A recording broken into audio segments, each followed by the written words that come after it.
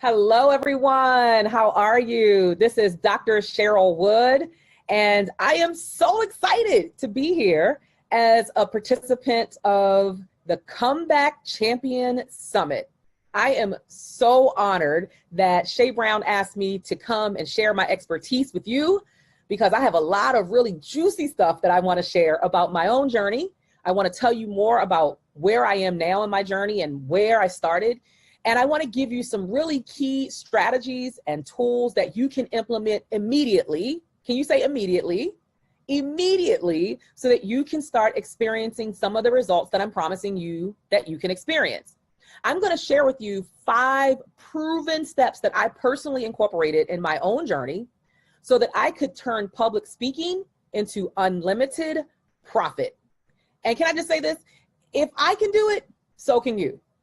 So it's not something that I'm going to share that's super hard or super in-depth that you can't grasp. This is going to be something so powerful. The takeaways are going to be so fundamental that you feel not only inspired and empowered that you can do it, but you're actually equipped to get started generating more profits simply by unleashing the power of your voice. So what I'm going to do is I'm going to share my screen because I want to make sure that what I share with you is something that if you feel like there's something that resonates and you want to take a quick screenshot, you can do that. If you want to pull out your phone and you want to snapshot something that you see on the screen, I want you to be able to do that. This is going to be a really robust, content-rich presentation where I'm going to share who I am, what I do, why I do it, why I'm so passionate about it. But then most importantly, I want you to be able to take something powerful away. All right. So we're going to jump right in. We're going to get started. So the first thing that I want to invite you to do is to stay connected with me. And I'm giving you this now because I know myself and I love what I do, which means I love talking. I love speaking into the lives of others.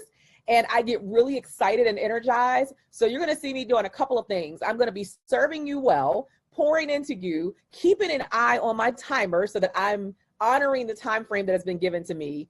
And potentially every once in a while, you'll see me sipping on my hot tea in my NASA cup. That's twofold. Number one, because as speakers, we need to take care of our vocal cords, and anything warm or hot is great for vocal cords. And number two, just because that's a little bit of me marketing the fact that I spoke for NASA. You like that? Do you like that? We got to self-promote, right? So I want you to stay connected with me. So I want to give you those opportunities right now. Let's just get that out of the way. You can follow me all across social media at Cheryl Empowers. I hang out on IG, Facebook, LinkedIn, and Twitter. I don't have Twitter listed, but it's Cheryl Empowers on all of those platforms, as well as YouTube. So just look me up, Cheryl Empowers, and you'll be able to stay connected even beyond this presentation. And my mother told me, Cheryl, don't ever go anywhere not bearing gifts. So I'm also coming bearing gifts. So 2 gifts I'm offering you today. Since I'm talking about public speaking, of course, it's going to be related to public speaking. The first gift is at my website at CherylEmpowers.com. You see how everything is connected. It's easy for you to know who I am because everything is consistent. That's a golden nugget, by the way. There might be some golden nuggets that I drop in the midst of everything else that I'm going to teach you. And I want you to make sure that you're listening carefully, which means you got to be fully tuned in with your notepad and your pen, turn off all distractions so that you can catch all the golden nuggets I'm going to drop in between the fundamental content that I share. So number one, I make it easy for people to find me by being consistent on all social media platforms. I'm Cheryl Empowers on every platform, and my website is CherylEmpowers.com. So if you go to the website, you're going to be able to grab my signature speech template. That's a template that will allow you to start walking through what your signature story is as an entrepreneur, a speaker, an author, a coach, because that's going to be connected directly to your brand identity. That is crucial. You must have a signature story that connects to the hearts of the people that you're going to serve, and that is connected to your brand identity. It's going to be the story that you're going to be telling 30 years from now, because that is your signature life story. That's number one. Number two, I am gifting to you, if you just type the word webinars to 313131 via text, I am giving to you a beautiful step-by-step checklist, if you will, that you will be able to go through, or of 28 ways on how you can create a seamless webinar. Why? Because we're in the virtual marketplace. Everything's virtual. All our conferences are virtual. Our summits are virtual. Everything, pretty much everything is virtual. There are very few live events that even I'm doing as a full-time professional speaker. And so you got to make sure that you're on point when you're showing up to serve people in the virtual marketplace. So text the word webinars with an S on the end to 313131. And again, feel free to take a screenshot of any of these slides that you're going to see over our next 40 minutes or so together. All right. So we got that out of the way. So now let me just share a little bit more with you about who I am. If you have been living under a rock, have never heard of Dr. Cheryl Wood and my journey, oh, I'm so excited to share it with you because I'm so grateful and I feel so blessed for how far God has brought me in my life and in my journey as a business person, a business owner, a businesswoman who's also a wife and a mother of 3. So when I tell you that public speaking literally shifted the trajectory of my life, I am not over exaggerating. And to prove it to you, I said, well, let me spell it out, what it looked like before and now. So public speaking took me from working a full-time legal secretary job, a 9-to-5 gig, building somebody else's dream just in 2009, 11 years ago, to a full-time speaker and CEO who is traveling the world, speaking into the lives of others. What a blessing. Public speaking took me from the woman, the mom, the wife who was building somebody else's dream and earning $80,000 a year to generating well over $600,000 a year in my business simply through speaking and coaching. Wow. You can go ahead and type that in the feed. Wow. And just so you know, and I'll give you a little bit more about my background, I am not the woman who came with a whole bunch of money in my bank account. I didn't have a whole lot of degrees and letters behind my name. I didn't feel qualified or equipped even to serve the world in this big of a way, but that's the power of you just getting started. And we'll talk about that in a few moments, is that you can go from the level of impact that you're making right now and legacy that you're creating and revenue to a completely different place that, as my coach Lisa Nichols says, is barely recognizable. And that's how I feel about my own journey. Speaking took me from the mean streets of Baltimore. I grew up in Lafayette Projects in Baltimore, Maryland, and is now taking me all across the world to speak, including South Africa, India, France, the United Kingdom, the Bahamas, Canada, just to name a few. And the beautiful thing is that my husband and my 3 kids have been on the journey with me. So every time I take an international trip and I get to speak for some big company or corporation or conference, guess what? My 13-year-old, my 14-year-old, my 16-year-old, they get to accompany me and my husband. So it's a family event. It's a family experience. And that, again, has shifted the trajectory of not only my life, but of their lives as well. Speaking took me from quietly sitting behind a desk to coming to the front of the room and being confident enough to speak on stages with my coach and mentor, Lisa Nichols, as well as speaking on stage with Ayanna Van Zant, Gloria Mayfield Banks, Dr. George Fraser, Mickey Taylor of Essence Magazine, Les Brown, and the list continues to grow. It has been a phenomenal journey, and I want to teach you how you can create a journey that's similar. And last but not least, speaking took me from building somebody else's dream and working on their team to building my own team and helping to usher thousands of other women primarily into their own dreams. Again, you can go ahead and say, wow, right? But it has not been without intention and it has not been without strategy. And that's what I'm going to share with you, some of those things that I implemented. So here's me smiling. You see in every picture, you just see teeth.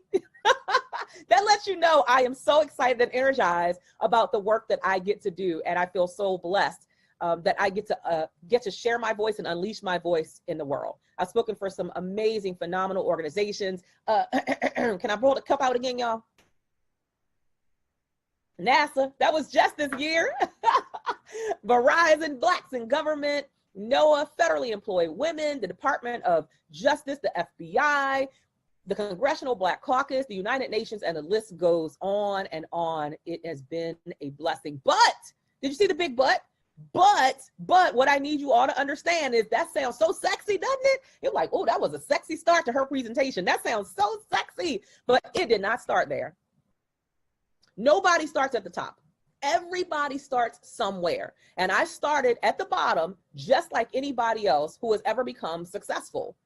So I love putting this picture in this presentation because I need you to understand that what you see right now has been 11 years of grit and grind, hard work, persistence, consistency, showing up, perseverance, getting knocked down, but making sure I get back up. So when we talk about being a comeback champion, oh, I can tell you some stories of times where I thought I was out for the count, not just down, but out. But I have always had a spirit of resiliency that causes me to jump back up and get back into action just as quickly as I was initially. So that's why I'm so passionate about this topic of really coming back from everything that was intended to set you back, from everything that was intended to break you down. You have the potential to break through and to come out on the other side as a victor. And then, check this out, and then to use your voice, to maximize your voice, to be able to help someone else to come out of the very thing that has knocked them down, the very thing that they think they're not going to make it through. Now you become their voice of reason. You become their voice of inspiration to remind them that you cannot stay down. You might get knocked down, but you have got to get back up and come back stronger than you've ever done before. We all have that potential. So my journey didn't start with a silver spoon. My journey started at the bottom, where I was determined that I was going to shift my life in some way. And what I know, as we all have heard that quote before, that the definition of doing the same thing over and over and over again and not getting any different results is what? Insanity. So for 15 years, I was basically in a space of insanity, where I was doing the same thing over and over again, expecting different results, but I wasn't getting them. And I was never going to get them or experience them until I was willing to be bold enough and courageous enough to disrupt what was normal for me, to get comfortable being uncomfortable, and to going out and seeking out spaces that would scare me, but also that would grow me. So I want y'all to type that in the chat, type that in the feed. If it don't scare me, it can't grow me. If it don't scare me, it can't grow me. So wherever you are right now on the realm of being an entrepreneur, a coach, an author, a speaker who is ready to share your voice and what you know, wherever you are right now, number one, you are enough just as you are. But number two, if it scares you, the idea, the thought of playing bigger, playing full out, if it scares you, the thought of doing things that you've never done before, then you are on the right path. Because if it don't scare you, it can't grow you. So I started in 2009 selling t-shirts. I was still working my full-time job as a legal secretary. Told you I did that for 15 years. And on the weekends, I would go out and I would sell t-shirts. Why? Because I just wanted to get my feet wet as an entrepreneur. I didn't know how. And that's what I want you all to take away. Don't be so consumed with how. Just get started and stay on the path. And doors of opportunity will open. Relationships with new people will open that you never expected. But once you are in movement, I believe that God conspires, the universe conspires, whatever you believe, some higher force or energy conspires to give you everything that you are deserving of because you are showing up and doing the work. And that is my testimony, is that I showed up to do the work. And 18 months into doing this t-shirt business, while still working the full-time job, while still nurturing my marriage, my husband and I are about to celebrate 21 years together, while still raising my 3 young kids who at the time were 3, 4, and 6. While doing all of that, I started this t-shirt business. And this is the very thing that detoured me into speaking. One day, I remember, I'll never forget it. One day I got a phone call from someone at Morgan State University, and the person said, Miss Wood, I wasn't even Dr. Wood yet, y'all. I was just Miss Wood. Miss Wood, we heard about your t-shirt business, your mommy t-shirt business. We would love to have you to come into our women's conference, our annual women's conference. We sometimes get upwards of 300 women, and share your message, share your story, and teach other moms in the community how to start their own businesses. And I said, well, I think you have clearly dialed a wrong number because I had never been a speaker. I didn't have any speaker experience. I felt so unqualified. Have you ever felt unqualified to share your voice? If you can relate to that, if this is resonating with you, just say, yeah, that's me. Yeah, that's me. Because we got to call a thing. We got to call it out for what it is. And too often we are diminishing our voices because we don't feel that we can check off all of the lists of qualifications to accept that opportunity. But jot this down in your notes and put this in the feed. I owe it to myself to say yes more than I say no. Ooh, that is good and juicy right there, y'all. I owe it to myself to say yes more than I say no, because every time you say yes, it is a new opportunity for you to begin to explore what else is possible for you, what else you can do to create legacy, what else you can do to impact other people's lives, and to monetize it simultaneously. So that was my journey. So I went to that speaking engagement. I said yes to myself. I gave myself permission to explore this opportunity. And it was September 18th, 2010. You guys, that was my very first speaking engagement. The first time I picked up a microphone and realized, oh my God, this is my gift. Oh my God, this is what I was born to do. It made me feel so alive. Now, I was nervous too. My palms were sweaty. My heart was racing. My stomach was in knots. But when I got on that stage and took that microphone and I started speaking into the lives of the women who were there and just sharing my story and from a space of transparency, being raw and authentic, I had never felt that level of fulfillment, internal fulfillment ever before. It was like that was the void that was missing. And I know some of you, maybe there's a few tears trickling down your face right now, or maybe you're just saying amen, hallelujah, because maybe that's exactly how you feel. And I believe that every time we give a presentation, that it is meant for someone specifically.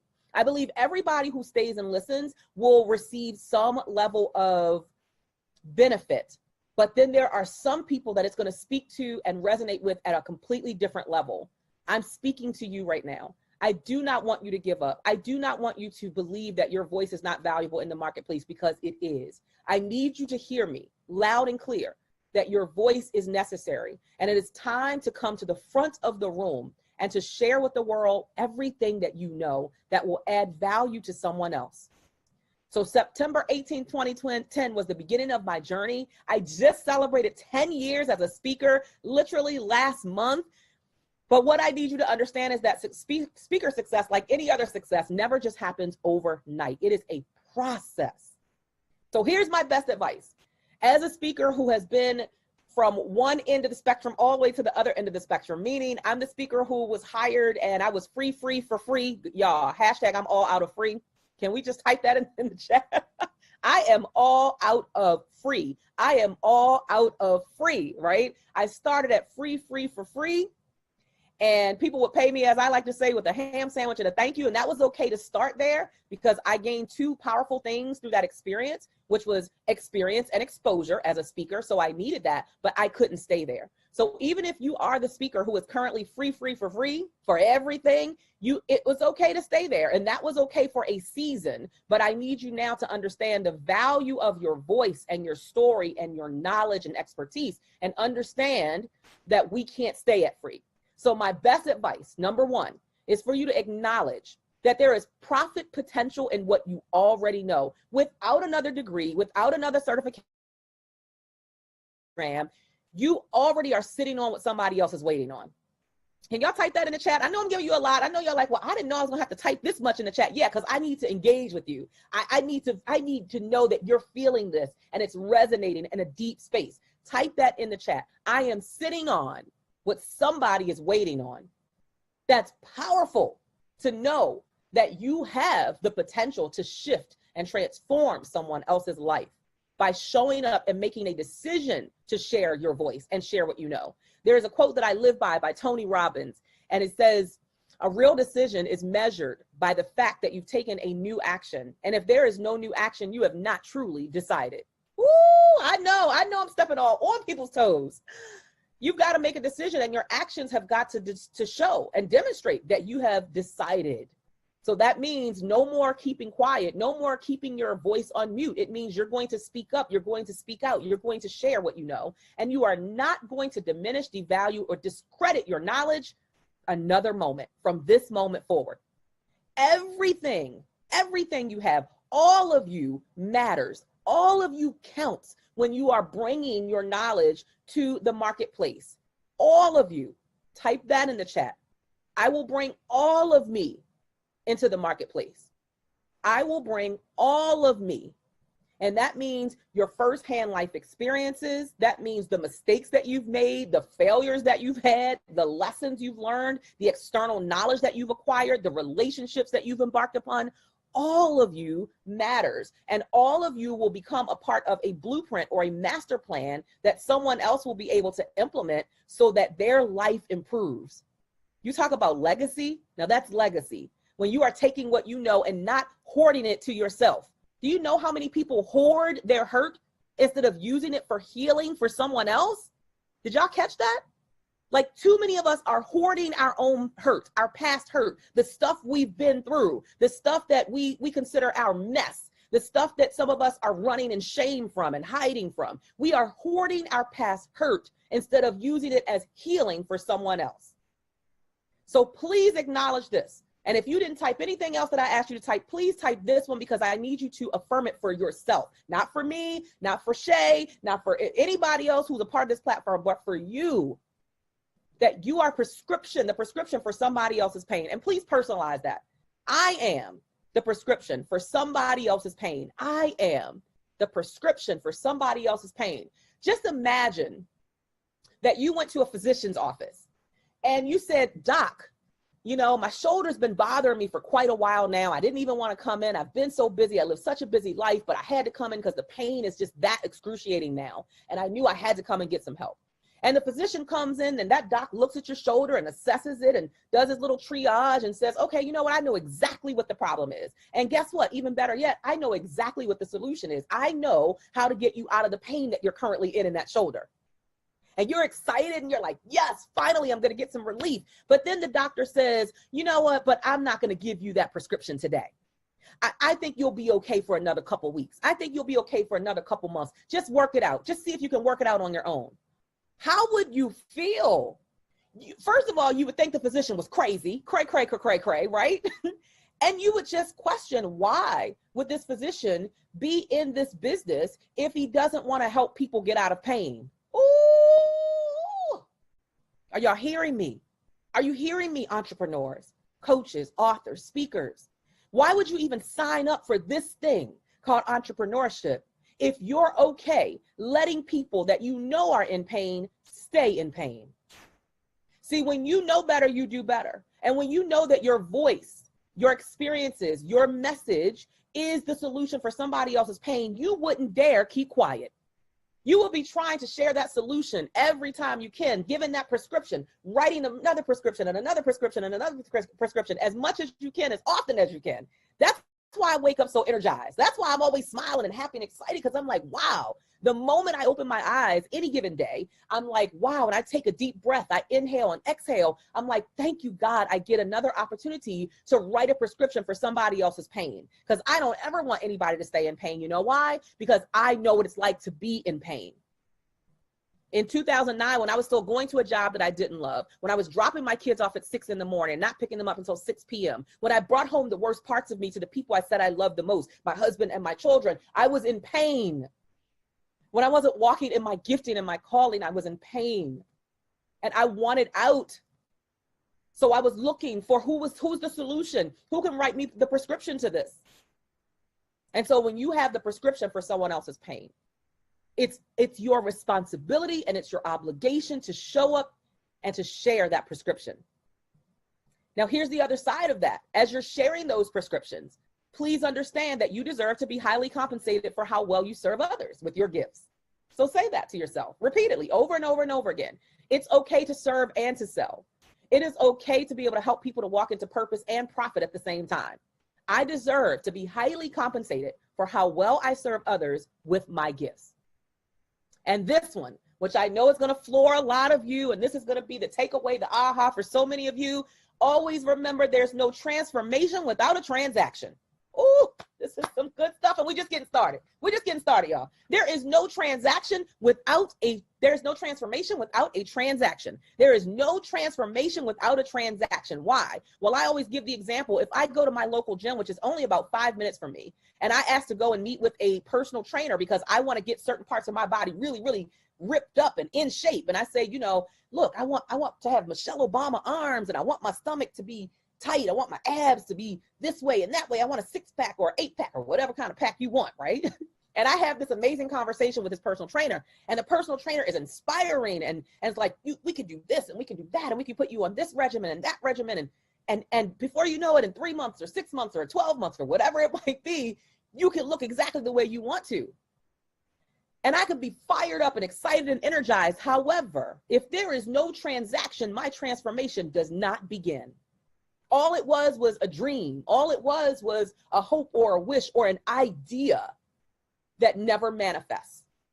So until I swipe the credit card to start working with that trainer, or until I sign the paperwork, the contract that says I'm going to produce a transaction so that I can experience the transformation that I want, I will stay stuck in the pain that I am, whatever that pain is, or I will lack being able to achieve the desire that I have. Make sense, everybody? So there is no transformation without a transaction, which should put you at ease to understand that it is your responsibility to sell. It is your responsibility to transform lives, and that's only going to happen through transaction. So let me give you the 5 steps, because I promised I was going to give you 5 steps. I'm going to make sure I get through this and give you all 5 steps. So what are the 5 steps? How do you turn public speaking into unlimited profit potential? Are you ready? You got your notepads ready? Are y'all ready? I hope you're ready. I always say be ready so you ain't got to get ready, right? Number one, set yourself up for profit. What does that mean? Setting yourself up for profit. Well, you can't just say, I want to be profitable. You have to set yourself up for what profit looks like. And the first thing that includes is having your speaker assets in place. Because see, you can't show up and say, oh, I want to be taken seriously as a speaker. I want people to view my speaking business as a real business and to hire me and to pay me money for me to come and share my voice. But you don't look the part. You're not walking the walk or talking the talk. You're not showing up the way you want to be viewed. That's not okay. And that's not going to get you from where you are to where you want to be as a speaker. So here are just a few assets that you need to make sure you have in place. One of the ones that is it is literally the thorn in my side that I see so often that it just hurts my heart, is when an entrepreneur doesn't have a professional high resolution headshot. That is the first thing that you're ever going to be asked for if anyone ever wants to feature you, to spotlight you, to put you on the cover of their magazine, to feature you on their podcast or their radio show, and yes, to have you come and speak for their community or their group or their conference or organization or corporation. Is that professional headshot? So do you have that in place? Or if someone called you today and said, hey, I'd love to have you come and speak on this platform and share your message, would you be scrounging trying to find a photographer who can take a quick photo? Or would you be taking a selfie with your iPhone or your Android device trying to take something that is adequate enough to send? That is no longer acceptable. That is playing in a space of mediocrity. We are playing in a space of excellence, exceptional, right? And when you're going to be exceptional, it means you are ready. Be ready so you don't have to get ready. So have your professional headshots. And you see, I said plural with an S on the end. Headshots, a number of professional high resolution headshots that you can send when someone wants to book you or hire you to speak. Have your speaker one sheet or media kit, or you'll often hear it also interchangeably described as an EPK. So your electronic press kit, same thing as a media kit, right? So you'll hear it interchangeably used, but that's important. And in that speaker one sheet, you're going to have some fundamentals. You're going to have your bio. You're going to have typically either a headshot or a full body shot of yourself. You're going to have your most frequently requested topics, speaking topics. Some people, if they don't have more than one topic, or if they have more than one topic, will typically list the topic, and they may even include a little overview of what each topic is about. Some people even include who it is best suited for, what audience it's best suited for. Another thing that you can include in your speaker one sheet are testimonials of individuals who have heard you speak. And if you're able to, get someone who's at a high level in that organization or for that conference. So the organizer, the visionary of the conference, the host, or if it's a corporation, the senior VP or the national director, anyone who's in that senior level, that's going to look great on your speaker one sheet. So that's just a few little quick nuggets of what should be on your speaker one sheet. And of course, you have to have information on how they can book you. How can they book or hire you? If you have a book that supports what your speaking topic is, you want to include a little snippet about that book and a picture of that book on your speaker one sheet. Those are just some things that are fundamentals. All right, your speaker reel or demo. So do you have some small snippets of you speaking in front of audiences? That's critical, because if I'm a decision maker and I'm going to consider hiring you, I want to know what's your delivery style like. Are you monotone? Are you a high energy speaker? Because that's also going to determine where I place you at on my schedule, whether it's a virtual conference or a live event. But I have to know that you can pronunciate and enunciate. I want to see what's your level of engagement with an audience. That's important. I can't say yes to you and I don't have some demonstration of what you can do as a speaker. Now I'm going to skip down to the bottom of this where it says customize YouTube channel, and then I'll go back to the others. The reason that I say have a customized YouTube channel is because some of you may be new. You may be just starting out in the speaker industry, right? And you may say, well, Dr. Cheryl, I don't have a speaker demo or a speaker reel, and that's okay. That's why you want to have a customized YouTube channel, because that customized YouTube channel is an opportunity for you to demonstrate who you are as a speaker. What is your delivery style? What is your level of eye-to-eye contact? You have great eye contact. You know, you can have great eye contact even through a video, right? I hope you guys feel like I'm looking directly at you, and I'm doing that intentionally by looking directly into my webcam, because that's going to make you feel like I'm looking directly at you. That's how I want you to feel. Again, the person is checking for, are you able to enunciate and pronunciate? What's your level of pace with your delivery? All of those things. What are your gestures like? What are your nonverbal and verbal? Like, what are some of the things that you've noticed just in the first 20 to 30 minutes that we've been talking about my nonverbal? Have you noticed that I have a huge smile on my face? That's nonverbal. Have you noticed my hand gestures? Have you noticed what my eyebrows do when I'm excited and energized? All of those things matter, not just the words that I'm saying, but also everything that comes with the full package. Speaking is a skill set that really must be mastered. Please don't just get on any stage and just wing it. Please don't just think, oh, I'm just going to let the Lord move me. Well, you got to give the Lord something to work with, right? That means you need to plan, prepare, and practice as you're speaking into more people's lives. Plan, prepare, and practice. So if you don't have the speaker reel, you need to have the customized YouTube channel. Definitely. You could literally do a 1 minute or a 2 minute video clip of you speaking about something that you're an expert on once a week. And that gives decision makers an opportunity to really see you firsthand and what your delivery style is like. Now, even if you have the speaker reel or demo, I still highly encourage you having also the customized YouTube channel. All right, you also need, of course, your professional website, because that's going to solidify that you are indeed a legitimate business owner. I don't want you to send me to a Facebook page. I want you to give me a website. That's your digital footprint. A customer relationship management system where you're housing people who want to stay connected with you, their information. So it might be Constant Contact. It might be MailChimp or Aweber. For me, I'm on Infusionsoft. That's kind of like the Bentley of CRMs, but it also comes with a Bentley price. So when I started, I didn't start there. When I started, I was on Constant Contact. And I think I paid like $30 a month for literally for the first 5 years of my business, or maybe first 4 years of my business. And then these last 6 to 7 years, I moved over to Infusionsoft because my list grew so big. And also I needed to get a merchant account, which we'll talk about a little bit later, a merchant account so that I could handle the voluminous amount of sales, and the amount of those sales, I needed that to be connected as well. So all of that for me is connected through my CRM, which is Infusionsoft. So start where you are. It is okay to start where you are. Don't try to play bigger than you are. So again, for me, Constant Contact was $30 a month. My Infusionsoft account is $500 a month. See the difference? So start where you are. You need an active social media presence. That's very important. And you need, at a minimum, you need a keynote or a signature speech with a clear overview about what it's about, which typically we want to be about 150 words, and clear takeaways. Why is that important? As a speaker asset, that's important because one of the things that's going to allow you to profit from speaking is by speaking on more stages. So you're going to be submitting speaker proposals. And this is one of the things they're going to ask for on every speaker proposal.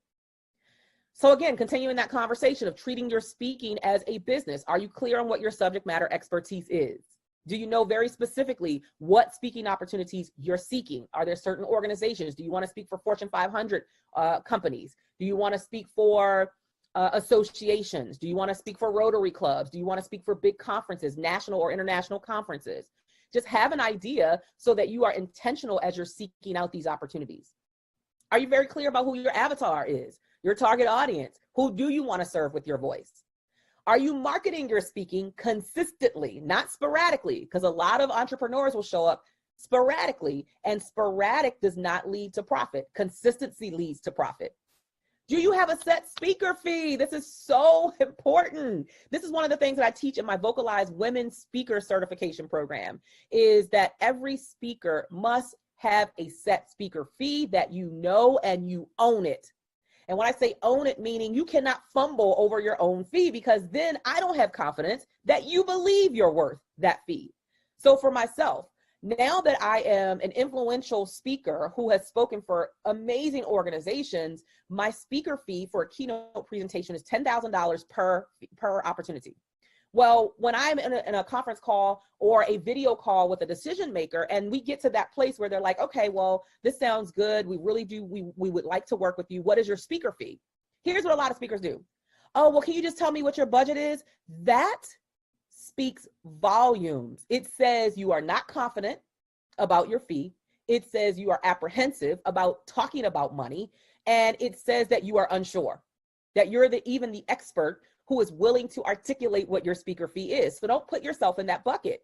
Practice whatever your speaker fee is. Say it over and over and over and over again, so that when you are finally in that conversation with a decision maker, it rolls off your tongue and you're confident.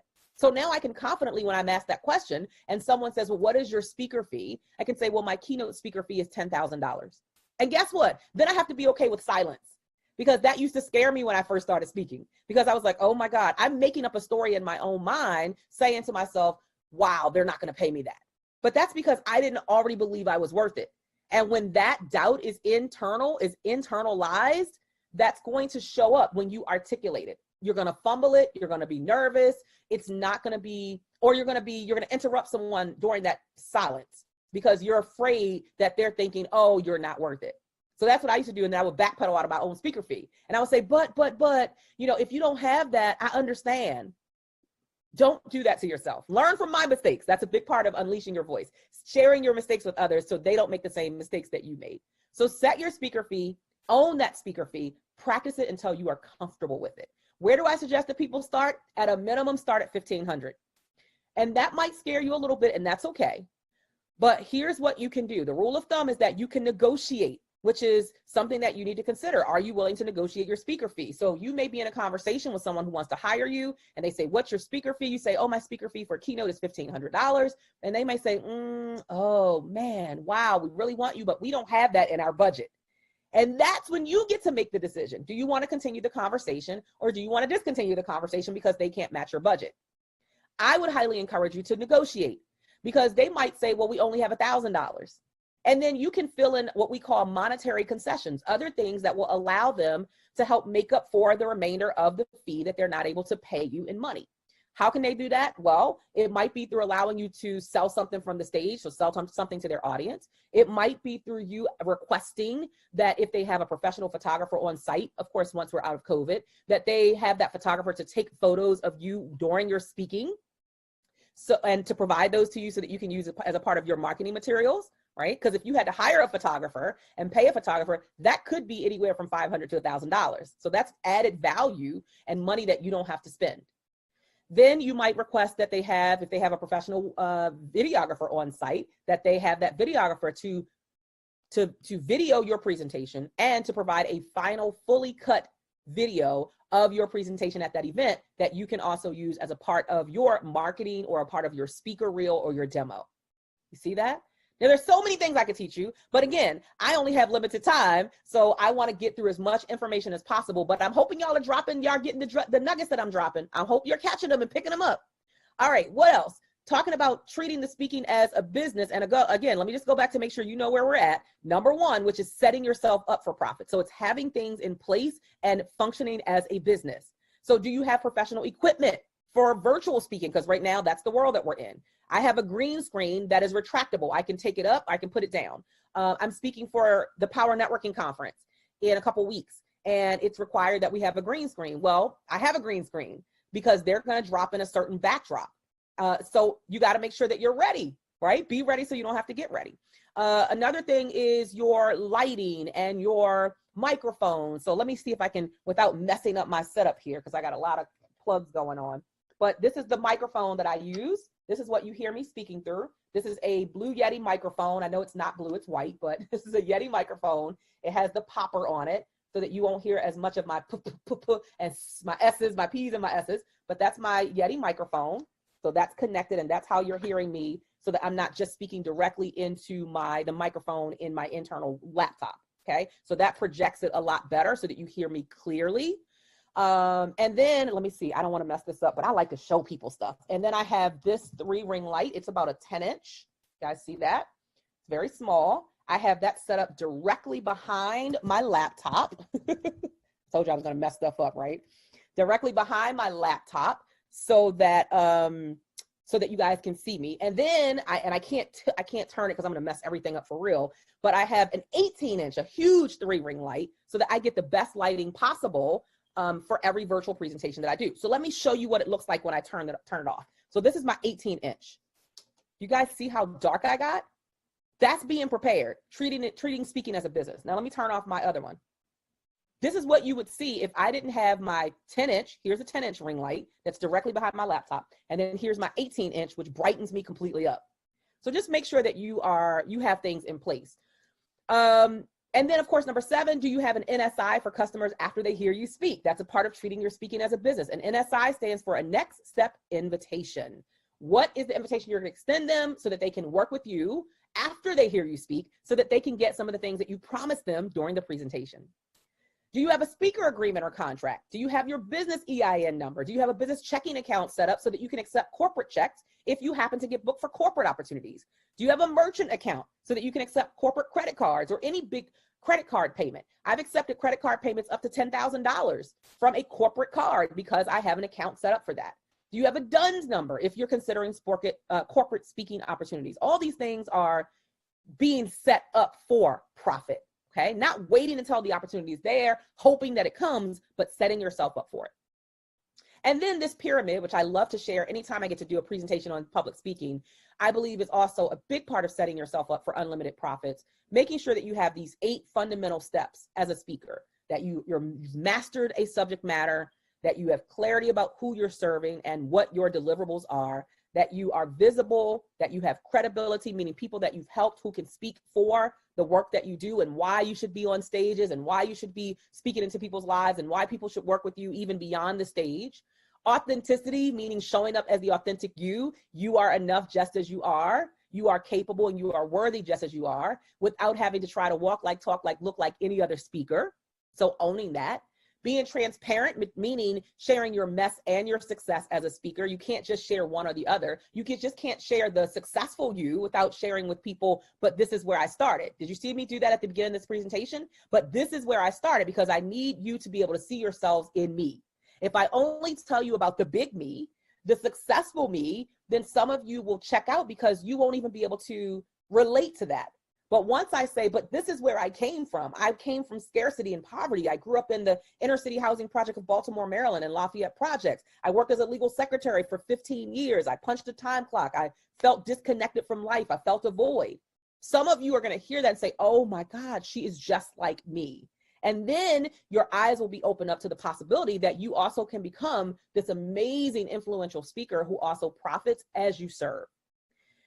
Consistency. There's nothing you can do once and expect results. You got to consistently show up, consistently educate and inform, consistently share your voice, and then you get to the top, which is profitability. All right, we good? We good? Are you with me? All right, we got 4 more steps. Step number 2, you have to increase visibility and awareness of who you are in the marketplace. If you're really going to turn public speaking into unlimited profit, you must be visible and you must allow people to see that you are not only visible, but necessary in the marketplace. How do you do that? Well, you'll hear me say this all the time. Visibility will always trump ability. Visibility will always trump ability because visibility gets your foot in the door.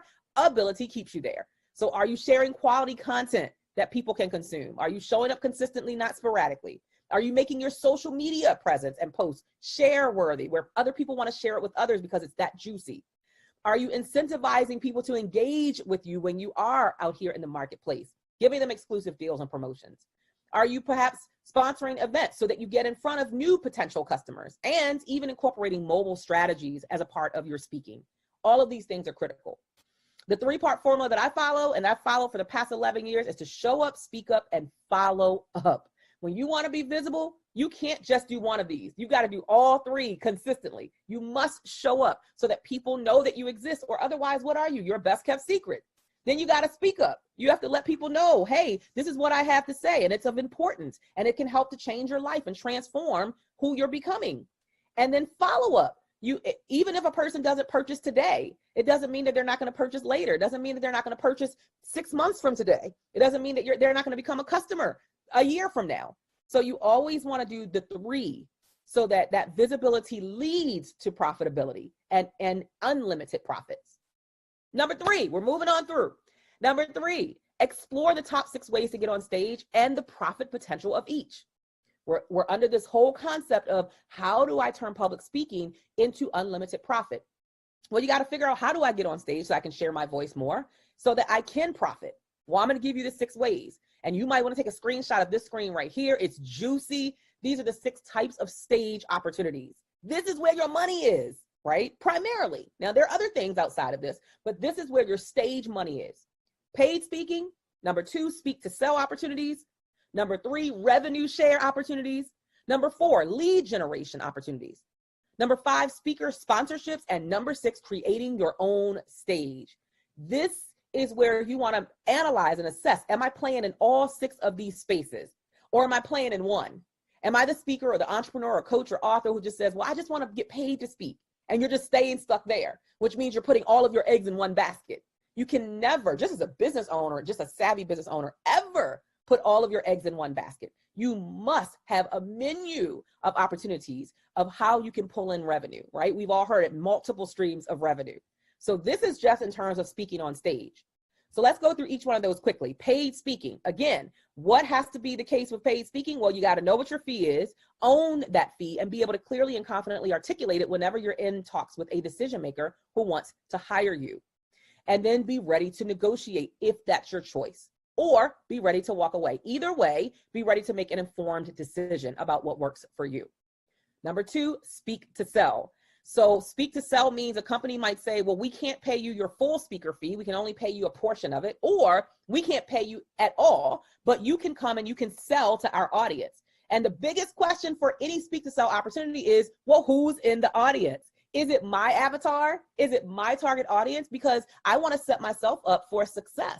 So for me, if someone calls and says, well, Dr. Cheryl Wood, we'd love to have you speak. Unfortunately, we don't have a budget. We can't pay you. Then we're going to go into negotiation. But we would love to have you come and you can sell your program or your package to our people. And so I'm going to start asking questions. Who are your people? Tell me more about the demographic. And if someone says, well, oh, it's 500 new and emerging speakers. Hello, ding, ding, ding, ding, ding. What's happening? I'm like, oh, that's my people. That's who I serve. Okay, now I have more of an interest in potentially finding a way to make this a yes versus turning it down as a speaker opportunity.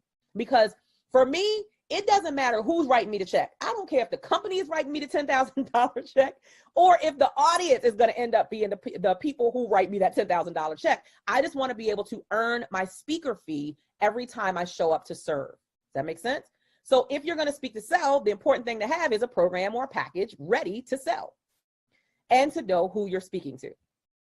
All right. And then you want to create sales projections, and you're going to do that based on the numbers. So you want to know, is this a first time event? Have you hosted this event before? What's your expected numbers?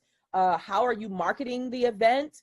When will you know the final numbers? Because most speakers will sell 10 to 20% or close 10 to 20% of a room. So let's just say a virtual conference has 100 people in the room, and you're going to close, let's just say 20% of the room. That means 20 people are going to say yes to what you're selling. And if you're selling something that's $500, that's a $10,000 speaker event, even though the company didn't pay you the money. But that speak to sell opportunity allowed you to earn your full speaker fee. Make sense? All right, let's keep it going. Number 3, revenue share. You'll typically hear these just referenced as rev share. And a rev share is when a company or organization says, hey, we want you to come and speak. We're not going to pay you, we're not going to, even if it's live or virtual, we're not going to pay for your expenses or anything like that. We're going to put the butts in the seat for the event. And you just have to show up, be brilliant in your lane of brilliance, do what you do, but whatever you sell, we're going to get a percentage. Now, most rev shares that I've participated in have been 60-40 or 70-30. That means if I sell $20,000 of services or products or whatever it is, I'm going to keep 60% of that. And that company who booked me, who put those people in that room, virtually or live, they're going to get 40% of it. Or I'm going to get 70, they're going to get 30. And they'll specify that beforehand so that you can make an informed decision about whether or not you want to do that. But it can pay off because a percentage, 60% of something is better than 0% of nothing. And again, it's putting you in front of potentially a new audience who doesn't already know you. Number 4, lead generation. Lead generation, you'll hear that interchangeably used with list building. that can equally be profitable, because you never want to just have a one and done anyway, meaning somebody heard you speak and that was it, and they went home and you went home. No, you want to be able to have a way to capture people's information, whether it's through text message marketing or some other form that you choose of marketing, or whether it's, I don't care if it's passing a sheet of paper around and people literally fill in whatever they want to fill in, or if you have them go to a specific landing page and they're able to get a free gift there, or if they're coming to your website to get a free gift. So for me, lead generation as a part of this was at the very beginning of this session. What did I say? I said, go to www.cherylempowers.com. You're going to get a free gift there, which is my signature speech template. That's still lead generation, because you're going to go into my VIP mailing list, which means now I get to stay connected with you. I also gave you a second gift. I said, text the word webinars with an S on the end to 313131. You're going to get that, but that's also going to make sure that you are in my database, my VIP mailing list, so that we can stay connected, so that it's not a one and done. Well, the higher the number of people who are in my database through lead generation, the higher typically my percentage of conversion. The more people you have, the higher the percentage of people who will potentially say yes. So that becomes a major part of your profits. So after you show up on stage and speak, then you have to follow up with those people that you lead to your list, your mailing list. Number 5, speaker sponsorships or pay to play.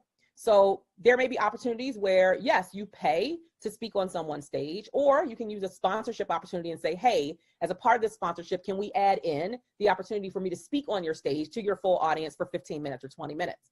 That can still lead to sales on the back end. Understand this, that with speaking, the return on that investment of your time, your energy, your effort, you serving may not always come in that moment, but it does not mean that it won't happen. Please know, I could give you 12 stories, 13 stories, more stories of opportunities where I served in that moment, but the return, the monetary return, came later. Okay, so just remember that. And then if you're going to do a sponsorship, just craft a sponsorship where it works best for you. And then last but not least, 6 is to create your own stage. And I took the privilege of listing out some virtual stages that you can create. Virtual conferences and summits, training courses, webinars, podcasts, video recordings, boot camps, all of these are considered stages. So do not diminish the value of any of them in terms of being able to convert people who are fans into paying customers. Number 4, last 2. Number 4, create your DPO in order to serve a diverse range of customers. You want to turn speaking into money? You want to turn speaking into unlimited profit? You must have a DPO. Well, what is a DPO, Dr. Cheryl? It is a diversified portfolio of offerings. Woo! I know y'all are full already. I know you are, because I'm just pouring and pouring and pouring. But this is what you want. And these are things that you can implement, start implementing immediately. You can chew on and digest this over time and pick the one that you're going to start doing immediately. So what's an example of a diversified portfolio of offerings, or a DPO? It's all of the different ways that people can take apart or partake of what you offer. It's like going into a restaurant and asking to see the menu. There should always be a menu of options. It never should be, oh, you can only come here and get chicken. That's it. We just have chicken. We don't have nothing else on the menu. No, you got to meet people where they are based on what they want, what they're craving for, what they're yearning, what their pain is, or what desire they want to fill, how much time they have to commit to the solution of that pain, or how much of an investment they're able to make. So take a picture of this. Take a screenshot. A DPO and include, and this is going to be 3 screens back to back. Are you ready? So conferences and downloadable guides, training courses and ebooks, individual coaching, group coaching, book anthology projects, certification programs, all are ways for you to be able to share what you know and bring people in so that you are meeting them where they are. All of these are ways that you share what you already know, right? As a speaker. And remember, being a speaker doesn't mean that you only speak in terms of verbally expressing what you know. You're going to also take what you know, that knowledge, and you're going to put it in writing. So you are going to have ebooks and downloadable guides. That's still a part of your speaker house. Let's call it that. That's a part of your speaker house. Here's the next screen. Memberships, exclusive masterminds, webinars, video recordings, affiliates, bundle packages, audio recordings, merchandise. We're not done. Take a deep breath. Woo, books, referral programs, rev share opportunities, pick my brain strategy sessions. Stop telling people they can't pick your brain. Yes, you can absolutely pick my brain. Let me send you the invoice for that. Repurpose content, brand ads, spotlights and features, reseller programs. Stop cheating yourself out of the profit that you can earn because you're not leveraging every opportunity and menu of options to meet people where they are. And last but not least, number 5, create spinoffs from every speaking opportunity that you do get. So your question should always be, what's next? Every time you get to share your voice, how can I turn this speaking opportunity into more business? So it might be through a podcast or a webinar. It might be through a virtual conference or a summit. But can I get repeat business with this same client? Can I get referrals for new business with new clients from this client? Or can I get business with new individual clients from this company, this organization, this association, or this group, or this community? Remember this. People will always remember how you made them feel, not necessarily your words, what you say, but how you made them feel. So when you get these opportunities, these speaking opportunities, that's what we said, to create spinoffs from every speaking opportunity. So you ask yourself, how do I maximize this and create another opportunity? But also it means taking responsibility for what you do with every opportunity that you receive. So every time you do get an opportunity, make sure that you're demonstrating the 3 core things on stage, virtual stages and live stages: confidence, competence, and credibility. Make sure that every presentation that you give, it informs, it educates, it inspires and engages, it impacts, and it influences. You are only as good as your last performance. Do not take any presentation for granted. I don't care if there are 2 people who are on that webinar, 2 people who are on that virtual event. Sometimes the numbers aren't going to be exactly where you want them to be, but you still have an obligation to pour into the people who show up for what you have to serve them. Few rules of thumb as you're, again, solidifying yourself to be able to get booked again, or to be referred to others, or even to get new individual clients from organizations you speak for, is to always present valuable content that's well organized in structures. Give people bite-sized chunks of content that they can chew and digest. Incorporate your signature story in every presentation so that you make a heart-to-heart connection with them. I shared with you how I was working a full-time job that I didn't love. I was dropping the kids off at 6, picking them up at 6 p.m. and giving them the worst parts of me. That was my heart-to-heart connection. That's my signature story of why I decided to pursue this thing called speaking, because I wanted a different reality.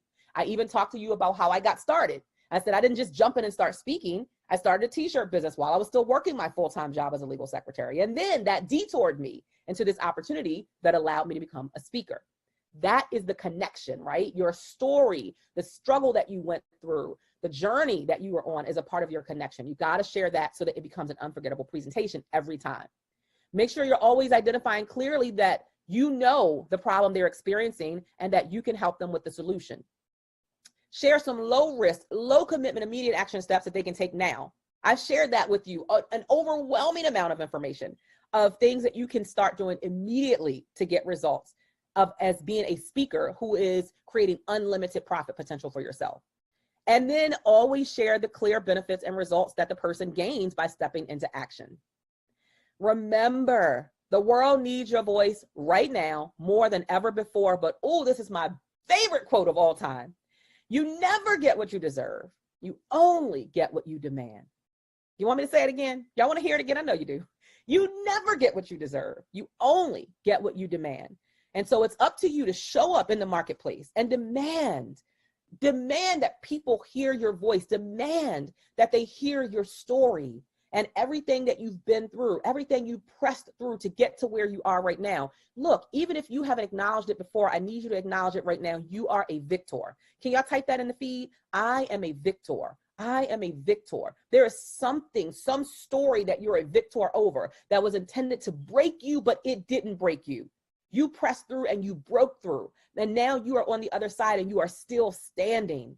So when you are still standing, that means you have a message to share. That means you have something unique to share about your perspective and your experience. And what that means, I believe, is that now you are on divine assignment. Please type that in the feed as we close out. I am on divine assignment and I will not stay quiet. I am on divine assignment and I will not stay quiet.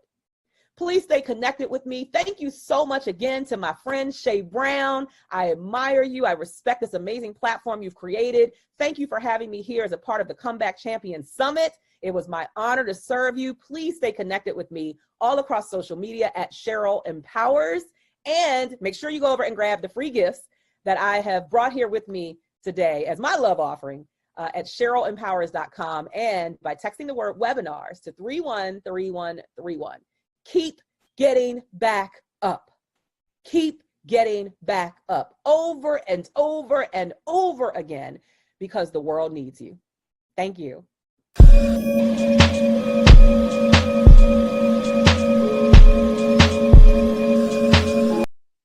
Hey, this is Dr. Willie Jolly, and I want to welcome you to my office, to my studio, and I want to welcome you to this special session on how to grow your speaking business, your speaking enterprise, and how to grow and go to the next level. How many of you are ready to go and grow to the next level? If you're answering yes to that, then I want to say you've come to the right place, and I've got a special session for you today to help you to do that. For those who don't know, I'm Dr. Willie Jolly. I'm host of the Willie Jolly Wealthy Ways show on SiriusXM, which I'm proud to say is the #1 self-help show on that network, as well as the Willie Jolly Wealthy Ways podcast on iHeartRadio and C-Suite and Spotify and TuneIn and Stitcher.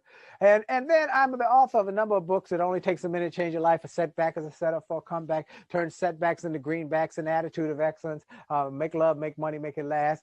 And I am grateful that I have been able to be a professional speaker. A professional speaker. What does that mean? That means I get paid to speak. And I've been able to be a professional speaker for over 30 years. And so I am grateful for this opportunity to kind of share some tidbits, some tips, what I like to call techniques, ideas, principles, strategies, TIPS, techniques, ideas, principles, strategies to help you to grow your business. Why is that? Well, because somebody helped me.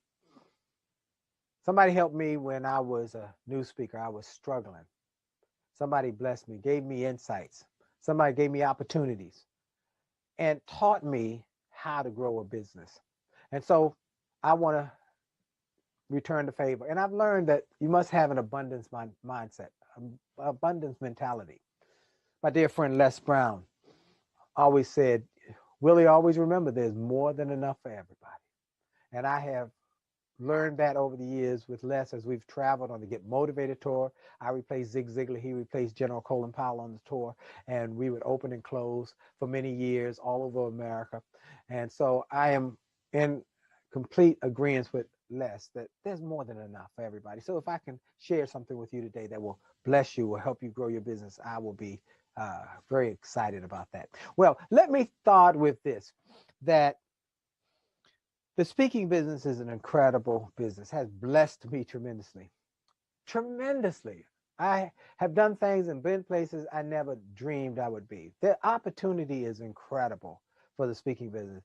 There have been millions of dollars generated through my office, millions of dollars that we have been able to generate right through this office to come into our office and to come into our operation and our organization.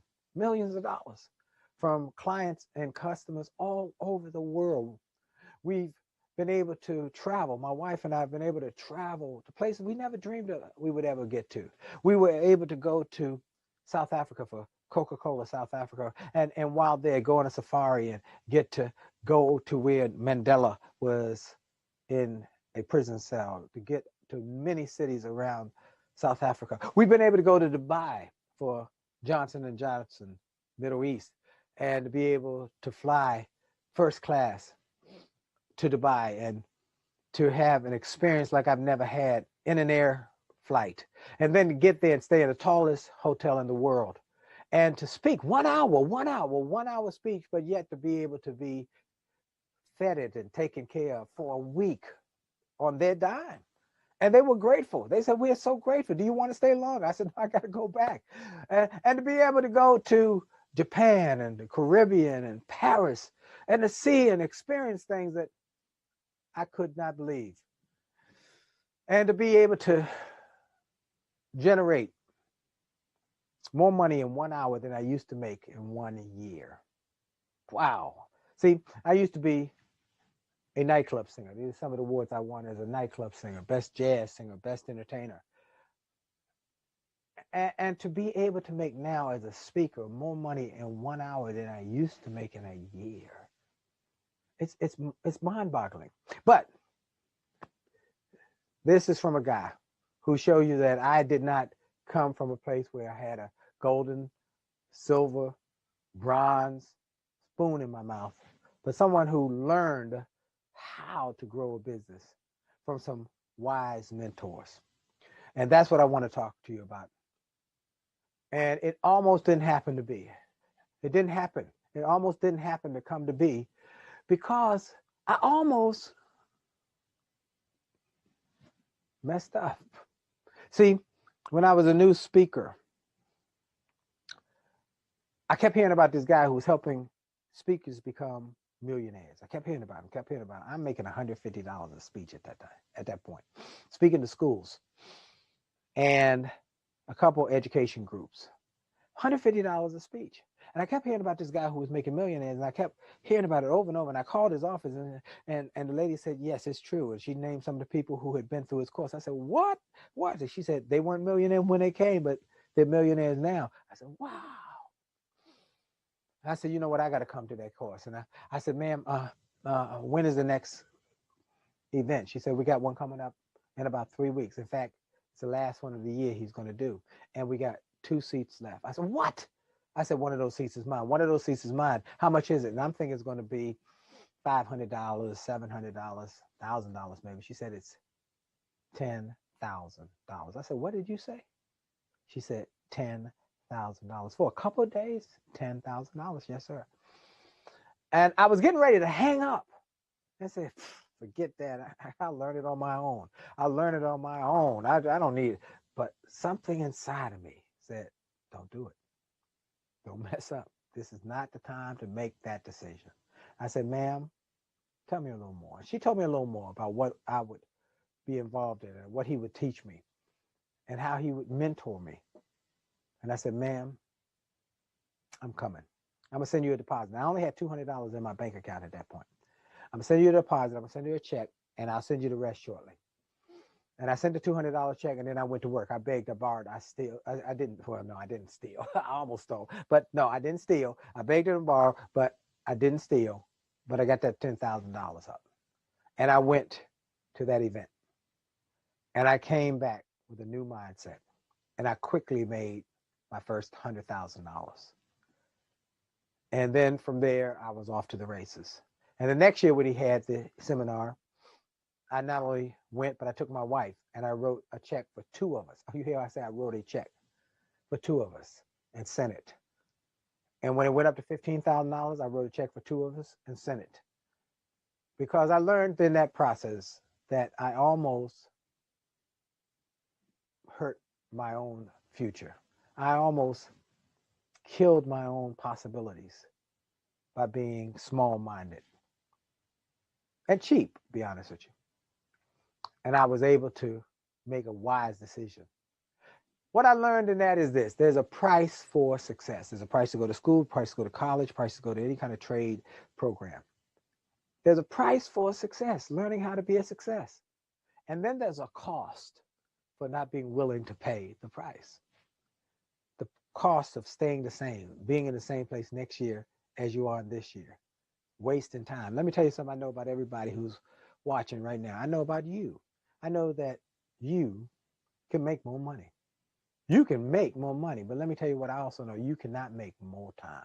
You cannot make more time. You cannot make 1 more second per day. There are 1,440 minutes per day. You can't make 1 more minute, 1 more second. So when your time is up, your time is up. And so you got to make the most of this time that you've been given, every moment, because you don't know how long you're going to be here. And you can make money, but you can't make time. So you got to make the most of it. And I'm grateful that I had a wise moment where I said yes, and I went to that seminar. And so today I want to give you some basics, some of the basics that I teach in my Speaker Basics program that will help you. Now, I'm going to start with this. This is a football. This is a football from Florida State University. My son was a Florida State fan, and Coach Bobby Bowden signed it, and my son has kept it. And I want to tell you about this football because this is a football. Now, Vince Lombardi, the great coach of the Green Bay Packers, who the Super Bowl trophy is named after, the Vince Lombardi trophy, he did something very odd after winning the first Super Bowl. The next year, at the first day of training camp, when these guys come in there, they just won the first Super Bowl. They were all pumped up. They all excited, ready for a new season. And he started with the first thing out of his mouth that he came to the guys and said, "Gentlemen, this is a football." They said, "We know it's a football. We won the championship." He said, "I know, but we're going to start at the basics like I did last season. I started with the basics that I want you to know this is a football and we are football players. And let me tell you how the game is played and the bylaws and the rules and the regulations." And how, they said, the basics. Because if you don't have the basics and you don't remember the basics and you're not clear on the basics and you're not sound in the fundamentals, you'll never win a championship. And so today I want to give you some of the basics, the foundational points that will help you grow your success and your possibilities and understand how powerful it is. One of the basics that I've learned, and I told you the story about the guy who became my mentor, is that you are in a place right now where you could be the next big multi-million-dollar earning speaker. But there are a lot of people who can give a great talk, who got a gift for gab, who can just spin a message, but don't know how to monetize it, don't know how to make money from it. And that's where I want to talk to you, because you need mentors. 2 ways to get to any goal. Write this one down. 2 good ways to get to any goal: mentors and mistakes. Now, both will probably get you there eventually, but one gets you there quicker, faster, with less heartaches and headaches, and that's a mentor. And that's why I'm grateful that I have had great mentors over these 30 plus years who have empowered me, inspired me, and taught me, and showed me where the potholes were, where the bumps in the road were. So you got to get good mentors. So remember, mentors versus mistakes. Another thing you must understand is that where there's an opportunity, you understand that there will be some challenges. Now, here's some of the challenges. Now, I told you the opportunity that you can make millions of dollars in this business. You don't have to be the brightest bulb in the pack. I was a nightclub singer, but I was willing to learn from wise mentors. But then there's the problems that will come as a result of the opportunities. One of the problems is that most people who start out in the speaking business fail. Yeah. Statistics show, as I said, I'm a leadership position with the National Speakers Association, and I'm with the Speakers Association. Let's look at what I've been able to accomplish in these 30 years. I've been named one of the top 5 speakers in the world by Toastmasters International, 175,000 members of Toastmasters. Only 50 people have been given that award. Colin Powell, Norman Schwarzkopf, Nelson Mandela, Margaret Thatcher, Christopher Reeve, Les Brown, Zig Ziglar. I've been inducted in the Speaker Hall of Fame. I've been named one of the legends of the speaking industry. I've been named one of the top 5 leadership speakers in the world. I've been grateful for all those things. And now I'm the chair of the NSA CPAE Hall of Fame Leadership Council, first African-American to be able to get that honor. Okay, so we got that. Now, here's what I've learned. That of the speakers who come into this business, 30% fail in the first year. Give up. Done. 30% more fail in the second year. Give up. Done. Can't sustain it. And we find that in getting to the 6-figure, 7-figure level, less than 10% are able to do that. And that is what I want to talk to you about today. I want to talk to you about the basics and the ABCs of speaking. First, I want to talk about the ABCs. A stands for attitude and action. Yes, it's critical about your attitude. There'll be some setbacks, but I've written it. A setback is set up for a comeback. You got to understand wherever there's an adversity, there's an equal and greater opportunity. So there'll be adversities, there'll be challenges, but you got to have a positive attitude. Critical. Now, most people who start speaking typically have a positive attitude. It's the action that goes with that attitude, a positive action, what I call faithful courage, a action that says, I believe in what I'm doing and I'm willing to take action on those steps. So there got to be consistent action. Number 2 is B. B is for belief and behavior. You got to have a positive belief that you will make it, that you will sustain yourself. When I remember when I was just getting started and I was talking to a friend and he said, "What are you going to do now?" I said, "Well, I'm quitting my job." He said, "What are you going to do?" I said, "I'm going to become a full-time speaker." A speaker? You think people are going to pay you? I said, "Yeah." He said, "I don't know if that's going to work." I said, "Let me tell you something." I said it with such a belief that within a decade, I'm going to be one of the best. I spoke it before it became a reality. I spoke it into being. I spoke it into existence in my mind, in my spirit. That was 1991. In 1999, I was named one of the top 5 speakers in the world by Toastmasters. Within a decade. So you must believe it. But then you must have behaviors that go along with your belief, which is different than the action. It's the behaviors you do every day. Every day I'd get up at a certain time. Every day I would make a number of calls. I would make a number of sales calls. I would check it out. Even when I was tired, I'd always make that number. Oh, I got to hit that number. I'm tired. Keep going, because these are the behaviors you got to get to that will make you successful. You've got to market. You got to network. You got to get the word out. You got to write the books. You got to do the television and radio. You might be tired. Got to do it. These are behaviors you got to do over and over again until they become habit. So A is for attitude and actions. B is for belief and behaviors. And C is for your content and your character. Content, the content that you're developing, that you may be able to give a funny story or a great message, but can you sustain it? Can you create more great messaging? Can you create more content? And then what about your character? Your character can either lift you or kill you. We've seen people who were superstars who had a character flaw, and that character flaw ruined them.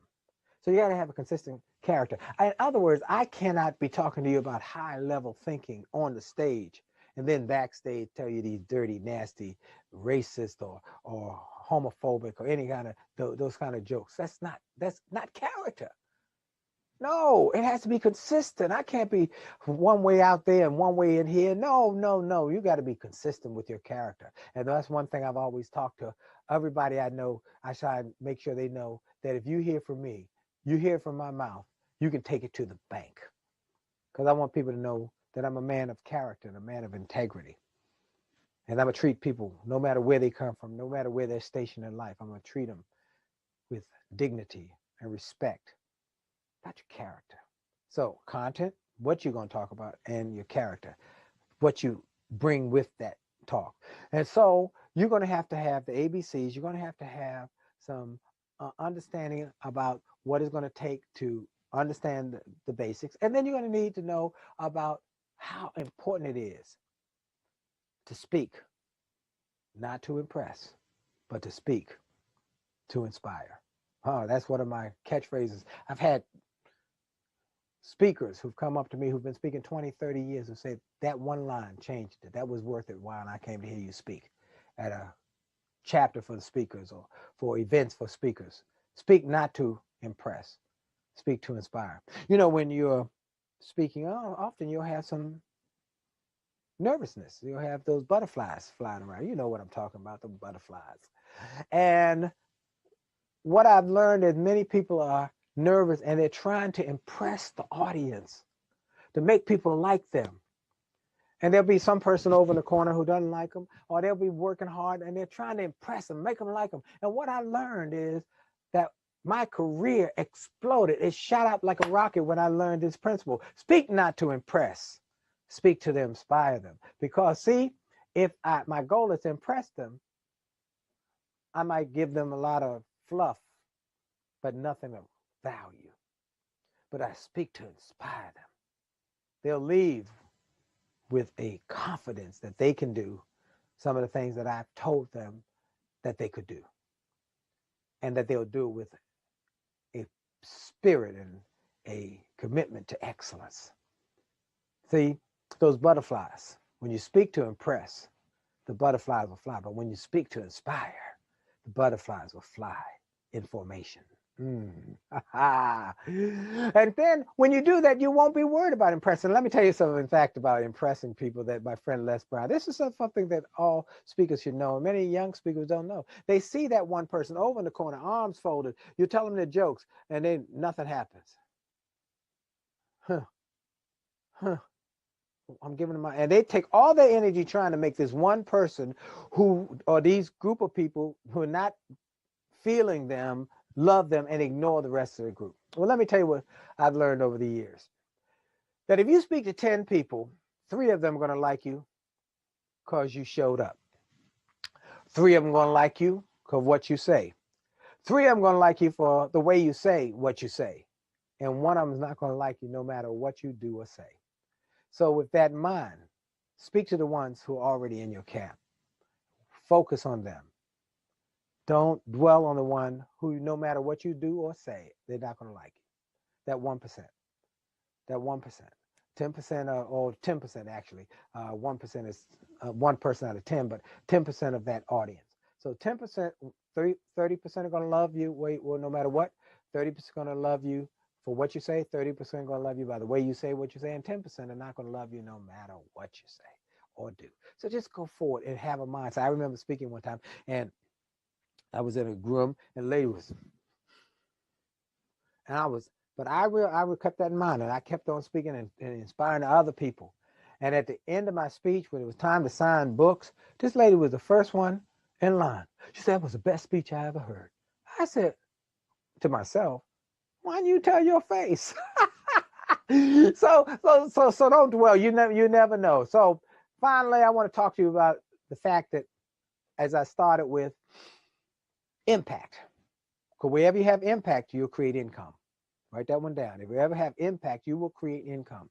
And I've been trying to impact people, but not just my audiences on television and radio and my speaking, but also I've been trying to impact people who are doing this industry, who want to be great speakers.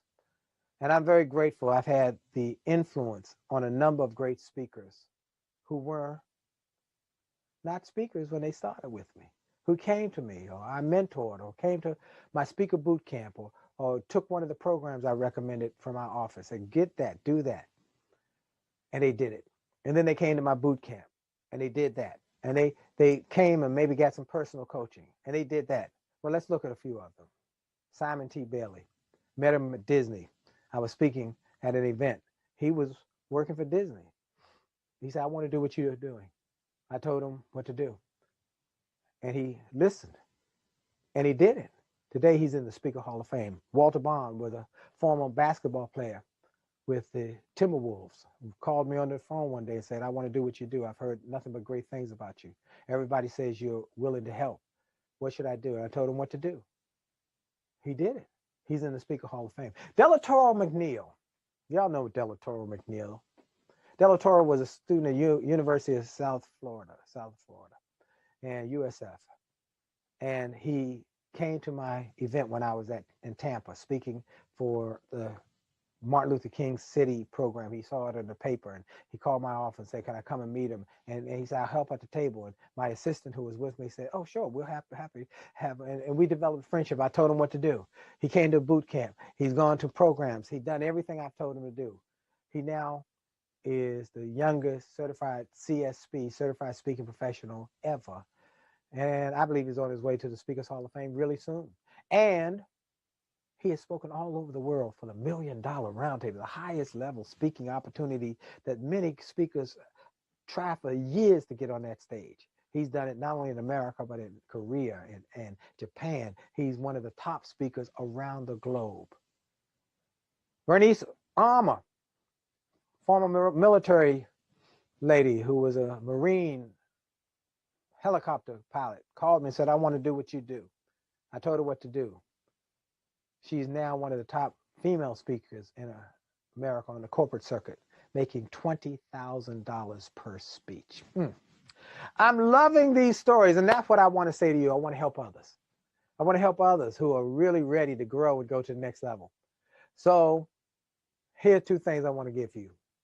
2 things. I was in Los Angeles with Les Brown. We were doing an event, and we're backstage, and he said, "Willie, look at this." And he saw an email of this guy who was charging speakers this outrageous amount of money to learn how to be paid 5 figures. Now, the guy might have been sincere. He might have had written some books or read some books or learned about it somewhere, but he hadn't done it. See, that's the difference between a coach and a mentor. Now, coaches are good.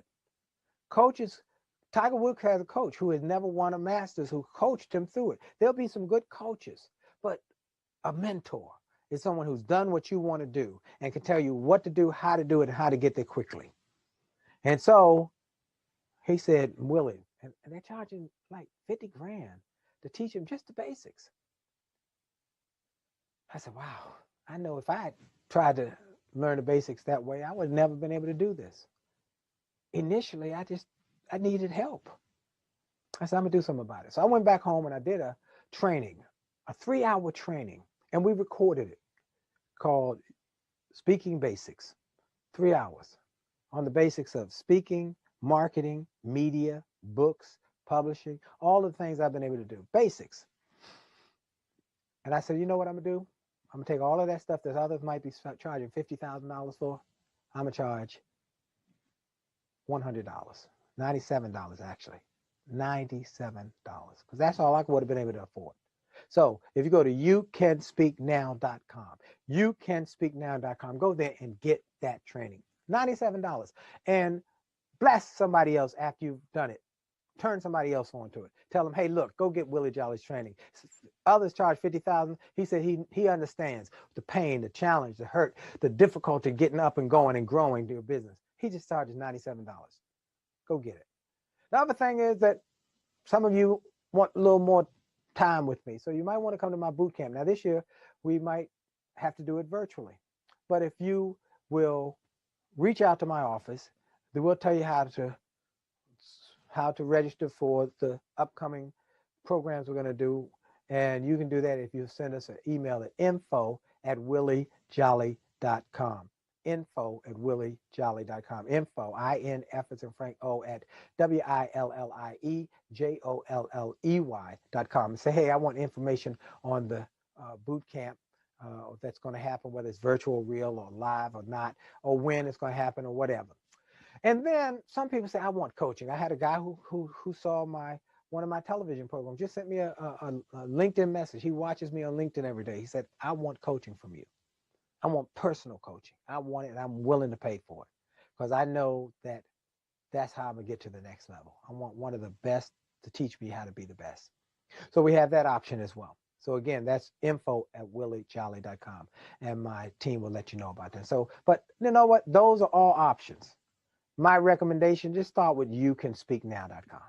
Just go there, youcanspeaknow.com, and get started.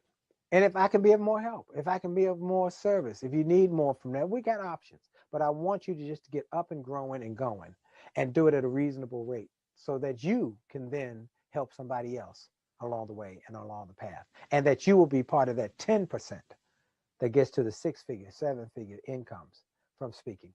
So I want to thank you for your time. I want to thank you for this opportunity to share some ideas with you. I want to let you know that I'm confident that if you do these things, these techniques, ideas, principles, and strategies, and you take full advantage and believe in yourself, the ABCs, I will see you doing great things like those others who I mentioned. So I will close like I began. You have only just a minute, only 60 seconds in it. It's forced upon you. You can't refuse it. You didn't seek it. You didn't choose it. But it's up to you to use it. You must suffer if you lose it. Give account if you abuse it. Just a tiny little minute, but your eternities are wrapped up in it. This is Dr. Willie Jolly. Thank you for your time. Hope you enjoyed this, and may God continue to richly bless you. And remember, for sure, as I say at the end of my XM show, for sure, your best is yet to come. God bless you.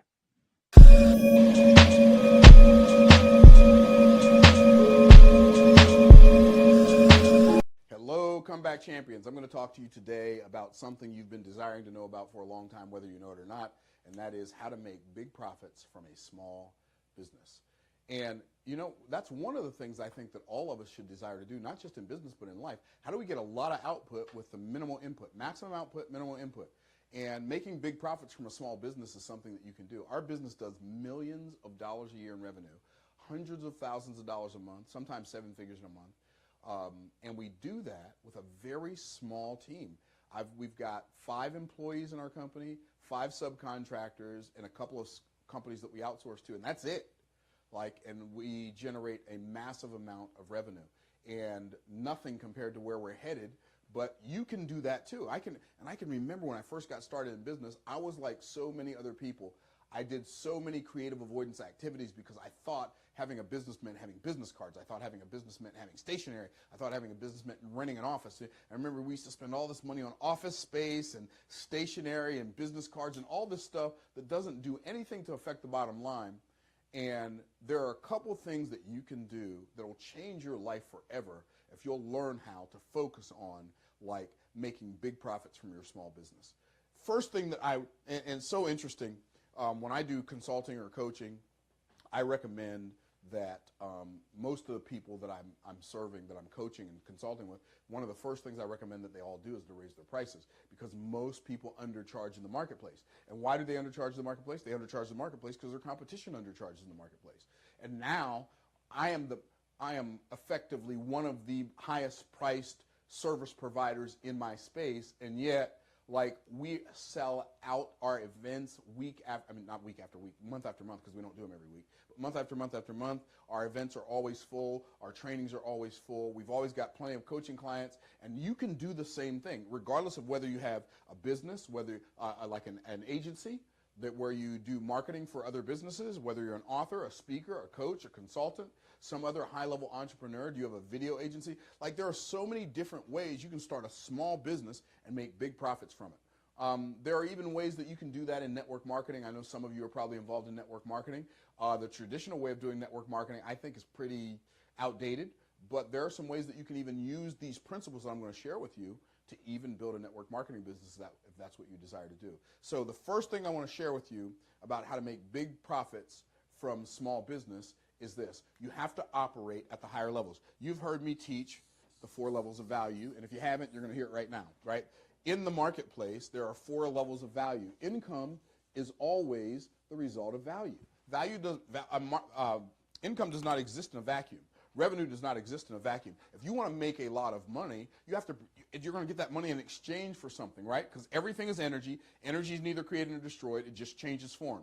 And so you've got to figure out what value you're going to create for the marketplace that's going to change into the form of revenue for your business or income for your family. And so what you've got to do is you've got to operate at higher value. Now, what most people do when they want to make more money, they want to get more income, they want to get more revenue, what they do is they work harder at the lower levels. Working harder at the lower levels does not produce more revenue. Working harder at the lower levels does not produce more income. You can work harder at doing something that the marketplace doesn't value, and you still don't make any more money. What you have to learn how to do is you have to learn how to level up and start operating from higher levels of value. So what's the lowest level of value? The lowest level of value is called implementation. And implementation means you are the person who does the thing. And the resource you use down here on this level, this is the lowest level of value, the resource that you use down here, you use your muscles over time. So you usually get paid by the hour, and you're moving something, you're lifting something, you're driving something, you're cleaning something, you're painting something, you're hammering something. You are using your muscles over time. Your income is going to be limited if this is you. You are an implementer. You are the person who does the thing. And as long as you are the person who does the thing, the amount of money that you will make will be limited. Don't really have time to go into why that is, but it's just the way it is. If you go stay at a hotel, the housekeeping staff at the hotel are absolutely essential to renting hotel rooms. Absolutely essential. But guess what? They can't rent a hotel room to anybody unless the room is clean. But even though the housekeeping staff are the ones that keep the hotel rooms clean, and their job is absolutely essential, they still make less money than anybody else that works at the hotel. And more than likely, they're the hardest working personnel in the hotel. Can you imagine going in every day and looking forward to the same thing over and over? Cleaning the bathroom, cleaning the toilets, changing the sheets, and vacuuming the floor and wiping up all of other people's germs for whatever they make? Can you imagine just doing that all day, every day? It's hard work. But guess what? The marketplace doesn't value implementation as much as it values the other levels. The next level is called unification. Unification is means that you are no longer the person who does the thing, you are now the person who manages the people who do the thing, and the resource you use here is you use your management skills. So you're managing other people. You're going to make more money. If you're operating down here at the lowest level of value, you make somewhere between minimum wage and $80,000 a year. You make minimum wage if you're working at McDonald's or Taco Bell. You make $80,000 a year if you're a mechanic and you work on a Bentley or a Rolls Royce or a Mercedes, right? You might make up to $80,000 a year, but that's a ceiling. When it comes to your income, when it comes to your business revenue, you want floors but no ceilings. Does that make sense? So the next thing you want to do is you want to figure out, how can I level up? Well, you could become a manager, and you could manage the people who do the thing. Well, guess what? On this level, using management skills, you might make, on the low end, you might make $40,000 a year, right? And on the high end, you might make, what, $250,000 a year? If you're a middle manager for Lockheed Martin or Boeing or John Deere or one of those Fortune 100 companies, you might make $250,000 a year on the unification level. But what you really want to do is you want to learn to level up to the next level, which is, this is where the fortunes start to be made. Top two level, this is the fortune threshold, fortune threshold right there. What is this? Well, this is the communication level. And on the communication level, the resource you use is you use your mouth to make money. This is where on the low end you might make $100,000 a year as a car salesman, or if you're an A-list actor, you might make $100 million a year. But you're using your mouth. You're creating a message that moves the masses, right? It's interesting that movies are called movies, isn't it? They're called movies because they move people. So you're using your mouth to move the masses. And so communication, that's an A-list singer, A-list actor, it could be a car salesman, it could be somebody who sells insurance, it could be somebody who's an author, somebody who's a speaker, somebody who's a consultant or a coach. You use your mouth to make money, and because you use your mouth to make money, you're going to make somewhere between $100,000 a year and $100 million a year. On the low end, it's $100,000. On the high end, it could be $100 million. And anywhere in that, based on where you are right now, I mean, seriously, wouldn't you be okay leveling up to the next level? Well, the highest level of value is called imagination. This is where you use your mind to make money. And the reality is, this is the highest level of value because people come up with the best ideas. You're going to make on the low end $1 million. And on the high end, you might make billions because you come up with ideas. And you come up with those ideas, and you find people to communicate those ideas, or better yet, you're an Imagineer and a communicator, and you're really good at coming up with ideas and conveying those ideas to other people. When you master these two top levels, you can make big profits from your small business. So that's the first thing you've got to do. You've got to level up and operate in the top two levels of value. Stop starting service-based businesses. Start a business. Start focusing on your business selling products. And then when you're selling those products in your business, raise your prices so you can sell those products for high profit. I like the word profit. I love what Jim Rohn used to say. Profits are better than wages. If you make wages, you can make a living. If you earn wages, you can make a living. But if you earn profits, you can design a life. So that's the first thing you got to do. You've got to operate at the highest levels of value. The next thing you have to do is you have to make sure you are in the right business market. You say, Myron, what is the right business market? Well, the right business market is, before I tell you what the right business market is, I'm going to tell you there are three different kinds of markets, right? So you got three different markets. You got CMs, you got MMs, and you got PVMs. Okay, so those are the three types of markets. So CM stands for commodity markets. What's a commodity market? It's where you sell something that it's a commodity. It just does the thing it does. Got this pack of screws right here, right? So screws, right? And so let's say you have a hardware store, I have a hardware store, this pack of screws, I sell mine for $5. You say, well, I'm going to show you, I'll sell mine for $4.99 or $4.95. I'll show you, I'll sell mine for $4.90. And then you say, I'll show you, I'll sell mine for $4.85. And then we keep on lowering our price until one of us goes out of business. And we get in this race to the bottom because a screw is a screw is a screw, a nail is a nail is a nail, a battery is a battery is a battery. And eventually, if we're in the commodity market, we're going to price ourselves out of business and nobody wins. So commodity markets are not the best market to be a part of. When you are in a commodity market, the things that I don't like about it for a business is, number one, your competition sets your price. Why would I want to be in a business where somebody else sets my price? That doesn't make any sense. Like, if I'm going to be in business, doesn't it make sense for me to set my own prices? That's why you're better off being in a business where you have no competition, and the only way you can be in a business where you have no competition is to come up with a better idea than everybody else who thinks they're in the same business as you, and then communicate that idea better. More on that in a minute. So the competition sets the price. Another thing that I don't like about it is a race to the bottom. Nobody wins that race, right? It's a race to the bottom.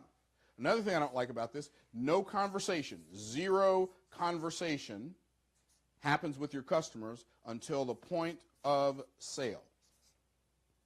That's maybe the worst thing about it. You don't have any conversation with your customer until they get ready to buy. They come and say, hey, how much are these screws? And you say they're $4. You say, okay, here's your $4. Like, this is a terrible market to be in. It's not fun. The margins are very low. I mean, you'd be doing good in a commodity market if you can make 15% on your cost of goods. That's, oh, man, that made my soul hurt just saying that, right? So the next one is main markets. What are main markets? These are things like houses, cars, things that you have to have, but I don't like this business because the price is set by the cost of goods. The cost of goods establishes the price. Again, why would I want to be in a business where someone or something other than me sets the price? I want to be the one who sets the price for what I sell. For instance, I'll give you a specific. So if I were to go into the main market and I were to publish a book, which I did publish a book, but I published it myself. I didn't go to Random House. I didn't go to Simon & Schuster. I didn't go to one of the big publishing houses and ask them to publish my book, because this book is 150 pages, 150-page book. It's a 150-page book, and it sells for $20. Now, if I would have gone to a publishing house, they said 120-page book, you can sell that for anywhere from $12.99 to maybe $14.95, right? Well, that's because they're basing it on the cost of goods. I'm basing my price on something else, which I'll share with you in a minute. So cost of goods sets the price. Another thing I don't like about it is the margins are so small. You might make 15 to 30% margins. If you're 30% margins on a car, on a house, oh my goodness, if somebody could build a house and make a 30% margin selling the house they just built, like 15% is good. 30% is, oh my goodness, this is great. Like, can you imagine building $1 million house and selling it and only making $300,000? Oh, that's so painful, right? Hey, this book right here cost me 75 cents to make, and it sells for $20. That's like a 2,000% margin on this book. 2,000%. I could literally give them away and still make money on them. So 15 to 30% margin, which I don't like that. The other thing I don't like is the conversation about your product happens away from you. This is terrible. What do I mean by that? Well, when you sell a house or you sell a car, what people do when they're getting ready to buy a house or a car, they're getting ready to buy a house, they go on Zillow. They look up all the houses in your neighborhood, they compare prices, and then they come into you own the house, and they come and say, will you sell me your house? And this is all I'm willing to pay for it. Whoa, baby, wait a minute, slow down. You're going to tell me how much I'm going to sell my house for? This is my house.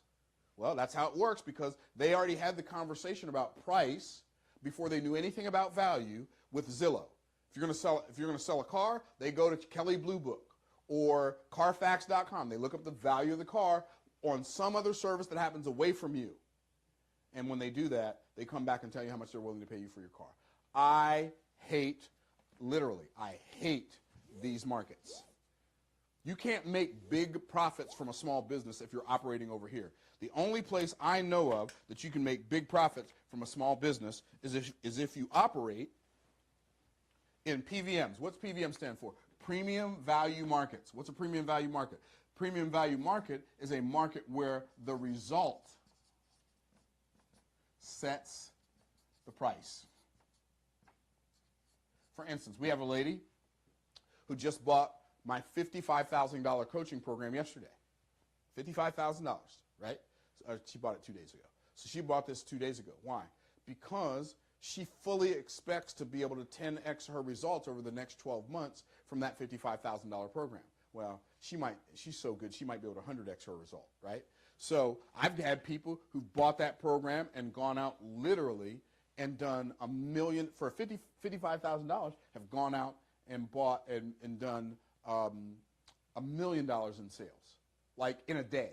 And I know that sounds ridiculous, but it is what it is. $100,000, $200,000, $400,000, $1.8 million, $1.9 million, $5 million. Like literally, these are the kinds of results that my clients are getting. So if I said to you, hey, I'll tell you what I'll do. I'll sell you this $50 bill for $5. Who would take it? Well, if your hand's not raised right now, and you say, well, I wouldn't buy a $50 bill for $5, then you are either confused in math or confused in logic, because that is a great deal for you. If somebody can give you 10 times the value for the price you're paying, well then, obviously, you'll take that deal. Nobody ever buys anything because they feel like it's worth the money. People only buy something because they believe it's worth more than the money. The thing they're buying is worth more than the money to them. That's why people buy. So, your result sets the price.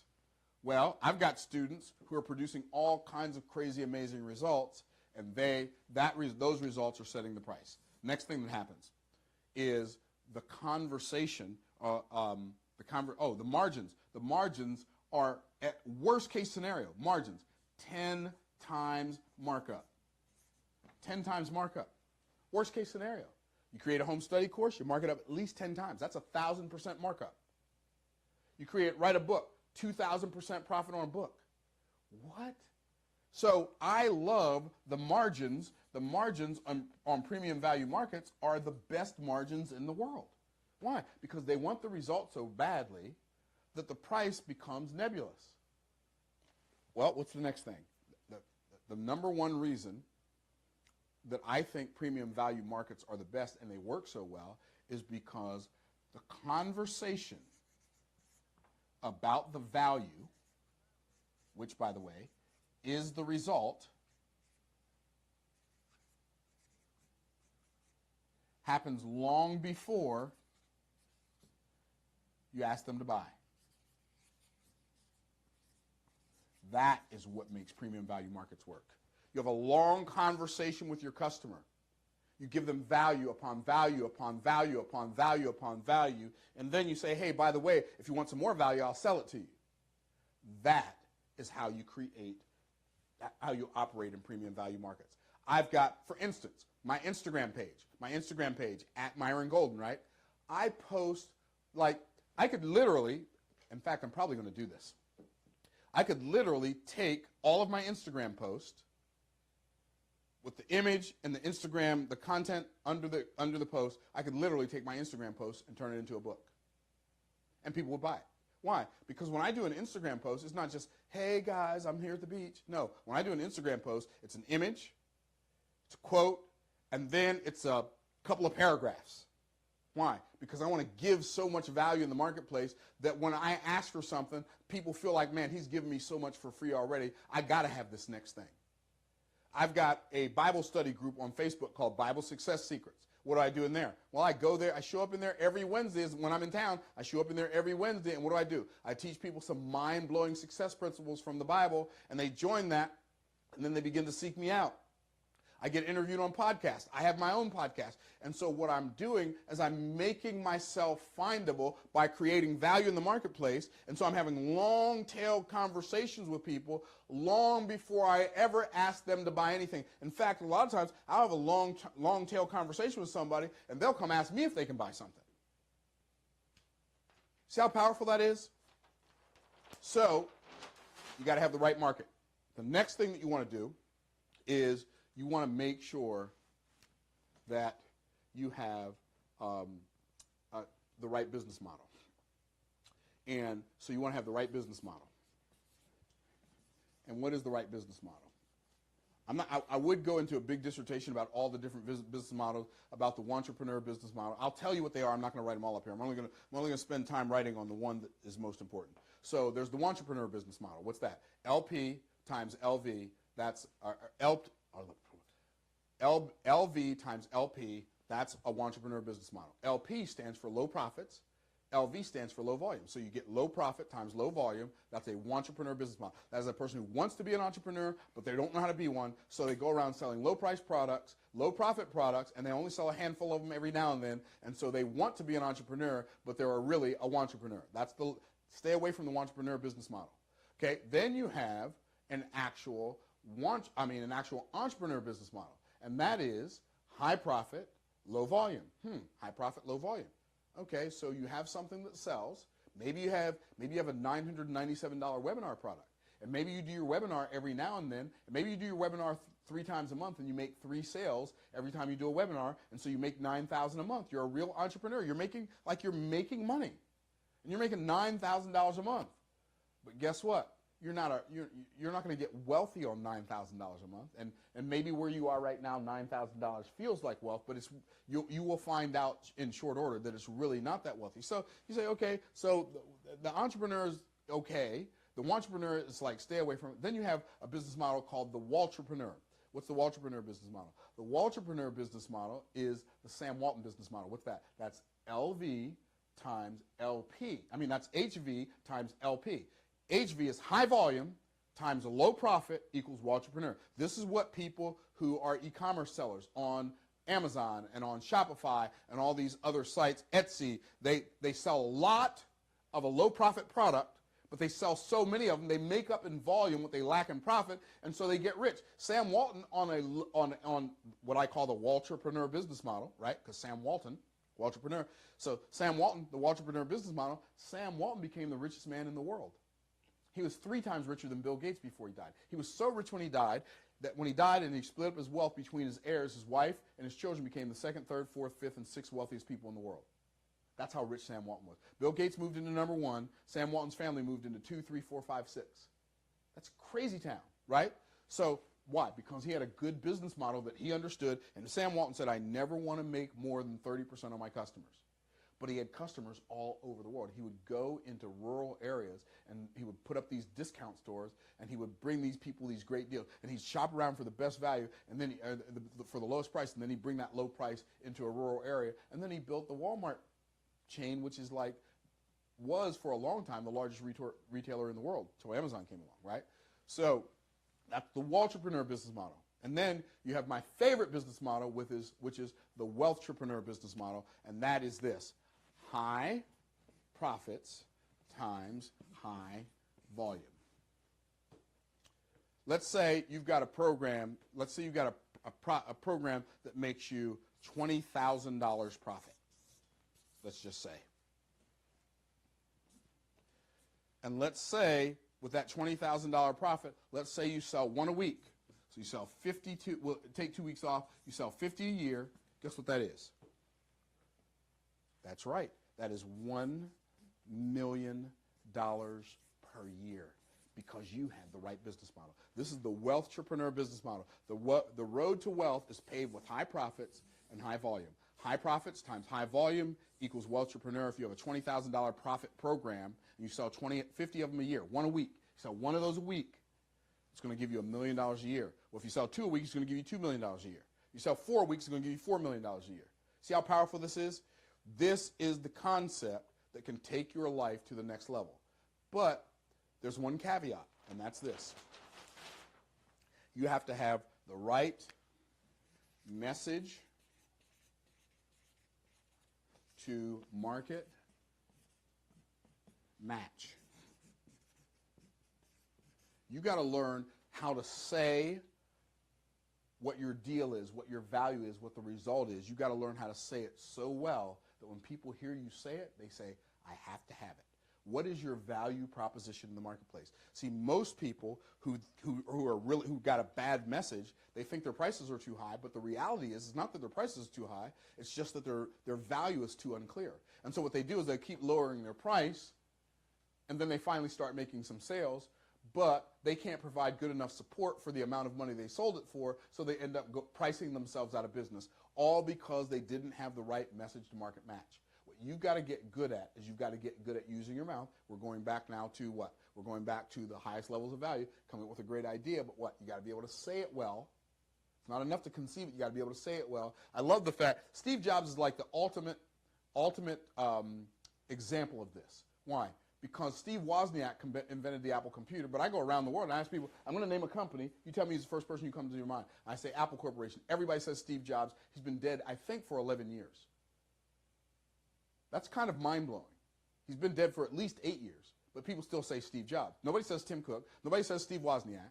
People say Steve Jobs. Why? Because he was the guy who imagined what Apple could be. But not only that, he knew how to say it. Do you remember what he said in 2007 when they came up with the iPhone? He said, it's a browser. It's a browser. It's a music player. It's a telephone. It's a phone. It's a browser. It's a music player. It's a phone. It's a browser. It's a music player. It's a phone. It's a browser. It's a music player. And he said that over and over again. He had a message that matched his market, and it was a simple message. It's a phone. It's a browser. It's a music player. Do you remember what he said when he showed that it had no buttons? He said, yeah, we got rid of the lower third. The guy was brilliant at crafting messages that moved the marketplace. Maybe the biggest problem you have is you haven't put enough effort into making sure your message matches your market in a way that causes them to move.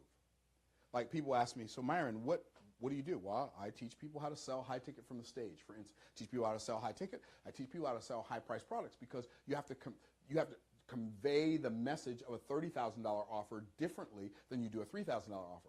A $30,000 offer is not harder to sell. You just have to use different messaging. In fact, a $30,000 offer is easier to sell than a $3,000 offer.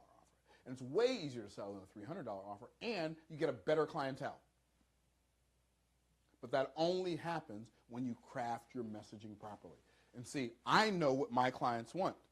You don't know what your clients want. I know what my clients want. See, people who are broke, they sell price, right? Because they think everybody cares about price because they care about price, right? But the reality is, people who are wealthy, they don't want more price. They don't want a lower price. They want more time. They want more time. More time. They want greater value.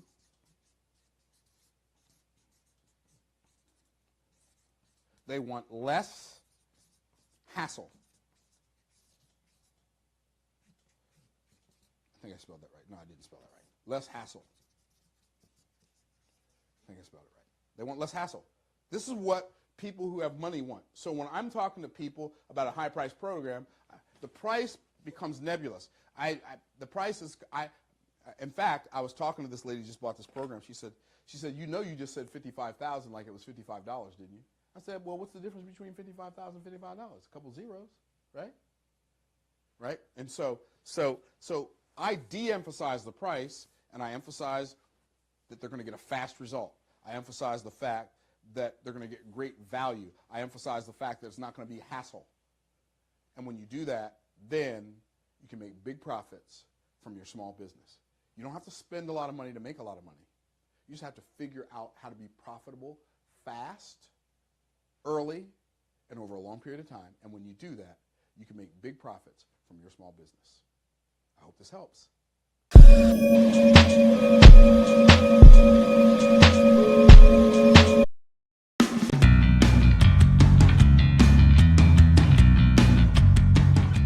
Living in the fast lane. It used to be the alarm rings and you hop out of bed. A quick shower, grab a cup of coffee and hightail it on the highway, and another day is off and running. It seems we all have experienced, one time or another, a full throttle sensation of doing what we enjoy. However, today, facing many challenges that you've never experienced before has created a feeling of being stuck. So wouldn't it be amazing to wake up feeling exhilarated with determination and self-motivation as you reach your destination? If your answer is yes, stop being in the past lane when you can be in the fast lane so that you can awaken your inner champion to lead and succeed. How? As a competitive swimmer and performance expert, I'm always intrigued with new techniques and strategies that help accomplish this type of task. Recently, I was getting ready to compete for my home swimming team pool and saw something remarkable posted on the wall. It was this sign that read, "How to get better." As I looked closer at the sign, it had 3 key points: show up to practice, listen to your coach, and be a good teammate. I thought, how easy and basic are these? Until I said, well, Deborah, are you doing them? Right now, you may be asking yourself the same question: how to get better? Not easy to do, right? Well, I'm here today to share with you it's time to believe that to get better at anything important to you is possible. Nothing changes until you change. It's just a matter that we need to slow down to speed up and look at each of these 3 key points so that even during challenging times, you can live and accelerate in the fast lane. So let's drive your ambitions forward to what's important to you. Better at living the life you want. Maybe as a better friend, better at your job or your career, being a better person, or even better as a comeback champion. Show up for practice, or practice showing up. 80% of your success comes directly from showing up to practice. Champions are made in practice, not just on game day. Now, I understand just the thought of practicing may hinder many of us from showing up. I get it. The truth is, we are practicing all the time, whether consciously or unconsciously. Right now, you're probably practicing in the workplace without even being in the workplace. But the best part about practicing, you gain confidence, which in turn helps you get better. What are you practicing right now? You're going to need it in order to get control of any situation. As a young kid, I remember growing up in a small trailer, a small 16-foot aristocrat trailer with my family of 5. Okay, not as cute as this trailer, but it was this trailer. My dad, who just got out of the military, was looking for a job, and he could not afford a trailer for our family to live in. But as kids, we actually had fun living in a trailer. Sometimes we thought we were actually celebrities, and we would just say to our friends, step into our trailer. However, the longer we lived in the trailer, the harder it was for all of us. It was crowded.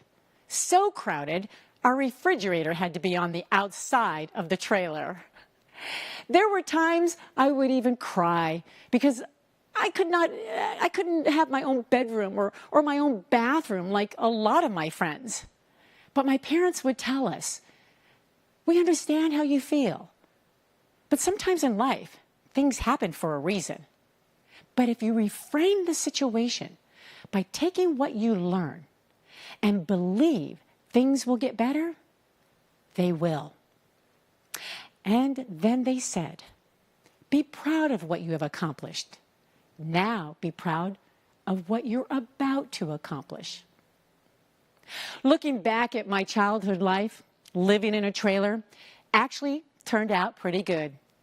A wonderful family memory that I enjoy talking about today because it helped me prepare for life.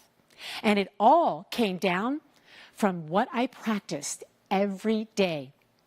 Discipline, self-motivation, being positive, organized, resilient, appreciative, and even being vulnerable. Life skills that awakened my inner champion to lead and succeed today. And an interesting word that continues to remind me to take practicing seriously was what my parents said. Things happen for a reason.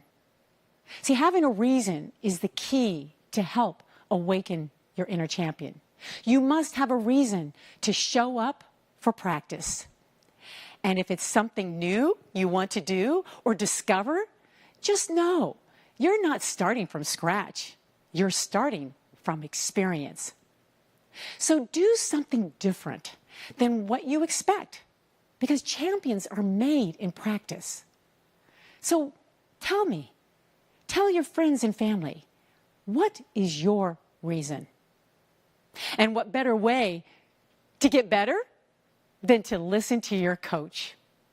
A coach that will share their knowledge and experiences so you can take a shortcut to lead and succeed. Coaches have the quality of thought and action to help you see what you can't. They can give you the feedback needed to help you reach your destination. And trust me, they want to tell you. They will find the little things that matter in more ways than you possibly could even expect. I experienced that firsthand back in my old college days.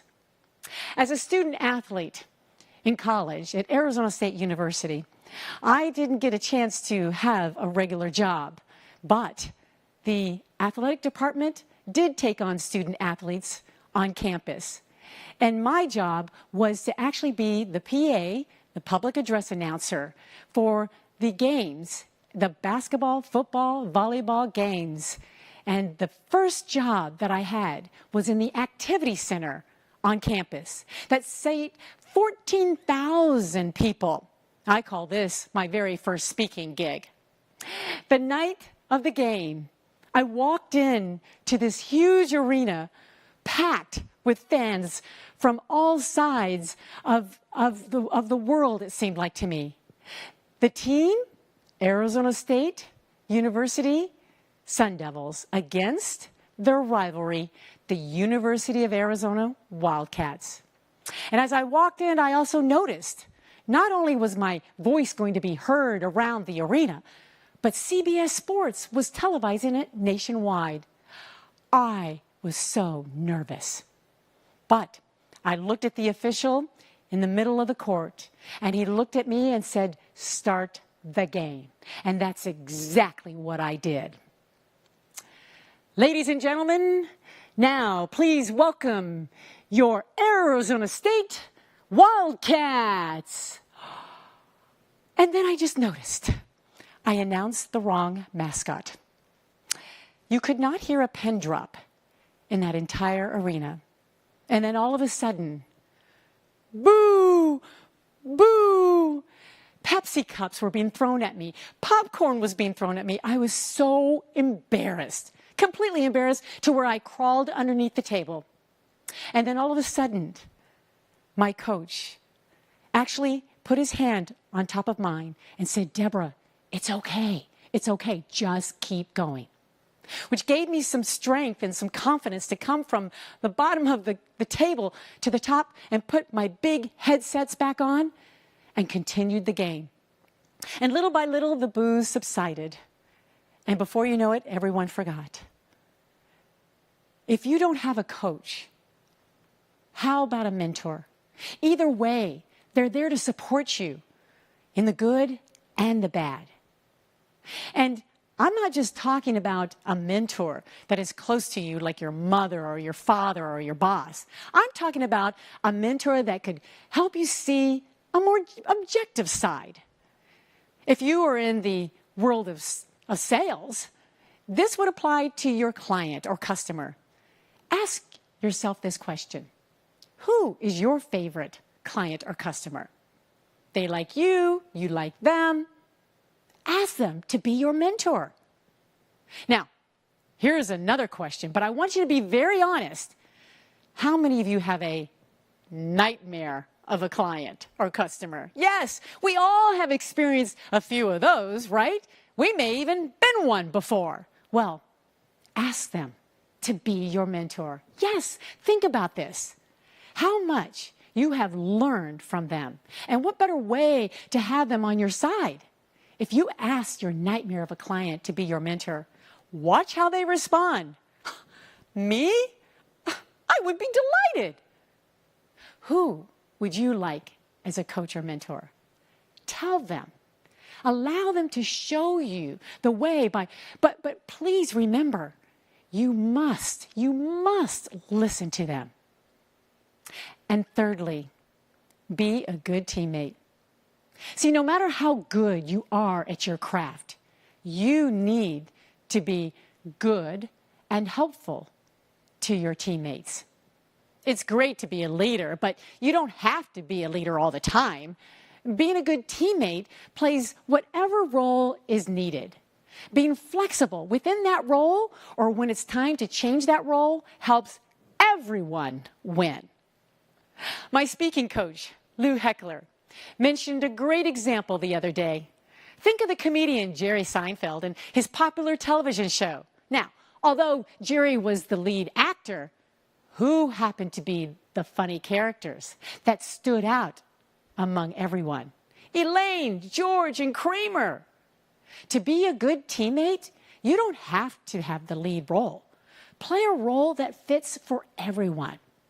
Now, here's another great example. I'm standing here at a very highly prestigious production company called Video West.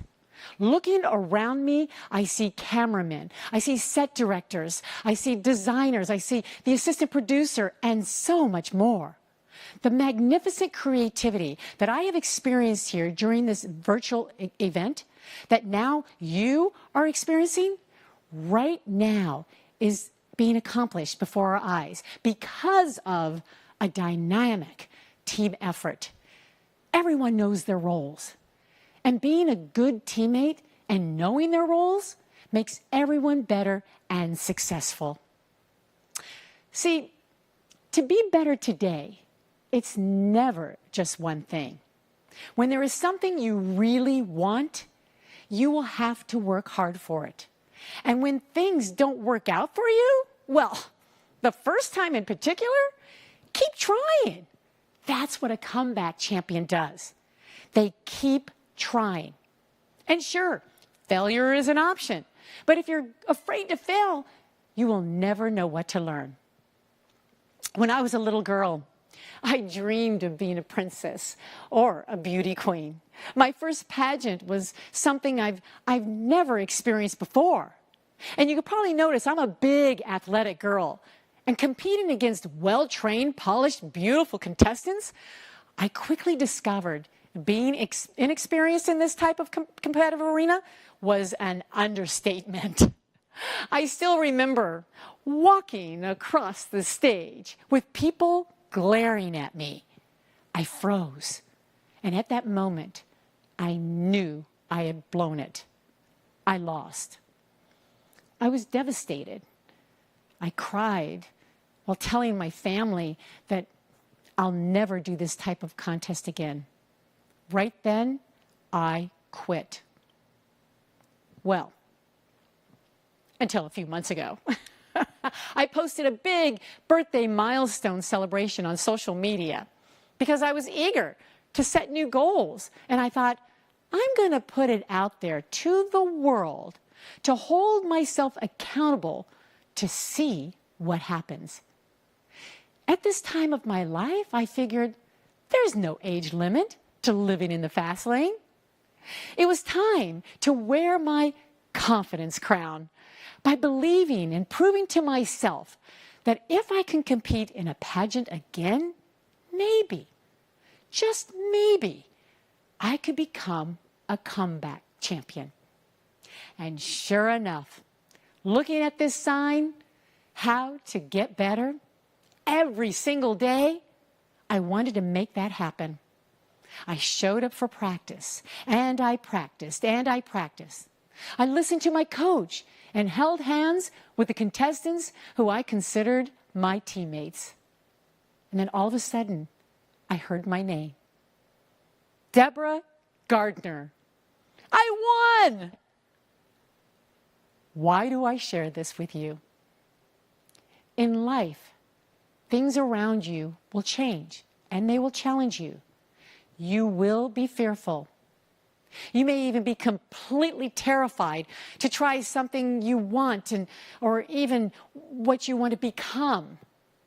But bottom line, if there is something truly important to you, just try and then try again and again and again.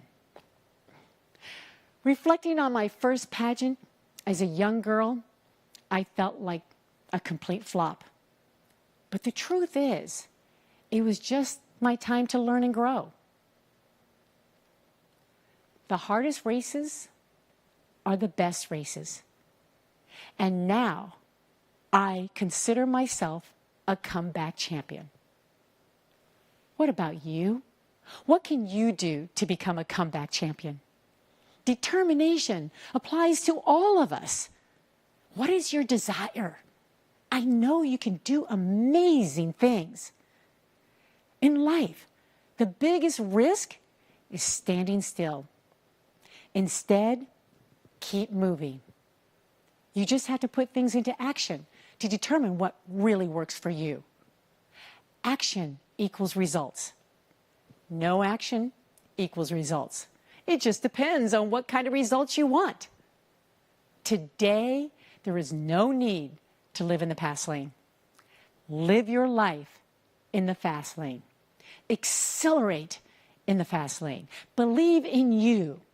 If you believe, you will receive the power to make things happen. So get up and dive in with these 3 key points. Show up to practice, listen to your coach, and be a good teammate. And like my wonderful parents said to me, I'd like to say to you, be proud of what you have accomplished. And now be proud of what you're about to accomplish.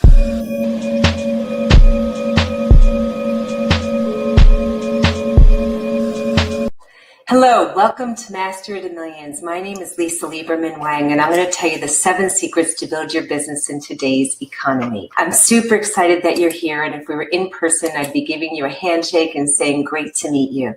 Well, this is a virtual handshake.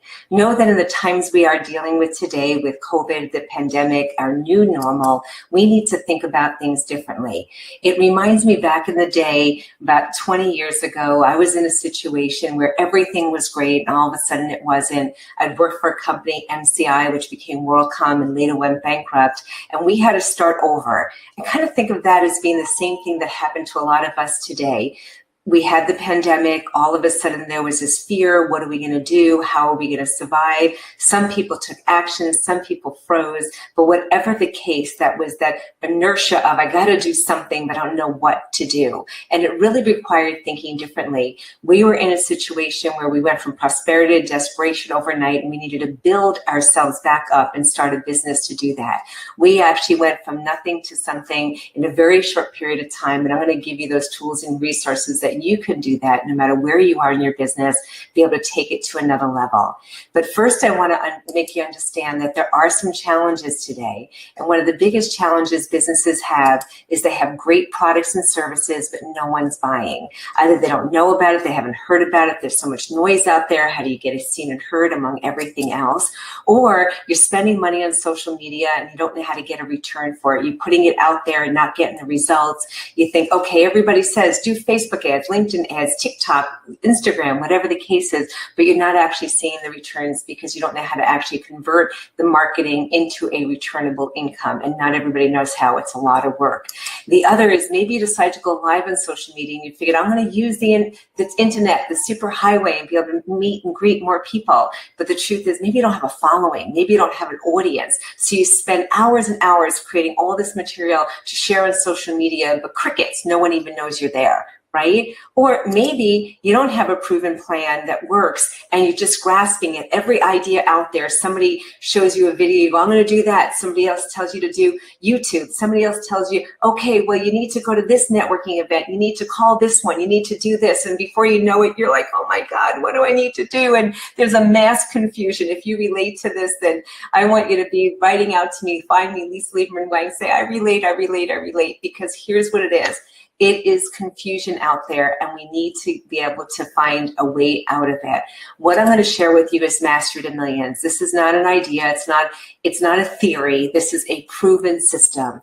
I've been fortunate to be able to build multiple businesses over the last several decades that created multiple 6- and 7-figure businesses.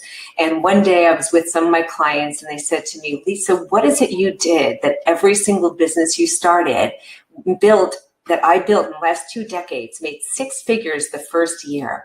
6 figures the first year. Do you realize the average business is lucky to make that in 5 years, and I did it in 1? So I started thinking about it, and I said, well, what is it that I did? Not only for me, but I've helped other people do that. And I nailed it down to something so simple as the 7 secrets you must know to build your business in today's economy, because the truth is that I built my business in this kind of economy, and I'm going to show you how to do that too. It starts with mindset. It's everything between our 2 ears. The second is going to be taking massive action. I'm going to show you specific action you're going to need to take to actually see results. The third is modeling success, because you don't have to recreate the wheel. The fourth is measuring what you're doing, managing, marketing and innovation, and masterminding. I want you to take out a piece of paper right now and draw a line in the middle. That's right. On one side, I want you to start taking notes of the things that you're going to be able to do right now to apply to your business. And on the other side, I want you to put a value to it of what it's going to be worth to you, because it was worth millions to me, and I'm sure it'll be worth millions to you. If you'd like to get a copy of this presentation, all you need to do is go to 90210, text 90210, the word find to fab, and I'll send you a copy of it. Plus, I'll be giving away some free gifts of free books and other things that you'll want to be able to be there for, because I'll be auctioning off and raffling off my little books and things that you're going to want to be part of. So go to text 90210, find to fab, and I'll be happy to give you the gifts and a copy of the presentation. So let's start with mindset. Mindset is super important because you may be the chokehold to your business. Realize that income is direct proportionate to your beliefs. Now, if you look at the word belief, there's a 3-letter word in the middle of it. What is it? That's right. It's the word lie. It's the lies you tell yourself. Know that 55% of our beliefs were formed by the time we're 5 years old, and they were given to us by well-meaning teachers, preachers, guardians, and parents. The other 45% were built on a shaky foundation, to say the least. There's not one belief that we can prove. If you ever heard the expression, money doesn't grow on trees, you have to work hard for your money. Things are hard. You know, you're not going to get it the easy way, right? All the different stuff, the things that we were told. Well, these are lies that we were told. Think about it. If your parents told you about the Easter Bunny and Santa Claus, they may have lied about other things too. The truth be told, though, is whatever you believe can become a self-fulfilling prophecy, because your mind doesn't know the difference between what is real and vividly imagined. So if you tell yourself that the economy is good and there's an opportunity for you, you're right. If you're telling yourself it's hard, you're also right. Know that success is 80% psychology and 20% mechanics. You want to make sure the most important project that you'll ever invest in is yourself. That's right. Investing in yourself is critical, but here's what ends up stopping people. They end up worrying about perfection or being perfect all the time. They're worried about failing, or even if fear of success happens for some. What if I'm successful? Then I'll have to keep topping it, right? What if I fail? Well, I'll let you know, if you never started, you already did fail. So what are some of the things you need to work on personally? And that's what you're going to do. That's the most important investment you'll ever do. The challenge is fear of loss, the past, the unknown, failure, the future, making a mistake. Here's what I can tell you. Never seek advice from your fears. They can be constructive or destructive. You want to make sure you're just moving forward in the belief of knowing that this is possible. You can have all you desire. Know that right now with the pandemic, with COVID, we've been dealing with this for months on end. It'll be almost a year soon enough. And then what ends up happening? We need to look at what happened when all the stuff came out. There was a business crisis trend. And what happened is the first thing you see is shock. There was a startling thing. Nobody knew what to do. They froze. They just inactivity, right? So many businesses did that. And today they're actually no longer in business. There are others that had desperation and a stampede. They made lots of wrong decisions. They didn't know what to do. Some did something, some did nothing. Lowering prices, creating price wars, putting themselves out of business with the things they did. Other stages that we ended up coming into where we evaluate what we're doing. We start making other Strategic decisions. What is it we need to be doing at this time? Still small, reoccurring wrong actions, maybe some right, putting the needle going up again. And then stage 4 is when we have deliberate action, strategic rebound. Seems like where we are right now for most people. And then stage 6 is surge and burst, preparedness and opportunity, and then continuing business. Realize that the key behaviors for success is to decide, adapt, deliver, engage, according to Harvard Business Review. When you do that, things will change. What I want to tell you right now is we are in a winter economy. And what that means is we have winter, spring, summer, and fall. Think about winter as scarcity. We're in a recession. People are afraid of spending money, and then how they spend money is different. They're still spending money. Studies show 93% of the gross domestic product is still being spent. It's just being spent differently. People want to make sure they have value. They want to have more security in their purchases. There's other decisions being made on how they're actually spending. We're in what's called a recession, but I want you to know we're no stranger to a recession. Since the 1700s, we've had over 40 recessions. And in those 40 recessions, the Fortune 500 top companies that are here from 2009, from the last one, actually are the ones thriving, like IBM, General Motors, Toll House Cookies, Apple, Microsoft, Burger King. All these companies started back years ago, and they are now part of the Fortune 500. So I'm telling you that in any economy, even this one, there's opportunity for you. So please take out your notes. Right, start taking notes, because this is going to be important. It's going to be a game changer for you. The first thing you need to know is everything is psychology, what you do, why you do it, and the need that you're filling. Stop waiting for perfection. It doesn't have to be perfect. Eliminate the excuses that are keeping you stuck and move forward. Start by being a raving fan of your own business. Here's what I want to tell you. If you're a raving fan first of your product and service and you want to share it with everyone, it makes it really easy. I consider a raving fan someone that's in an elevator with somebody, you're on the second floor, they start complaining about something that you know you can solve their problem. By the time you get to the 7th floor, you've already shared your information. That's a raving fan saying, I want to help you so badly, I want to tell you what I have. If you're not screaming about your services and how you can make a difference and help people from the rooftops, I don't know how much of a raving fan you are. Now, it doesn't mean you have to go out and scream. I'm not being literal. I'm saying be a raving fan of your own product, because if you don't believe in it, nor will anybody else. You want to avoid marketing myopia. Marketing myopia is when everyone's holding up the same sign saying ABC company, ABC company, ABC company. If you look like everybody else, what discerns you and what makes you different that somebody decides to work with you? The only way it's going to be a difference is if they see your solution versus what everybody else is doing. So you want to make sure you separate yourself. Businesses suffer from marketing myopia, focusing on the product rather than the customer. Focusing on the product rather than the customer. It's not about it's not about the product. It's about what's in it for me, for the customer. Make believe they're wearing a sign saying, what's in it for me? How are you going to help me? How are you going to serve me? One of the biggest mistakes is people don't understand the business they're in. I remember one day somebody asked Mr. Revlon, what business are you in? And most people would think that he's in the cosmetic business and he does makeup. But know what he answered? He said, I'm in the business of selling hope. That's right. He sells hope for women to feel beautiful. What business are you in? And that's what you want to do from the perspective of your customers' needs and wants and how you fill it. The most important thing when you do that to separate yourself from everybody else is to brand you. That's right. Brand you, become the expert. I wrote the book on it. Brand you, become the expert. I did this with a business associate. You want to be able to stand out and create your own personal, unique brand. Super important. I'm going to show you how to get the book for free. Don't worry about it. People buy you. You want to sell yourself. And that's what you want to do. Set yourself out. Here's an interesting thing. If you're out there selling a product and you're selling shovels, you said, everybody here, buy my shovel, buy my shovel, buy my shovels. Everybody's going, I don't want a shovel. Why would I want a shovel? Well, here's what I want you to do. It's December. It's snowing. There's 4 feet of snow outside. Now, do you want to buy my shovel? Right. Yes, you do. You want to buy my shovel now. Brand you, become the expert. Be the person that shovels them out and gets them out of the problem that they have. Be the solution, not the product.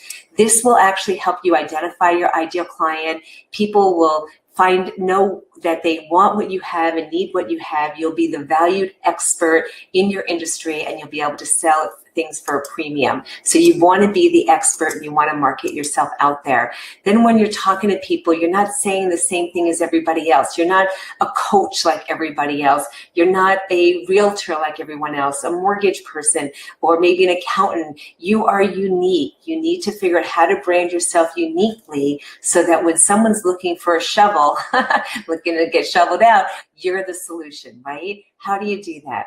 Well, as I said to you, my name is Lisa Lieberman Wang. I am the only Jewish Chinese woman with this name, but there's something more. I am the only person out there who is actually, as a business and life strategist, helping people create multiple 6- and 7-figure businesses. And how I do that is helping people personally and professionally.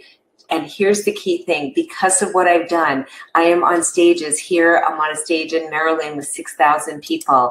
I'm on a stage in North Carolina with thousands of people. I'm on a stage in Miami at the Miami Arena with 25,000 people. I have them all raising their hand. Raise your hand with me. That's right. They'll follow you when you're the leader and you're proving your success. Then it got me on TV, on ABC, NBC, CBS. You want to be the expert that people come out to look for. The people will follow and do what you do and find out how you do it. People will want what you have because you're solving their problems and you're setting the solutions. Then you'll find yourself the expert on ABC, NBC, CBS, if you want to, if that's your goal. But the idea is you have to go out and prove it first. You have to go out and make a difference, help people with what you do, and the rest will follow. I've been on ABC, NBC, CBS, all these different stations. I've been doing this for years, helping people build themselves and their business. And I can't wait to be able to give you that gift. Go to brandyoubecomethexpert.com right now. I'm going to give you my book. I'm going to give it to you for free. You just cover the shipping. If you go on Amazon, it's $25. You cover the shipping. You get the book for free. And I'm going to also teach you how to be the best salesperson, outsell other people 57 to 1 if you want. When you get there, pay attention to that. It's a really important bonus. But here's how we're going to do it. We were talking about the 7 secrets you must know to build your business in today's economy. I told you the first thing you need to do is mindset. You have to let go of any limiting belief that's holding you back. If you think that right now it's difficult to build your business, you're right. If you think that you need to know more, then you're going to wait to know more. If you think that you don't know enough, then you're going to not take action because you don't know enough. If you feel like you have fear of people looking at you in the wrong way or anything else, all these beliefs need to be ripped up. If you were to write them all on a paper right now, I encourage you to do that. And then when you're done, take a piece of paper, rip them up and go BS, BS, BS. You can figure out what that BS stands for, right? Belief systems or something else. But rip them up and start a new day and start it fresh. Set your goals on what you want. Know where you want to go and set them as SMART specific goals. S is SMART, measurable, attainable, realistic, and timely. Set your goals for what you want. You want to see the future in advance and see yourself hitting those goals. One of the things I shared with you is that when we started years ago, we went into a situation where I said I reminded of COVID, 17, 18, 19 years ago when we had to start over again. Well, I saw the future in advance. I saw us out of that situation. We ended up going from prosperity to desperation overnight, and we brought ourselves back to prosperity again. I'm going to tell you how to do that because you can do this. I am not the only one that's done this. I've helped other people do it over the years, and you can too. We were $500,000 in debt. We just put $250,000 into our backyard. We had a mortgage on our house left. We had all these other things going down and not in our favor. We had 3 months left of mortgage to pay, and then that was it. My husband gets laid off after 9/11. We are having to start all over again. I created a vision board and said, I see the future in advance. I see money under our mattress. I see endless vacations. We're going to have all the money back. We're going to be millionaires again. We do not need to be in this position. And sure enough, within 5 years, we were out of debt. Within 7 years, we were putting money back, and we were able to build our life the way we wanted, bigger and better, and be worth even more now than we were then. But we needed the mindset. We needed to see the future in advance. I want you to see your future in advance. Whatever it is you want, write down your goal right now. Write down as a monetary goal of how much money you want to make. Then write down as a goal of how many people you're going to help that will help you get to that goal. Because when you write these things down, you don't need to know how. You need to know what and why. You need to know why you're doing what gets you out of bed in the morning that will make you do things when you don't want to do. Pick up the phone, call people, people, to learn something new, implement something new, all the things you need to know why you're doing it. And it may be for your family, it may be for your future, for your travel, for your wishes, your dreams, your bucket list. It may be to do more charity. Whatever the case is, see the future in advance, see it as if it already happened. And then the why will, the how will follow. And then always remember to invest in you. You're the most important investment. My friend Sharon Lechter, who wrote Think and Grow Rich for Women and Outwitting the Devil and Rich Dad, Poor Dad with Robert Kiyosaki, I asked her, where would you invest your money today with the times that's happening right now? And she said, you know what, Lisa? Where everybody should be investing is invest in you. You need to invest in yourself. Just the fact that you're here, I know you're investing in you. You're investing your time, which is priceless, to be here to learn something. Invest in you. I'm a big proponent of investing in me. I've been doing it for decades. So let's continue. When you go out there, make sure the secret to actually building your business is to, instead of saying what you do, say who you help. I help what? I help people, take care of their finances. I help people with their mindset. I help people what? What is the problem that you're solving? How do you help people? And how do you close more sales? You find people that are buying and you sell the people you're buying. One of the biggest challenges I found when I came around business owners and mindset is you have a great heart. You want to help a lot of people, but may be afraid of being rejected. I remember one day I went to a sales call and I brought my husband. He was a computer programmer. He worked for PricewaterhouseCoopers, not a salesperson. And I turn around, we go into the store, the owner wasn't there, his sister was, and she turns around, she's not interested in what we have. We get in the car and he turns around and he goes, I hate salespeople. And I look at him and I'm like, what do you mean you hate salespeople? I was like, handsome, you married a salesperson. I call him handsome. He says, I hate being rejected. I was like, they didn't reject you. They rejected chocolate chip cookies. He's like, what do you mean? I said, we offered them chocolate chip cookies and they wanted oatmeal raisin. I said, it's not us they're rejecting. They don't know us well enough not to like us. Well, time passed. I went back and I found the owner and I offered him chocolate chip cookies. And yes, they became clients. No, people are not rejecting you. They're rejecting your offer. So we need to make sure we do not take it personally. The goal is to find out what they need and what they want. And it's that sweet spot in between the need and want is when they actually make decisions. We have to understand that people buy for emotional reasons and justify on logic. We have to solve that challenge by giving them exactly what they need. Know that there are 4 defenses that every client has. The first is they have to trust you, have a real need, have a sense of urgency to do something, and they need to want help. If those things are not satisfied, then they're not making a decision. And if you're out there having a hard time selling people your product or service, know that people sell based on their needs and beliefs, not on the consumer. You need to be aware of that, because what ends up happening, if you think that you want more time, then you're going to sell people on time. If you think that things are expensive, you're going to justify price. You want to make sure you listen to your customers' needs and sell them what they want, because there's a big difference. Otherwise, you'll be justifying and working the wrong way. I'll give you an example. One of my clients came to me, Rob, and it turned out that he has this amazing gym. He's a franchisor, and it's a CrossFit gym, and there's never the same exercise twice. It's quite phenomenal. He told me all about the place, and there's a big challenge. It's like the best gym in the world, but in 4 months, they had 103 people come through their doors and only 7 people enrolled in their services. That's like less than 7% closing ratio. He said, Lisa, I need help. I said, okay, well, what's going on? When he told me all about the place, I was sold. I was like, this sounds amazing. I didn't even need to go. It was amazing. He says, come in and see what's happening. Well, I experienced the place, and the person they had at the front door didn't actually have the same mindset as Rob. They weren't telling the same story. They weren't as enthusiastic about it. And the experience was not what Rob told me it would be. So what ended up happening, I go through the whole thing. I ended up working out as a customer. It was the best workout I ever had. It was quite phenomenal. I turn around, I'm done. I say, this is the best workout I ever had. They said, did you worked out before? I said, yes. After I was done, I said, I must have lied because I never worked out this way. This was a real workout. It was incredible. And the girl comes over to me and says, you think you'll come back? And I was like, wow, she should have given me an order form at that moment to register because it was phenomenal. I said to Rob, here's the challenge. What you have and what you're portraying is not being portrayed by the other people. They don't have your mindset. They're coming from scarcity. They don't actually believe the way you believe. They don't know how great this is.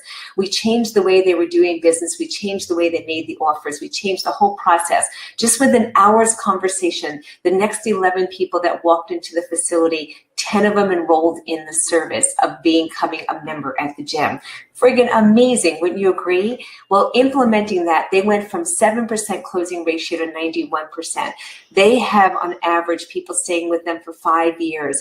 Those 10 people met $22,000 to their bottom line. The next 100 people that come in, when they close 91%, that was over a value of $213,000 in revenue. And over the next 5 years, that's $1 million in revenue. Think about your business. What are you portraying? How are you putting things out there? What's the message you're giving? Is it being conveyed if you're not a solopreneur, if you have other people working with you? Is that mindset being portrayed throughout your organization? If not, you need to change it. Rob did, and the success is in the pudding. It's awesome. Second is taking massive action. It's about doing a little bit every day that creates true wealth. It's about taking massive directed action, knowing what to delegate, automate, and eliminate. Write that down. Delegate, automate, and eliminate. So many people have to-do lists. We have to have what not to do lists. You want to create a plan of what specifically you need to do. Put the plan together by looking at it as a 3-year plan, 2 years, 1 year, every month, every week, every day. Now you may say, well, right now I just want to get to tomorrow.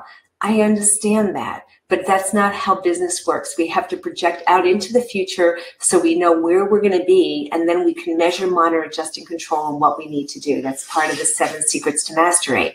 So you want to look out into the future, and then you want to focus on result-producing activities. Start seeing what you're doing. Write down everything you do on a daily basis. Put it in your calendar. You'll start noticing, you'll circle all the things that you do that are result-producing activities that make the register ring ka-ching, and anything that doesn't make the register ring cha-ching are things you need to delegate or automate or eliminate. Because here's what's happening. Most people are spending 80% of their time on tasks and administration and things that don't make the register ring, and 20% of the time that is. You have to reverse that order and spend 80% of your time on things that make the register ring ka-ching and 20% on administration. When you do, you'll see your business will grow. And focus on the 3 C's. The 3 C's are conversations that create cash. That's right. I love this. You know, one of the things I found years ago is that I was trained by Tom Hopkins, and he said it takes 29 no's to get a yes. So every day in my career, I started out in sales with IBM and MCI, and then I ended up having my own businesses, and I have a list of 30 names on it. And every time somebody said no, I'd say, thank you, next, thank you, next, because I knew by the end of the day, by 30, but not even the end of the day, by the time I got to 30, I'd get at least one yes, because that's what the law of average is. Well, if conversations create cash today with technology, the computer age, with all the different things we're dealing with, people have stopped building these relationships. People still buy from people. You want to make a goal to be able to connect with other people. I told this to one of my clients, and she was out there. She was, I call it in the box, on social media, posting and doing things. But first, mindset was one thing. She always had a positive mindset, but the action wasn't actually taking massive action in constructive things that would make the register ring. And I said, here, Vina, here's what I want you to do. I want you to actually make a point to reach out to people and find people who need what you have, find opportunities to get in front of those people. And that's exactly what she did. And just a couple of months ago, she started with me, and she's been coaching with me at that time over a month. And it turned out that within 3 weeks, she made over $40,000. Within 5 weeks, she made $72,000. That's right. During the pandemic, when everybody said, no one's spending money, you can't do things, you can't be making an offer. And she's a parent-child peacemaker. Think about what happened with families coming home together right now. You know, parents becoming teachers, becoming kindergarten students now, because they're not only helping their kids, but they're sitting in with the classes, right? There are so many things happening right now where her services were needed, but she needed to take take massive action to make sure she was putting herself in front of the right people to be able to be seen and heard so that they would know she's there for them. So again, conversations create cash. And then what you want to do in taking massive action is OPP, leveraging other people's people. That's right. You know, there are people out there that already have your client in their waiting room. They're already doing business with people who you want to do business with. How are you reaching out to them? That is one of the secrets to everything in business, is other people's people. Find those people and find how you can add more value to them, and then they can add value to you. Complementary businesses, other vertical markets, joint ventures. I said this to one of my clients, Brenda. I said, she happens to be a transformative neuro Reiki master. And I said, who has your client? She said, well, yoga studios have my clients. Gyms have my clients. I said, awesome. Here's what I want you to do. I want you to reach out to those people and add value, because as a transformative neuro Reiki master, you can actually help them right now. Well, she did exactly that. And what was totally amazing is part-time, she built a business working 15 to 20 hours a week to $94,000 part-time. During the pandemic, she calls me up. She says, Lisa, everybody's giving it away for free. I said, I don't care that they're giving it away for free. You can give some things away for free, but still charge. You give it away for free, you're going to be out of business. Remember that curve for the business trend? I said, you can't. You'll be out of business. They're putting themselves out of business. So she listened to me. In July, she did $22,000 in revenue. Just a couple of weeks ago, she did a challenge online for manifestations, and it turned out that from that challenge, she did $15,000 in sales in 2.5 weeks. Wow, for energy work. I want you to hear this, because I don't care what business you're in, whatever traditional business, brick and mortar, click and order, coaching, you can be building your business now. There is no reason. People need what you have. They are spending money. It's just whether or not you're having the right conversation. So to take massive action, let's go to number 3 for the 7 secrets. So now it's modeling success. Stop recreating the wheel. There are people who already paved the path. You need to find out what they're doing. And how do you do that? Is you leverage other people's experience. That's right. The first thing I learned years ago is modeling success, what the most successful people have done. You know, every business I built first year was 6 figures. And I said, I'll tell you how. I'm telling you how as we're going, but how is because I've been working with dozens and dozens of mentors over the last 3 decades. I've worked with Tony Robbins for 27 years. That's right, 27 years. I went to his events back then, and then I stayed and crewed, and I became a senior leader, and then a trainer and a platinum partner of his. I've been mentored by everybody he ever mentioned in the footnotes, from Dr. Bandler and Grinder and Robert Dilts. I learned from them. I became a licensed master NLP practitioner and trainer. Then I learned from Frank Kern, top internet marketer in the world, and Kevin Nations. And then I learned from Keith Cunningham, Jay Abraham. The list goes on and on and on. And why? Because I wanted to learn from other people what they did to be successful, because I didn't want to go from the school of hard knocks. I wanted to know what I needed to do and follow someone else's proven system. I'm giving you a proven system right now, because here's the deal. Nobody wants a concept. Nobody wants to say, okay, try this, do that, experiment here. We want to know, what do I need to do to get from 0 to hero, and how do I do it quickly and easily without having to hit my head against the wall, right? Well, that's what a proven system does, something that's been done. And I have done this time and time again, where I created a 6-figure plus coaches and businesses, which is the big money blueprint, creating signature programs and talks that will sell. So many people out there spreading their message, going online, social media, telling all this stuff. Great motivational speakers, right? But they don't know how to convert to make any money. So I put together a program to actually teach you from the confidence formula, creating your intellectual property, so you don't have to be like marketing myopia and that everybody's trying to figure out how, you're the same as everybody else. And knowing how to identify your ideal client avatar so you can speak directly to him or her. Creating a sensational soundbite, which I'm going to teach you to do shortly, which will help you discern the difference and delineate the fact that you're different than everybody else, how to create a signature program that is a difference that makes a difference of what you offer that no one else offers, how to create a signature talk that is a conversation like I'm having with you that adds unbelievable value to somebody that will make them not only walk away feeling full as if you've just served them a great meal, but wanting more. And then also how to create the funnels to generate the leads so you can nurture those people until they're ready to buy, how to have landing pages that convert and enroll people, and how to promote your programs online and off. I'm going to share with you one of my clients that actually took what I'm telling you and what happened for her. So I want to share that with you. Hi everyone, Maggie here. So about 2 years ago, I took the Tony Robbins online program called KBB, which is the Knowledge Business Broker Blueprint. And I finished, but I got stuck because I guess you're supposed to figure it out after that on your own. So I'm so fortunate that I met Lisa. I met her at the E-Woman conference in Dallas, which I was a keynote speaker there. And we connected. I'm currently taking her platinum coaching, and I also took her online business program on how to build a business course. And let me tell you, the very first week after I was done with this program, I made $23,000. Lisa really, truly cares about her clients. She wants to see results. She will hold your hand.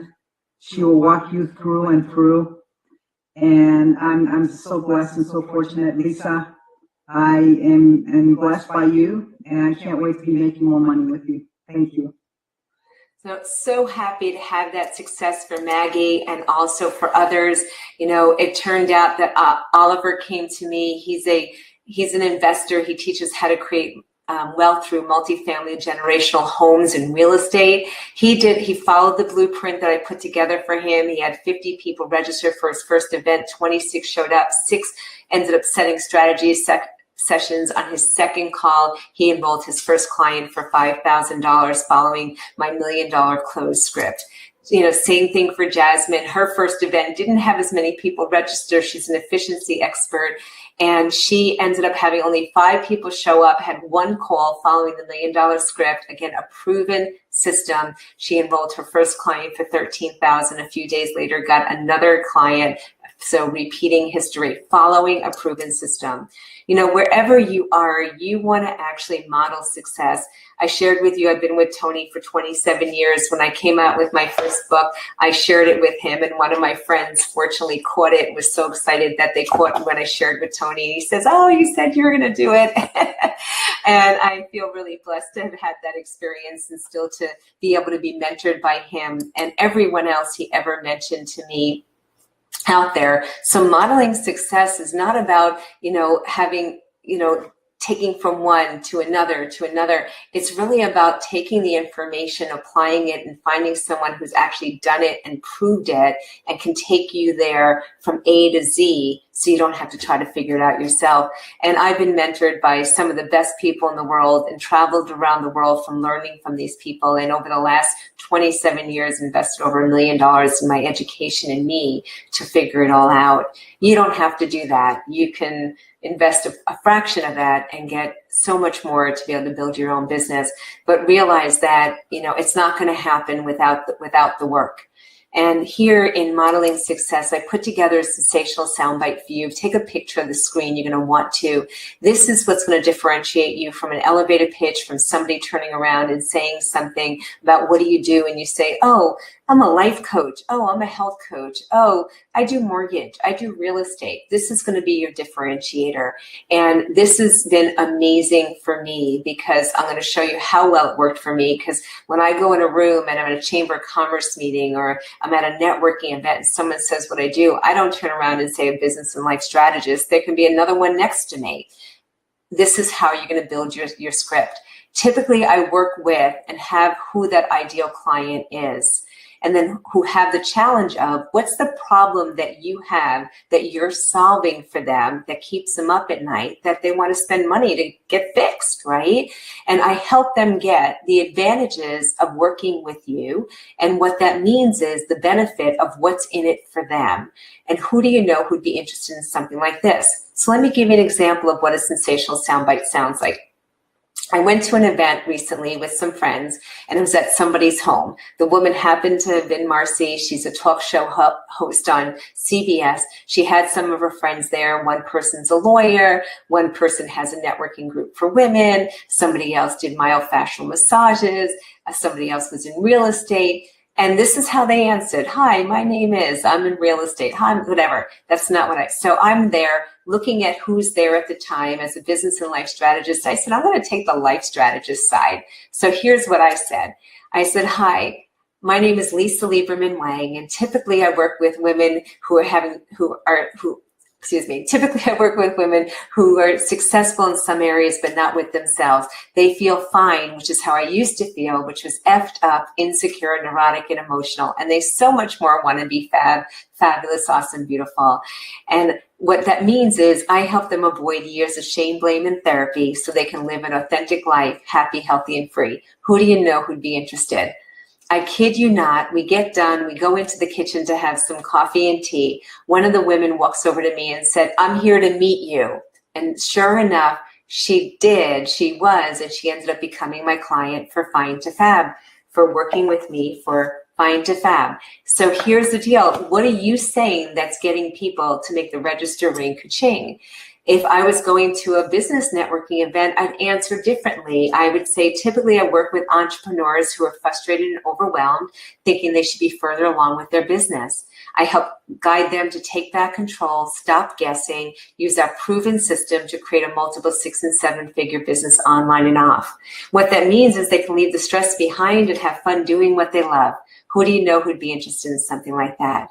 When you create your sensational soundbite, make sure you test it. And what I mean by that is test it with your ideal client who would actually be the one raising their hand and saying, yes, I want what you have.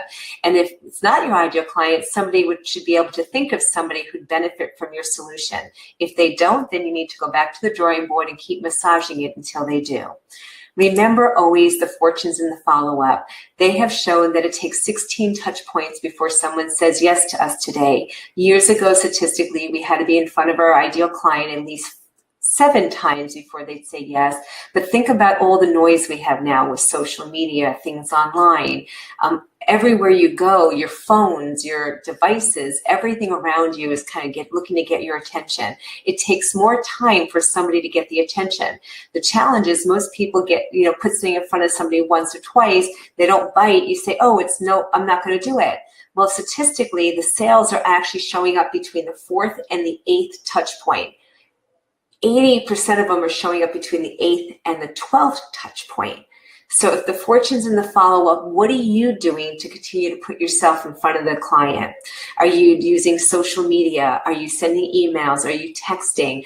Are you calling? Are you doing webinars? Are you doing mailings? Are you meeting them at events? How are you getting in touch with your ideal client so that when the time is right and they need a shovel, because it's snowing outside, that they think of you? Remember to always show up and add value and have people pay for it after. Use social media to promote yourself, but remember to be social, not just go out and sell. Give, give, give. I have a give, give, give model. Give, give, give, then ask. Give, give, give, and ask. Just like I'm giving, giving, giving, then I'm going to make it ask, right? You need to remember to ask. It's not enough just to give, because if you don't ask, then they don't see that you have a product or solution that can solve their problem. You need to make sure you ask. Always follow up. And remember, the fortune is in the follow-up. And implementing Mastery to Millions is about taking everything I told you of mastering the mindset and really, doing a checkup from the neck up and knowing how you're marketing and building your business. Taking massive concerted effort that will actually create results that will make the register ring ka-ching. Modeling success from someone that's already done it already, that you don't have to guess on how to do it. Measuring what's working, measuring, monitoring, adjusting, controlling, having KPIs and knowing what you need to change, what we need to spend more time on, where we need to go further, managing it, whether it's you self-managing it or getting the right people in place to manage it and make sure things are implemented and action is being taken. And then marketing and innovation is critically important. In today's economy, more than ever before, it's all about marketing and innovation. It's how to be different, how to stand out from the crowd, and how to do something that other people may have done before, but do it in a different way that they see you as the expert. And then masterminding with like-minded people who actually are doing better than you. I always say, if you're the brightest bulb on the tree, then we're in trouble, right? You want to find other people that are brighter than you that can lead you and lift each other up in every area you can. This is something you want to do. And when you do that around the areas of implementing what I showed you as a six-figure plus coach in businesses, is being the expert out there, creating your ideal avatar, knowing who to market to and not marketing everyone and selling to no one, having your sensational soundbite, your program, your funnels, all these things put in place and creating that. When you do, you're going to see the success. You know, Dr. Terry came to me and she was totally undervaluing her services, unbelievably talented doctor. She's a naturopathic doctor. And when we looked at what she did, we implemented the Mastery to Millions for her and the six-figure plus coach. And we took her practices that she was doing a la carte and we put it together in a program. And when we did, within just 10 days, she went out and got new patients, completely new, didn't know her before, and did $21,000 in sales. And within a month, she actually did $45,000 in sales. She increased her income by 1,000%. What would that mean to you when you increase your income by 1,000%? It's amazing, wouldn't you agree? And it's not just Dr. Terry. Lisa's a nurse. She started the Nurses Institute for Leadership. And she came to me because she had been wanting to build her business for 5 years and super successful in her career, unbelievably successful. You know, and the same token, wasn't able to translate it into her own business because she didn't have the tools, resources to do that. And she needed a proven system. And literally, if you see what she said, in just 6 weeks, we were able to increase her, get a return of 400% on her business. Literally implementing this, she took her business to another level that was insane, that she didn't even do in 5 years. Literally crazy. So this is possible for you too. And if this is something that you're interested in, if you're ready to invest in yourself and your business, and you're sick and tired of being sick and tired, and you're not a tire kicker looking for something for free and not ready to do something, but you really want to take your business to the next level, to a multiple 6- and 7-figure business, I'm going to make an offer for the first 10 people that take action now to schedule a strategy session with me. Now you can apply for free, and you can do that. And we're going to only connect those people that actually fill out the form, and we believe that we can help you. And if we believe we can help you, we'll have that conversation. And if you're ready to take action and take your business to the next level and support more people with your gifts, I look forward to the opportunity of doing that with you. So take the notes. All the stuff you did is things that you can apply right now. There's no reason to wait. You can start seeing results. Add up how much all those notes are worth to you and what that will be worth. And imagine applying now. I just gave you a taste. Applying the full 7 secrets in the six-figure plus coach program, what that will actually mean to your business, and the lives you'll be able to save, the people you'll be able to help, the changes you'll be able to make in the world when you take your gifts out to the world and totally do what you're meant to do. I want to thank you for being here. I look forward to the opportunity of helping you take your dreams and bring them to fruition, and have a wonderful, blessed day.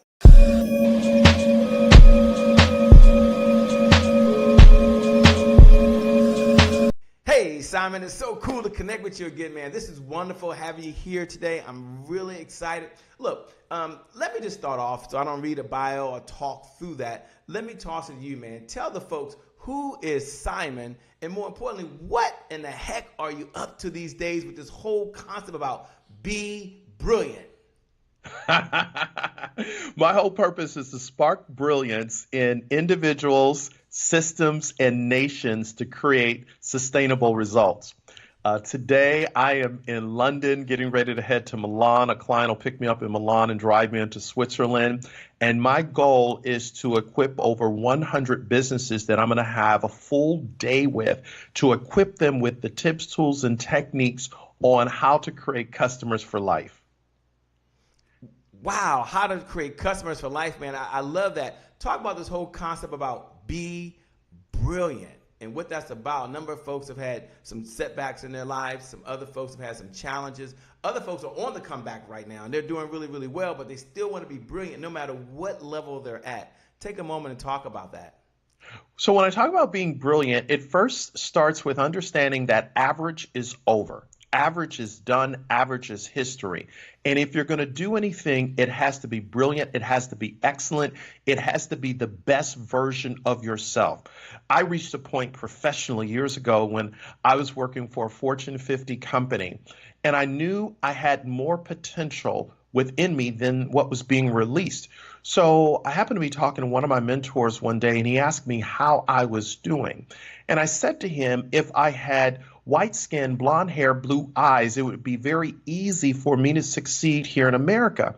And he said, you're stuck in your mind and body thinking that the pigmentation of your skin limits you from being all that you possibly can be.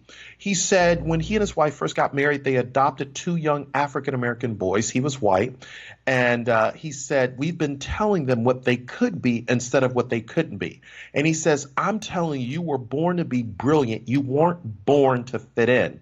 And Shay, when he said it, it was just like, boom, the 4th of July fireworks went off in me because no one had ever validated or told me that I was born to be brilliant. So literally for the next 7 years, I started on this journey of trying to understand, what does it mean that you're brilliant? What does it mean you have brilliance? And I came across some research that absolutely changed my life. And it's from Dr. Howard Gardner, a professor of education at Harvard. Dr. Gardner, he and his team of researchers did an interesting study over a 20-plus-year period. And what they discovered is that children up until the age of 4 are operating at the genius level. This same group of children were studying in their early 20s, and only 10% were still operating at the genius, or what I now call the brilliance level. And in their late 20s, early 30s, only 2% were still operating at the genius or brilliance level. So the question that I have, like you had, and everyone that's listening to us, is where did this genius or brilliance go? It didn't go anywhere. But it became buried by a society that says color within the lines, sit down, give it back, you can't do this. And the more a person continues to hear what they can't do, where they can't go, and who they can't become, there's a neurological path that is created in the brain that causes people to shut down. So what happens is people have this potential, they have this insight, they have this genius, and they show up at a place called work. And what I've discovered in almost 18 years of this work is that your brilliance, that thing that allows you to be your most brilliant self, is released in an environment where you're celebrated rather than tolerated. And when you're in this environment where you're celebrated rather than tolerated, that environment invites you to be a vitamin, not just an aspirin. And when you understand how to be a vitamin, not just an aspirin, you understand that I am not here to compete against you, but I'm here to complete you as I become my most brilliant self. My most brilliant self. I love that. And as I was thinking and listening here, I was wondering about what is this whole concept that you have around build a vision? Because I like to be brilliant. You kind of started off that way, but take a moment to talk about that, build a vision around being brilliant. So when I build a vision around being brilliant, what I recognize, the picture that I see is the picture that I aspire to be. So I cannot become something if I don't first see it. But then when I first see it, I have to write it, I have to speak it, I have to become it, and then I have to receive it. So for every person that is thinking about how do I make this vision of brilliance come alive, what do I see? Write it down, What do I now say that connects to what I see? How do I begin to act it out or believe it? Acting it out or believing it is the resources, the mentors, the coaches, the actual doing of the work is taking it from zero to where it possibly can become, and then actually receiving it as if it's going to happen. Now, is that the part where you start to transform into your potential, or is that kind of a separate area? So I know I got to see it before I see it, or I never see it. When does this whole transformation process take place where I kind of step into it, and how does that work? So the transformation takes place once you identify the vision, and most people teach you need to set a goal. I don't necessarily believe you just need to set a goal. Yes, goals are important, but what's more important than goals are habits. So the secret of living a brilliant life is hidden in the daily routine.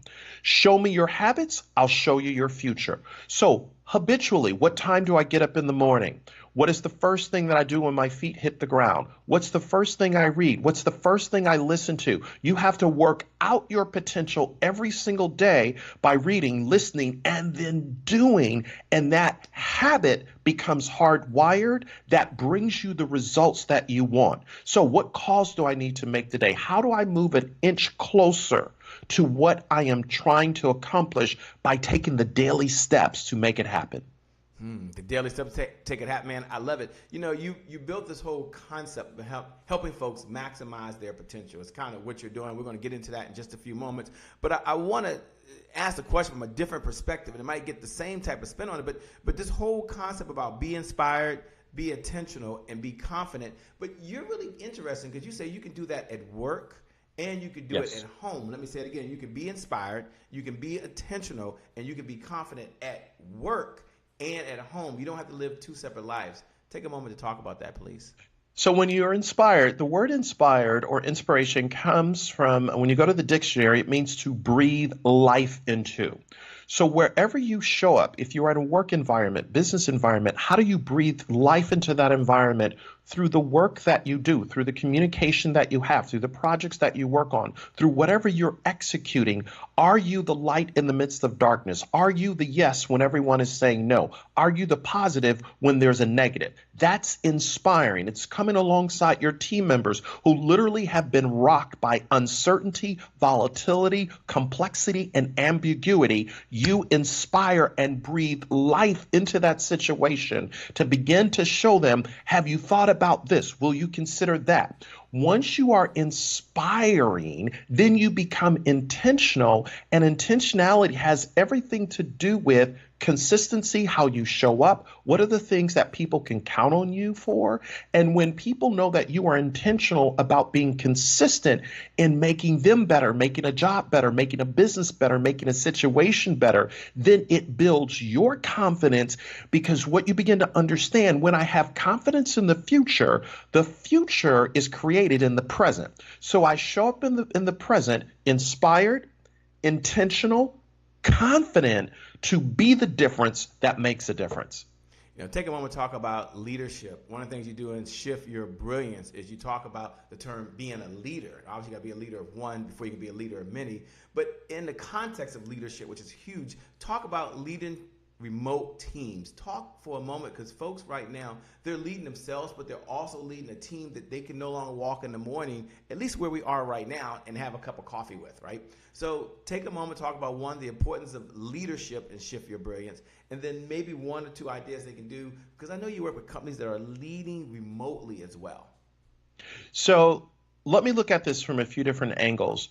The first thing that I invite leaders to recognize is that the job of a leader is to invite men and women on a journey to discover the leader within themselves while they're following you. So in other words, a leader can never take people to a place that he or she has not been themselves. All right, that's big 30,000 foot understanding of what does it mean to lead. Now, let's unpack that. Leaders leading remote teams have to be empathetic. In other words, coming alongside men and women who have been totally dislocated, displaced, sheltering in place, quarantined, working remote, kids at home, spouse or partner or significant others at home. Being empathetic simply starts with, How are you doing? How's it going? What is it that I can do to serve you? Secondly, being authentic to tell them, here's where the company is on Monday. By Wednesday, it may change, if not on Tuesday. And by Friday, we might do something completely different than how we started the beginning of the week. But what I am going to do as a leader, I'm going to tell you what I know, and I'm going to be honest with you. That's the authenticity, because where there is no communication, people fill in the gap and they make things up. The third thing is a leader being intentional to bring men and women together remotely to say, what's right about us, what is working instead of what's not working. And how do we now see problems as really opportunities? And we language things in such a way where people are like, okay, we know how to shift our brilliance and begin to adapt to where the world is going, not where the world once was before COVID-19. You know, for those folks that are listening, they're thinking to themselves, this is hot. This is really good, Shay. I know you're going to ask him in a minute what his number one key to success is. I got it, Shay. And I know you're going to ask him in a minute what his number one idea he learned from his mentor. So he'll close out and answer those two questions, his key to success and his number one idea from a mentor that he's learned he's going to pass to us. But at the same time, we're wondering, how do we connect with this guy? Like, you know, he's listening, we're listening to him, we're talking to him now. Number one, Shay, what type of folks does he work with now? Because he does work with corporate clients, he does work with organizations, he does work with entrepreneurs. So how do we connect with him, and who does he work with now? Can we stop for a moment? Can you answer that question, and I'll come back and we'll bring it down home stretch with the last 2 or 3 questions? Yeah, I work with men and women who are looking to break through to the next dimension. And notice I said dimension and not level, because when you study string theory, there are 8 to 10 levels in one dimension. So I work with men and women who understand that they have a dimensional gift within them, and they want to literally catapult, quantum leap to that next level. I help cut down their learning curves by taking my 18-year journey of how I worked at Disney, and 18 years ago, I turned down 4 jobs, a senior director position with Learjet to head up all customer care for Learjet owners in the world. And for the last 18 years, I've worked with almost 2,000 companies in 49 countries. Right now, I'm in London today as we are talking. And so I help them understand, how did I go from Disney to doing this full time? But then what are the key mistakes and failures that I learned from, and build not just success, but significance. And there's a difference. So I teach them and cut down their learning curve through the 10 books that I've written and the 3 online courses we have to say, here's how you do it. But I coach them to their brilliance. And obviously they can find me at simontbailey.com, T for terrific. The site is www.simontbailey.com. The T is for what again? Terrific. Of course it is. Of course it is. Why would I expect anything less? Why would I expect anything less? All right, you know, one of my favorite questions to ask every time is, what's your number one key to success? Now, you've probably learned 20,000 plus ideas. You teach, I don't know how many ideas on success. But if you had to say, Shay, this is just one of the keys to my success that allows me to be successful and the folks I work with to be the most successful, what principle comes top of mind? And kind of elaborate on that, please.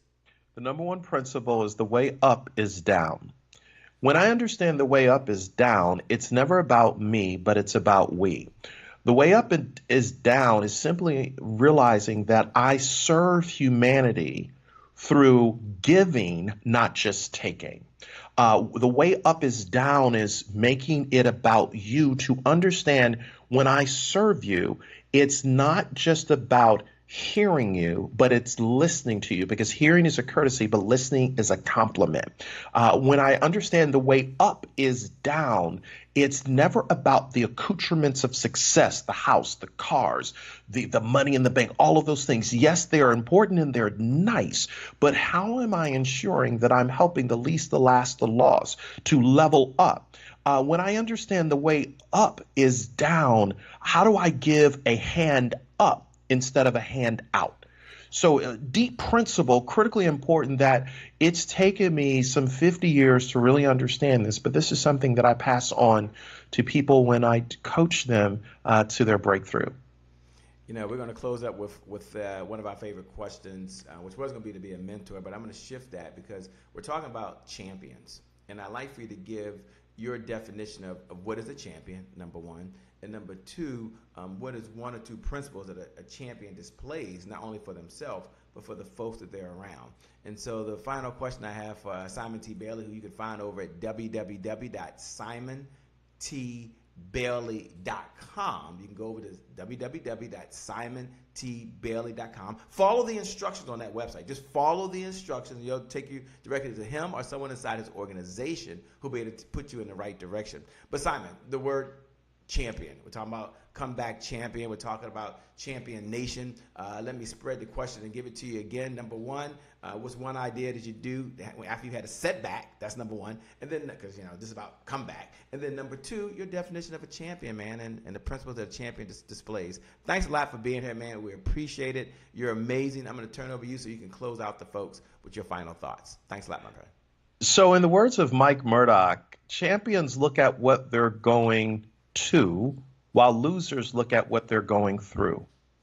Champions have the ability to see the possibility of what can become instead of what isn't currently happening.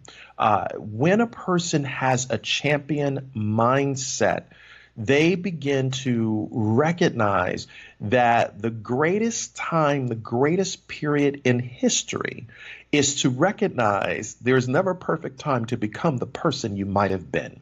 So they look at this time and recognize this is not a do-over. This is not a dress rehearsal.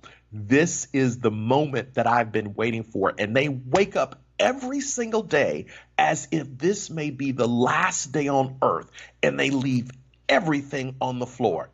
That's a champion. So if there's one critical thing that I invite you as we close this out to really think about, am I ready to become the champion that is operating brilliantly and moving away from average living, average results to create the future in the present?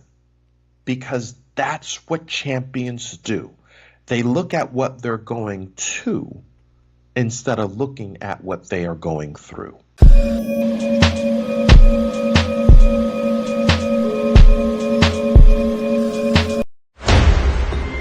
Hi, my name is Sean Harper. Man, you know what? I played 7 years professional football, blocked for some great running backs and quarterbacks, and I was blessed to take the same concepts that I learned playing professional football to the boardroom, from the locker room to the boardroom. I've been a CEO for close to 20 years now, owning a security firm and other companies. It has been an absolute amazing ride. COVID, though, wow. That was a paradigm. And if I have time today, I'm going to talk to you about how to profit in paradigms. Welcome to my portion of the Comeback Summit. We are going to play to win. I believe each and every one of you are not just winning, but you are a born winner. That's a difference. One is action. The other is a state of being. Now, you say, we know, Sean, it's easy for you to talk about winning. You play professional football. You're a business owner, CEO, executive, motivational speaker, coach. I've heard it all, but you know what? Nothing could be further from the truth. You're looking at the results, but the come up, there's a lot of pain, adversity, pressure. The main thing about pressure is that without pressure, you can't have diamonds. Adversity can break you, but it also can make you a record breaker. I remember standing in the second grade line. First day of school in the second grade, man, I was so excited to be in the second grade. And, I had my friends, just like it was yesterday. And, we're all talking about what we're going to do this year. And, we're high-fiving. And to the left of me was my teacher. And she's talking to the principal. And they're looking at me. And after about a minute, I'm looking. She walks over and she grabs my hand and she pulls me back into the first grade line. And my friends from the second grade, they're now looking at me. They're not laughing anymore. They're frowning. When one guy, he out of nowhere, he just says, Sean, you failed. Sean, you're stupid. Sean, you're dumb. No, you can't hang out with us no more. You're a special kid. You're the dumb kid. From that day forward, I was the dumb kid. From the first, second, third, fourth, fifth grade, I was the dumb kid. One day, I'm struggling in class, and the teacher walks over. She asked me to stand up to read, and I'm stuttering because I could not complete a sentence till college, which was horrible. And I'm struggling to complete a sentence, a simple sentence, and all the kids are laughing. she silenced the kids and she went on with class. And at the end of class, she said, Sean, stay behind. And she said, you know what? I got something for you. The next day, I'm in a room with a psychologist, a sociologist, all these ologists, and they're testing me for 3 to 4 days. And at the end of the test, I remember that doctor's face. He looked at me, he took off his glasses, he put the pencil down. He said, we have to meet your mother immediately. And he said, ma'am, your son has 4 to 5 documented learning disabilities. And we have to, put together systems and special classrooms and, segregate him with tutors and the list goes on. And finally, after about a minute or so, my mom stands up, longer than a minute. She stands up and she says, no, she slams her hand down. No, you will not label my son. And she pulled me to the side. She said, baby, I didn't raise no dummy. Baby, it's in you and you have to dig deep to find it. Okay. Continue to struggle. Kicked out of not one school, but 2 schools because of disciplinary issues. You see, after that moment and other moments of abuse and physical abuse, I grew into a mad boy, not a bad boy. See, in the streets, we all look at the bad boys, but you have to be really careful of the mad boys. I went from 6th, 7th, 8th, 9th, 10th, 11th, 12th. I left high school with a 1.62 cumulative GPA, 9 on my ACT. Out of 154 seniors to graduate, my academic ranking was 154.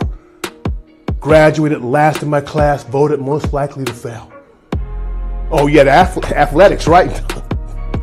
Listen, I wasn't even honorable mention all conference. I was the guy in the back. And the guys are up front and getting all the awards with their parents. I was too embarrassed to bring my mom. This guy's all state. This guy's all Franklin County. This guy's all American. That guy's all universe, intergalactic, whatever you want to call it. And then there's me in the back, eating that nasty cordon bleu, like who made that, right? And Sean, come up and get your participation award. But underneath all of that, man, was this dream. This dream. And it was pounding, Have you ever had a desire? Have you ever had an urge that was so strong it could explode from your chest? And I had this dream of one day playing professional football, one day being, just doing great things. But all I saw was failure. I had this dream of getting to the mountaintop, but all I saw was misery. The thing about a dream is this: you can often count the number of seeds in an orange, but you can never count the number of oranges in the seed. The dream is like a seed. You have no idea what's in you or the potential that's lying within you. Never allow people to crap on your dream. Never allow circumstances to define your dream. Your dream is not the outside in. Your dream is the inside out. Your dream moves in elements or situations and circumstances that produces manifestation greater than creation. I can't see it. All I see is failure. You see, it's one thing for them to say I'm stupid. It's another when I say I'm stupid. Last day of school, I'm sitting in the kitchen, the phone rings. There's a junior college calling, a 2-year school in Mason City, Iowa. Sean, come play football in Mason City, Iowa. I'm in the middle of 2 cornfields. I was like, no, I'm not going. But that dream began to speak. Nothing, I can't do nothing on the hood. Might as well go up there. First year at that junior college, you know what? I sat the bench the entire season, not one play. I would carry water for the starters, right? I would hold the dummies for the starting tackles. And guys are joking, man, why did he even come here? I'm on the bench. I'm watching the coach look for a substitute player. He makes eye contact with me and he looks past me. He looks off. He looks away. I'm like, man, now I'm getting discouraged. In the last game, I went home to the dorm and I picked up the phone and I called my mom. And I said the 2 words, man, I thought I would never say. I'm like, Mom, I quit. Mom, I give up. Mom, I want to come home. Now I'm expecting my mom to say, oh, baby, come on home, you know. But my mom just, that same fire that I saw in the 5th grade rose up again. She's like, no, go back. I hung that phone up. I said, you know what? You're right. You're right. I don't have the smarts. I don't have your intelligence. I learned later I have a different level of intelligence.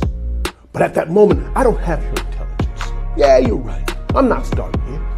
Yeah, you're right. I'm one of 6 kids in the South Side, single parent. Yeah, you're right. According to what you have told me, and according to what I've read and what I've seen, you're right. I will never be successful. I said, but baby, I can win. And I created a distinction in my mind, a breach between success and winning. I know nothing about success, but I know everything about winning. See, I've been raised to play football since the 2nd grade, so I understand the concepts of winning. And so I begin to merge winning overlaying success. I said, oh, let's go, baby. But I created a separation between success and winning. You're right, yeah, I won't be successful, but I can win. I understand winning. I've been playing football since the 2nd grade. I was horrible at it. My mom made me play. I didn't want to play. She just put me out there because I needed a male role model because my father left when I was 3 years of age. But I know how to win. I studied winning, and I took the laws and the concept of winning from the football field, and I brought it over to the success room, to the success platform, and I've been killing it. I've been killing them. I made the separation. See, we're groomed to be successful, but we're not called to be successful. We're encouraged to be successful, but our whole flesh and being doesn't move on a success model. It moves on the winning model. Draft day in the NFL, 3rd pick in the 4th round. Full ride to Indiana University, blocked for a Heisman candidate. Played years in the NFL Europe. Retired, took the same concept. Now I put it into the business world. I applied it to life itself. And it's been sitting there and in our face the entire time. We're not called to be successful. We're called to win. The challenge is that most of us don't know how to win. It was stripped from us around the 3rd or 4th grade. By the time you realized or you were taught or told that Santa Claus is not real, they introduced another concept called success. See, before that, we were playing the win-lose games like hide and seek, race you in the street. That's based off of winning because that is who you are. It's the essence of your being. What do I mean by that? Well, I explain it to you. You're 1 to 2 or 3 million sperm cells. One of the sperm cells, which is you, fertilized the egg. Now you're born. Years later, you're playing the game. The games that you're playing is win-lose games. It's not success games. And then you get a little older. You're playing video games. Oh, I remember video games. I would go to the store in the 80s. I would take a stack of quarters like this big, right? And I'll put it on the video thing, and I'm just waiting to play a game that enticed me for hours. Level after level after level. I've never seen the end of Miss Pac-Man, Defender, Tempest, Galga. Never seen the end of it. I just kept playing it over and over and over. Why? Because I am addicted to winning. I was born to win. My DNA resonates with winning. Gambling is a multi-billion-dollar industry. I fly into Vegas all the time. As soon as I get off the plane, I hear the boom, boom, boom. People at the slots playing all day, waiting for the win. I bet you if those slots were free, they would still play because that pulls the win out of you. Football is a multi-billion-dollar industry. Think about it. Sports, multi-billion-dollar industry. Why? Win. I'll prove it to you. Take your favorite team, NBA or NFL. I'll give it to you. No, NHL. Why not? Let's throw that in there too. Let's say your favorite team lost every single game for the next 5 years. You're a fan. But are you going to the game? Are you going to wear their gear? You're not. Why? Because you can't identify with losing. You're not. Same team wins every game for the next 5 years. You can't find a ticket. Winners. You see, we talk about your why and man, listen, your why is so important, but there's something deeper than your why, and that's the win. You see, your why is your motive. The win is your perspective of who you are. You are a winner. You see, first, actions. And then if you want to go deeper, you look at the motive of your actions, and they're based off of your belief. And that's where a lot of the speakers and a lot of the trainers stop at. You have to believe, and you have to speak the affirmation. That's fine. But there's one more, there's actually two more. There's one more level deeper than believing, and that's being. That's why you can give a lottery winner millions of dollars, and 2 years later he or she's broke. Why? Because they have it on the outside, but they don't have it on the inside. Being. And the being is the winner. So winners always manifest winnings. Before you can become, you have to be or believe. Before you believe, you have to be. And that's what I'm attacking now. Is Sean, who are you? Victim or victor? Sean, who are you? I'm a winner. If I'm on a roller coaster 300 feet in the air, right? And I'm 300 feet in the air and I'm looking down and I know that it's a ride, I mean, I'm not going to scream. I might yell like, oh, right? Scream. But if I'm 300 feet in the air and then there's an announcement, the brakes are broke, the ride is broke, it's a different type of scream. I know it's a game. And I know how to win the game. And since I'm a winner, and if life is a game, you play the game to win, the rule number one in winning is that there's always a way to win the game. That's very important. Because what happens is that they show you what winning is. First of all, winning is more than money, way more than money. It's the fullest expression of who you are mentally, physically, socially, economically, and most important, legacy. This ain't no race. This is a relay. The baton was handed to some of us, we got to pick it up, but we still have to run. So check it out. There's always a way to win the game. So I'm playing video games with my son. I'm trying to bond with my boy, right? A couple years back. And we're playing Star Wars Battlefront, right? And we're like, man, we got to level 12. And we're stuck at level 12. And every day I would come downstairs. Son, before dinner, 45 minutes, level 12, let's go. Get to level 12, smashed, broke down, beat up.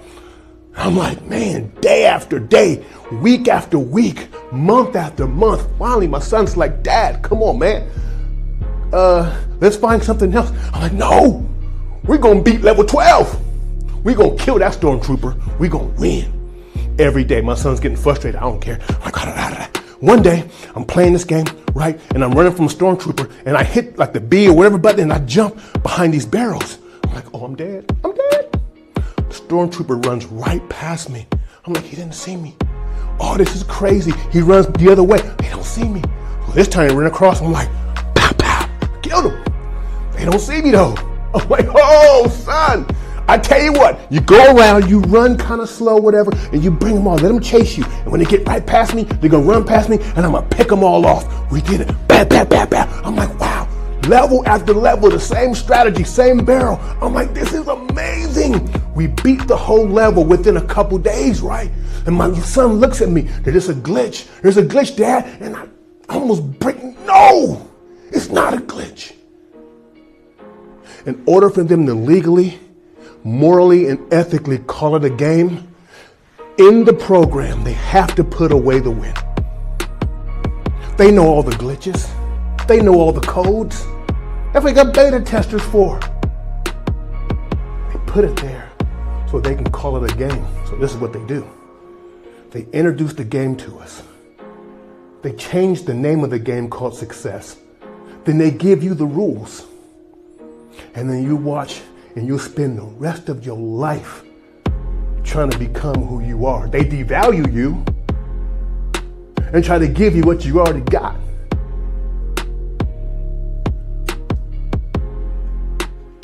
There are other rules out there, and I'm gonna share them. I gave you the first one. There's always a way to win. Rule number 2 is that once you realize the systems and how to win, then you have to go all in. Now, I watch some ESPN, right? I'm watching ESPN, and and I love the whole gambling shows, right? It's amazing gambling shows, the gambling programs on ESPN, and it always happens, right? It's this guy has a whole bunch of chips. This guy has millions of dollars in chips, and this got the funny glasses on, and there's always one person, and he has about maybe like 12 chips left. And they're all laughing. But then what he does is he takes 2 hands. And he doesn't yell. And he pushes it to the middle. And he says 2 words that puts fear and anxiety in every single one of those guys. They have millions of dollars. It's kind of like a badger going up against a tiger. He says, I'm all in. And those 2 words, everything stops. They are second guessing themselves now. The millions of dollars, and they're nervous. 13 chips, $13,000 is backing down $13 million. Because when you are all in, you are dangerous. And so the reconciliation process, or the reconcile process of bringing your body, your mind, and your beliefs to a point that you are all in, you're unstoppable. Most people are not all in. I study body language, right? And they'll say something. I don't listen to what they say. I watch what they say. And when I see that they're talking one thing, but their body language is saying something totally different, I know you're not all in. Waste my time. You're not ready. But when a person is all in, fully invested, spirit and soul and body, they're in agreement. There is so much power in the word agreement. There's so much power in the word agreement that when you have internal agreement, the world reacts, the universe reacts, people around you reacts, because you're all in. I love my country, right? The Declaration of Independence, think about that. These guys signed the Declaration of Independence under the penalty of treason. That's all in. You got to have that mindset, because the atmosphere will not respond if you don't. Next is you got to move into the 212. What do I mean by that? Water is water at 211 degrees. It's just water. It's hot water, but it's water. But at 212 degrees, water boils. It changes forms. And from there, that water can turn to gas. And so much has been done with boiling water. 212 degrees. That one extra, that inch extra, 212 degrees, changed the world. The steam engine. People who are running and racing, winning a tenth of a second. They're not huge margins between first and second place. It's not. They're both training, but one wants it more. I know basketball players who trained in the 212. What extra are you doing? My coach told me one day, he said, Sean, the only thing I'm asking you to do, after he yelled at me on practice, right? The one thing I'm asking you to do, Sean, is get this much better each day. That's all. It's much better. And over a year, it's going to turn to this much. That's it. Flow in the 212. Now, I'm going to be honest with you, okay? It's very hard for a person to operate in the 212. It is. This is why we have coaches. This is why we have mentors. This is why we have people in your face. If you don't have a coach, If you don't have a trainer who's pushing you, whether in business or other areas of your life, you can forget it. You have to have someone on your team. It's a bonus. Your team to take you into the 212 and keep you in the 212. Next, you got to know the rules. If life's a game, play to win, okay? What are the rules? Everywhere you go, you have to know the rules. So when I want to win in a certain area or in a certain environment or a new group or a new business setting, the first thing I learn is the rules. The second thing I learn is the words. I can exist in many circles. Why? Because I know the rules or the etiquette, and I know the words and the language. You have to know the rules of the game. In the game of life, they don't have rules, they have laws. And you have to learn the laws. And if you really want to get really good at it, you stack laws on top of laws. When you see a plane fly, all that is thousands of laws working together. The law of lift, the law here, this law, the law of gravity, 32 feet per second in the vacuum, stacking laws on top of each other. Now, bend the rules, break the rules, never break the laws. Know the laws of the game. Man, I tell you what, we fight so hard and you can just wear us out. It can wear you out. Because the laws don't care. The laws don't care if you know them or not. If you break them, it's going to spank you. Period. Know the laws. I've talked about that. I share laws. I live by laws. Speaking of laws, my last point is very important. I talked about becoming, being, believing, reversed order. Excuse my ADD. By the way, I'm not disabled. I'm uniquely enabled. But the last point is that I belong. This is where you have to get to. That we are all a part of a community. Yeah, before you can become, you have to believe. Before you believe, you have to be. But in order to really be, you have to belong. It's deep. You belong to a community, whether you acknowledge it or not. You belong to a spiritual community, whether you acknowledge it or not. See, when you belong, it tempers your successes, or your wins. It tempers your wins. It gives perspective to your wins. See, if you walk around and you're living life and it's about me and my wins and my wins and my wins, then it sets you up for a fall, because pride will destroy you. Arrogance will crush you. Self-centeredness and myopic thinking will just derail you. But when you belong and you're attached to something greater than you,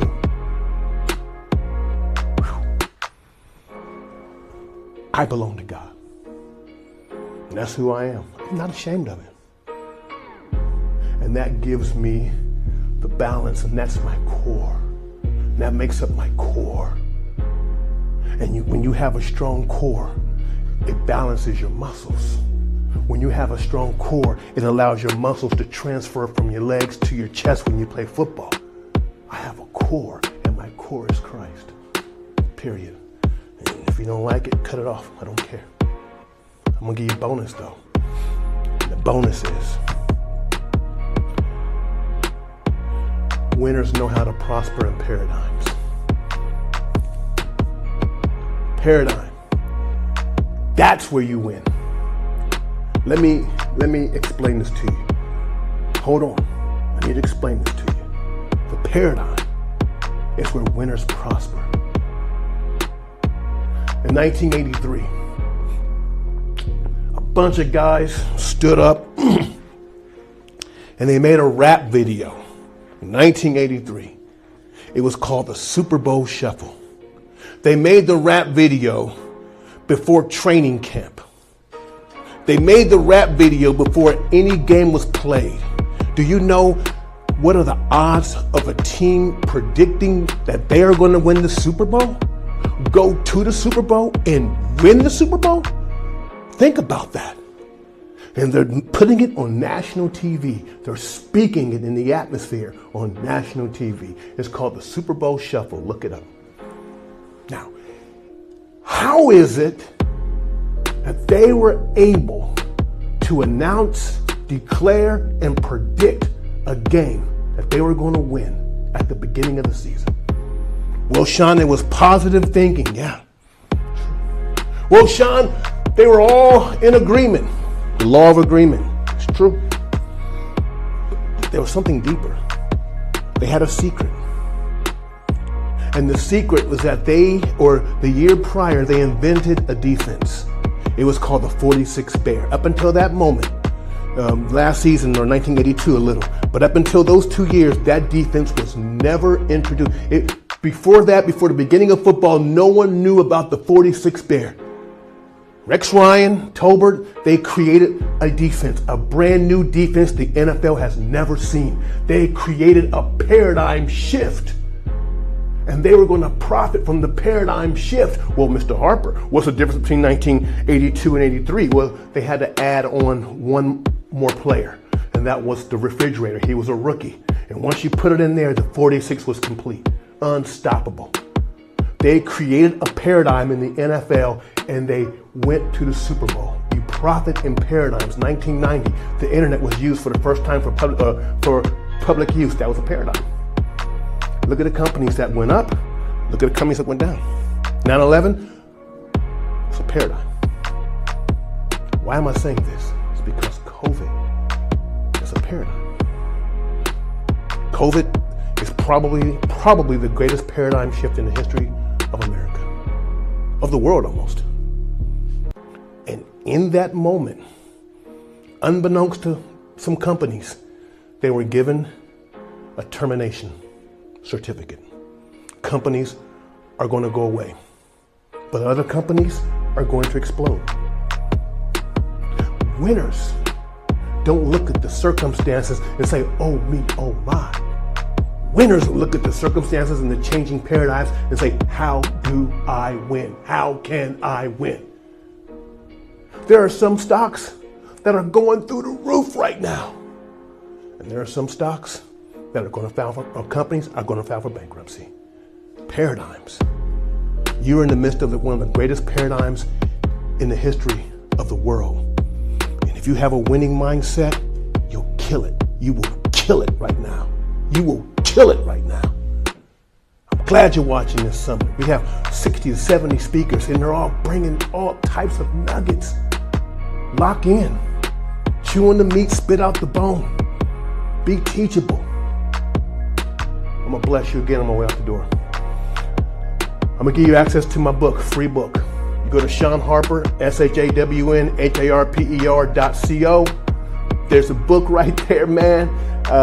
You can just log in. It's yours for free. ShawnHarper.co talks about the winning strategies and the winning laws. The winning strategies, laws like the 212, laws like capacity.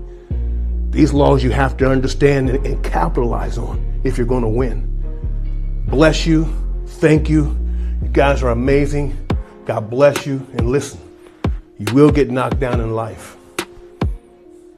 But if you can look up, baby, you can get up. That's what we do. We play to win all day. Okay, success is for suckers. You know that I am out to win. No holding back. I'm giving my all and going in. With Sean Harper, it's time to get up off the bench. You got the potential. It's time to rise to greatness. Go for what you want. There is not a comfort zone. Dream big and never stop till you get it done. Eradicate the negative and keep on climbing. You are a winner. Remember, if no pressure, no diamond. Yeah, get off the bench and play to win with Sean Harper. You know, Jewel, there's nothing like being behind the scenes. I love being in the green room, although first time we've had like a fuchsia room. Is that what we got going on over there? That fuchsia, which is so cool, by the way. That is pink is my favorite color.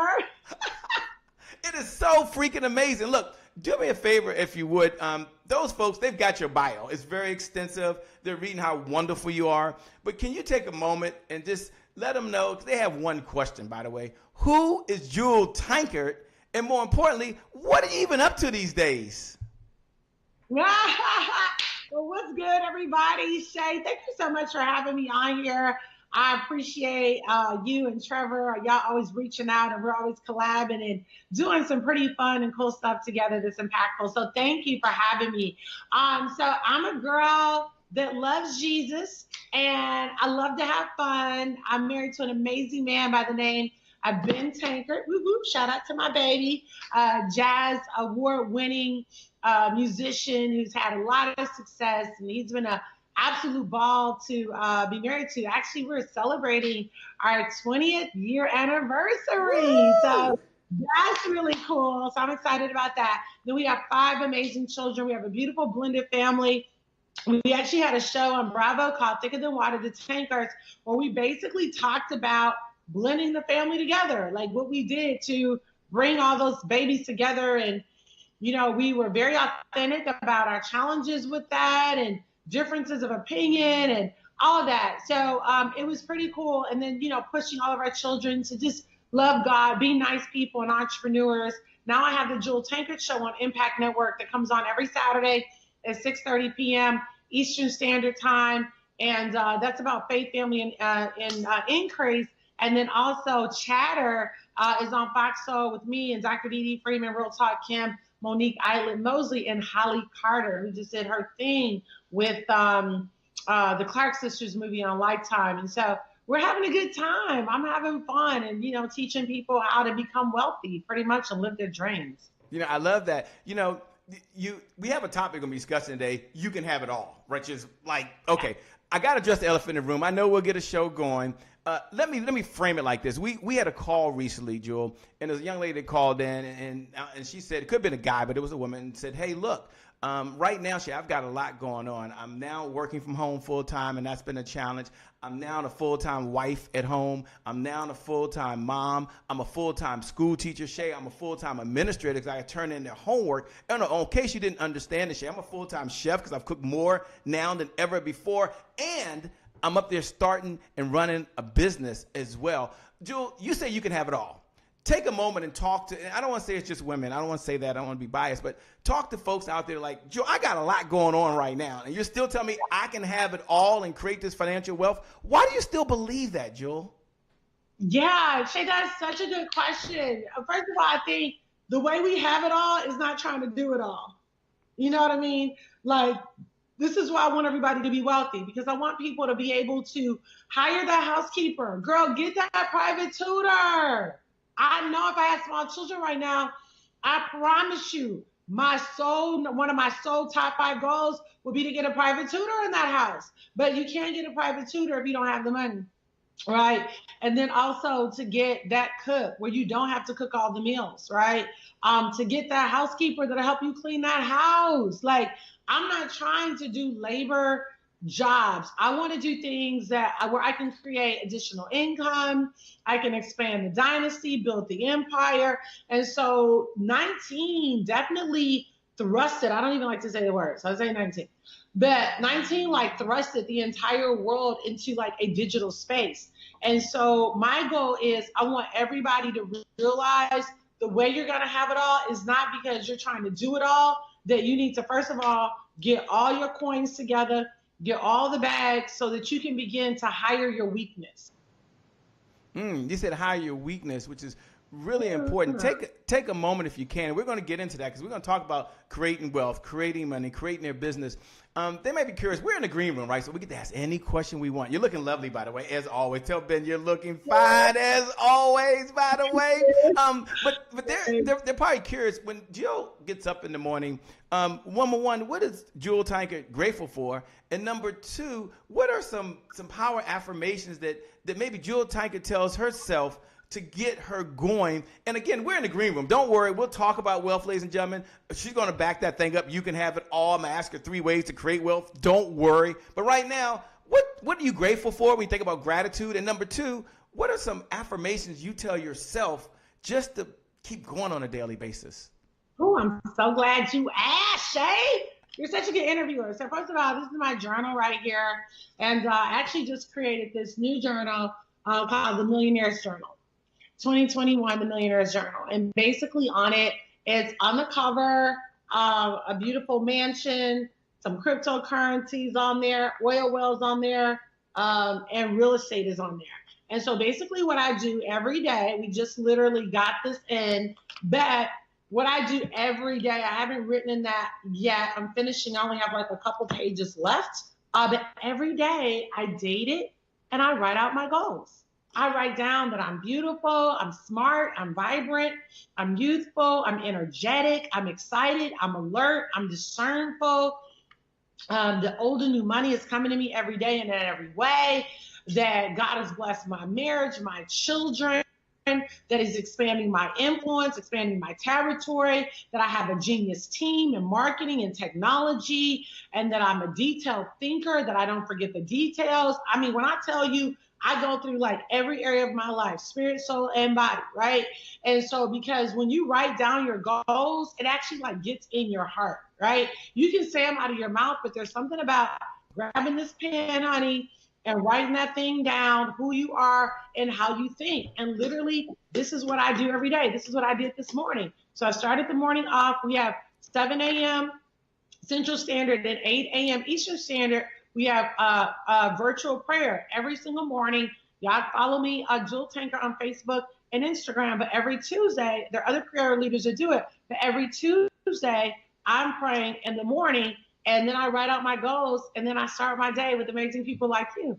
Wow, that's incredible. Look, for those folks that are out there watching now, like Sandra that's out there watching, Maria, good to see you. Beth, it is always a pleasure. Yeah, it's Jewel. Yes, she's live. Yes, we're here. This is the real deal, Holyfield, for those folks that are watching. We've got a show. When we come back, yes, you can have it all. Yes, you can create wealth. And yes, you can keep a marriage for 20 years. How in the world should you do that? I don't know, but we'll be back in 5. Jewel, this is my favorite part. We got a show. 4, 3, 2, 1. We'll be right back, ladies.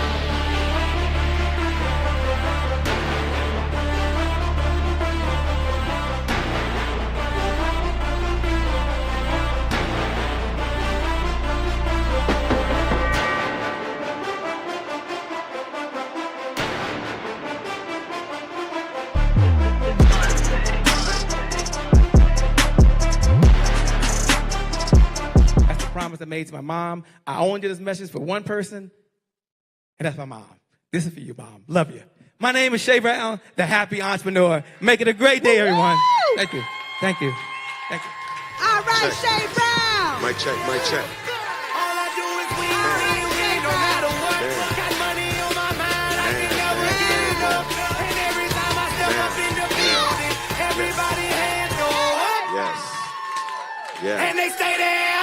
And they stay there. And they stay there. Cause all I do is win. Well, it's a great day. My name is Shay Brown, the happy entrepreneur, and welcome to the Happy Entrepreneur Show, the #1 business development and revenue focused late night show in the country where we're on a mission. And our mission is to empower, our mission is to inspire, and our mission is to provide you, that's right, you the entrepreneur, with all of the resources that are necessary to execute that big vision you have for the people you were called to serve. And I always say you have 3 visions, by the way. I believe first, you have a vision for yourself, like the clothes you want to wear, the organic food you can't wait to eat, the home that you want to live in for your family, and it takes resources, which means it takes money. We're going to talk to Jewel Tankett about that. And then the second vision you have is you have a vision for your loved ones. I mean, the ones you care the most about, the kids you want to send to a school of your choice. I was with Mother Dear yesterday, took her to the doctor, 73 years old. She's doing just fine. And then we went and ordered a humidifier on Amazon. How many of you know she knows how to order on Amazon really well, right on her phone, sitting right there? Whose credit card's on there, by the way? Nothing personal. Mother Dear, I know I love you. She's probably watching right now. One day, you got to show me how to change that. It's been a while, okay? Many orders later. My point is, you want to write a check for someone you care about. It takes resources. Jewel, we got to come back to you because that means it takes revenue. It takes some money. We're going to talk to you about that. And then the third vision I believe you have, don't worry, I'm going to have her break that thing down, is you have a vision for the people you were called to serve. So imagine, I'm going to use Noah in the Bible. Now, you don't have to be a believer, okay? But I happen to be a believer. You don't have to be one. But imagine Noah in the Bible, and you're ready to get started. And God's giving you all the experience. He's giving you all the expertise, and you're ready. Like, you're ready to get going. Then right before you get going, there's a knock at the door. You're like, what's up? What's up? Yo, Noah, yo. Yeah, what's up? There are no hammers in the house. All right, cool. No hammers. I'm cool. Another knock. What's up? I might have to tell you, bro. We ain't got no nails either. No hammer? No nails. Rule number 1, I don't panic. Yo, back here, no, me. What's up? There's no wood and there's no people. Good luck on this mission. And maybe that's you right there. You don't have any revenue. There's no money. You got this big goal, but you were stuck. Welcome to the Happy Entrepreneur Show. Because this morning, this evening, this afternoon, no matter what time it is, the one and only Jewel Tiger says you can have it all. What's up, Jewel? Welcome to the show. Good. Thank you so much for having me again. Having fun on here. This is some good stuff. Well, it's an honor and a privilege. Thank you. It's an honor and a privilege to treat and a treasure. You got Deborah Gardner. She's out there watching from Phoenix, Arizona. Betty Speaks is in the house. I see you. Sean C. Hudson said, what's up? Thanks a lot. We always appreciate you out there. Lucy says she's in here. So many folks. Daryl, I see you. Kelvin, my man. Look, I'm going to address the elephant in the room. Don't worry. We love to do this. Jewel, you can have it all. You're talking about wealth. Everyone knows they need money. What's holding people back from really creating the wealth they need in their life? Based on all your experience, can we just talk about that for a moment? Yeah, I mean, it's probably a couple things, but I would probably say belief is definitely one. You got to believe that you deserve it, that it's there for you. There's no shortage of money on the earth, right? There's just a shortage of education or revelation. And I tell people, no matter what they're called to, I don't care if you're called to maybe be a restaurant owner, a CEO, a janitor, a housewife, like, I don't care what line of business you're in, you need to educate yourself on money, right? Because money has patterns, it has rhythms. And if you can put yourself in a position to educate yourself on it, it'll start chasing you and you don't have to chase it. So no matter what you do in life, you need to educate yourself on money and you need to become an investor. See, most people go through their whole life living off the income. I made this amount. And then you're living off of that. But ultimately what you want to do is take that money and invest it so that eventually you can live off of the interest. So I'm all about helping people learn to live off of the interest. So that way, no matter what goes on in business, whether the restaurant's closed because of 19 or museums or whatever you own, you don't have to solely rely on the income for your lifestyle. You build your investment so that eventually the interest outruns your income. And literally everybody can get there, even if they just start with $20. The key is to pay yourself. Most people don't pay themselves. See, my wealth cycle is I pay tithe and offering, and then I pay myself. Then I pay bills.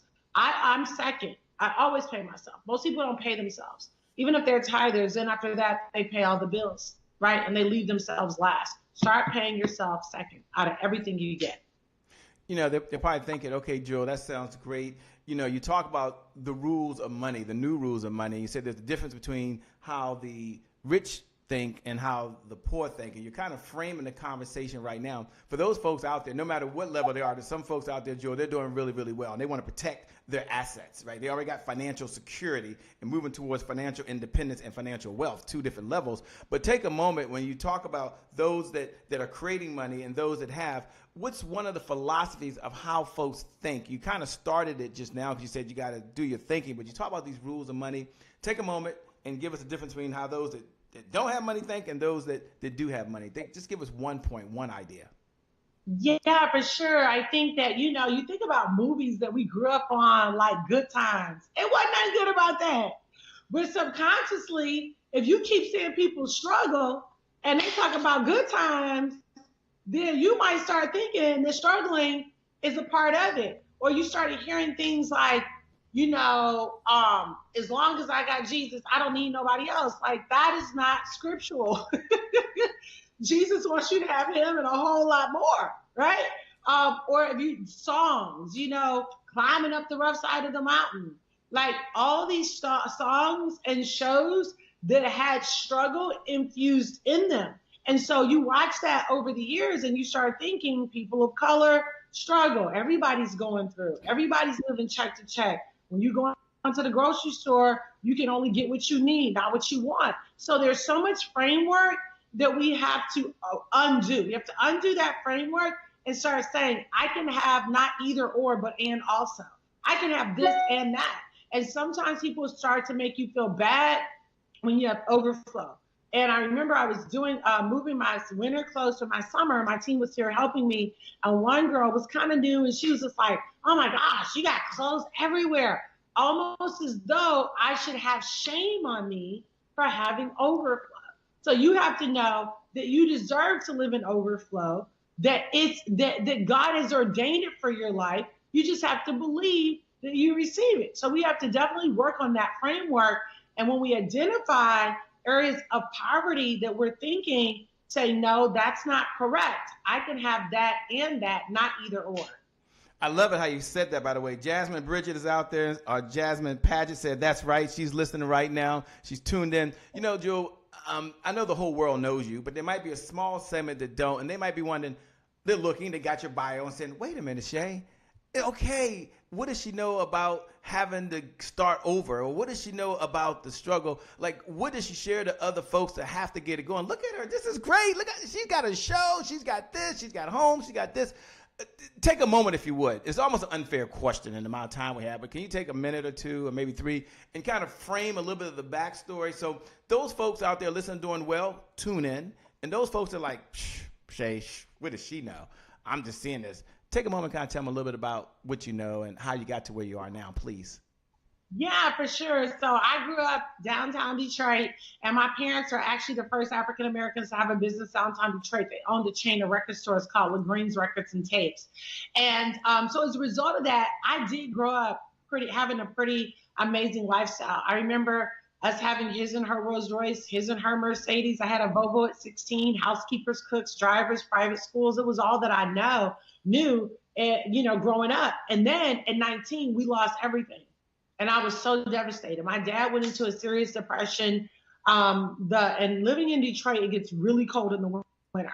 And I remember this happened during the winter time. The heat got turned off, no hot water, groceries were scarce. And I was asking my mom a lot of questions like, Mom, didn't we have anything saved? Did we have anything invested? Did we not have anything paid off?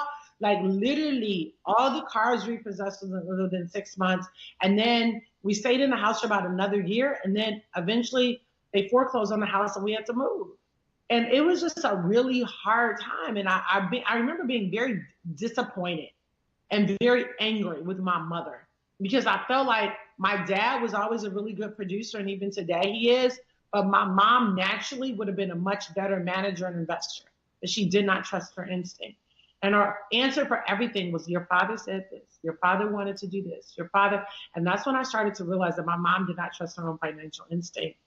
And so I started dating drug dealers, Shay, because that was my financial plan. I was like, okay, I'm gonna date this one, gonna help me pay for these utilities. This one gonna help me get some groceries. Honest to God, that was my mindset. Was when I went out on a date with a guy, I was like, okay, after dinner, I'm gonna be like, I need some money for this, that, and the third. And I had a group of girlfriends, and that's what we did. And it was fun, fast cars, yachts, all of that for a couple years. And then they started getting indicted and dying. And one that I was dating was a drug kingpin, and he got indicted for a double related murder. So he was in jail. Two other women he was dating went to jail with him. Thank God I never got caught up. He asked me to put my name in somebody's car because he sold cars. It's how he laundered money. And I was like, I'm not doing that. Thank God, right? Because I could have been caught up in that. But that was a real wake-up call for me because I went from my daddy taking care of me to men taking care of me.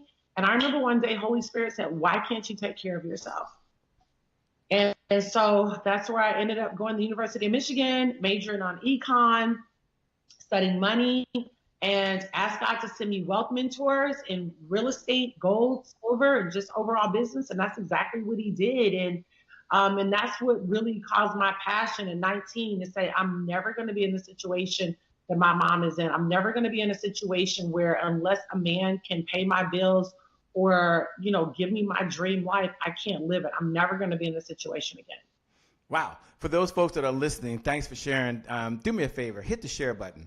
One of the ways, what's up, Eric Heilig, man down in Orlando, Florida. Earl Washington, thanks for joining. So many of you tuning in right now. It's always a pleasure. Thank you so much. Do me a favor, all of you. Here's one of the ways that you can give Jewel a digital applause. And don't worry, I'm going to ask her about this whole concept of breaking fear to be able to invest, to be able to trust others with your money, to be able to do what others have done that you've been watching for many years. But maybe there's some I'm a little afraid of that. I think I'm going to just keep this under the mattress. Don't worry. I'm going to ask her that question. I'm going to ask her point blank why she does it. So do me a favor. Hit the share button first.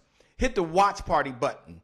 Pay this message forward right now. Do it now. Do it now. We believe in the giver's economy. The person that outgives the competition out-earns the competition. The person that outgives the competition out-earns the competition. And Jules, perfectly okay with you taking the link and sharing it forward to your network group, sharing it forward on your Facebook page, paying it forward right now. Do that now. Thank all of you who are doing that right now. You're rock stars. You're amazing. All of you are awesome. Thank you for blessing someone else. Jewel, take a moment and maybe you can frame it around fear. But, you talk about investing, you talk about wealth. Some folks might be thinking, well, how did she break through the idea that she's going to give her money and trust someone else to do what they're supposed to do to help it grow and help it multiply and help it grow? So can you take a moment just to kind of talk about that whole investing concept? Yeah. So, I'm definitely all about self-education. And that's really what a lot of billionaires and multiple millionaires did in 2020. They were self-educating. They weren't binging on Netflix, right?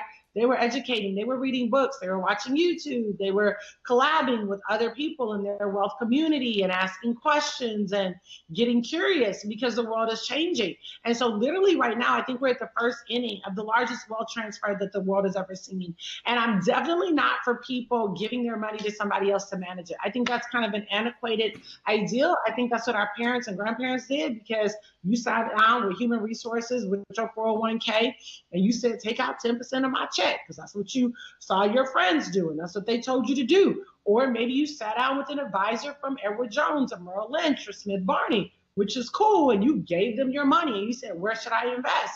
And I still kind of have that traditional wealth advisor, but I work with them. I do a lot of the investing on my own. I buy my own cryptocurrency. I buy my own alternative cryptocurrencies. I buy my own stocks on E-Trade. I trade cryptocurrency on Hugo's Way, which is a broker, and I trade it on a platform called MetaTrader 4. So I pretty much put myself in a position because I'm a part of a wealth community with wealth education, having wealth conversations, and now I'm educated and I actually make these purchases myself, usually on a daily basis or every other day, but definitely a couple times a week. That has allowed me to build a very strong multiple $1-million portfolio. And it was just because I was plugging into the education, Shay, and that's what everybody needs to do. And even if you have a very low risk tolerance, that's fine. I tell people start conservatively, but the key is to educate yourself and to start. Educate yourself and start. Educate yourself and start. For those folks out there, Don Hacker says he's listening at work. He's in West Virginia. Thanks a lot, my man. We certainly appreciate it. Sakoni Prince, who is in Alabama, says he's now shared it. Thank you so much. Jasmine says she shared it. Some of you writing you shared it. If you haven't hit the share button yet, hit the share button. Jules showed up for one reason only, and that is to serve. She didn't ask for a Cash App. Shh. She didn't ask for a Zelly payment. Shh. She just showed up. You can show up as well, and you can serve. Hit the share button. Hit the watch party button. Do that right now. Oh, you want to know what her big why is? That's a good question. I'm glad y'all are asking that. I mean, I'm thinking, you're thinking what I'm thinking right now. Like, she's all in and she's here serving Shay and she's here doing this. What's her big why? Why is she on this mission to educate and empower folks so they can have all the wealth they need and the resources to do what they want to do? What's her big why these days? Can't be another car. Can't be another house. I don't know. Jewel, what's your big why? Why are you out there on this whole wealth education kick right now? And you haven't for years. Like, this is who you are. Why? Yeah. So, I've been broke before. I was married to somebody that was broke, and he said he wanted, this, that, and the third, but he just wanted to sit around, smoke weed, get high, and play video games. And so I just was like, I'm not going to be in this situation, and I think I kind of went from an extreme because after dating the drug dealers, it was just like, I don't care Just give me a man that loves me. Which is, you should. Don't get me wrong, girls. But those core values are going to have to be in play. Otherwise, it's not going to work out so well. And so I just knew that I did not want to be broke. And I knew that I wanted to be able to be a blessing to my children, be a blessing to my community. Like I love how you talk about with your mom, you taking care of your mom. It costs money to take care of your mama. It costs money to buy organic food. It costs money to not live in a neighborhood where you could possibly get shot. Like all of that stuff costs money. And so I told God a long time ago, I said, Lord, when you make me wealthy, I'm going to make sure that I never forget. I never forget where I came from. And I never forget to go and empower another little brown girl or brown guy and let him know that it's possible. There are going to be some things that you have to do. So my goal this year, 2021, is to raise up 1,000 millionaires. And I'm literally right now working with a team of about close to 10,000 people all over the world in 120 countries. And I'm teaching these people how to trade foreign currency, how to trade cryptocurrency, how to accumulate cryptocurrency. What the heck is cryptocurrency? How do you accumulate it as a digital asset? How we're going into a paperless society. In a minute, you're going to start seeing platforms that actually loan crypto because people will be using that digital asset to buy things like homes and cars. They're already doing it now. And so educating people on the future of money, that's really what my goal is and my why is, because I'm tired of seeing our community behind the 8 ball economically. Now, even though we've had an emergence and it's like hot to be Black right now, it's hot to be a Black girl right now, and I love that. But when you start looking at the numbers in terms of how many multiple millionaires that we have as Black men and Black women in comparison to our counterparts, those numbers are still grossly small. Because this is what I realized. Just because you're famous on Instagram or Facebook or YouTube or The Real, it doesn't necessarily mean that converts into actual liquidity or having an asset portfolio.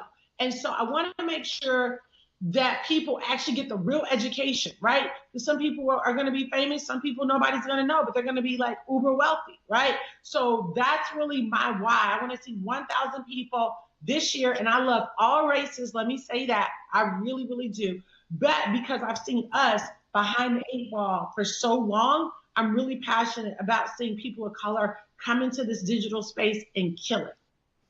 Come into the digital space and kill it. Speaking of coming to digital space, Mel Mack, welcome aboard. He's watching for the first time. Elzina is out there watching as well. Good to see you. Thanks so much, Joseph. Welcome, welcome, welcome. You're at the right place at the right time. You know, one of the questions that's on my mind, by the way, is this whole phrase you have is, you can have it all. And I know when I first met you several years ago, one of the things I admired about you most, I was in a serving capacity, which I try to be in. You didn't know who I was, but you treated me as if I was like the head honcho. And that meant so much to me walking out with you. And I was like, you know what, the first time I'd met you and didn't know all the details, but it said a lot. And so then when I heard, connected it to this idea that you had, other than treating everyone the same, which is amazing, you had this idea that you can have it all. We want to know the backstory on that. To me, that's just as powerful as yes, we can. And you might not notice, but I held that close to me. And that's one of the mantras I tell myself, because I like that. Like, man. And then she even says with the Millionaires Club, go big, break through, go big. She don't say ask for something small. You have not because you ask not. She says go big. So my question to you, for those folks that are tuning in, it might be like me, might be wondering, what's the narrative on you can have it all? And why is that like her flagship? Why is that like something that she drives everywhere she goes? Yeah, I think, and again, I don't know just if this is growing up as a Black girl, maybe other, races can relate to this too. But I just felt like there was always like this scarcity. Like, oh, like I said, either or, you in the grocery store, put that back. You can't have that. We just getting what you need.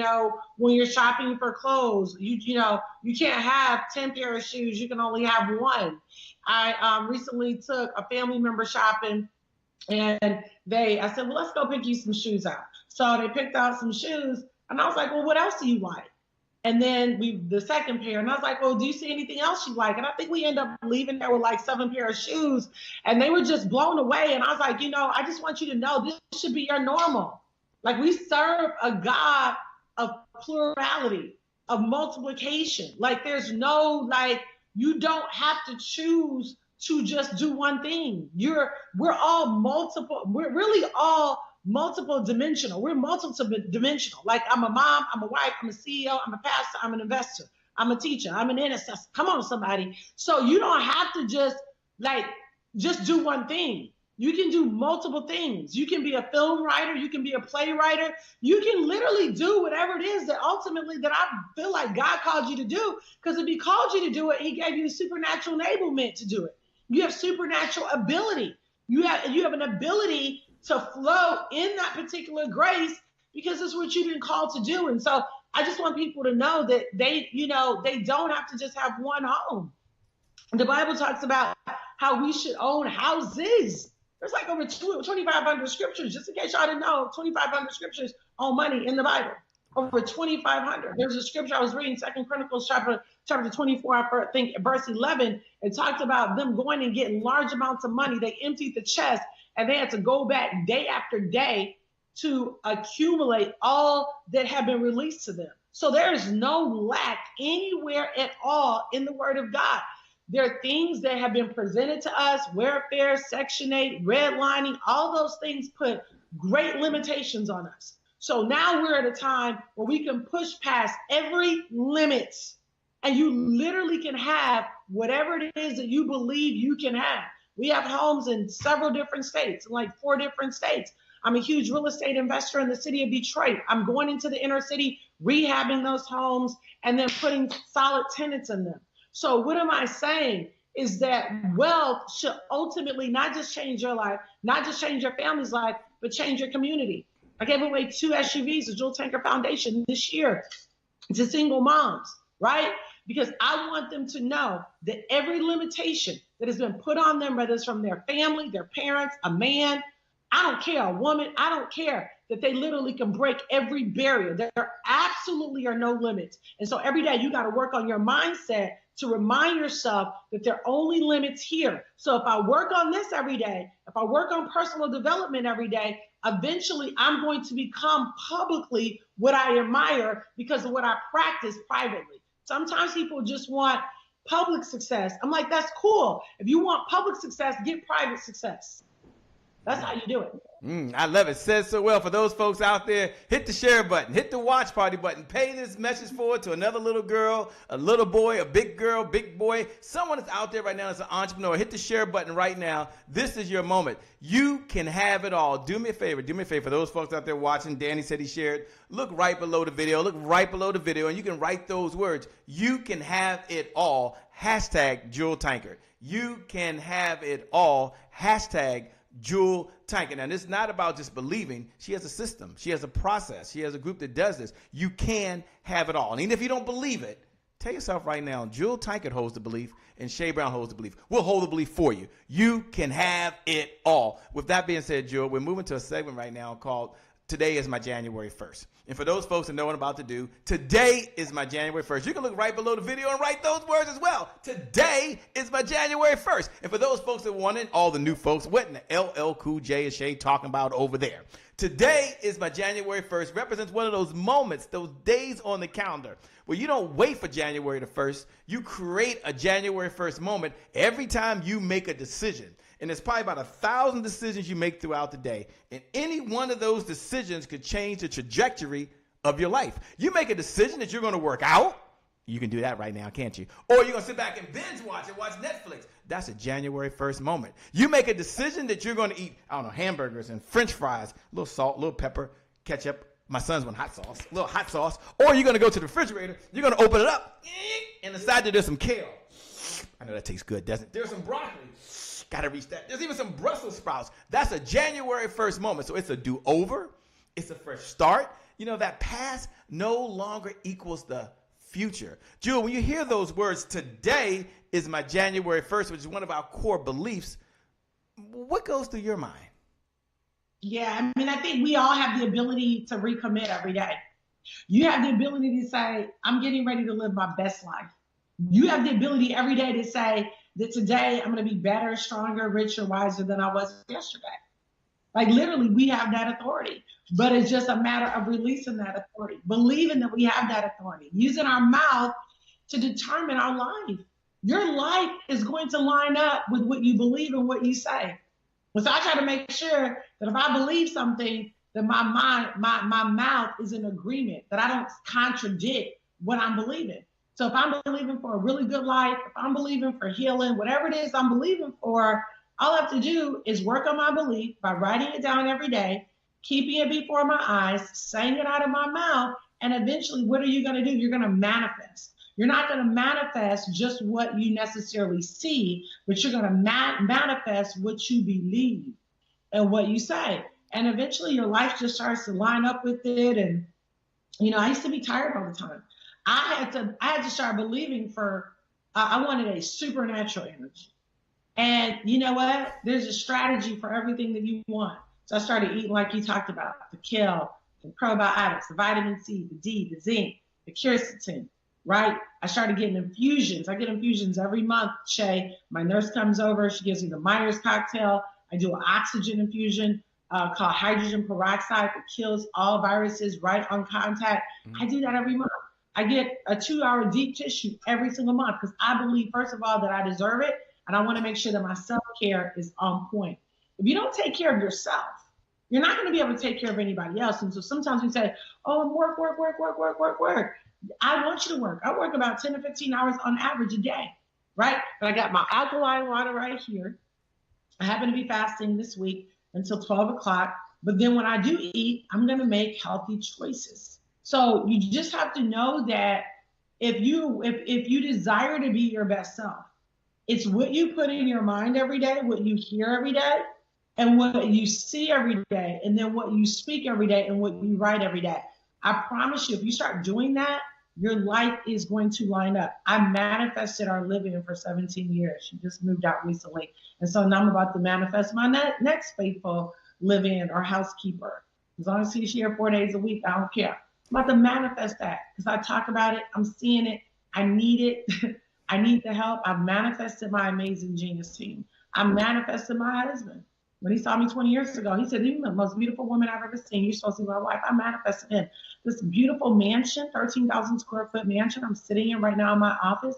I manifested this because it's what I saw. I manifested my G-Wagon paid off. I manifested my Range Rover paid off. I manifested the Denali paid off. I manifested the Mercedes Sprinter paid off. I manifested our children walking in their calling.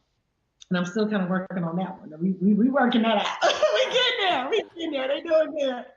But my point is, you have the ability to manifest whatever you focus on. And so what you have to protect is your focus, because your life will go in the direction of where your focus is. So every day I'm intentional about what I'm focusing on, what I'm thinking about, and what I'm saying. Because I know eventually, whatever that is, good or bad, I'm going to manifest it. Said so well. Dr. Sakisha Heilig is out there watching. She's tuned in. Brianna James, I think, out there in California is watching right now. SBC Hair Doctor said he's in the house as well. They're all tuned in. Every single one of you out there right now, do me a favor. Hit the share button. Like just pause if you haven't done anything else, because I'm going to ask you about this whole thing about being consistent in a moment. But you hit the share button. You hit the watch party button. You pay this message forward. Don't hold it to yourself. We believe in serve plus add value. Serve plus add value. Not even serving if you ain't had no value, right? So she's serving and she's adding value. So you hit the share button and you add value to someone else's life right now. You can do that with just a push of a button. So push of a button, you can do that. Jewel, you probably heard this phrase before, because there's truth inside of truisms, right? And the phrase is consistency is the key. Consistency is the key. Consistency is the key. And having said that, what do we all struggle with? Can I put two hands up, somebody? With consistency. So the question is, what does Jules share with folks in order for them to be consistent? Because life is being on track and then off track, then on track and then off track. What's your secret to being consistent? I think the key is to get the end goal. Get the end goal in mind. So I'll give you an example. When our precious live-in moved out, I was happy for her, but I was sad for myself. Nah, I was happy for her. But I was like, okay, so the end goal is to have this house look like a magazine cover every day. That's the end goal. So I've literally, and I'm still in this process, I've literally been on a hunt a couple times a week to find a housekeeper. So I've been using things like care.com. Y'all got some suggestions, I'm open. Because they do background checks and credit checks, so you don't have nobody crazy. And I've gone through 2 of those housekeepers, but they weren't consistent. They weren't consistent. Text them, don't call back, just not consistent. Like, what are you doing? I thought you wanted a job. I got another lady that'll be here Thursday. But I have to go through this process until it manifests. And so every day, and you know what, I forgot to write this down today too. Shoot, I didn't write about the housekeeper. Make myself a note when I get done. Write down housekeeper. I'm seriously. I'm gonna write that one down. I like that. That's a good one. I like that. Yeah, I'm writing down, God, I thank you for a detailed, cleaner, minor-owned business, quiet. I'm not trying to have a friend. Come in here and do your work, and organize, and pays attention to things that I don't pay attention to in this house, and can work 4 days a week from ideally like 10 to 5. I'm also needing to manifest my personal assistant. She done got so blessed. She still assists me, but she can't really personally assist me here in my house like she used to. She's grown, and she's running my brand. Chief Operating Officer Camille Westmoreland, shout out. She's amazing. But now I'm a personal assistant. So I have to manifest, and I'm writing that down too, because I didn't write that down this morning. So I'm going to write down everything I'm looking for in a personal assistant. I want her to be vibrant. I want her to have great ideas. I want her to be an organizer, particularly in the digital space. I want her to be a thinker. I want her to be a futurist. She looks ahead. She doesn't just do what she's told. And with my housekeeper, I want her to be super clean. I want her to manage everything from my silverware to my towels to my washcloths. I want her to have ideas about how to compartmentalize different things in the house. I want her to know it's junk, and if it is, throw it out, because I'm not a pack rat. Like, I'm writing these attributes down, and I'm going to manifest, and I'm going to write down how much I'm going to pay her. I'm going to manifest that. I'm staying on that. I'm staying consistently on that until it manifests, because that is a big part of me scaling up and going to the next level. Remember, you cannot be afraid to hire a weakness. And sometimes you can say you can't afford to hire somebody, but everybody gets to a point that if you don't hire them, you don't grow. You don't hire them, you don't grow. So you just got to stay on it. So think about the end goal and then work backwards and say, every day I have to work on my goals. The day you get to a point where you're like, I'm not working on, and I'm not saying don't take a day off or whatever, but I'm saying for the most part, you need to be so purpose driven that it's not anything you have to be convinced to do. The end goal is so big. So if the end goal is a penthouse in New York, this is what I'm doing because I want this penthouse in New York, or I want to buy the house next door to me to move my parents in, or I need to now manifest my parents' housekeeper, or whatever it is. You get the end goal and then you drill down every single day. So nobody has to tell me, Jill, you're working 15 hours a day. I'm excited about working 15 hours a day because I want maximum productivity. I'm not interested in broken focus, and I'm not interested in non-productivity. I cannot stand non-productivity. So that helps me to be consistent. I'm loving it. I'm loving it, Jill. Boy, I love it. I'm taking notes because I love the fact you keep weaving in there. You can have it all. You got to manifest it, and then you got to go put it to action. For those folks out there, do me a favor. Hit the share button. I know I keep saying it. Hit the share button. Hit the watch party button. I'm going to ask Jewel in a moment, I don't know if she's even taking on any clients right now. She has the Millionaires Club. She has a lot going on. So I'm going to ask her, for those folks that are ready not only to manifest it, not only to write it down, but people out there like Robert Tippie, who's now watching as well. Tashika Pennington, who's watching right now. Carol, who's watching right now. I see you, Allison, up there in New York. So nice. They named it twice.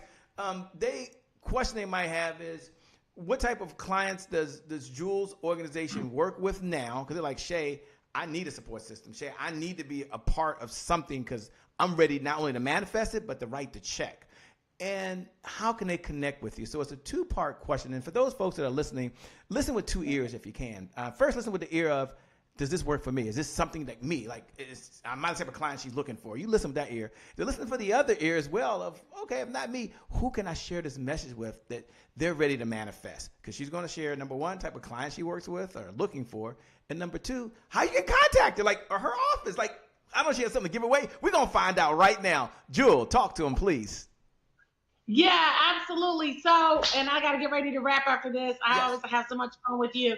But yeah, you guys can get on jeweltankard.com. Everything is Jewel Tankard, Instagram, Snapchat, Reel, Twitter, Facebook, Jewel Tankard. And yeah, Millionaires Club basically is a club that I started to help the average everyday woman to learn how to trade foreign currency and cryptocurrency. And basically they learn how to do it on their cell phone, right?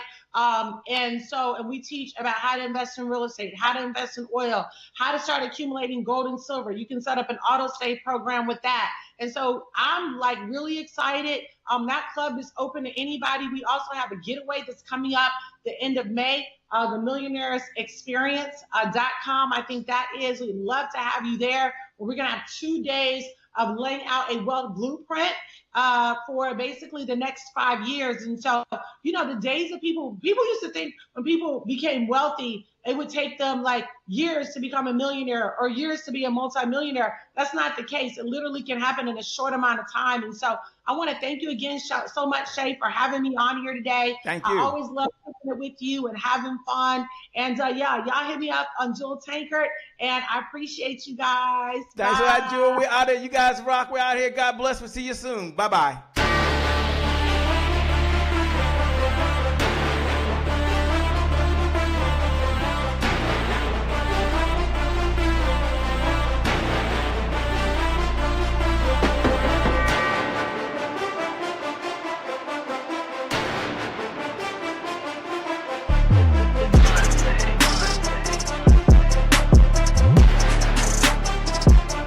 Promise I made to my mom. I only did this message for one person, and that's my mom. This is for you, Mom. Love you.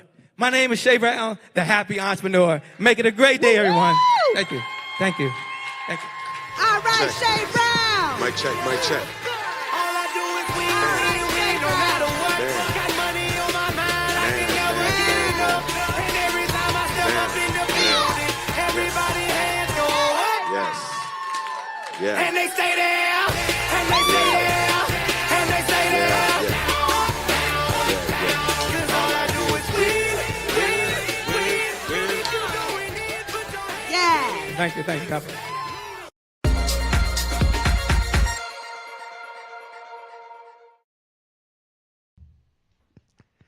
Yo, I get to hang out with the one and only Susie Carter herself. This is like so cool. Look, Susie, you know, whenever you and I get to hang out, I like to ask you one of my favorite questions because you know what? You work with small business owners. You work with entrepreneurs. You work with speakers and digital marketers and folks that want to make a difference in the world. And I'm just curious, based on your experience, what's one of the biggest challenges that's facing entrepreneurs today on why they have inconsistent clients, why they're unable to scale their business, and why they're so slow sometimes to grow or to accelerate as fast as they want to? What's holding them back today? What's happening? What's happening? Okay, this is going to seem way too easy. Like my clients call me the money. Like I used to think I was strategy and they're like, no, Susie, you're the money. I'm like, what do you mean I'm the money? Like, I know I find you money. They're like, no, you're the profit coach because everywhere you look, you see money.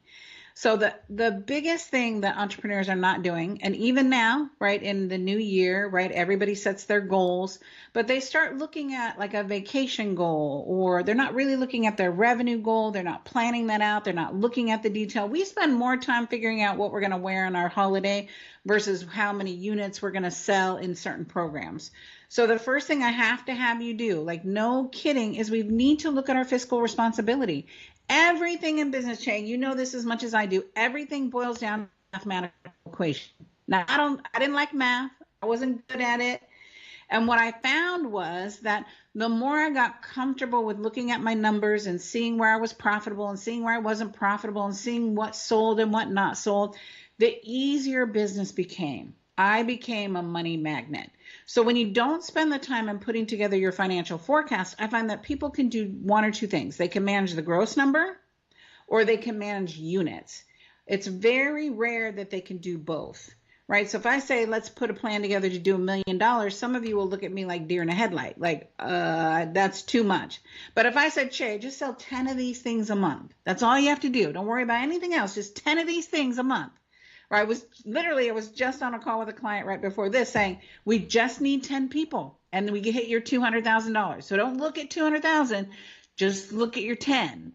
Right? And she's like, why am I making this so hard? I'm like, because you're not looking at the simple doable thing that will get us to the bigger goal. You're just looking at this huge goal and feeling like it's a burden. I believe chain math and money is fun. Right? Nobody likes to do the math, but I love what money provides for me. Provides my lifestyle, provides for my children, provides for my community, provides for the difference that I can make in a world. Everything takes this monetary currency called money. It takes money to do all of that. And for folks out there like Regina, who's watching right now, Dr. Sakisha Hollick, who's watching right now, Beth, what's going on, is watching right now. You have my permission. You can share this. I know this has popped up in one of the private groups, but it's okay. Sue's okay with you paying this message forward and sharing this with your network. It's okay to do this. And don't worry, I'm going to ask her right now. She's talking about all the stuff you got to do. What does she say to the seasoned entrepreneurs that are out there? Or some of them, Susie, are dualpreneurs. They're like, oh, I've got so much going on, Susie. You mean I got to stop? Like, you don't understand what's on my plate right now. And now you want me to stop and try to plan and figure something out? Take a moment and talk about and add that to what you were already discussing, that even if you're busy and you got a lot going on and you got the kids and you got clients and you're trying to update your website and you're doing a masterclass and you got a launch and you're doing this campaign and, oh, my gosh, you got a challenge. Susie, they're like, I'm already overwhelmed. Talk to them, Susie, why sometimes you got to slow down to speed up. Well, you're overwhelmed doing the wrong things, right? You're spending dollar time on penny jobs. I want to stop the madness and put the brakes on and go, what's the highest income producing activity only I can do? Quit chasing pennies. Let's look at what is the most profitable thing that you offer, not the easiest thing to sell. Again, today I was talking to a client. I'm on the phone every single day talking to clients, helping them build their financial dream. And so I'm talking to them like, quit trying to sell a $497 product. Let's go sell your $2,497 product, because that we can sell less of those to cover your overhead, less of those to create profit. Profit is planned for. Profit's not what's left over. Right? So if you want to build a 6, 7, 8 figure, I want you to build a 7, 8 figure business. That's the $1 Million Club. The $1 Million Club, only 1.7% of small businesses hit that club because they just don't know what to do. We're all working hard, right? I want you to work smart, not just hard. I want you to work on the things that are going to bring us the highest revenue producing activity. So I work on those things and I hire out the other things because I have the cash flow coming in to allow me the freedom to not be spinning my wheels on an event, spinning my wheels on things that aren't going to give me the highest return on investment. And a lot of times we do that because we don't know what else to do. We're like, okay, I'm doing this. I'm busy, being busy, being busy. Well, being busy is standing in your way of profitability, standing in your way from financial possibility. Right? It is created. I wasn't born this way. Nobody gave me the hookup. I grew up with 9 brothers and sisters, Bobby, Ronnie, Stevie, Terry, Joni, Shelley, Susie, Kelly, Debbie. There was 9 of us. What I knew about money was there wasn't any, don't ask. So I had to figure out, how do I create wealth for myself? How does this work? We weren't taught that. And even today in entrepreneur school, they're not really looking at what are the activities that are going to bring us that return on investment. What I find most people are doing, Che, right now, especially in this market, it's loud, it's crowded, it's noisy. There's event after event after event. We're like, what event do I need to go to? How do I need to spend my time? Here's what I want to say. You want to spend the time investing in yourself. Benjamin Franklin said, take the coins from your purse, invest them in your mind, and your mind will fill your purse overflowing. So my education is vast. My education is huge. I don't know if you know this, Chav. I don't think I've ever shared this, but I have my PhD. I worked really hard for that. That's my public high school diploma. I was waiting for the punchline. my degree is this, like entrepreneurial training, because I am a creative. I'm sparkle, squirrel, rainbows, butterflies. And so I need to learn it tonight, implement it tomorrow. And so that's what we do is like, let me show you how to make this fun, right? Once you understand that you're chasing sparkle, to go, no. I need you chase the thing that's going to pay you the most. Now, a lot of us are chasing fans, right? We've got this 5,000 fans in social media. I've got 100,000 people in my Instagram. I've got, 10,000 people on my YouTube. But fans are not buyers. Somebody write that down, put that in the chat. Fans are not buyers. Fans are people that love what you do. It feels good that they like us, but fans don't pay the rent. So I want to look at, if I want to do $1 million, how many qualified prospects do I need to be in front of to close the clients I need to? Now listen, most people, the average person, will close one person for every 10 qualified leads. So if you have 20 leads, but none of them are qualified, you're not going to close anybody. That's where you're going, why am I'm out there working hard, I'm speaking, or I'm doing webinars, or I'm having sales calls, but I'm not closing people. You're talking to the wrong people. You're talking to people that might like you, but they don't have the money to buy what you need to buy. I learned this the hard way, Che. I was in the personal development savior business. I'm going to save you. I'm going to save your business. I could help you, trying to convince everyone, fix everyone. And then I realized, I need to pay my mortgage. I need to pay my daycare. I need to pay my lifestyle. And so forcing me to look at, where do I find the people that are qualified for my ideal client, right? One, I got to love and adore you, and you got to love and adore me. Like, we got to have this synergy, because I'm going to be rolling up my sleeves, working in your business. Two, you got to be coachable. If you're not coachable, I ain't got time for it. I have time to push you uphill. I don't have time to convince you why you deserve to have greatness, right? The third thing is you have to have the financial well-being to pay for me, right? I'm so tired of trying to convince people or prove my value. I can make you a millionaire. I can teach you how to leverage. I can teach you how to scale, how to grow, how to explode, and how to sell, right? That's all strategy, right? It's not luck. It's not sprinkle fairy dust. It's all strategy. So I want to look at, for you and your business, let's get really clear. What's their demographic? Like, how much money do they make? What kind of car do they drive? Are they married? Are they single? Are they looking, right? Are they a dual income? Are they a single income? Have they been an entrepreneur for a long time? Are they in a corporate environment, right? How much do they invest in their personal development and business development every single year? I wanted you to get in the nitty gritty so that when you are looking for your clients, you can clearly see them. Who is my client? Instead of trying to make everybody your client. If we're trying to make everybody our client, we're making nobody our client. So you got to be willing to let some people go so that we can support those that want to come to what we have to offer and support them, right? So, Susie, take a moment, if you would, and talk about the spirit of collaboration. One of the things I love to say is that collaboration crushes competition.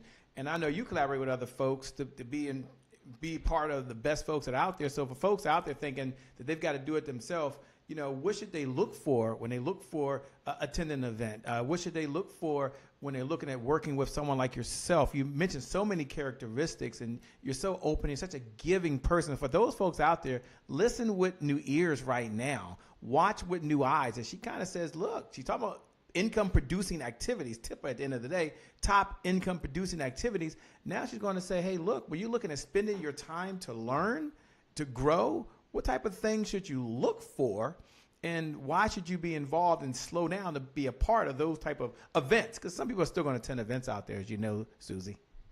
I think events are great. I've met some of my best business partners by me being a student at an event, right? I want to look at what's the skill set I need, and then who's the best leader to follow, right? So choose your education wisely.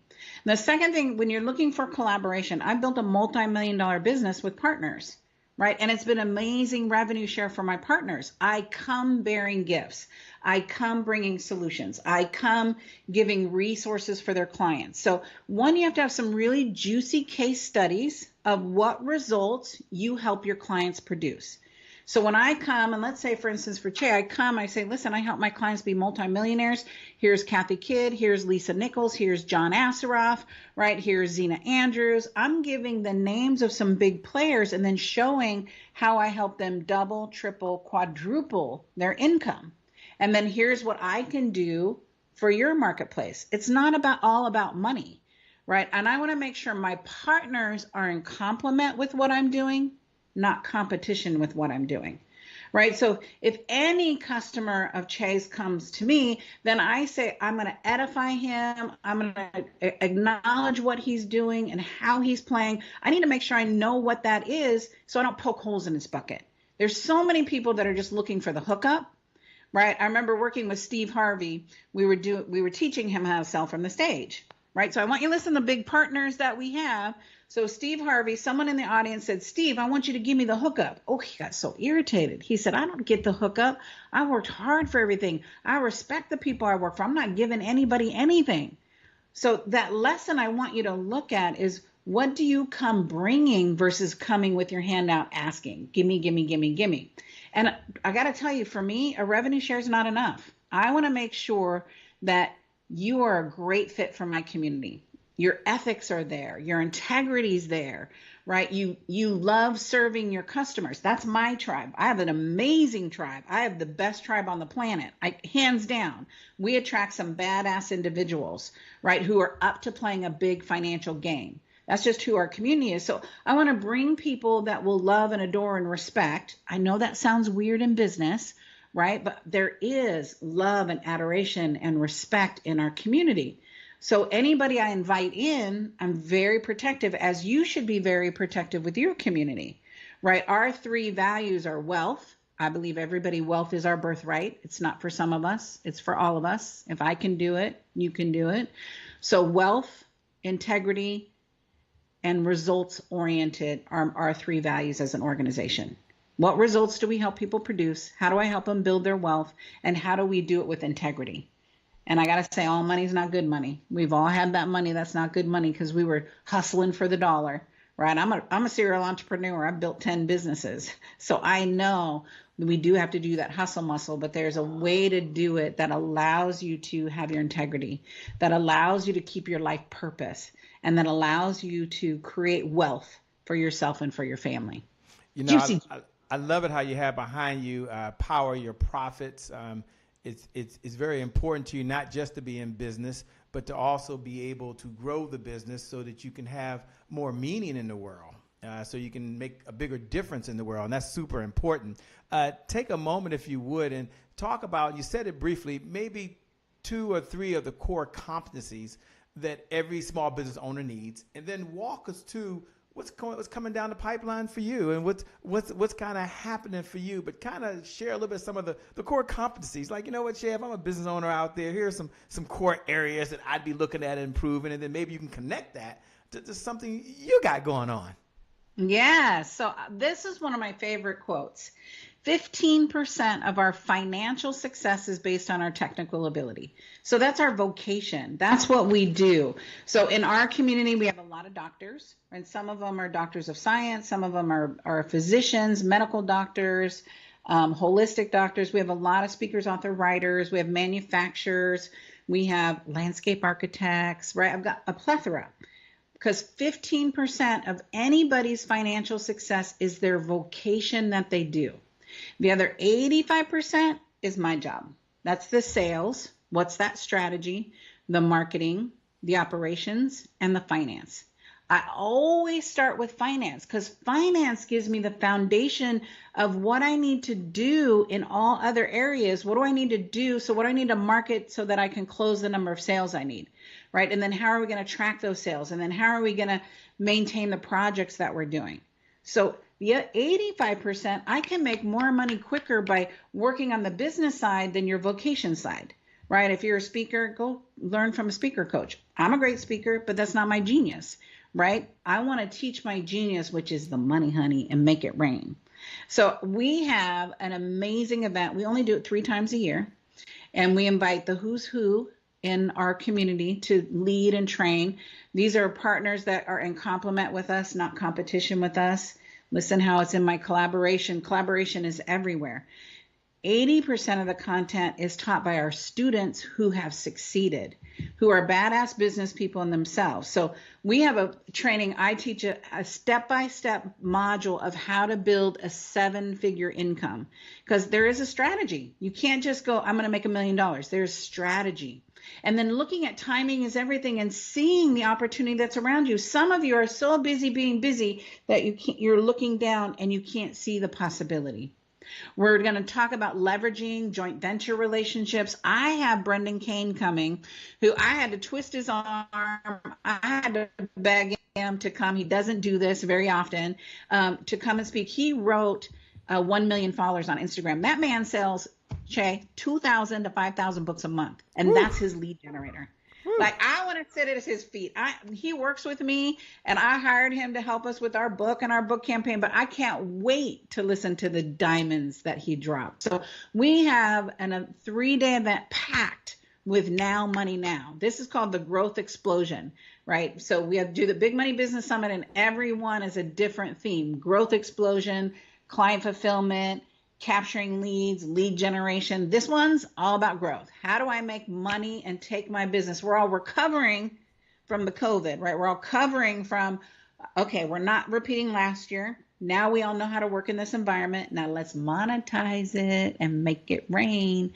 So the Big Money Business Summit, we're doing it February 26th, 27th, and 28th. And again, I will say, I know Che will fight me on this. He's going to say he has the best community around, but I'm telling you, you need to come over here and meet my people. Because they are genius, love bugs, and action takers, right? They get stuff done in the world. So Susie, I'm going to drop a special link in there that folks can go register and be a part of this. But they might have one question on their mind in the time we have. Number one, what's the number one reason they should be there? You mentioned a whole lot. And maybe it's one of those, but you're thinking, as an entrepreneur, if I had to grab one reason, say, you know what, Susie said be here because. How would you finish that sentence and why? Well, we need to be there because we're a bunch of unicorns dancing with horses, right? So we have to take our little unicorn off, right? And go, okay, I got to go be with the regular people. And so you're going to meet some amazing unicorns, and you can put your little corn back on and find a tribe that is inclusive, right? Entrepreneurship is lonely. It's hard. It's brutal. And sometimes people don't tell the truth, right? Oh, it's easy. Build $1 million business. I'm going to tell you the hard news, the bad news, and the good news, right? So I don't want to set you up for failure. I want to set you up for success. I want to pave the way of when you're building a multi-million-dollar company, here's what to expect. Because a lot of us went through this learning curve doing it wrong to get it right. Doing it wrong to get it right. So every instructor, every student, every team member that I have is authentic. They're truthful. They're sharing best practices that works in their business. You'll get to see a whole crowd of unicorns, right? Just like yourself. I can't tell you the value of finding people that are like-minded like you and then really leveraging those relationships to build on something next. I've created some of the best business partners out of events like this. And it's part of my goal as an event coordinator to go, how do I get everyone to meet everyone? How do I get everyone networking with everyone? Because that's half the fun of a live event. And we've all got stuck in our homes and our offices. And so we bring that same experience in a virtual event. I promise you, this will be the best virtual event you've been to. My clients have said it over and over. They're like, Susie, I have been on so many events, and this one, impactful, life-changing, and transformational. I'm just saying. That's what my clients say. Life-changing, impactful, and what's the last one? Transformational. Transformational. I'm posting a special link right there in the feed right now saying join us. Click the link. Now, it doesn't matter when you see this. If the link is working, go there, okay? If you click that link and it works and you can opt in, whether you do it down, there's a future one, it's right there. Go do it now. Now, go at least click on the link. Check it out. Follow all the details, but make a way to be there. Susie, as you come down the home stretch, can you share with folks, why do you do this? because you really don't have to. I mean, you could be right now on the beach somewhere relaxing. You could be talking on a conference call saying hi to folks, but yet you're still in the field. You got your sleeves rolled up. You're still in the trenches. You're right there with entrepreneurs, helping them scale, build, and grow. They may be curious, what's your big why? But as she get ready to say that, look right below the video. Look right below. Now, if you listen to the podcast, come on over to comebackchampionsummit.com, and you'll see right there above Olivia. I think it's, I had it up here a minute ago, Susie. I lost it. What's this? Just give them the regular site. Here it is. live.susiecarter.com/invitation1, or you can give them the regular site if you want as well, Susie. It's okay. live.susiecarter.com/invitation1 is what you posted in there. My number one question, Susie, is why do you do this? And if she's talking about this, everyone, this is why you need to be there. Yeah, you're going to make some money, and that'll be cool. And yeah, you're going to meet some cool folks, and that'll be cool. But I want you to hear from Susie's heart, but why she still does this when she doesn't have to. I think my passion is I always felt like a ding dong when it came to business. I felt like I had to keep asking the questions. I felt like people didn't stop and really explain how to build a 7-figure business. It was theory and concept. We don't teach theory and concept. We teach the real deal. And I do it because I did it wrong. I did it because I'm a little seasoned. I'm a little more older than some people in our industry. And before this kind of technology, you had to know someone that knew someone, and it was hard. And so now with technology, I get to truly make an impact. My gift from God is my life. My gift back to God is what I do with my life. And my purpose is to help entrepreneurs build a life for themselves that is financially unrecognizable, that we break the pattern of poverty, we break the pattern of not enough, and we change not only our life, but our children's life and their children's life. Like, I've broken the poverty pattern in my family dynamic, and I want to help people do the same. And so when I look at 88% of small businesses aren't profitable and they fail in the first 5 years, that's unacceptable on my watch. Because I've spent 30 years in business figuring out how to do it and putting it in a systemic way. Just like when we cook, you have a recipe, right? When you build something, you get the instructions out and you build it. Business is the same way. You've just never known the formula. And so I want to give you the formula so that you can completely change your reality and never have to work for the man again, whoever the man is, that you can work for the man or women you choose. Yeah, thanks, last Susie. One of the things I enjoy about you have a heart to give. You have a heart to serve. I appreciate you stopping by and sharing this message with our community. I love what you're doing. Can't wait.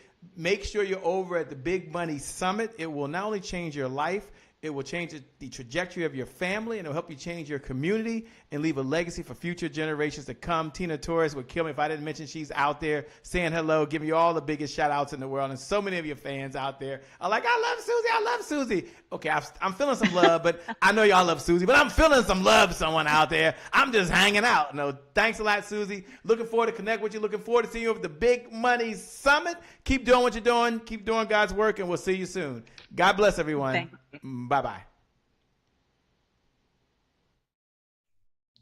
Hey everybody, Amy Walker here. I want to start off by giving a huge shout out to Shay for putting together this amazing event. He always does a world-class job with his events, and I am just always honored to be invited. And I'm going to jump right in right now because I got 30 minutes to totally rock your world and help you close more deals. So let me pull up my screen share and let's jump right in and get going. So today I am teaching you the 7 secrets to high ticket sales. We're going to help you close more deals and close at higher price points. If you have ever failed at closing deals at higher price points in the past, I want you to just let that go. You probably did not know all of this information, and you're going to be much more equipped by the time we get done. If you've ever been inconsistent with closing high ticket deals, I want you to put those fears to rest. If you've done it once, you can do it consistently. I also want to point out that all of the experts out there that are telling you that you just need to run more ads and build another funnel are not giving you the full picture. Oftentimes, the marketing companies are not really paying attention to if you're actually closing a lot of sales and if you're being profitable. What they're paying attention to is the cost per lead. And it takes more than that to establish a high selling, high converting sales system. So when you leave this session, you are going to be more confident in closing sales.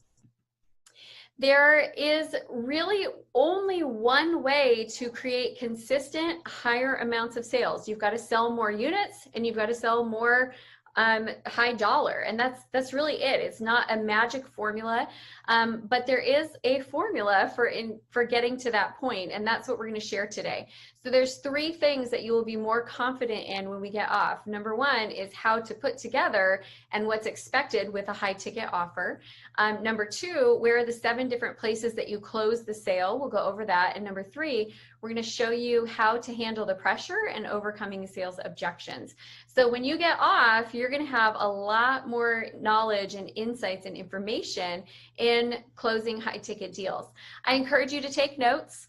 I encourage you to eliminate distractions. And also, I love the fact that Shay has provided this platform for you to meet a lot of different entrepreneurs in a short period of time, because it's kind of like you get a taste test a bunch of different people and see what they're like and see if you resonate. And so I would love for this to be a first meeting, not a last meeting. And if any of you are feeling like, yeah, I really need some help with my sales, I encourage you to reach out and let's get connected. All right, let me tell you a little bit about me before we jump into our info. I am a client acquisition specialist. I help small business owners find the simplest, most cost-effective way to consistently acquire new clients. I built my coaching business to 6 figures my first year that we launched. My second year, we quadrupled sales and did over $440,000 in sales. And we have been steady and consistent ever since. I have helped thousands of small business owners across multiple different industries and across multiple different sales platforms in order to stabilize their sales and grow their sales. My work has been featured in Fast Company, in Huffington Post, in US News and World Report, and most recently in American Express. And this is my crew. So I am a mom to 5 boys. They range in age from 7 to 18. My husband and I run our company together. We live in a tiny town where we have, more cows than people, and we absolutely love our life and our business. And it did not start out this way. So when I was a brand new entrepreneur, I was actually terrible at sales, and I really struggled in business to the point where I remember we really had to downsize. And we were living in this 200-year-old farmhouse that had not just 1, but 3 different colors of green shag carpet, because the owners in the 70s were too cheap to recarpet the whole house in the same color of green shag. So we had 3 different colors, and the wallpaper was falling off the walls, and below the wallpaper, there was not even any like drywall. It was just plaster from these 200-year-old walls. And so like chunks of plaster were falling down. It was not a nice place. We did not have stairs that were up to code. It was a farmhouse, so there was lots of mice, and it was not our finest moment. And here we had these 3 little boys, and I was expecting my 4th. And I'd been an entrepreneur for a while. And I remember in this moment thinking, all right, I got to make a choice. And the choice is either I have to figure this out once and for all, or I got to just be okay with where we're at and just learn to say I'm blessed. My family is healthy. They're happy. We love each other. And that's it. This is what life holds for me, and just be okay with it. And during that time, I actually went on a youth conference trip. I was a leader. We took a bunch of teenagers down to a reservoir, and we were sitting on the edge of the water and having this conversation with these kids about what is that thing that holds them back from being great? What's that mistake or that flaw that they're holding on to, or that fear that they're holding on to? Like, what is it? Identify it. And then we encourage the kids to write it on a rock and bury it in the ground and just leave it behind.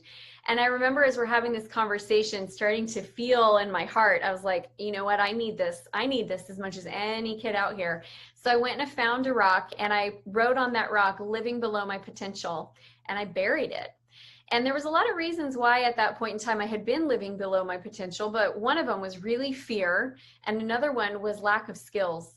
And I just was so tired, and I I was fed up with living below my potential. And I really did not like the idea of just settling for less. It kind of made me feel a little bit nauseous. So I buried that. I went home, and over the next year, we hit 6 figures in our business. I hit 6 figures as an entrepreneur for the first time ever. It was before I had started Amy Walker Consulting, but not long after. About another year after that, we were having baby boy number 5, and I was starting my own business. And a year after that, my husband and I were able to buy our dream house and move where we wanted to move. He was able to come home and work with me full-time in the business. And so that was really a turning point for me. And I share this story with you because I want to impress upon you that you do not have to live in fear or below your potential. You really don't. You can learn to sell. It is 100% a learnable skill for the vast majority of people. There are some people who do not have the ability to connect and converse with other people. And those are the only ones that I've seen that cannot learn how to sell. Everybody else, you can learn how to sell. I want you to understand as well that it is okay if you were not passionate about sales yesterday, but my hope is that you will leave this session together committed to them. I get it. We don't start our businesses because we dream of being a salesperson. We start our businesses because we want something more in life. And I also want you to understand that your dream life might be just right around the corner. Maybe right now you're in your own version of green shag carpet. And oh, I forgot to tell you as well, this was great too. Because the house was so old, the power was like rigged around the outside of the house, and you couldn't run the toaster and the microwave at the same time. And the kitchen had been built for somebody who was like 5'5". It was so short. My husband couldn't even, he had to duck to fit in there. And we blew that power all the time. It was just, you might be in that version of your life right now. And your dream life might be just right around the corner. But you will have to learn to sell in order to get this business to work for you. And so that is why I'm so committed to sharing with you these skills, because I know this was the start of my transition, and I want that for you as well. So here's what results can look like. This is not just something that only works for me. I want to share with you some client wins as well. So Christine is a mental health professional, and she was charging hourly rates and running insurance. And she shifted into high ticket sales. She was really nervous about how this would work because people are not used to paying in bulk for their mental health and wellness services. So when we made this transition, she closed $12,000 in 1 week with no insurance, no hassle, more committed clients, and she was absolutely thrilled. So even if you're in an industry where you're like, how's high ticket sales going to work for me? We're going to figure it out. So here's what we're covering in our session today: how to create a high value, high return offer that will sell in 2020 and be relevant right now today. We're going to cover how to structure your sales conversation so you get the yes. There are 7 different places that you close the sale. We're going to show you what they are today. And then we're going to talk about, you don't have to pressure anyone to buy, but that doesn't mean that there's no pressure. And you've got to know how to overcome sales objections and how to handle that pressure that kind of naturally comes up. So we're going to share that with you as well. Again, I encourage you to take notes, and I'm curious, let me know in the chat, what are you most excited to learn? All right, let's talk about secret number 1, how to create a high value, high return offer that sells in 2020. So some entrepreneurs, coaches, speakers, experts might be thinking, I don't understand how high ticket sales will work for me because the economy is slow and my clients are already struggling to afford my services. So I'm going to share a story with you about Carol, one of my clients. And she was kind of having similar thoughts earlier in 2020, like, okay, everybody's struggling right now, business is hard, how am I going to make this work? And what we did was we really focused on what is going to be a high value offer first, and then we match it with high price. So there are a lot of people out there, and you guys, this is one of my pet peeves, that are selling high ticket crap programs. And I'm frankly tired of it. I'm sure you've bought them in the past as well, where you paid a lot, but you got a little in return. It's frustrating, and we are not talking about that. That is not what I mean when I say high value, high ticket offer. So what I want you to understand is you're trying to structure your offer, and we'll come back to Carol's story here in a minute. It takes the same amount of effort to close a low price sale as it does a high price sale. I'm not even joking. The same amount of time to get the lead on the phone. It's the same amount of effort to acquire the lead. It takes the same length of time to have the sales conversation. It takes the same amount of time. So you might as well try to sell a high value offer.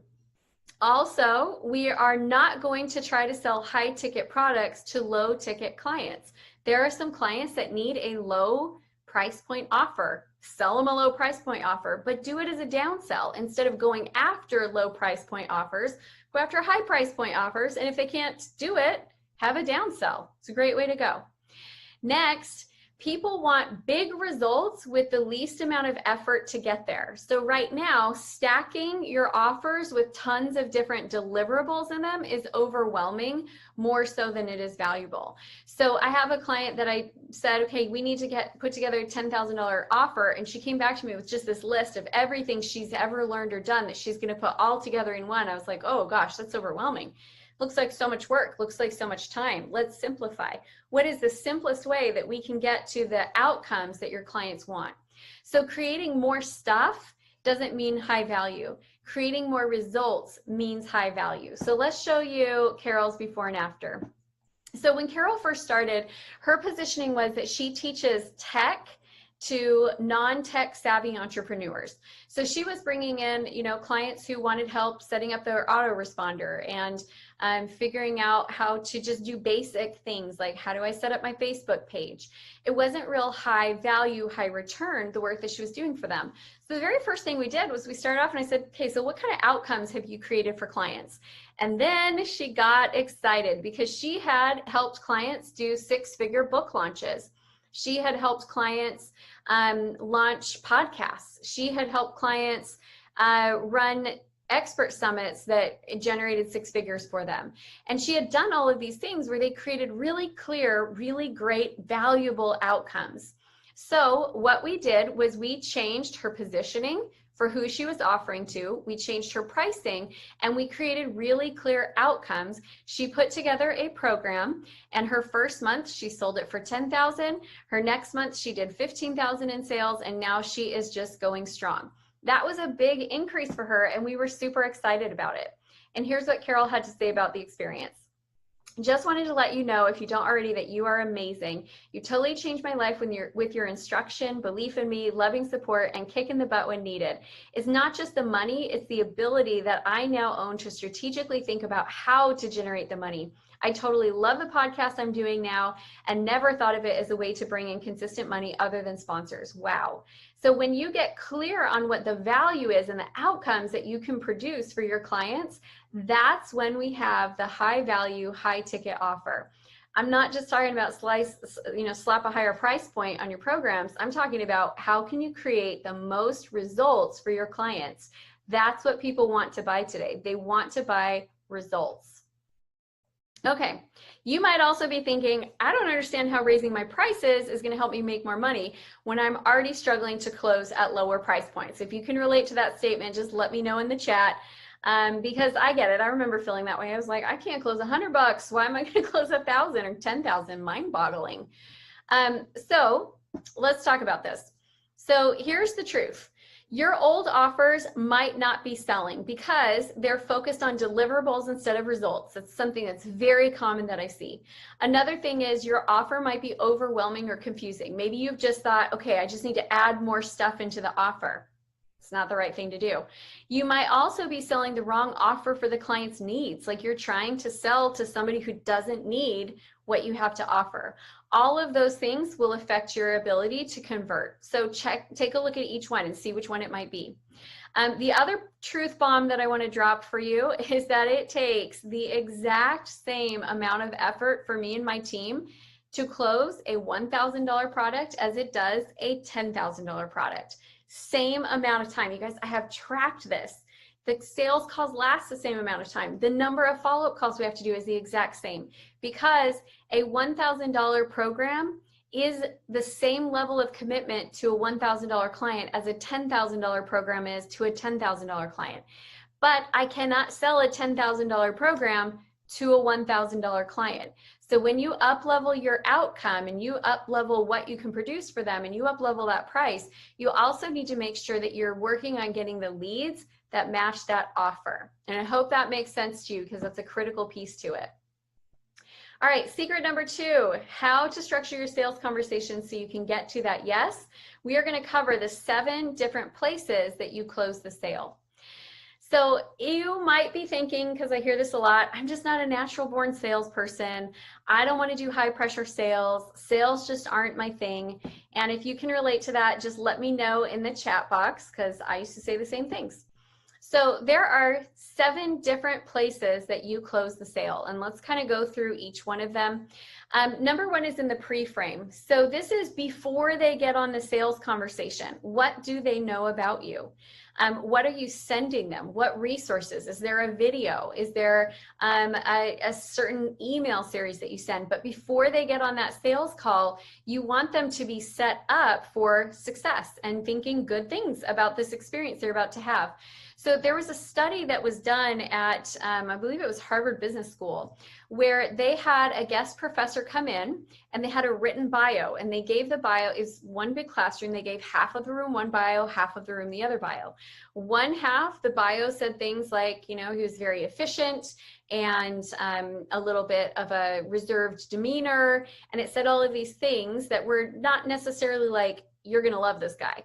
And then the other half got a bio that said things like he's warm and engaging, and students love his sense of humor, and it was very positive. And the feedback from the half that had gotten the cool pre-frame was that they didn't like him, they felt like he was offensive, they didn't feel like they learned anything, they definitely didn't want to have him back. The ones who got the positive pre-frame thought he was great. They gave him really high ratings, and it was the only difference was that pre-frame. So what are you doing before they get on the call? Before someone gets on a call with me, I want them to know that I genuinely care about their results. I want them to know that I am not going to give them fluff, that I'm a strategist, that I'm going to work hard with them, that they're going to walk away with a game plan. Like, I want them to know a lot of these things before they get on that call. So what are you doing there? All right. That happens before the call. The rest of them are happening in the call, and I'm going to be using some verbiage and scripting from my book. It's called the I'm Not a Salesperson Sales Book, How to Sell Like a Natural Even If You're Not. So the next one is your intentions. When I very first get on the call with somebody, I set expectations for the call. And so here's how that sounds for me, and you can tweak this scripting however you want to. I say, I am so excited to chat with you about your business today. So we're going to do 3 things. First, I'm going to ask a lot of questions to understand what your goals are and what some of the challenges are that you're facing. Second, I'm going to give you an action plan. So when we get off the call, you'll know exactly what's going, you know, what you need to do. And then third, if it sounds like we could be a good fit for each other, I'd love to tell you about my mastermind. And so that's how my intro sounds. We're going to create the intention and let them know that a pitch is coming so that they're prepared for it and they're not surprised by it. All right, the next place is when we commit them to change. So in the script, this is after you have been going through discovery and you're asking some deep level assessment questions. You're finding out, you know, what their problems are, what they want. And then we're going to ask them to commit to change. And so we're going to say to them, you know, things like, and again, this scripting is all in the book, and I'm going to give you a chance to get the book for free. But we're going to ask questions like, how long has this been an issue? And what is it costing you? And we're going to get them to kind of go over those things. And then we'll say, well, if you were to, you know, what would you gain by solving these challenges? And then after they say that, then we're going to say, well, it sounds like you've got a lot of reasons why you need to do this. Are you committed? And I'm not talking to them about my program. I'm just talking to them about committing to solve their problem. This is really critical because if they're not committed to solving their problem, then like they're not going to be committed to my program. And we have to understand that. Okay, next thing is a problem solution story. So sometimes going at them and saying, here's all of your problems and here's what you need to do to fix it is a little bit too aggressive for people. And they start to build up their defenses. What I want is I want their defenses like coming out, you know, like they're going down one by one. The defenses are getting lowered. And so I use a story here. This is the story where I demonstrate that I've had the problem. I share the emotions around the problem. I share with them what my experience was with finding the solution so that they can see themselves in my story and they can connect to the emotion. We make our decisions based on emotion, not based on logic. Even when we think, no, I'm a logical thinker, we're trying to logic our way to verify what we feel. That's what we're doing. So we want them in their feels. We want them in their emotions as they're making this important decision.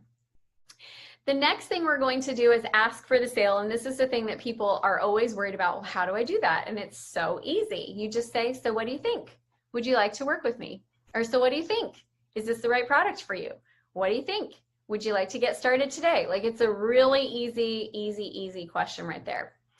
All right, next is overcoming objections, and I'm going to cover that in detail here in just a minute, so we'll go over that soon. And then the last thing is the follow-up. The number one thing that I see people making a mistake in follow-up is they're giving them too long. It does not take a week to make a decision. It doesn't take 2 weeks to make a decision. We make decisions fairly quickly. If you're giving them a week or 2 weeks, what's happening is they're avoiding making the decision for a long time. Their doubts are starting to pile up, and then they still make the decision in an hour or 2 hours. I mean, how long have you ever sat down and proactively worked on a decision for more than a couple of hours? You haven't. We don't do that. So what you want to do is get them to make a decision more quickly. So when I have somebody that says, you know, I really think I want to do this, but I just need to think it through. I just need to make sure that this is the right timing for me. I'll say, okay, great.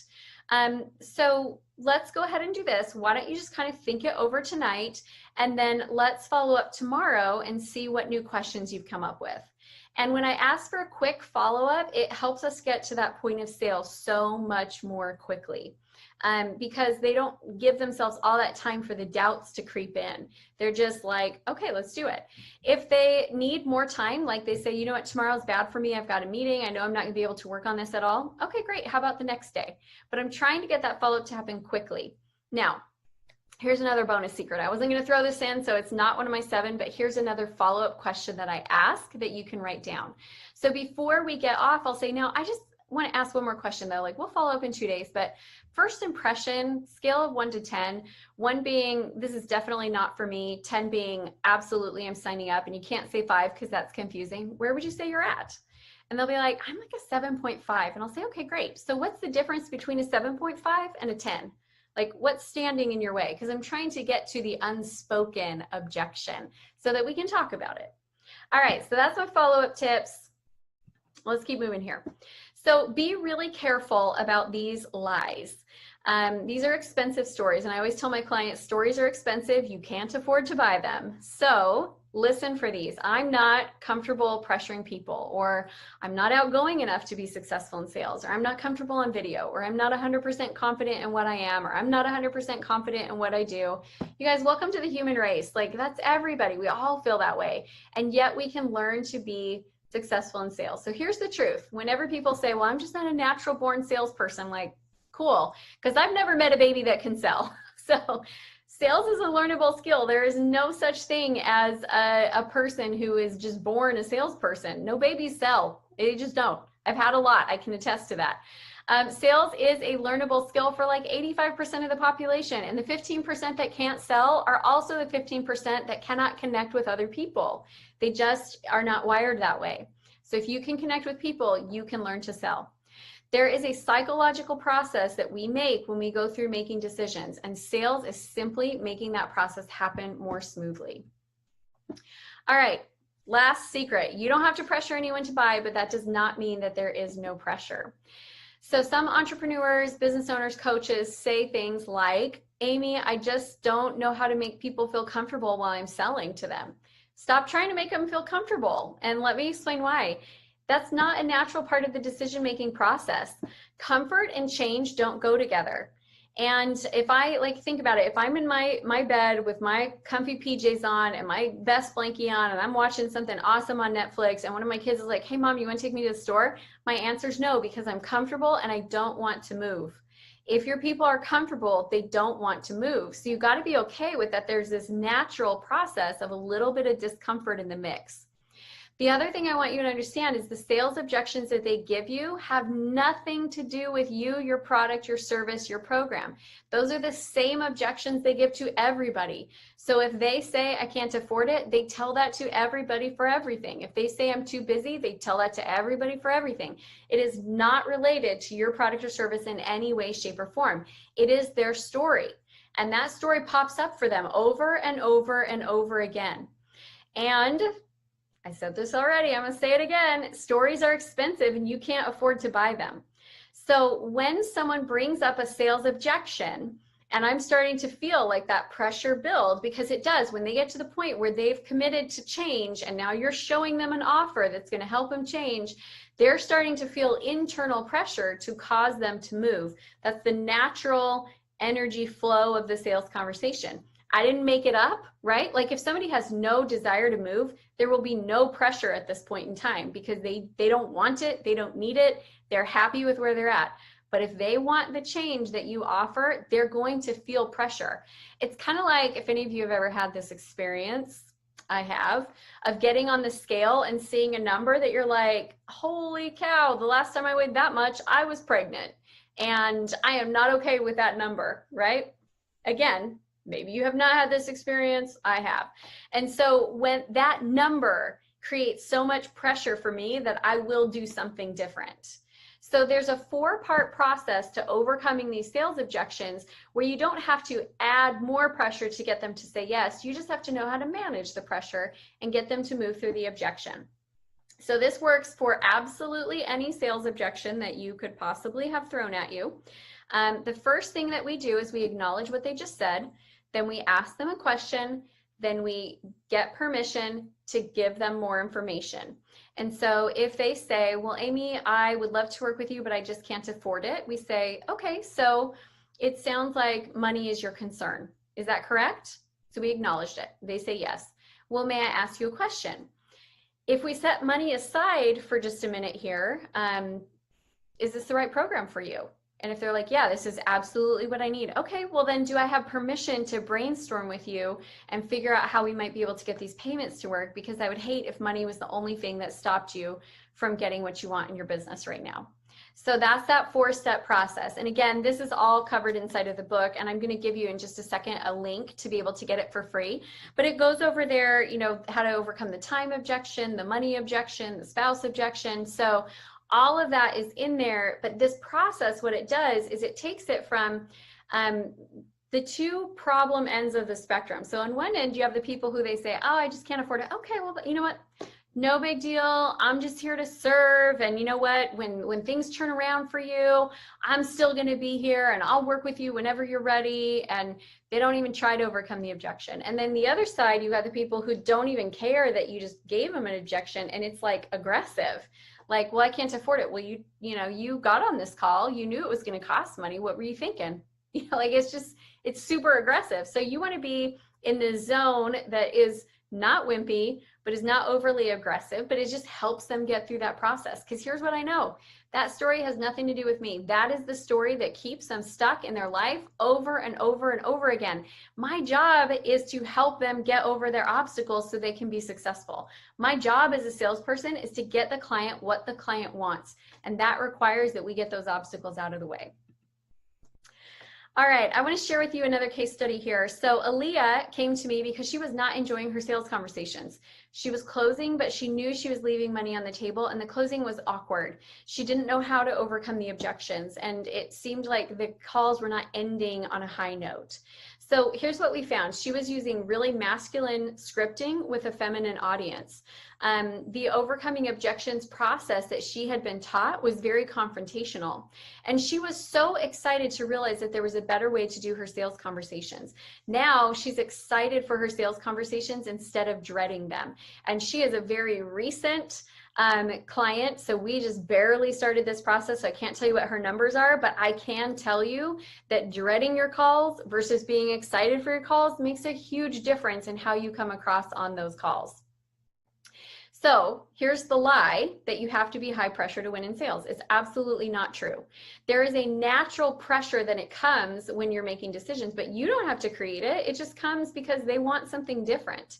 The best closers are really great at helping people move through their obstacles. All right, you guys, I said I was going to give you this gift, and I want to give you this gift.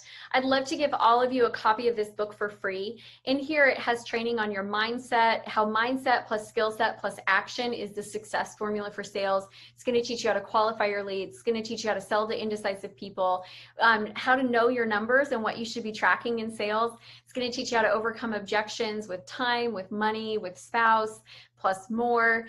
And also in here in the back of the book are my high converting 6-figure sales scripts. And so you get those sales scripting templates. So if you want the book, all you need to do is go to www.salesaремything.com. And I encourage you to do that now, like right now, before the next speaker comes up, salesaремything.com. Go get the book for free, and you can start working to get your high ticket sales offer and system coming together like right away. You guys, this one makes the biggest impact in the shortest amount of time. All right, back to you, Shay and team. Thank you all so much for having me.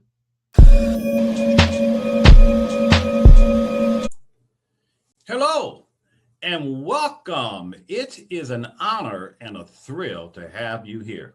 I'm Jerry Foster, the Big Branding Guy, also known as the Branding Evangelist.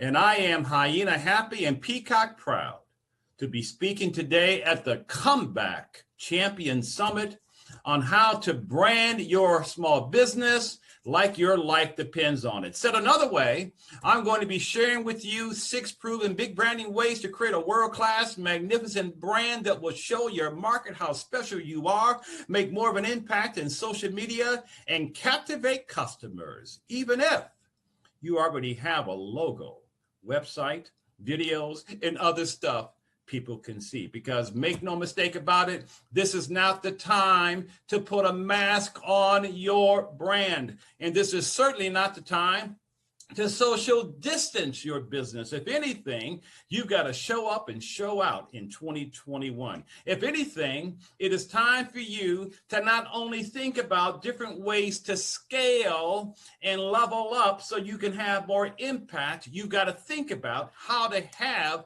the strongest brand possible so that you can have big things happen for you. Now, before we get into the nitty-gritty of my workshop, I thought it would be appropriate if I shared a little about myself and how I got here, because we're about to hang out. And I like to think that if someone wants you to spend time in a workshop with them, you should know a little bit about that speaker. Wouldn't you agree? So this is where it all started. This is me. As a kid, on Christmas morning, in Detroit, Michigan, back in the day. I was born and raised in Detroit during the times when Detroit was the 5th largest city in the United States. The auto industry was booming and something called Motown music was blasting. And that's me on Christmas morning, where I had just gotten an album, a record album from one of my favorite Motown groups called the Four Tops. And for those of you who may be a little young, I'm standing next to something called a record player, which is how we listened to music back in the day. And so I share this story because the Motown brand is what lit the fuse with me on pursuing and finding out more about what is this thing about having a brand. I mean, back then, there was nothing like the Motown sound. I grew up listening to artists like the Temptations that you see in the upper left-hand side of the screen.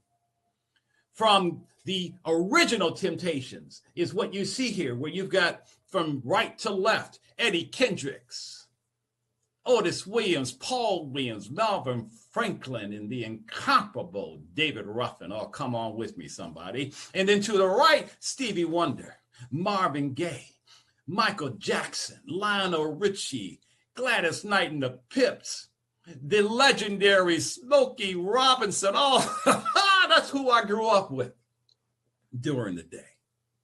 Now, I love to share that because the Motown brand was that kind of moving and grooving, passionate, romantic music that just lit your fire and soothed your nights and made you just feel good all over. And like I said a few minutes ago, it's what lit the fuse for me to find out more about this whole thing called branding. And I literally ended up, after leaving high school, going into college where I majored in marketing with deep study in branding at the University of Southern California, USC. And so when I was there at USC, I received 2 degrees, my bachelor's degree, my MBA degrees. Like I said, I majored in marketing, deep study in branding. I graduated with honors, cum laude, blah, blah, blah. And that's really significant because I earned my way into USC, right? My parents didn't have to cheat my way into USC. So for those of you who have been following the college cheating scandal that happened here in America over the last couple of years, it hasn't been too good for USC. Am I right? And so I was at the Marshall School of Business. Really, pretty renowned. And I always like to say this, I did it. I got through. Because it's one thing to get into college, it's a whole nother thing to graduate. Am I right? In fact, not only did I graduate cum laude, I graduated thank you laude because I got through. And so this is a picture here of my proud mom standing next to me on graduation day. Doesn't that make you just want to go, ah? And so when I graduated from USC, I went to work in corporate America for Procter & Gamble, P&G. Now, for those of you who may not be familiar with P&G, they literally wrote the book on branding. And so I worked at P&G in the field of brand management, which is strategic branding and stuff like that. And I helped grow some of their laundry brands like Aeroliquid laundry detergent and Cascade detergent for your dishwasher. And I worked in the citrus juice and drink industry, right? And so I'm in corporate America doing my thing.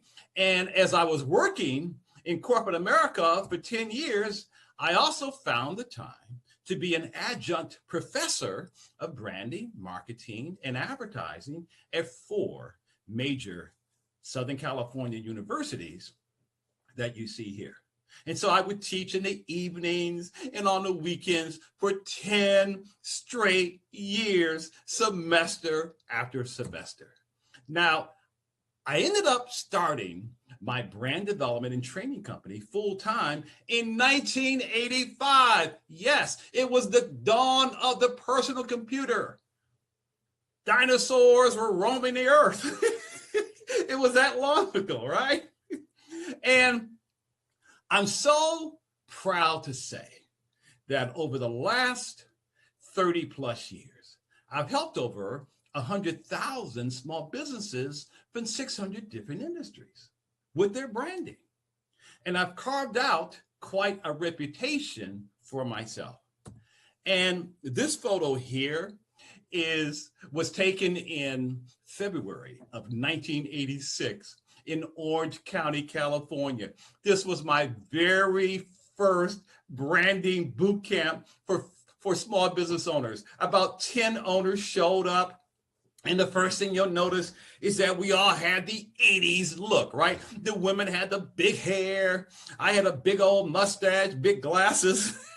And over my shoulder is a chalkboard. In the middle of the room is an overhead projector. You guys remember those? I think I'll go on to the next slide. And during that time, like I said, I've had a lot of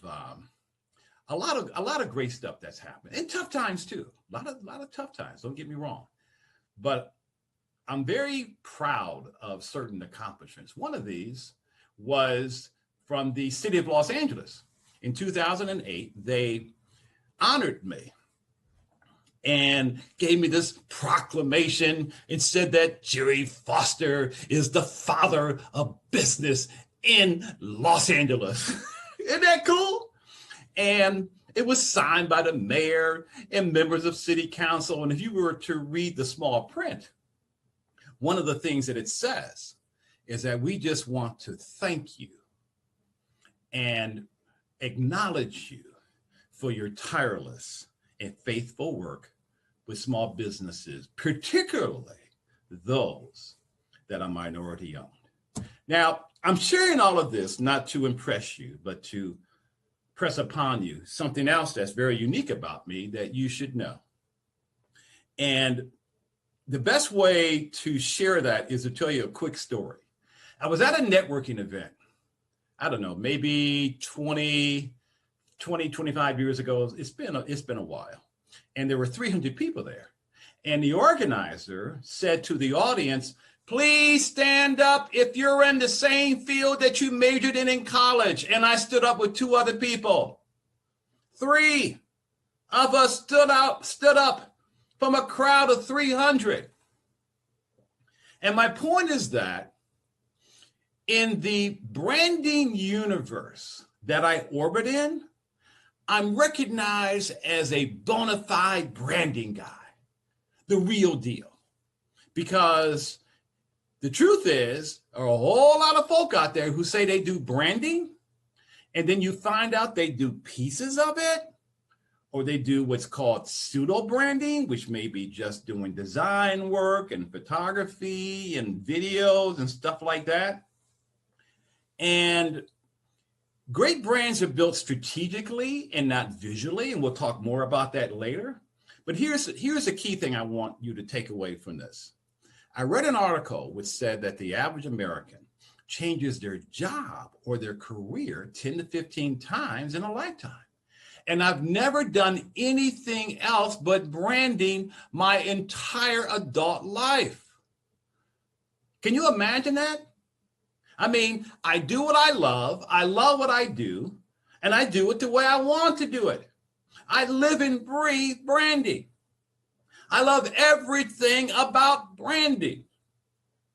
And because of that, people who will listen to me and work with me, or whatever that relationship is, understand, just like you, that you are about to receive something that is golden for you, as opposed to something that may just be some tips or something that may not be that useful. But the main thing I need to know right now is if you are ready to fly, because that's the key. Because there is nothing more important than your brand. Nothing in this brand conscious world that we live in. Think about it. You turn on the TV, it's all about a brand. You look in the newspaper, you go online, it's all about your brand. You've even got some celebrities talking about what? Their brand. And so for you, as a small business owner, you must have the strongest brand possible in order to compete and be successful, particularly going into what? 2021, where we now are. Because your brand is your reputation. It's what you're asking people to pay for in terms of what they are truly going to receive from you. The brand is your legacy. And so what I thought we would do in our time together in this workshop is I'm going to provide you some nitty-gritty information on how you can have the strongest world-class brand possible in this new year. Now, understand that there's 5 types of brand. You can brand a company, you can brand a product, a service, a nonprofit, or yourself in what's called a personal brand. So regardless of which of those 5 categories that you fall into, you know that this is all about you and not about me trying to get you to buy something, right? It's all about you. So what's the first thing that you've got to do? Write this down. You've got to be the honey and not the fly. It's time for you to be the honey and not the fly. Honey attracts, flies chase. And it's a fact in branding that consumers are most attracted to someone who presents himself or herself or their company as something that is genuine, authentic, and unique. And so one of the keys to having business come to you instead of you having to chase after it is to determine who you are as a brand. Write this down. Determining and nailing down what's called your brand identity. So that when people come across you, online, offline, whatever, they see you as the person to do business with. Does that not make sense? So that your ultimate goal for 2021 and even beyond is to do what? Create a conveyor belt of customers coming your way. Does that sound of interest to you? Now, there's a lot of great speakers at this summit. And I really want to make sure that you're in the right place right now, because you got a lot of choices. So this program, this workshop that I'm about to lay on you is if you want to establish yourself as number one in your specialty, the recognized authority in your field, especially if you want a world-class personal brand. So if that is you, you are in the right place. This program is also for those of you who want to generate more leads and increase sales conversions through your marketing with a stronger, highly differentiated online brand. We'll talk more about that as we go along. And this program is for those of you who want some proven water, flour, and even sugar ways to set your brand apart and make it preferred, the best option to go with versus other choices. And this workshop is also for those of you if you want potential customers to see you as a credible voice they will want to listen to, even if you already have a catchy logo, words, and fancy graphics or a website. And more importantly, this program, this workshop, whatever word you want to use, is for those of you who want to make sure that any marketing you are planning to do is as effective as possible. From websites to social media to creating marketing funnels and putting out offers and doing any kind of online marketing, this workshop is going to show you how to connect the two so that your marketing can be as effective as possible. And this program is particularly for those of you who offer any kind of services. I'm talking about expertise, any kind of skill, talent, or ability. And so you're going to discover what you can do right now to outperform, outclass, and outshine your competition. Is that of interest to you? Because I'm going to show you how to do it quickly and easily and affordably and painlessly because of the strength of your brand. Can I get an amen from somebody? So I need you to put your trays up, get into an upright position, and put your cell phone on airplane mode if you have to, because I'm going to share with you 6 proven big branding strategies for your 2021 conveyor belt. Are you ready? Let's get it going. Now, before I jump into the nitty-gritty of my program, because I put together something just for you, I want to just go over a few house cleaning rules, if I may.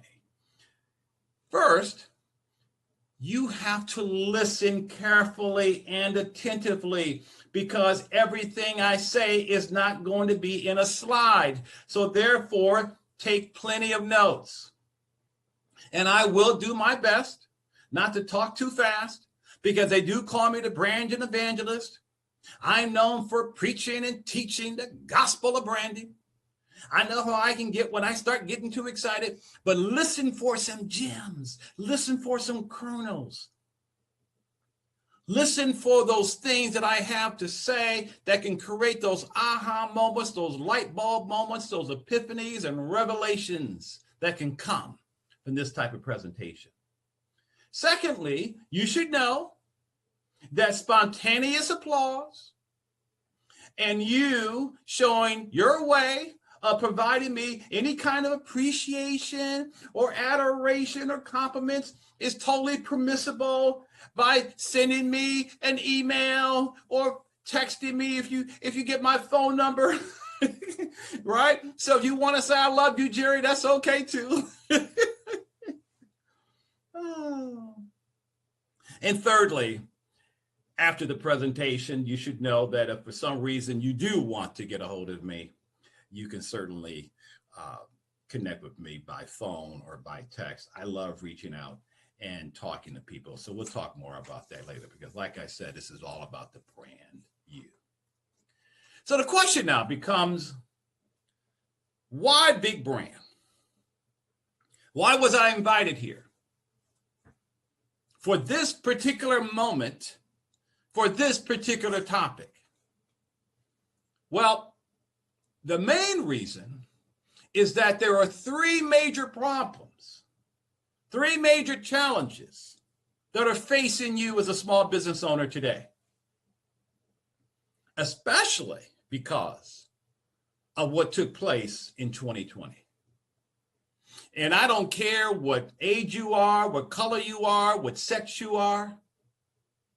I don't care if you're married or single, what your story is, what your journey has been. I don't care what side of town you may be from. It does not matter. These three problems you are going to face if you have not already faced them already, because it comes along with being a small business owner. And the first problem is this, number one, getting lost in the crowd. I read recently that there are 1.7 billion websites on the World Wide Web. 1.7 billion. And countless social networks. And so what we're finding is that in the midst of this oversaturated global internet-based marketplace, write this down, standing out is getting harder than it's ever been before. And I would assert that unless you are standing out, you're blending in. And if you know anything about how that feels, it makes you feel invisible. And then on top of feeling invisible, false perceptions occur. Have you ever had the experience when you simply tell someone what kind of business you have or what it is that you do, they want to put you into a slot, a box, a pocket? They want to pigeonhole you and come up with these wacky conclusions about what it is that you do? That's like someone saying, for example, I'm a real estate agent. Oh, okay, I put you into the real estate pile. I'm a financial planner. Okay, I put you into the financial planning pile. I'm a life coach. Oh my goodness, another one of those. I put you into the life coaching pile. And the fact of the matter is that unless you brand yourself, somebody else will. And the way that someone brands you is probably not going to be the way that you want them to brand you. A lot of times I think that in the eyes of the consumer, we're just a bunch of cattle. What do we know about cattle? What do we know about cows? They all look alike, right? But if that rancher, for example, has a cow and that cow goes through a broken fence onto somebody else's property, he or she can go over to that other rancher and say, that is my cow because that's my brand. Sometimes I also feel that we're like this image here that you see on the screen, that we are members of a giant choir. And we're standing in this giant choir called our competition. And here you are. And you've got a great voice, meaning that you've got something great to offer the world as an owner, right? Particularly if you have a certain kind of expertise, a particular kind of skill, talent, or ability. And here you are saying, hey, notice me, listen to me, I can sing too. And you feel as if nobody's paying attention to you. And so one of the keys today, write this down, is to do what? Stand out, get noticed, and be remembered for offering something unique so you can be rewarded for your individuality. Can I get an amen on that one? But you got to stand out. You got to stand out. And that means having more than simply the visual stuff. I'll talk more about that in a minute. But the key thing is this: people prefer something mouth-watering. Nowadays, you cannot be in business and put something out that is perceived as being ordinary as opposed to extraordinary. Because people prefer mouth-watering brands over something that's plain ordinary, particularly if it's any kind of product or service. I mean, think about it for a second. You can either put something out into the marketplace, write this down, the key word is perception, and if the perception is, ain't nothing special about you. And so if that perception occurs, then they see you as what? Plain vanilla. As opposed to something that's mouth-watering. So think about it for a second. If you were going to an ice cream shop, if you were going into a yogurt shop, do you want just plain vanilla, or would you rather have what you see on the right side of the screen? You want something that's got toppings on it, right? I mean, you want, hey, put on the chocolate sauce, the chocolate fudge, the whipped cream, put on a cherry. I want some nuts, right? You want toppings. And so therefore you have to do what? You must serve something up that people find irresistible. Does that make sense?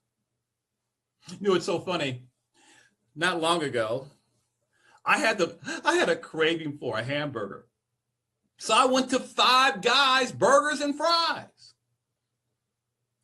And so after I placed my order, as I was standing around waiting for my order to come up, I saw this sign that they had right there in the Five Guys restaurant that said 2 patties, gooey cheese, a heap of fresh toppings, and crispy bacon. Who wouldn't want that? As opposed to a plain hamburger. Am I talking to anybody but myself? And so you have to make that choice. You have to make the decision that you're not ordinary. Which then leads to problem number 2. And that is, there's no discernible difference between most companies, watch this, when you start going from website to website, person to person,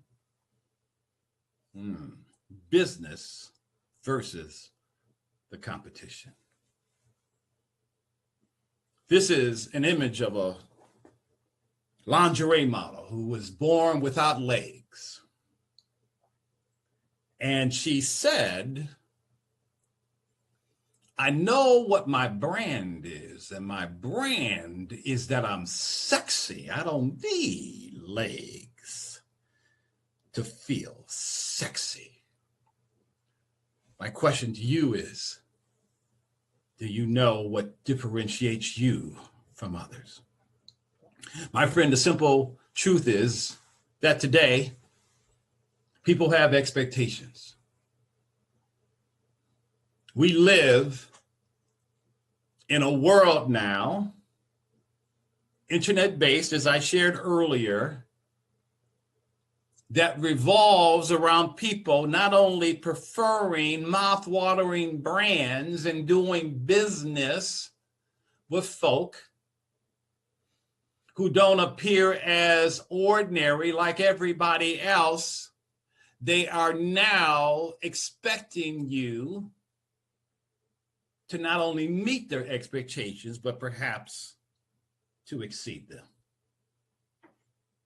And you know what's interesting about that word, expectation? Think about that for a second. As human beings, we all have expectations pretty much in many, many areas. If we flip a light switch, assuming the bulb hasn't burned out, we expect what? We expect the light to come on. If we hop on a plane, we expect to have that plane take us to our destination. We may not get there on time, but we do expect to land, am I right, at our destination. If we put a letter in a mailbox, we expect that letter to do what? To be delivered to who it is being sent to. And so the fact of the matter is that in branding, one of the core ingredients of having a mouth-watering, irresistible brand is to nail down the expectations that people have when it comes to your kind of business, and then your job is to go beyond them. Because make no mistake about it, consumers today know they have many choices. The internet has changed everything. Back in the day, think about it. Before the internet, your competition was who? Probably somebody within a 3 or 5 mile radius of where you lived or worked, right? That was your competition. But now your competition is what? Global. And consumers are very discerning. They're very savvy. We know that as consumers, if we're sitting at our keyboard, we can just go ahead and at the touch of our fingertips, we can check out anybody around the world. And so the expectation that your target audience has, we'll talk more about this later, is that they want to get something from you that's going to give them the kind of brand experience that is promising and positive. They want and expect a promising, positive brand experience. And so your job is to make sure they receive that from you. You know, I love this quote from Maya Angelou, who once said, I've learned that people will forget what you said, people will forget what you did, but people will never forget how you made them feel. How are you making your customers feel? How are you making people feel when they come across your website? How are you making people feel when they have any kind of interaction with you? How are you making them feel? What word would you use to describe that feeling when they have any kind of exposure to you? So one of the keys is to discover your it factor. That it factor, which is that key point of difference that separates you from the masses. Your it factor that will make you stand out in any crowded market. Your it factor, the value and beacon of light that you bring to the marketplace, to the world, that's inescapable and allows your light to shine brightly forever. Write this down. I must nail down my it factor for 2021. And let me tell you something. Your it factor goes beyond simply telling people what it is that you do or simply telling people what it is that you offer. Because anybody can match or beat a resume. So don't let your resume, don't let your credentials be the thing that you feel is going to determine your it factor.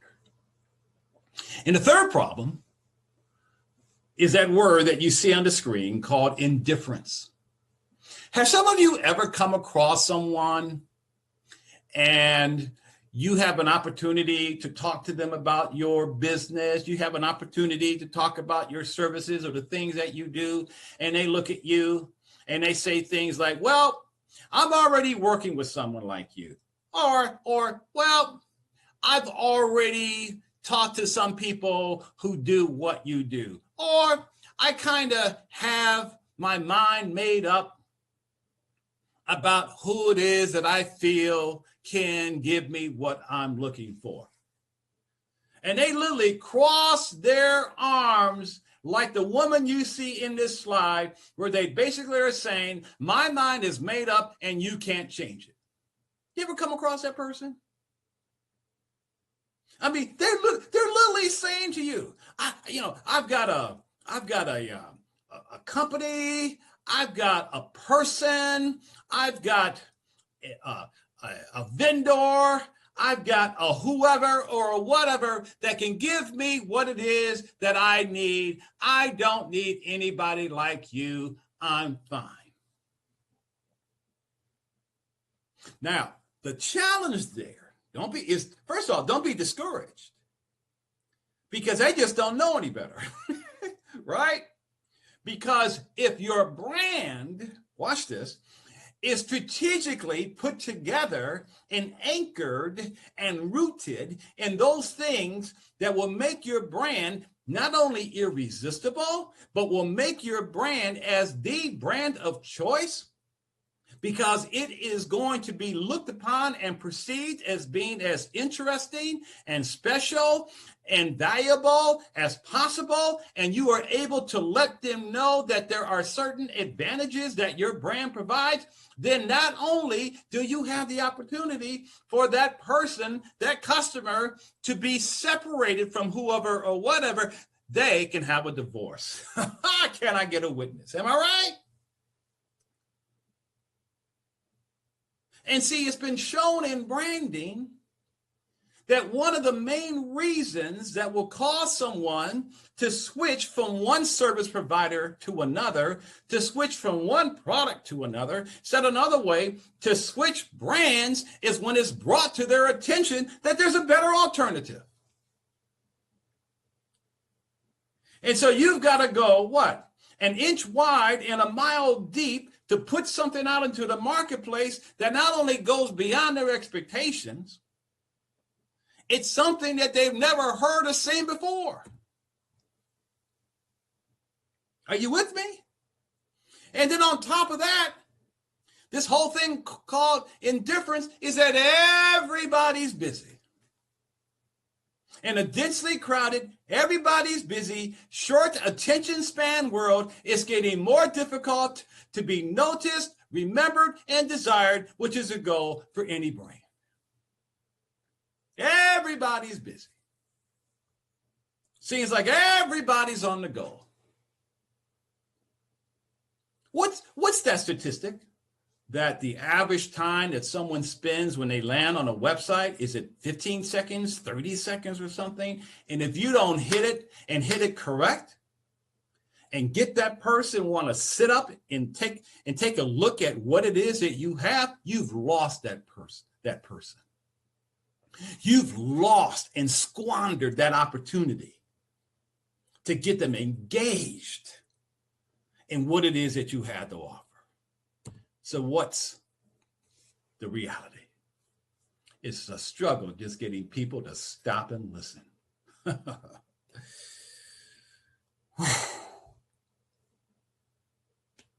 How many of you have come across that situation when you find yourself simply asking a basic fundamental question such as, can you return my phone call? Am I asking too much for you to reply to my text? Am I putting you out of your way if I request that you put your name and email address in a form so that I can give you something for free that will bless you? Am I asking for too much? And it's frustrating. And it can hurt. Been there, done that, bought the t-shirt, the mug, and the DVD. Plus the baseball cap. I know that feeling. But here's the good news. The good news is to big brand yourself. The big news is to put something out into the marketplace that will stand out, that will get noticed, that will be remembered and desired. And so here's the whole thing about this program. You can decide what having a big brand means to you. For some of you, this is about you having a nice six-figure business. Maybe for some of you, this is about having $1 million brand, a multi-million-dollar brand, or perhaps a brand one day that can become a household name, which is called a super brand. I am not exaggerating here. This is not pie in the sky, because so many of the greatest, most successful brands on the planet were started by one person. Maybe two, maybe three, in a garage, in a kitchen, in a dormitory, in a house. But they realized that the key was to put something out into the marketplace that would make people sit up and take notice. But maybe for some of you, it's not about how much money you want to make, but it's more about the impact that you want to have. Maybe this is more for you, that you will now big brand yourself, big brand your business, whatever, in 2021 by creating your conveyor belt of customers coming your way, by putting something out into the marketplace that gives you what? More personal fulfillment. That gives you more satisfaction. That allows you to feel that the dreams that you had for going into business for yourself can indeed come true. So you decide what you want from big branding yourself this year, okay? You customize what I'm sharing with you in this program to fit whatever your goals may be around the idea of big branding yourself. But I tell you this, regardless if it's money driven, if it's more about personal fulfillment, whatever, you either go big or go home. Because in today's turbulent marketplace, you either go brand or you are bland. Like I said earlier, unless you're standing out, you're invisible. But here's the cool thing. Creating a big brand does not require a big budget. It's a system, it's a formula. And it's a formula that I created that I call the Big Brand Formula, which you see here on the screen, where I have combined the best in entrepreneurial branding with the thinking, the tactics, the strategies that are used in Fortune 1000 companies, the big branders, the big ballers and shot callers, right? And it all comes together so that you can have the kind of brand that you're looking for. And it starts off at the top of the pyramid, which means nailing down your purpose, and then what differentiates you, and niching yourself, and making sure that everything is rooted in what's called your brand DNA, and that you've got a secret sauce and a beloved experience, and then you wow your market through your message and through your brand promise, and have a clever slogan and a tagline plus the right image. So at the end of the day, you can excite, delight, and ignite your market, even if your budget is small. Because big branding is not a function of how much money you have or how much money you don't have. No, it's about outthinking your competition. When they go right, you go left. When they go up the street, you go up the avenue. When you can't go through the front door, you make a hole in the roof. Come on with me, somebody. Can I get an amen? Because to big brand yourself is to do what you've been called to do. Because you're making a decision right now to be the honey and not the fly. So let's get into it. You guys ready? Oh, all that was just to set up everything. Let's get into the teachings now. Strategy number 1. Have a brand, not just visuals. A brand is not just having a logo, nifty designs, colors, fancy graphics, words, visual elements. In other words, all the aesthetics. It's not about your videos, nice photography, blogs, business cards, banners, etc., and any other kind of what's called visual reference. Because like I said earlier, a brand is more about how it is strategically put together as opposed to how it's done visually. Said another way, a brand is more than a logo, it's an experience. Because people today, watch this, not only buy into things for satisfying their own needs and wants, they buy the experience you offer. In other words, they want to feel good about their purchase. So think about it. Let me talk to those of you who offer services. If your expertise, your skills, talents, and abilities is the what you offer, then your brand is the why they purchase. Does that make sense? And for those of you who have a hard time grasping that a brand is more than a logo, a brand is more than a website, a brand is more than what people can see, the window dressing, the photography, all the aesthetics, right, and all that stuff. Let's take Coke and Pepsi. I doubt if the Coca-Cola people prefer Coke because it's in a red can and the Pepsi people because it's in a blue can. It's what's inside the can that counts. So my question to you is, what's inside your can? Meaning you have to give people what? Write this down. A compelling reason to choose you over the competition. So a brand, in essence, is a promise. That's what a brand is. It's a pledge. A brand is a promise or a pledge of an undeniable positive customer experience. Now, notice the words that I'm using here. Undeniable and positive. Positive must always be there. However, you may prefer a different word than undeniable. That's your choice. You may say, Jerry, I want my brand to deliver an amazing experience, a fabulous experience, a remarkable experience. You decide what that experience is going to be like for your customer. Just make sure it's not a DMV experience. Do you get where I'm coming from here? Okay?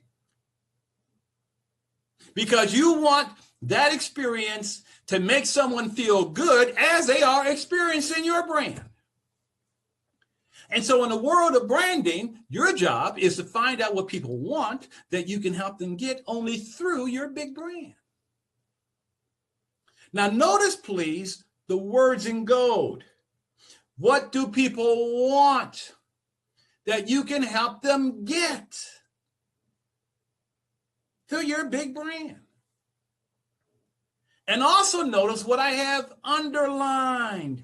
Only through. Said another way, you are not only giving people what it is that they are looking for and want and perhaps even need, they cannot get it anywhere else. That's the game. You must have, write this down, what's called a standalone brand. A one-of-a-kind brand. Whereby the business you're in And what you are offering allows you to put something out into the world that they cannot find anywhere else. Now, let's put that theory, I should call it a theory, but let's take what I just said and let's put it to test.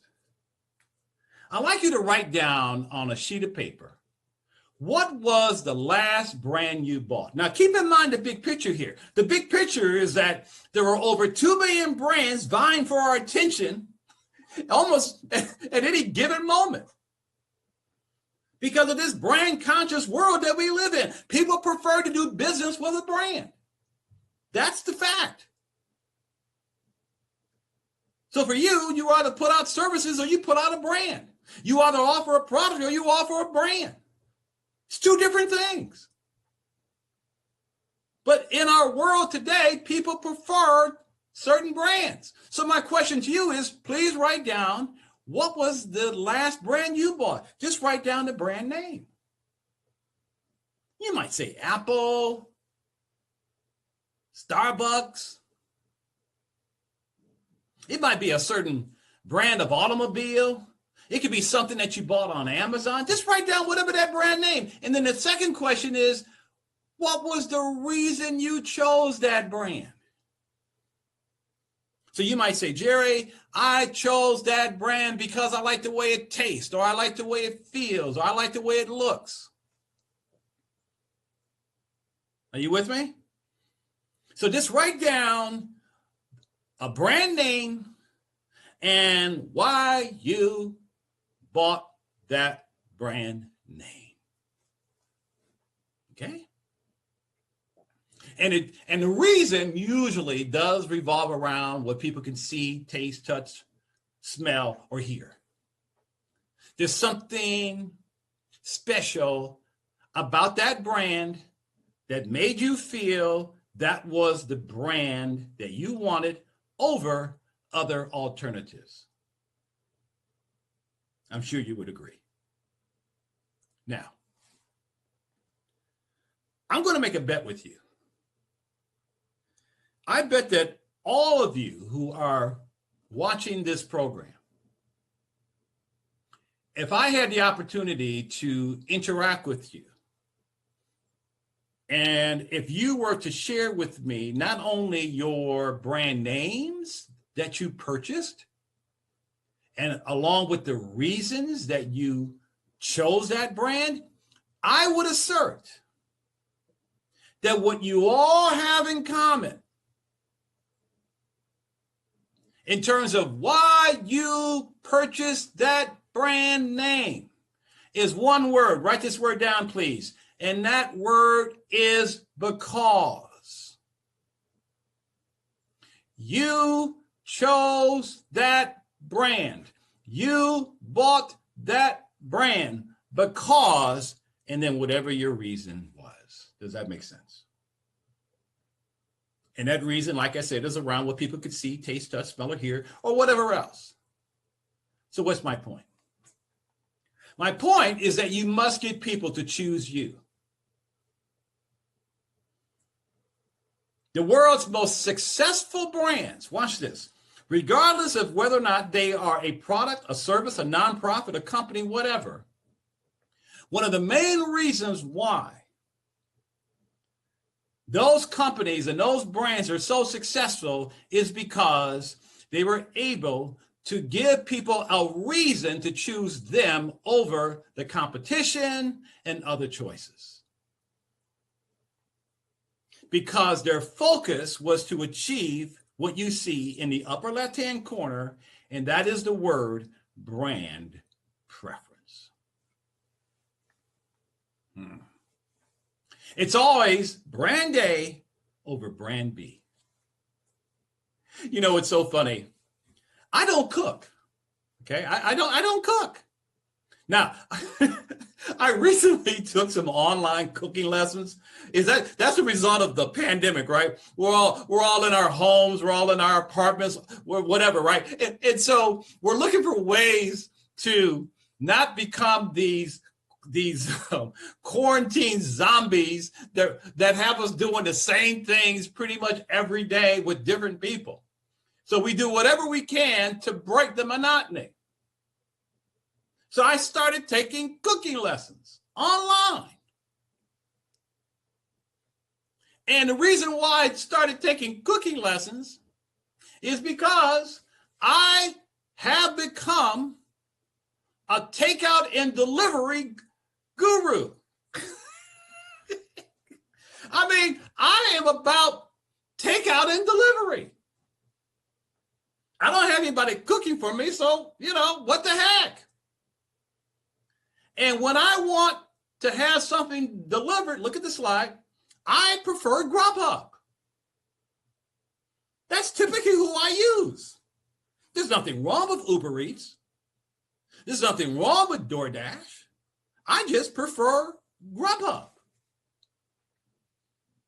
Now, you may have some people out there, going back to what I said earlier, some people prefer Coke, some people prefer Pepsi. That's okay. Some people prefer Nike, some people prefer Adidas. That's okay. Before the pandemic, whenever I had to do rideshare, I used Lyft. I prefer Lyft. There's nothing wrong with Uber. I'm just a Lyft guy. So you, write this down, must give people a reason to choose you as opposed to other choices. Some people prefer to go in the Subway versus a regular sandwich shop. A person may say, I'm going to go to Starbucks as opposed to 7-Eleven. 7-Eleven's got great coffee. Doesn't have the Starbucks experience, right? But it's got great coffee. So when you start to think about it, in this brand conscious, brand driven society and world that we live in, it's all about the brand and nothing but the brand. And it occurs at a very subconscious level where we don't even think about it. If we go into a supermarket, for example, and we grab a shopping cart, and let's say we're looking for laundry detergent, and we want to get the brand that's going to get out ground in dirt, many people will do what? They'll choose Tide. Because the Tide brand is not about soap detergent. Laundry detergent. The Tide brand is selling what? Tougher than dirt. And so we associate tougher talk, Jerry, tougher than dirt with the Tide name. My question to each of you is, what are you presently associating with your brand name? Are you simply putting out on your website or your communication platforms that you have services to offer, or you do this and you do that? That's not compelling. Remember, it's about what's inside your can. And the second strategy is to follow the proper sequence, which I call the golden triangle. So right now, please draw a triangle on a sheet of paper. And at the top of the triangle, please write the word brand. Lower left-hand corner, write the word market. And the lower right-hand corner, the word sell. And what that refers to is the fact that you don't put the cart before the horse. Because whenever you're looking to scale up or level up or have more impact, you must brand, then market, and then sell. It's always branding, followed by marketing, followed by selling. They're like a three-legged stool. All three legs have to be in place. If one leg is wobbly, if one leg is missing, you're in trouble. But it also suggests that one leg is not more important than the other. Branding is certainly not more important than marketing. And marketing is not more important than selling. And selling is not more important than branding. They're equally important. However, the three have to be integrated properly, working together to have the kind of impact that you want to have in the marketplace. Are you with me? And the job of branding is to differentiate you. The job of marketing is to get people to pay attention to that difference and desire that difference. And the job of selling is to go ahead and do what? Pay for it. So branding is about you differentiating yourself, saying to the world and saying to the marketplace or saying to the community, whoever or whatever your target audience is, you are saying, I've got something that matters to you. I've got something that is going to give you exactly what you're looking for. And then the job of marketing is to get that person to pay attention to you, to notice that difference, to see that you've got something interesting and appealing to them. And then the job of selling is to get people to pay for that difference. Let me break it down this way. I gotta go on back to Detroit on this one. Let me break it down this way. Branding will get you known, marketing will get you found, and selling will get you paid. Amen? Because at the end of the day, it's about getting known, getting found, and getting paid. All of us are in business to be seen, be heard, and to make money. It's all about the brand, followed by the marketing, followed by the selling, which means you nail down your brand first, and then you market and sell the heck out of your brand. It's that simple. So you don't put the cart before the horse. You don't think about how can you close more sales. You don't think yet about, well, should I be doing social media or setting up marketing funnels and on and on and on until you nail down what your brand is. So your goal must be to give your brand the strongest body, voice, and spirit possible. And then you bring it over to your marketing so that what? So that that brand can be brought to life creatively by coming up with the best way to express the uniqueness of your brand visually. And then as you are developing your marketing, you are also creating how you are going to monetize your brand. Should you create courses? Should you offer programs? Should you do this? Should you do that? And then the job of selling is to go out there, shake the bushes, get the leads or conversions, and make the money.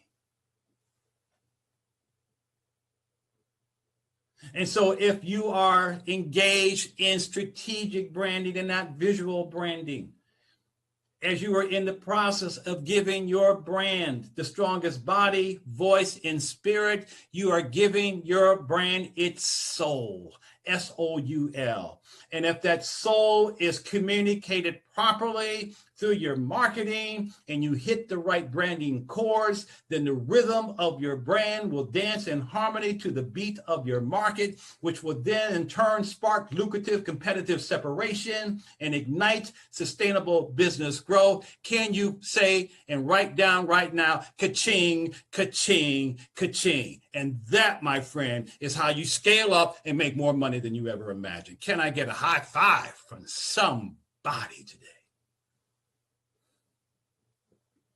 And so if you think about it, if all you do is tell people what it is that you do, if all you do is on a website or whatever that communication platform may be, if all you do is show your courses and your programs, this, that, and the other, and that's how you are presently defining who you are, then brand preference is not going to happen. You have to give people a valid reason to choose you over the competition, as I said. See, in the big picture of branding, there's 3 basic levels, okay? Level 1 is called strategic branding. That's making sure that your brand architecture is in place. That's what I'm teaching you here today, okay? That's making sure that all the key strategic branding components have been brought together so that you can have the strongest, most solid, multi-layered brand foundation that you can build out from. And then once that work is done and you have a solid foundation, then you go to level 2, which is the visual branding. So now you are expressing the uniqueness of your brand, like I just said a few minutes ago, visually through websites, social media, videos, and on and on and on. Design work gets done. You might want to create some publicity for your brand, put together a PR campaign. You might want to do a podcast, a radio program, a TV show, who knows? But all of that gets created in level 2. And then you go to level 3, which has emerged in recent years, and that's called social media branding. But you start at level 1, and then you go to level 2, and then you go to level 3. You don't jump start and go straight to level 3 because you're not ready yet. Okay? And I cannot tell you how many people I have seen who put the tile down before the cabinets are up. So part of what I'm doing here with you in this workshop, in this level 1 strategic foundation brand architecture workshop that I am teaching you here today, is I am making you eat your vegetables. Okay? That's what I do. I had this sister came up to me once. I was speaking at a conference, and she goes, "Oh, I get what you do. You do the upfront thinking. You let other people do the decorating." I go, "You got it." I said, "Great brands are created in the trenches. That's what I do." And she goes, I appreciate that. I said, "Yeah." I said, "Sometimes I got to go in there and tear it down and help build it back up." She says, "I really admire your expertise because that's something that people are looking for." All right. Let's go on to strategy number 3. Claim your space. I think that before COVID and the pandemic, I think that, in my opinion, if you had some kind of value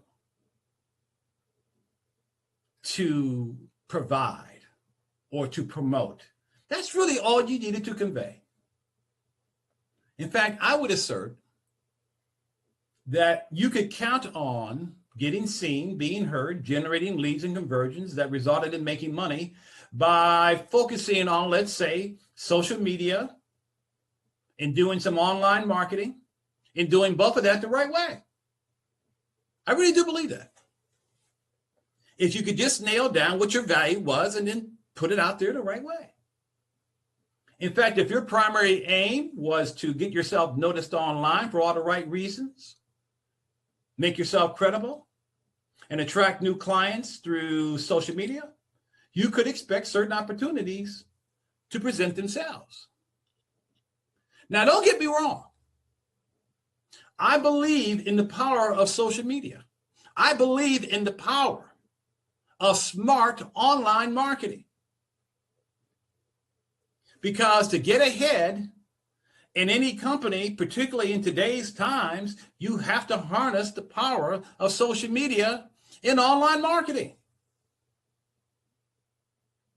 But in order for you to have the strongest brand possible in 2021, that will get a conveyor belt of customers coming your way, it's not only important to do all the things that I shared with you already, you must position yourself as being what? Preeminent in your industry.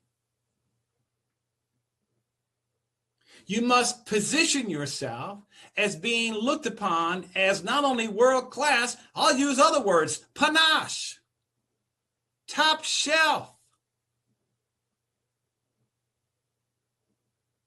second to none. People have to see you as being a cut above others that they could choose over you. Said another way, you need to get people to see you as a leader in your space. You have to get people to see you as an authority, an expert, the best of the best, because leaders show up when the tough roads begin. And leaders are those of you who decide first to transform yourself into an exceptional brand that shouts distinction, commitment, and passion. Which means that you are now making the strategic branding decision to differentiate yourself. Why? Because in the past, before social media and 1.7 billion websites, you could be obscure yet secure. But now the game has changed.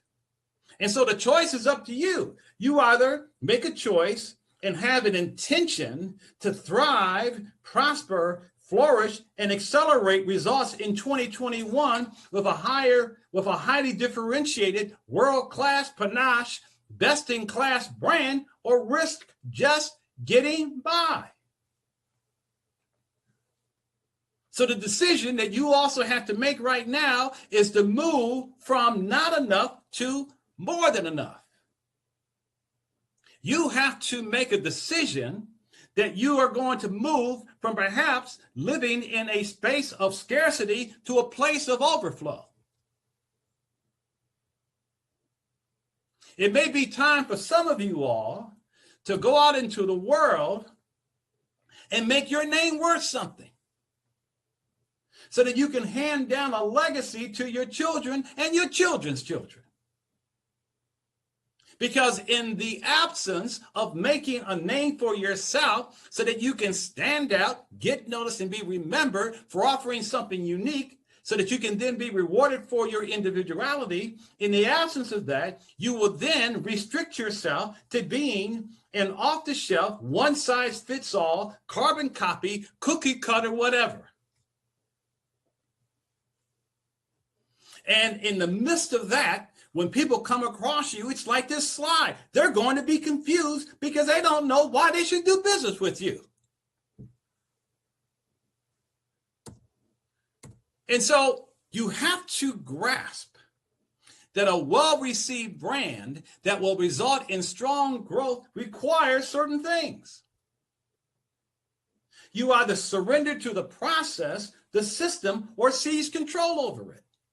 Because like I said earlier, unless you brand yourself, somebody else will. And so the whole thing here is to know that for you, let's say you have a day job. Okay? Let's say there's some of you and you have your business on the side. And your dream is to go into business for yourself. So you want your part-time hustle to become your full-time hustle, as they say. Or maybe there's some of you right now, and you have an idea. You have a concept, or maybe you have an invention, and you want to get that turned into a brand in this brand-conscious world that we live in. Or maybe there's some of you where you feel that your brand is not doing what it is that you need it to do. You feel that your brand is stale or stuck or stalled, or that it's in some kind of slump. Or maybe there's some of you who feels that your brand could be stronger. That's called rebranding, which means that you are what? Re-engineering, reimagining, retooling, revamping. You decided right now that you're going to breathe new life into your brand so that it can have the greatest impact possible in 2021. So in any of those situations, read this slide. It requires more than simply listing services, showing stuff that you sell, or having a few bullet points of what you do. It does require careful planning. It does require in-depth thinking. And most of all, it requires, as I said earlier, positioning your brand as a certain something special that will reach, engage, and close more customers. And so the big question that you must be asking yourself is, how do you go about differentiating yourself? How do you get others to see you as being distinct? That you're not like everybody else? Because in order for your God to get a blessing to you, he's got to be able to bless others through you. But the only way he can bless others through you is if nobody else looks like you or sounds like you. Can I get an amen from somebody? Because you may live in the world, but you're not of the world. And how dare you present yourself like anybody else? You are here for a reason. And so whatever your situation is, whatever your struggles or challenges may be right now, know that tomorrow can be better than yesterday. What's coming can be better than what's been. Know in your heart of hearts that what's coming will be far greater and far better than what's behind you. Because you were born to be on the top and not the bottom. You were born to be the head and not the tail. So don't be afraid to be different. I think for so many of us, we are swimming in the shallow end of the pool. And it may be time for some of you right now, as you're listening to my voice, it's time for you to go to the deep end of the pool. It's time for you to climb out on the skinny branches and go out on the thin ice, knowing, though, that your God will equip you of who you need to be, connected to the resources and the people to support you in getting you to the promised land. There are billions of people on the planet. There's lots of competitors. Not one of them has your fingerprints. There's only one you. And that makes you perpetually valuable, rare, and special. Write this down and say it out loud. I am designer made. There's nothing about me that would even suggest that what I have to offer is like finding clothes on a clothing rack. I am designer made. You're not like anybody else. And so your primary aim, my brother, my sister, is to deviate and not conform. You must go against the flow, go against the norm, not try to fit in, be distinct, or risk being extinct by being willing to paint outside the lines, go outside the 9 dots, by clarifying and communicating what makes you different and special, and using those special qualities that you possess to separate yourself from your peers to gain the unlimited opportunities you deserve while producing the results that you're going to be paid to produce, or to produce, because you are designer made. So you must innovate and not imitate. It requires that you be consumed by the pursuit of mastery of a skill. and to be so good at what you do and meticulous about it that you become invaluable. You see, I've learned in my 30 plus years of doing this work and having helped over 100,000 small businesses, like I said earlier, from over 600 different industries, what I have discovered is that opportunities are always there for those who possess three things: a craft, which is a marketable skill or expertise; distinction, which means that you will be memorable; and production, which means that you deliver. And that's always been the case. It always fascinates me when I look at the folks who are creating and putting out these brands that make them millionaires and multimillionaires within 1 or 2 years. And I say to myself, that is not reserved for certain people. That is not limited to a certain type of person. That can indeed be you as well. Now, don't get me wrong. Entrepreneurship, security vanishes if all you really focus on is making the money. Because one of the keys around what you see on the screen is to be purpose-driven and not money-driven, which means that you must connect your business to a higher calling than simply wanting to make money. It means that if you make it a point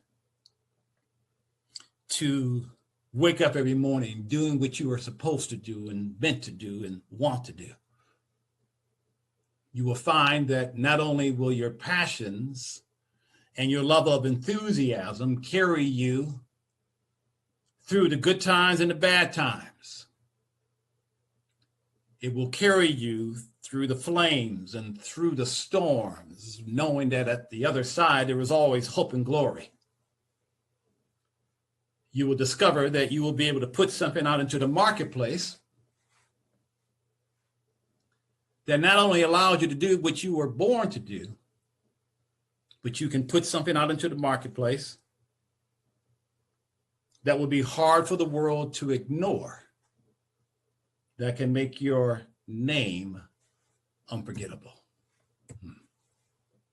Because at the end of the day, you've got to be able to say to people, what sets me apart from others is, or unlike others in my area of specialty, what I do different is, or what separates me from others who are in my field is, right? Are you with me? You must differentiate yourself, because on differentiation is where great brands thrive or die,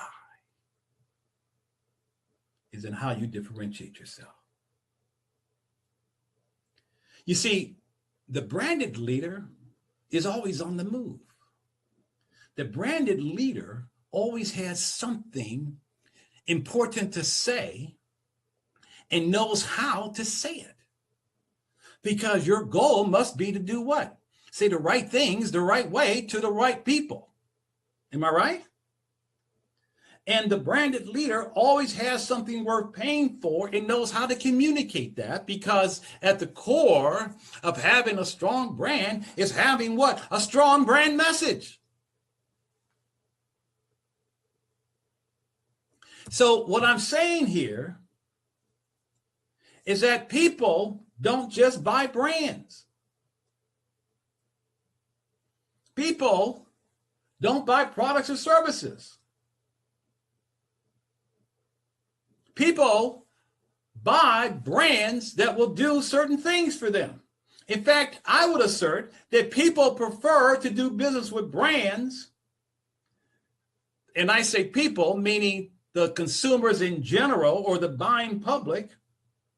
They will regularly and loyally do business with and purchase certain brands that regularly do what? Give them allowances, I should say greater allowances, more opportunities, more access, because when you buy a brand, you know what you're going to get.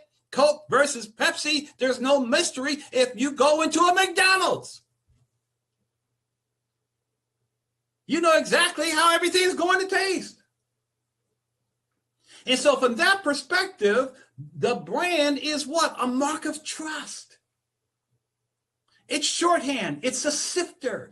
The brand is what separates the granules. It separates all the cattle on the ranch because all the cattle looks the same. And so think about it. We buy Tide detergent because it's the best against dirt. If I were to ask you, if you want something to be delivered the next day, who are you going to use?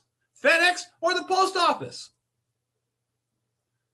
You're probably going to prefer FedEx. Why? Because it absolutely, positively will get there the next day on time. Because that's what you associate with FedEx. What do you associate with the post office? I hope it gets there. It might get there. I better cross my fingers and put a rabbit's foot in my back pocket. Shoot, I need to start sending up, burnt offerings to the Lord. And then we'll whip out our Visa card, our Visa credit card, because Visa is everywhere we want it to be. What's my point? My point is that if you go back to the three key characteristics that I mentioned earlier, craft, distinction, and production, when you are committed to your craft, your intention is to be incredibly good at something. And then you distinguish yourself, knowing that the only way your God can get a blessing to you is by blessing others through you, which means that it's time for some of you to not only go to the deep end of the pool, you need to go to the deep end of the pool and not worry about drowning. And so when you shift into producing by positioning your brand as being panache and top shelf, then you are going to do what you see on this screen, because this is all people want to know from you. Number one, can you solve a problem? I've got this painful, annoying, aggravating problem. Can you make it go away? Number two, can you give me a better outcome? This is what I've tried. This is what I'm presently doing. This is what I'm thinking of doing. This is what's been suggested to me that I do. If I do business with you, if I buy your brand, can you take me from where I am to where I want to be? What I want to hear from you are, what are the advantages that you offer over everybody else? Please don't just tell me what your services are. Number three, can you perform a freaking miracle? What do I mean? I'm in a bad spot right now. Dire straits. I'm in a situation that is really hurting me and my family or my company and my team. Can you turn my situation around? Can you reverse this predicament I am in? Can you turn my midnight into day? Said another way, can you make the impossible possible for me? Can you bring forth a future for me that's not limited by my past?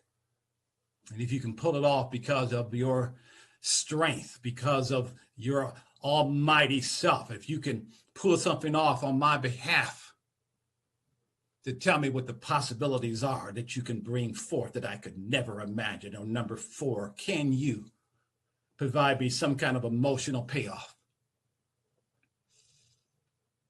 I'm tired of feeling frustrated. I'm tired of feeling stressed out. I'm tired of feeling worried. What's the emotional payoff that I can receive if I do business with you? Let me digress here for a second. When I was working at P&G, I used to co-manage Cascade Detergent. That was my brand. And we created this TV commercial where we would have someone reach into a dishwasher and pull out a glass and hold it up to a light source and go, "Oh my God, spots! I can't put these glasses out. I got my mother coming over here in 15 minutes. I got company coming in 30 minutes. Oh my God, the sky is falling. The sky is falling. I've got spots on my glasses." Now, here's the deal. We determined that what drove the sales of Cascade detergent was not so much about our brand promise, which was virtually spotless dishes, but you want to know what really drove the sales? Was telling people they did not have to feel embarrassed by how their dishes looked from coming out of the dishwasher. The research showed that what most consumers cared about was how their dishes looked from the standpoint of not feeling embarrassed. And so we created this whole branding campaign called No Embarrassing Moments, and it shot our sales through the roof. And so right now, I want you to think about what you see on this slide. Okay? Can you solve a problem for someone? Can you give them better outcomes? Can you perform a miracle? Is there some kind of emotional payoff that you provide? You tie a ribbon around it, name it, frame it, blab it, and grab it, be in it, and walk in it, and it spells what?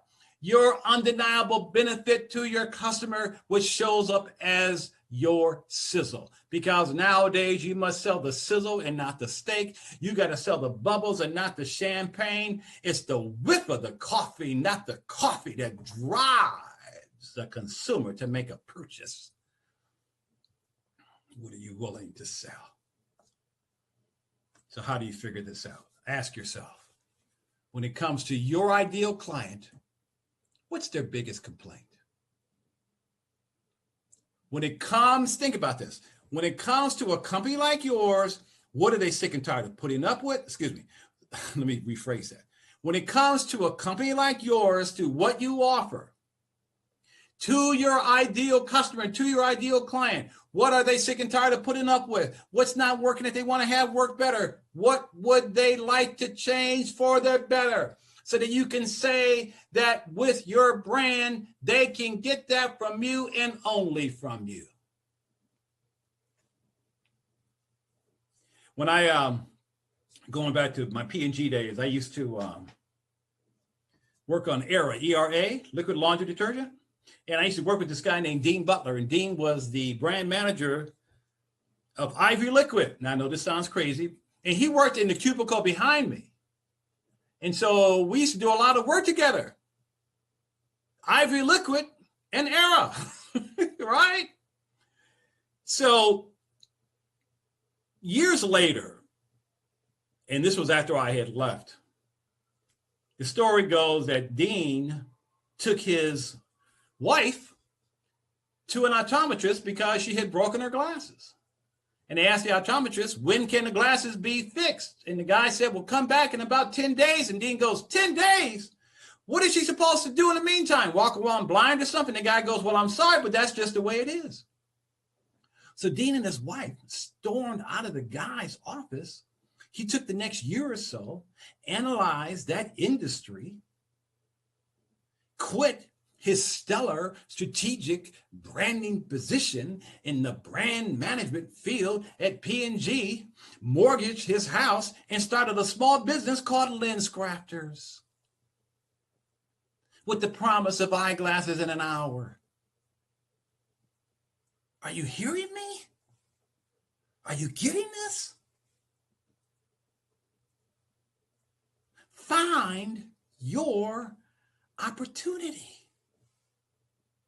Where's the gap? Ask yourself, I wonder if I did something that the world had never heard or seen before. I wonder if people will gravitate towards what I have to offer. I wonder if. That's what Howard Schultz did. He went to Italy, looked at how Italians enjoyed drinking espresso in espresso bars, comes back to America, to his little coffee cafe that he had just purchased, and he goes, I wonder if I serve up espresso-based drinks. and not call it coffee, but come up with words like espresso, and not only espresso, but cappuccino and frappuccino. And I can't have small, medium, and large. I got to have venti and grande. I wonder if people will buy my brand if I call it Starbucks. What is your I wonder if question going to be? Said another way, what's going to differentiate you from the rest of the crowd? My point here, and we're coming down the home stretch here, by the way, it's all about creating and delivering, write this down, unrivaled value. Because when you are in touch with your unrivaled value, not what you do, I don't care about your credentials, I don't care about your education, none of that matters. It's all about unrivaled value that conveys to the people in your target market that you can do it better than anyone else without you having to say you are better than anyone else. When you are able to do that, you project, write this down, what's called an aura, A-U-R-A, an aura of uniqueness that differentiates you, that distinguishes you, that creates a real and perceived advantage in the minds of others around what it is that you provide.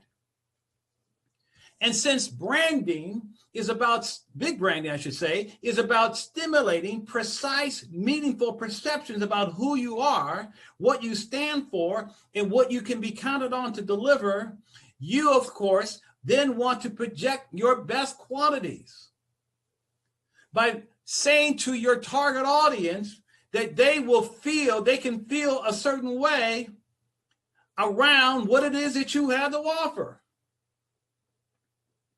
So that in turn, you are now the honey and not the fly, because you are now doing what? You are getting people, write this down, pre-sold on you. They're pre-sold. Think about it.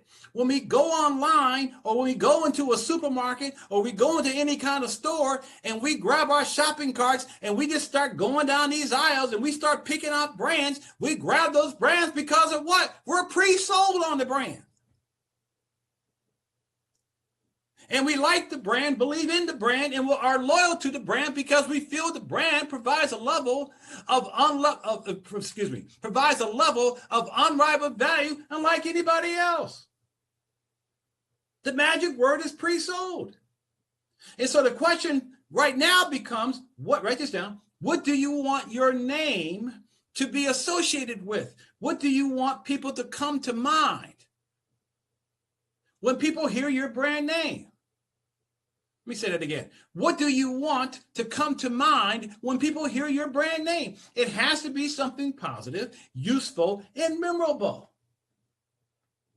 And it has to pivot around those things that set you apart, create value, and fill what's called an unmet want, because it spells benefit to your customers and more money in your bank account.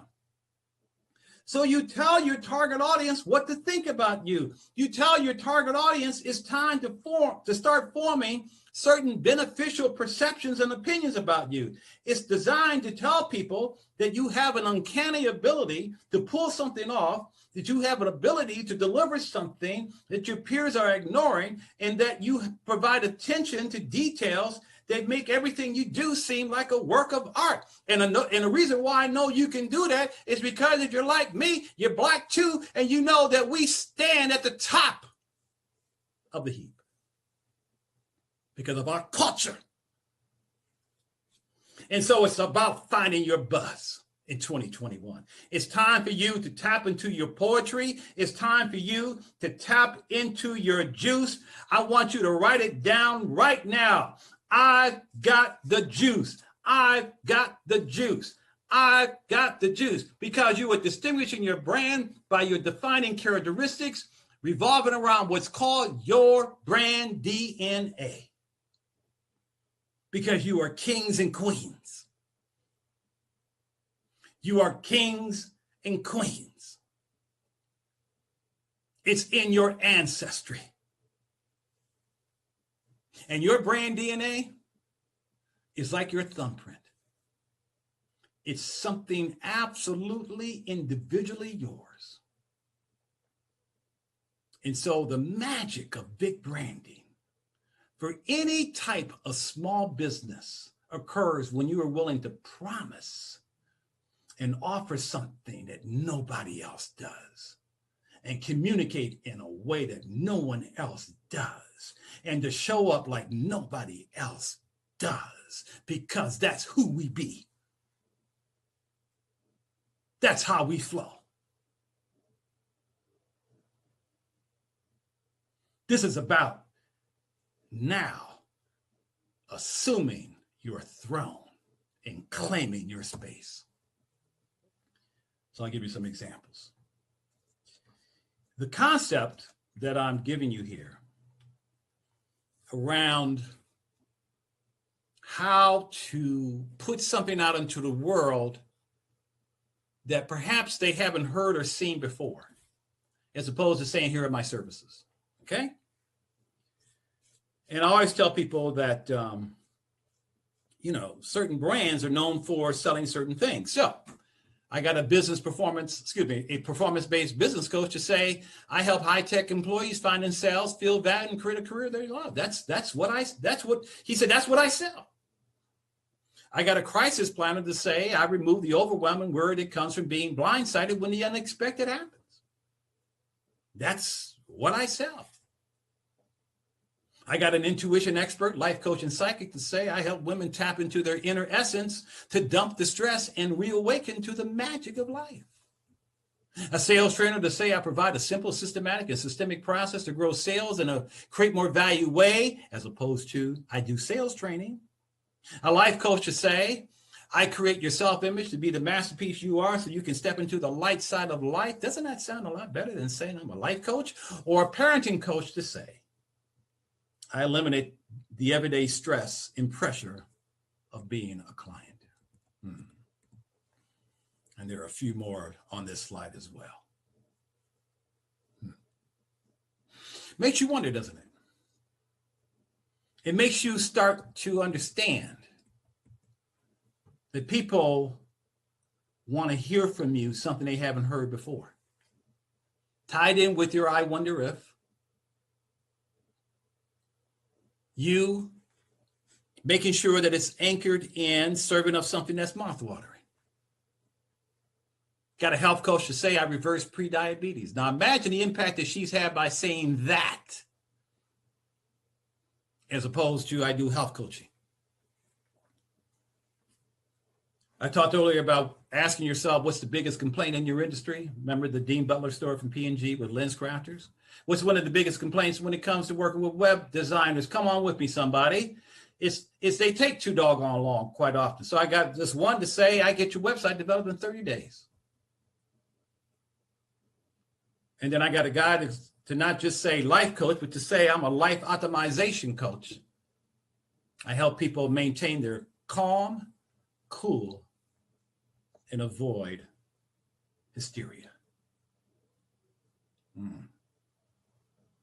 See, this is the whole thing about what I call creating your anthem.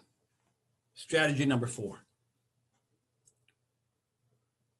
Airbnb does not sell home rentals. They're in the business of selling belonging anywhere. Nike does not sell gear, athletic gear and merchandise. They sell belief. Going all the way back to Air Jordans. Think about that.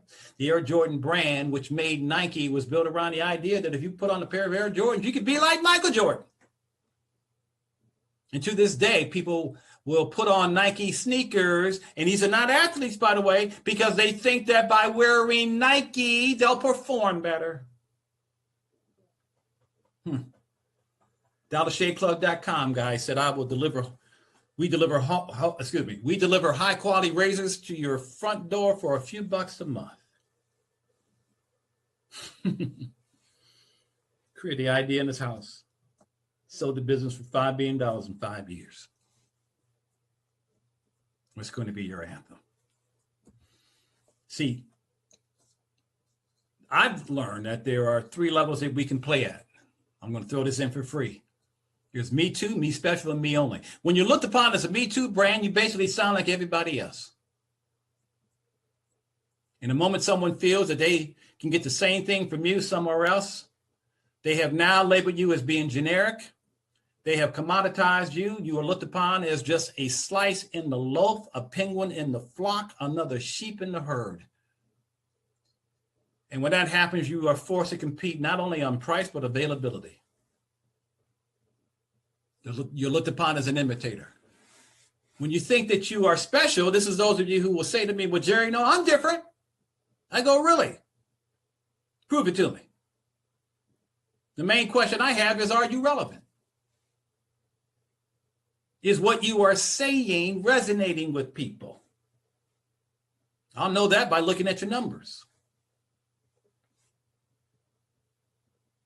Because there have been a lot of great brands in the history of branding in America that started off as incredible rock star brands that lost their differentiation and their unrivaled value because they did not make themselves one of a kind. They became impersonators. And then they slowly died and went away, for the most part. Does the name MySpace ring a bell? Whoever thought Blockbuster would go out of business? AOL, still around. BlackBerry, Radio Shack.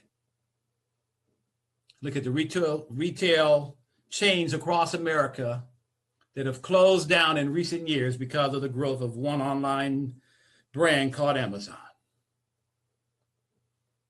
But the level you want to play at, write this down, is me only. Where you can say my brand is the only humma that does humma. Everybody write down ka-ching, ka-ching, ka-ching. Because now you've made the strategic decision to be looked upon as an innovator and not an imitator.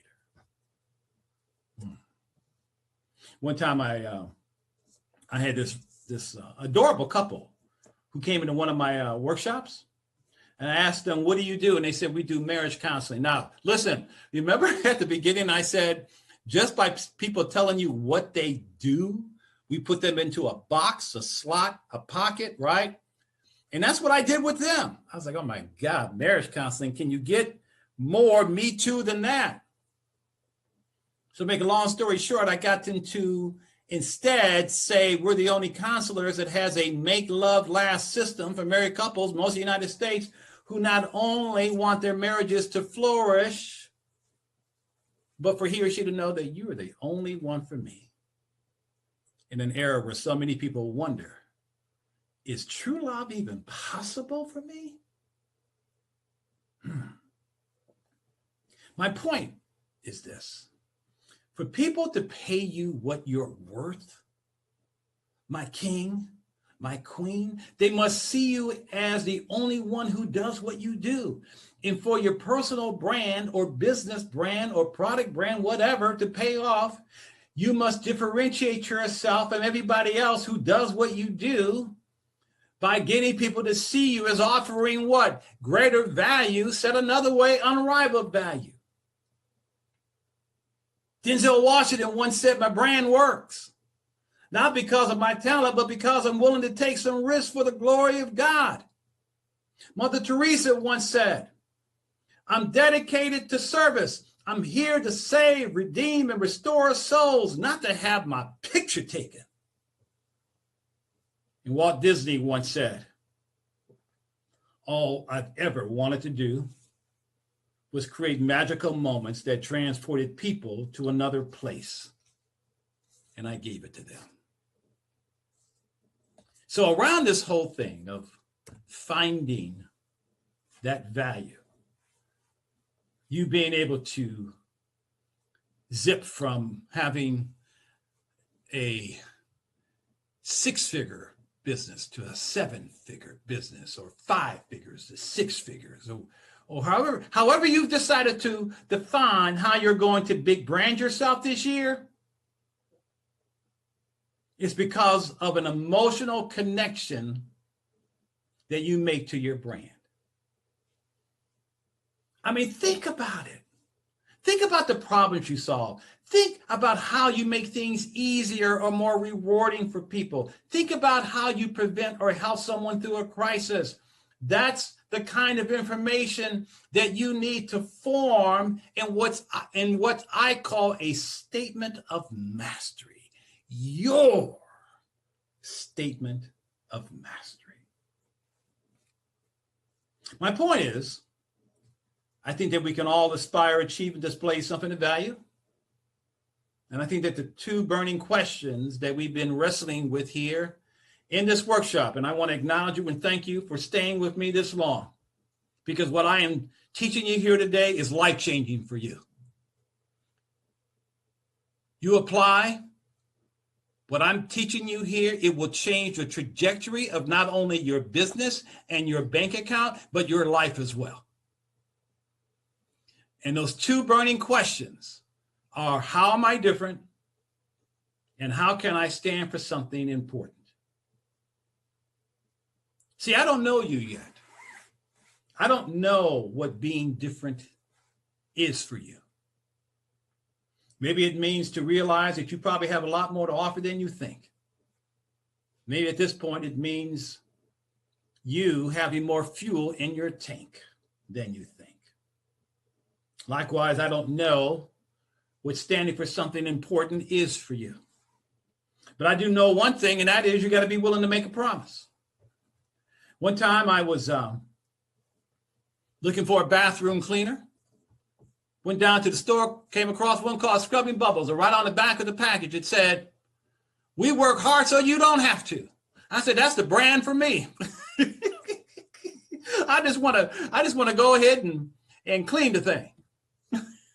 in a little commercial with the little scrubbing bubbles, right? So I wasn't buying a bathroom cleaner. I wasn't buying scrubbing bubbles. What I was buying was the promise that it will work so hard that I don't have to. Are you with me?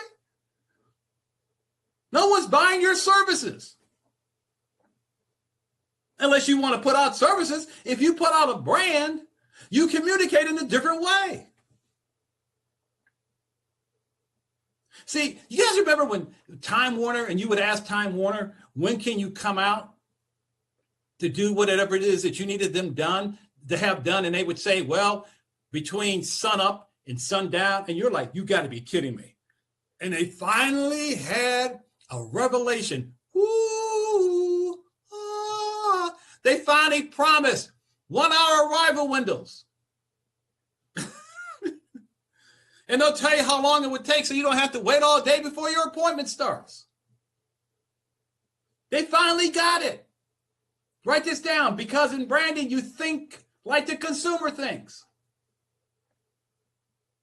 In branding, there's an old adage. You never create a new conversation. You enter into the conversation that's already inside of someone's head. And so LifeLog promises to detect, alert, and fix identity theft. Protect with the best.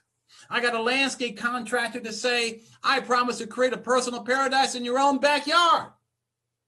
Missing the word yard there. As opposed to, well, I'll go ahead and install some plants and flowers and a nice little irrigation system.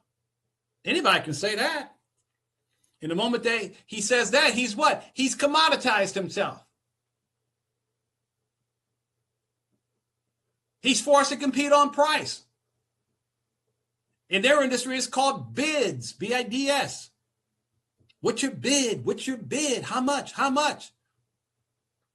So when I got this guy to say, I don't do pink flamingos, I promise to turn your backyard into your own personal paradise. It will be like heaven on earth in your own backyard. And my design started at $50,000. Got a real estate broker to instead say, I will list and sell your house. Got him to target women, which had been his natural market for some reason. And instead of saying that, he said, I will make you the queen of your castle. That brother has so many listings, he couldn't believe it. He said women would call him and say, excuse me, I want to be the queen of my castle. Tell me about what you do. And I got a financial planner to divorced women to say, I promise to get you on the road to independent financial growth. So when you start to think about it, there are probably some painful, annoying, aggravating problems that people are facing that you can help go away. Maybe you can help people get out of pain, avoid pain. Maybe you can help people have something occur in the moment that means the most to them. I call it about having what's called your saleable distinction. That thing that you can cash in on in the marketplace. Are you with me?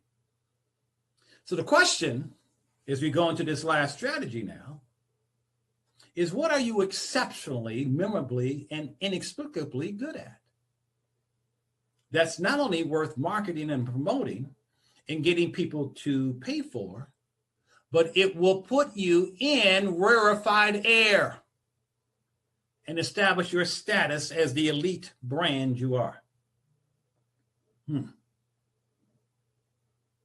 God does not call the qualified. He qualifies the called. See, my friend, I have discovered that every phone call, every Zoom call, every encounter is a chance for all of us to demonstrate our mastery. And so you must go to that area where you feel most capable of creating a true saleable distinction for yourself that will let your light shine for all to see. Ask yourself, when do you shine the brightest? When do you radiate? When do you sparkle? So that you can big brand your brilliance. The point is that when you can build massive value into your brand, people will in turn value your brand. So establish your elite status. And back it up with what's called your secret sauce. Early on in this presentation, when I put you to the test and asked you to name some of your favorite brands, I said, and then I asked you what was the reason for choosing those brands, and I said what you all had in common is one word called because. You chose that brand because. And so that's what you do here in strategy number 6. You nail down your because of statement. That special thing that you do or offer that will make your brand worth more and make you rich. In branding, it's called giving people permission to believe you. It's called giving people a reason to believe you. You see, most brands are purchased based on emotion backed by logic, justified by being rational. And this is the logical part here. Because when you are able to make that emotional connection that I mentioned earlier, which pretty much has been this entire presentation, wouldn't you say? Now you've got to give people a reason to believe you. And that's called your secret sauce. That thing that you do that will give you what I call in a class by itself superiority by being able to say that you have something that is superior and better than other choices. Because you will be compared to other alternatives. Make no mistake about it. It is about brand A versus brand B. So what is it that's going to be your secret sauce? That special thing that you do.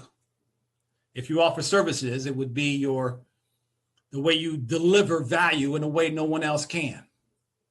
Perhaps it's a system, a process, a method that allows you to do what you do, that becomes the crowning jewel of your brand, that you monetize and becomes your signature thing, your signature process, system, method, whatever word you prefer. rooted in your brand DNA, that nobody can nullify. Nobody can duplicate, imitate, or negate it, because unless you have a twin, there's only one you. So this is where, in your strategic brand building process, you take all those shining qualities, all those defining characteristics that make you perpetually rare. The designer-made person that I alluded to earlier, where you look at your wisdom, what you've learned, what you've studied, what you know works and doesn't work, your perspectives, all the things that make up who you are, regardless of what your journey has been up to this point. If you don't realize it by now, you are on this call, watching this workshop, because you were divinely instructed to connect with me. And I can say that because I'm very clear of the anointing on my life. And I know how God uses me. He always puts me in front of who he wants me to support, who he wants me to empower, assist, help, whatever that word may be. But I want you to have a miraculous 2021. And your secret sauce is very, very important. If you had a product, by the way, your secret sauce would be something that you could patent, that's physical, that's a part of your product, that helps your product do what you say it can do. However, if you're offering services, skills, talents, abilities, any kind of expertise, it is your system, your process, your method, okay? But all of it has what in common? It's proprietary. It's your intellectual property, so to speak. But it is that thing that you do that allows people to do what? Buy into believing that you can do what you say you can do. Because Muhammad Ali once said, it ain't bragging if you can back it up. Some of you remember back in the day with the Colonels. Remember that? He had something called the original secret recipe. Anybody remember what it was? Back when it was the magical blend of 11 herbs and spices. Chevron gasoline. Chevron says we use Techron, which allows your car to be happier because it's going to get better mileage. Now, why is that? Because all gasoline is the same, but they differentiate through what their additives, and Chevron has one called Techron. I don't know if you have Chevron where you are, but I do out here on the West Coast. One time I was looking at a TV commercial for Bounty paper towel, and they said, Bounty, the quicker picker-upper, let the spills begin. And I'm not kidding. On the commercial, they took a paper towel, split it open, and said, Bounty can absorb twice the liquid than any other paper towel because we have something called trap and lock technology. And I sat there and go, oh, okay, yeah. So what's my point? You've got to create and uncover your distinct voice around your version of trap and lock technology or your magical blending of 11 herbs and spices. That special thing that you do that nobody else can do. Are you getting this? This is how folk put out these incredible brands that make them a fortune. You can tell I have passion for what I do after 35 years. Amen. So let me just say this in closing. Please remember this. I want to leave you with a question. If you were to develop a bumper sticker that describes your brand, the essence of your brand, what would it say? Could it say impeccable character? Or maybe superior customer service? Or how about builder of teams, or crusader for productivity, or a healer of hurt? Whatever your bumper sticker says, it will make or break the marketing, promotions, and social media activities that you undertake in 2021. And let me leave you also with this. Wherever you are right now in life, let it be okay. Don't compare yourself to others. Don't get into a conversation with yourself or people who are important in your life around that whole thing that can drive you bananas, which is, how come at this stage in my life? How come after all I've sacrificed? How come after all I've been through, I don't have this and that? How come he or she seems to be doing better than me? How come he or she seems to have more from life? Don't compare, differentiate. You run your race. Okay? Don't look left, don't look right, and by all means, don't look in the rearview mirror, because when we look in the rearview mirror at all the disappointments and bad breaks and setbacks and all that kind of stuff, that also is simply going to make us feel even more frustrated at times than need be. Instead, keep your eyes on the prize by looking forward. Look at the horizon, and also know that in whatever industry you are in, whatever your field of expertise or specialty may be, know that you can be number one in your specialty if you believe, even if there are giants already there. Do not be discouraged by that. And don't try to be David taking on Goliath. Said another way, don't try to out-soup Campbell's, to out-connect Apple TV or Facebook, to out-flavor Wrigley's, to out-coach Tony Robbins, or try to out-cool Kool-Aid. Know that they are there for a reason, and that you have been given a blessing and a gift, and it may be time for you now to big brand yourself, to stop perhaps playing small, and be the man or woman of God that you have been chosen to be. So just to kind of recap everything that we just went through, the 6 strategies for you to create your conveyor belt, which should be your first step for having 2021 be your breakthrough year, is number 1, which was strategy number 1, have a brand, not just the visuals. Number 2, follow the proper sequence, brand, market, sell. Number 3, claim your space. Number 4, create your anthem. Number 5, create your irresistible promise, which is your statement of mastery. And by the way, an example of a statement of mastery, some of you remember Domino's Pizza when they used to say, if the pizza's not there in 30 minutes, it's free. Remember that? People weren't paying for the taste of the pizza. What they were paying for is the pizza going to get there in 30 minutes. You see where I'm going with this? So can you imagine if you had some just totally out of the box creative brand promise that would just knock people's socks off? Well, if you did, number 6 will become pretty easy, which is for you to establish your status as being elite. So I thank you for your time. Bless you. I appreciate you. And I'll see you on the other side. This is Jerry Foster, the Branding Evangelist, signing off. Take care.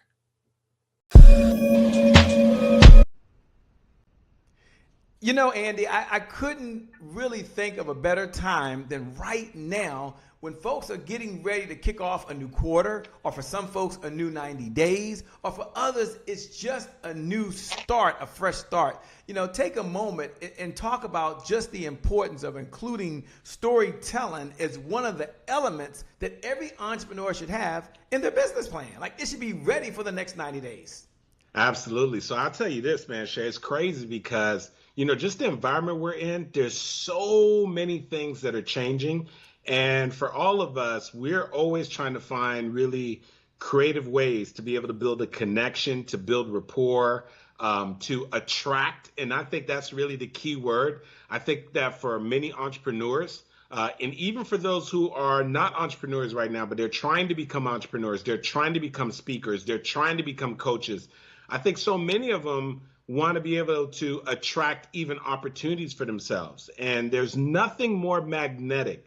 There's nothing that's going to create faster connection. There's nothing that's going to create more opportunities for you than really having something that draws people in. And if you think about it, the thing that has been the ongoing magnetic force for major influencers is really just great storytelling.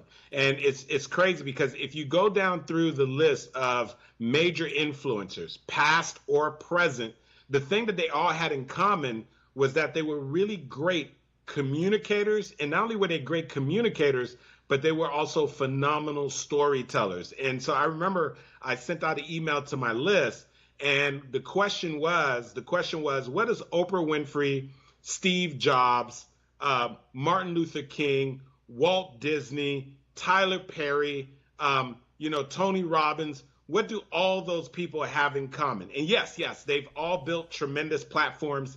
They have all made their mark. They all were highly influential, whether past or even present. But the thing that they all have in common is that they're really great storytellers, right? They're great at just being able to share a story, to be able to build connection and rapport. And so I believe that now, especially in the marketplace, Shay, where so many of us are having to rely on a virtual format, okay? So that means that the majority of our communication, the majority of the time when we're talking about our products and our services, the majority of the time when we are even positioning ourselves in front of our customers and clients is happening from behind a webcam. It's happening from behind an actual camera. So we got to figure out then, what is it that we can do that is going to really position us to be able to get somebody to just momentarily stop in the midst of their busy schedule, in the midst of surfing through social media, whether they're on Facebook, whether they're on IG, whether they're on LinkedIn, or whatever it might be. What is it that we can do that's going to get them to just momentarily stop for a moment, just long enough so that they could listen to what we have to say? And I personally believe that the thing that so many of us can leverage that's going to give us competitive advantage is really getting great at being able to share and tell stories that are engaging, stories that get people's attention. And I believe that the person who wins today is the person who can get attention and then also be able to keep that attention. And I believe the best tool for doing that, Shay, is of course sharing and telling stories, man. No, I love it. And I mean, I cannot stress it enough. In a world where so many people are just competing to get the attention of prospects, so many people are competing for the same customers and same clients, you got to have a competitive advantage. And by far, I believe that one of the best and most natural modalities is storytelling for being able to attract people and enroll them into your vision and your products and your services. One of the things I've admired is your commitment not only to talk about the importance of storytelling, but to also make sure that folks understand how to do it. And I recall when we got together and I had a chance to be behind the scenes with you, and you were sharing with me how to break down not only my own story, but the different elements that are inside of it. And not only was it revolutionary for me, but there was a lifetime value. And I don't know if you know that 3-4 years later, I'm still applying those skills as I'm trying to tell and talk about different type of stories. I guess my question would be for those folks that are out there, like Mavis is out there right now. Sakisha Hollick says hello out there in Florida, by the way. Hey. Rico, who's out there, by the way. And so many folks that are tuning in right now that says, Shay, they keep telling me I need to do these stories. I've been hearing about doing stories. They've been beating me on my head about doing it. But for some reason, I've been challenged with actually doing it. What do you think, Andy, is one of the challenges that hold entrepreneurs back from trying to get the stories that they're using based on their intuition into some type of structure and a system that can help them going forward?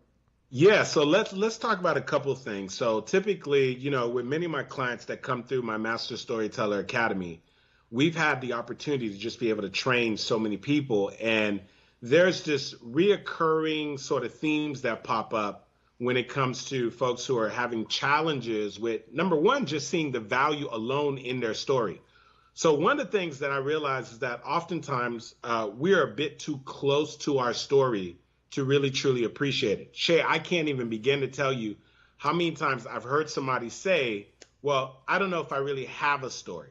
And the reason why they don't believe that they have a story, Shay, is because of the fact that they are comparing their story to somebody else's story. And so, yes, we are aware of those really amazing sort of down and out stories. When somebody was dealing with a major addiction, they were strung out on drugs, on cocaine, whatever it might be, and then they redeemed their life. Or somebody was in a very tragic accident and they were like the sole survivor of a crazy accident. Or we hear stories about, somebody was born with an autoimmune disease, or was born with a degenerative disease. Or we hear a story about, somebody was missing a limb or whatever it might be.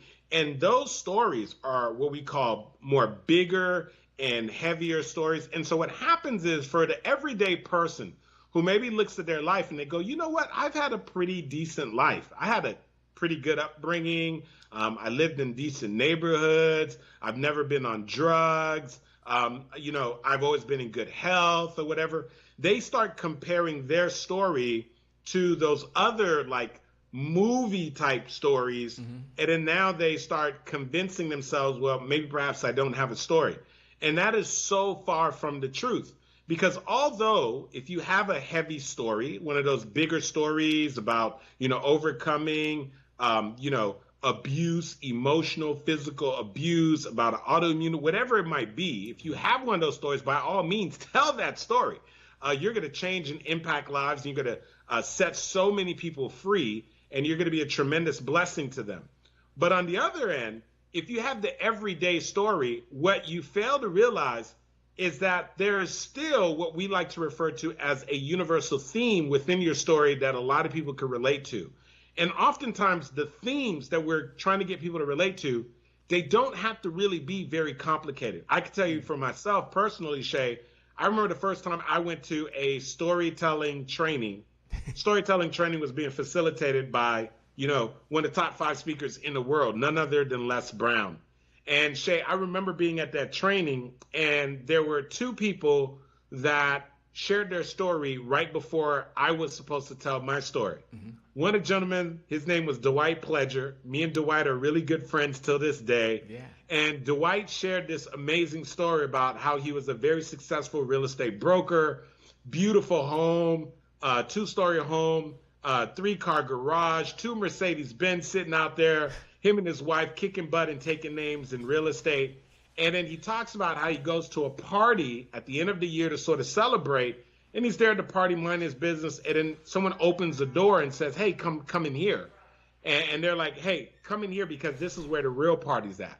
Well, when he walks in that back room, he had no idea that his life would be forever changed, because when he walked into that back room, they were actually back there doing drugs. And he had never done drugs before, and they offered him basically a hit of a pipe. And he at first said, no. And through the peer pressure, Dwight shares a story about how he took the pipe, thinking he was just going to take one hit. And he says he took the pipe, put it to his mouth. And he said, man, when he blew that smoke out, Shay, his life forever changed, because he became an instant addict. He ended up abandoning his wife and his children, and he was going from crack house to crack house and abandoned his family for years. And then he talks about how eventually he wakes up in this abandoned house, no electricity, no running water. He could feel the shag carpet against his face. And he sort of has this come to Jesus moment, realizing like how low his life has become. And he comes to realization, I got to do something. And so he picks up the phone and he calls a family member. His family member calls his sister, Shay. And this is the next remarkable part about the story. They end up calling his wife. And he paints this picture about how his wife came and picked him up. His wife that he had abandoned for several years. His wife that he hadn't spoken to. His wife that he left with the children. And he said that once he gave the address, his wife pulled up and picked him up and received him into the car as if he had only been gone on a 2-day business trip when the man had left and abandoned her for several years. All right. So you have this remarkable story of both redemption, right, and this story of forgiveness, right? Now, right after Dwight, this is the crazy thing, Shay, next person up is a lady by the name of Pauline Victoria Ahi. And so Pauline had already gotten my attention when I got to the training. And the reason why is because Pauline has no arms and she also has no legs. And I remember being fascinated by Pauline, like everyone else in the room, because it's not every day you're in the presence of somebody with no arms and no legs. And I was watching her, Shay. She was taking notes, and she placed her pen right here on her shoulder, and she had the pen between her chin and her shoulder, and she was bent down and she was writing like that. And I remember my nosy self wanting to go over to the table because I wanted to see her handwriting. Yeah. And I couldn't believe how nice her handwriting is. So she comes to the front of the room and she shares the story, and we're all saying like, well, what happened? And we found out nothing happened. All her organs work, everything. She was just born with no arms and no legs. Other than that, she's perfectly fine. So they tried to convince her parents to put her into an institution, and her parents refused to. They brought her home, and they decided to love on her and treat her as if she was a regular child. So they forced her to have to learn how to fend for herself, how to go into the fridge, how to get her food, how to do all kind of things for herself. And here she is with no arms and no legs, and she lives a regular life. She's married, she has a child, she can type. She literally puts one of those back scratching, just, I don't know if you ever seen those wooden back scratchers that you scratch. She puts one of those on her shoulder between her chin, and she uses that to type, right? And so the remarkable part, just like that, man. That's like, right? I can't even imagine. And she can type faster than the average person. And so the remarkable thing, though, Shay, was that after she shared her story, she was being interviewed. And the question they asked, they said, Pauline, they said, what would you say is your biggest challenge that you've ever faced? And right after that, I'm telling you, we all got goosebumps because Shay Brown, Pauline Ahi, with no arms and no legs, she literally went like this.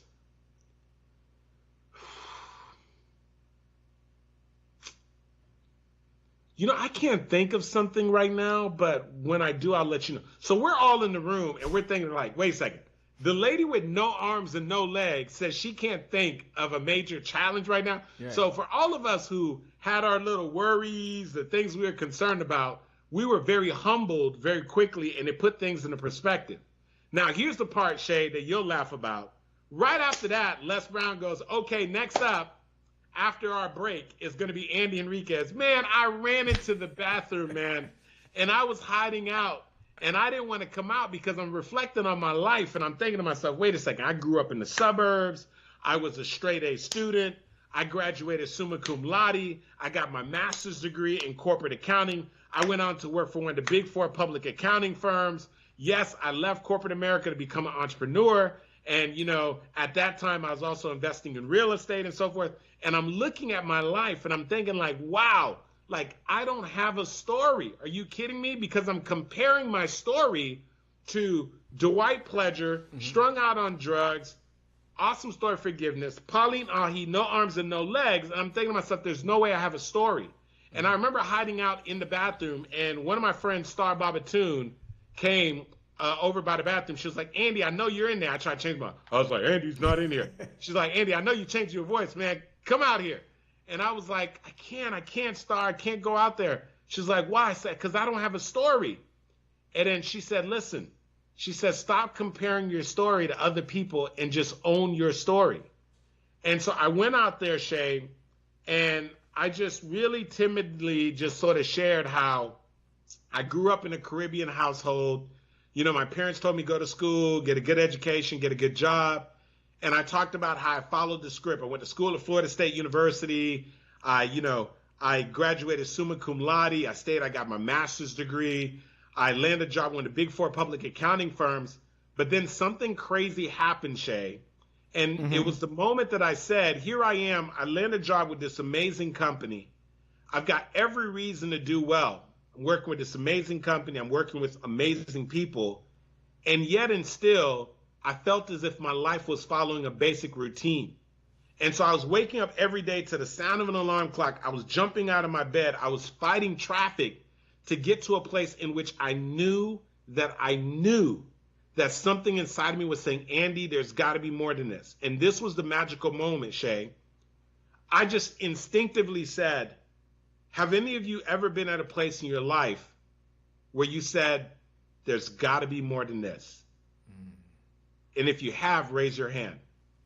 And when I raised my hand, Shay, everyone raised their hand.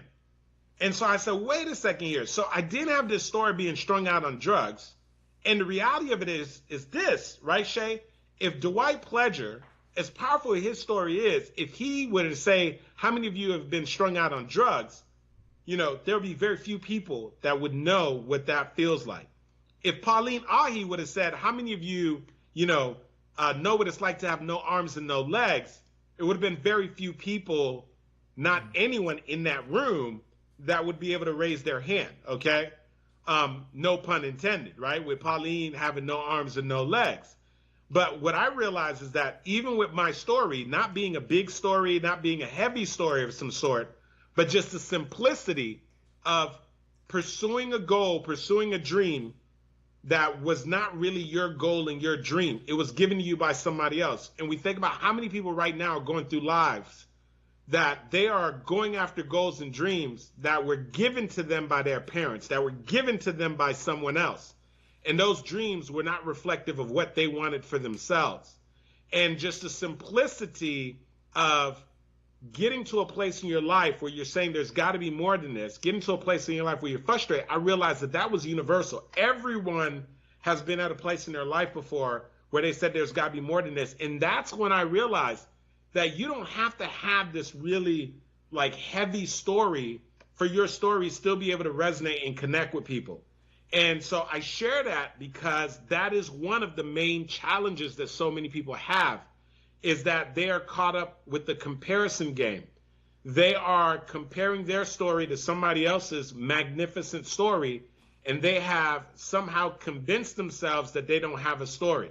And so that is one of the main reasons why I believe that a lot of people don't take the time to work on and develop their story. And if that's you as you're listening right now, I want to make you understand this, that no matter what you may think, and no matter who you may have compared yourself to, I want you to know that not only do you have a story, but that there are people who are out there, they're your assignment. I mean, that is perhaps the thing that I enjoy most about what I do. You know, working with entrepreneurs, working with speakers, working with coaches, and helping them to be able to craft and put together a powerful signature story that really allows them to attract opportunities, attract their ideal customer and client, increase their conversion. The thing that I love most is that when I see the transformation that takes place from them getting more confidence and more clarity, because they now realize that, wow, not only do I know I have a story, but I know how to be able to share it in a powerful way that's going to create opportunities for me. And not only that, but the fact that I know that when they have more confidence, more clarity, they're going to get out there and talk to more people. They're going to do more Facebook Lives. They're going to do more webinars. They're going to do more podcast interviews like what we're doing right now. They are going to speak to more of their clients. They're going to offer more of their products and their services. And I know that every time I empower an entrepreneur, every time I empower a speaker, every time I empower a coach, or even people in transition, because that's a major part of my audience, people who are already having success in one area in their life. Maybe they've been working a 9-to-5, and now they've been trying to figure out how to pivot because they want to become coaches, they want to become speakers, whatever it might be. But just being able to empower those people with a story, seeing the confidence and the clarity that they get, and knowing that they're going to get out there and take bolder action, and ultimately they're going to get in front of more people who are their assignment. And so for me, it is such a joy to know that I'm empowering other leaders, that I'm empowering other people who are going to go on to make an impact. So it's like this compounding effect, right? I empower one person to be able to share and craft and tell their story. They get more confidence, they get more clarity, and they share and impact their story with more people, and then they in turn begin to impact more people.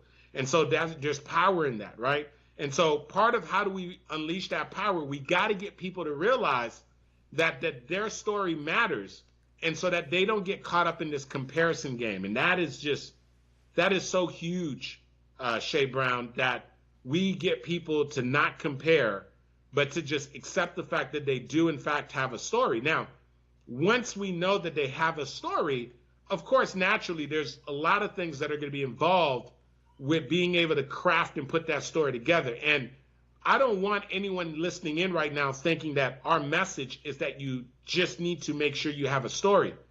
It's not that you just need to have a story, but you also need to get the coaching so that you can craft and share that story in a very powerful, compelling way, right? There's plenty of people who are telling stories, but the way that they tell stories, as you alluded to before, Shay, is not properly structured.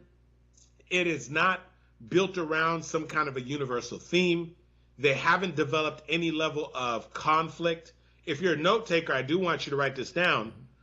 It's one of the things I'll be talking about, during my training, for the comeback summit that's coming up with Shay Brown, and Shay will be talking to you guys about that. But one of the things that is critical when you are really trying to put together, your story is that there's got to be some type of a conflict. So if you're a note taker, I want you to write this down. No conflict, no story, right? So I can't even begin to tell you how many people who I watch, even people who are influencers, who start telling stories and they're really missing the mark. And I say, wow, if this person was able to build influence and they're not really great storytellers, imagine what would happen if they actually took the time to learn how to be able to share and craft a story. If they were not, going on and on and on, if they knew how to be precise, if they knew how to have a universal theme so people could connect with it, if they knew how to make sure that there was a conflict in the story, because most people have experienced some level of a challenge and a conflict, and that's what's going to resonate with people. And also, if they knew how to be able to drive their point home by leveraging a story, right? I watch a lot of people with great content, but then they don't use any kind of a story to be able to drive the content home. Like, we use an example. Earlier, I was just making a simple point. Don't compare your story to other people. Now, I could just say, don't compare your story to other people. And yeah, that sort of helps you with the point. But by me talking and sharing a little bit about the story, about me being at the training, about Dwight Pledger, Pauline Ahi, how I was comparing, how I went in the bathroom, I didn't want to do it. Then when I shared my story, it is going to resonate with you on a different level. And it's going to be so much easier for you to retain what I shared with you, as opposed to me just giving you that piece of content. And that's why when we share these stories, it's so very critical. I can't emphasize it enough. So I personally believe that regardless of what you're doing, right? Whether if you look at yourself right now and you say, Andy, I'm having really good success, becoming a better storyteller is going to amplify your success. If you say, Andy, I'm feeling stuck right now, and I feel like I'm not getting traction, becoming a better storyteller is going to help you to get unstuck and help you to gain more traction, because you're going to attract more people to what you're doing. If you're saying, Andy, I got products and services, I think they're awesome, but for some reason people aren't buying. Well, getting better at sharing the stories around your products and services is going to help you to increase conversion.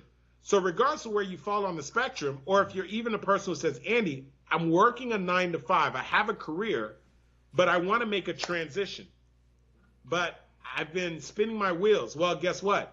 You developing your story helps you to have more confidence and more clarity. And why do we not take action? We don't take action because we lack clarity. We don't take action because we lack confidence. And so I can't even begin to tell you how many people have come through like my Master Storyteller Academy who were in transition. They were working a corporate job, working a 9 to 5.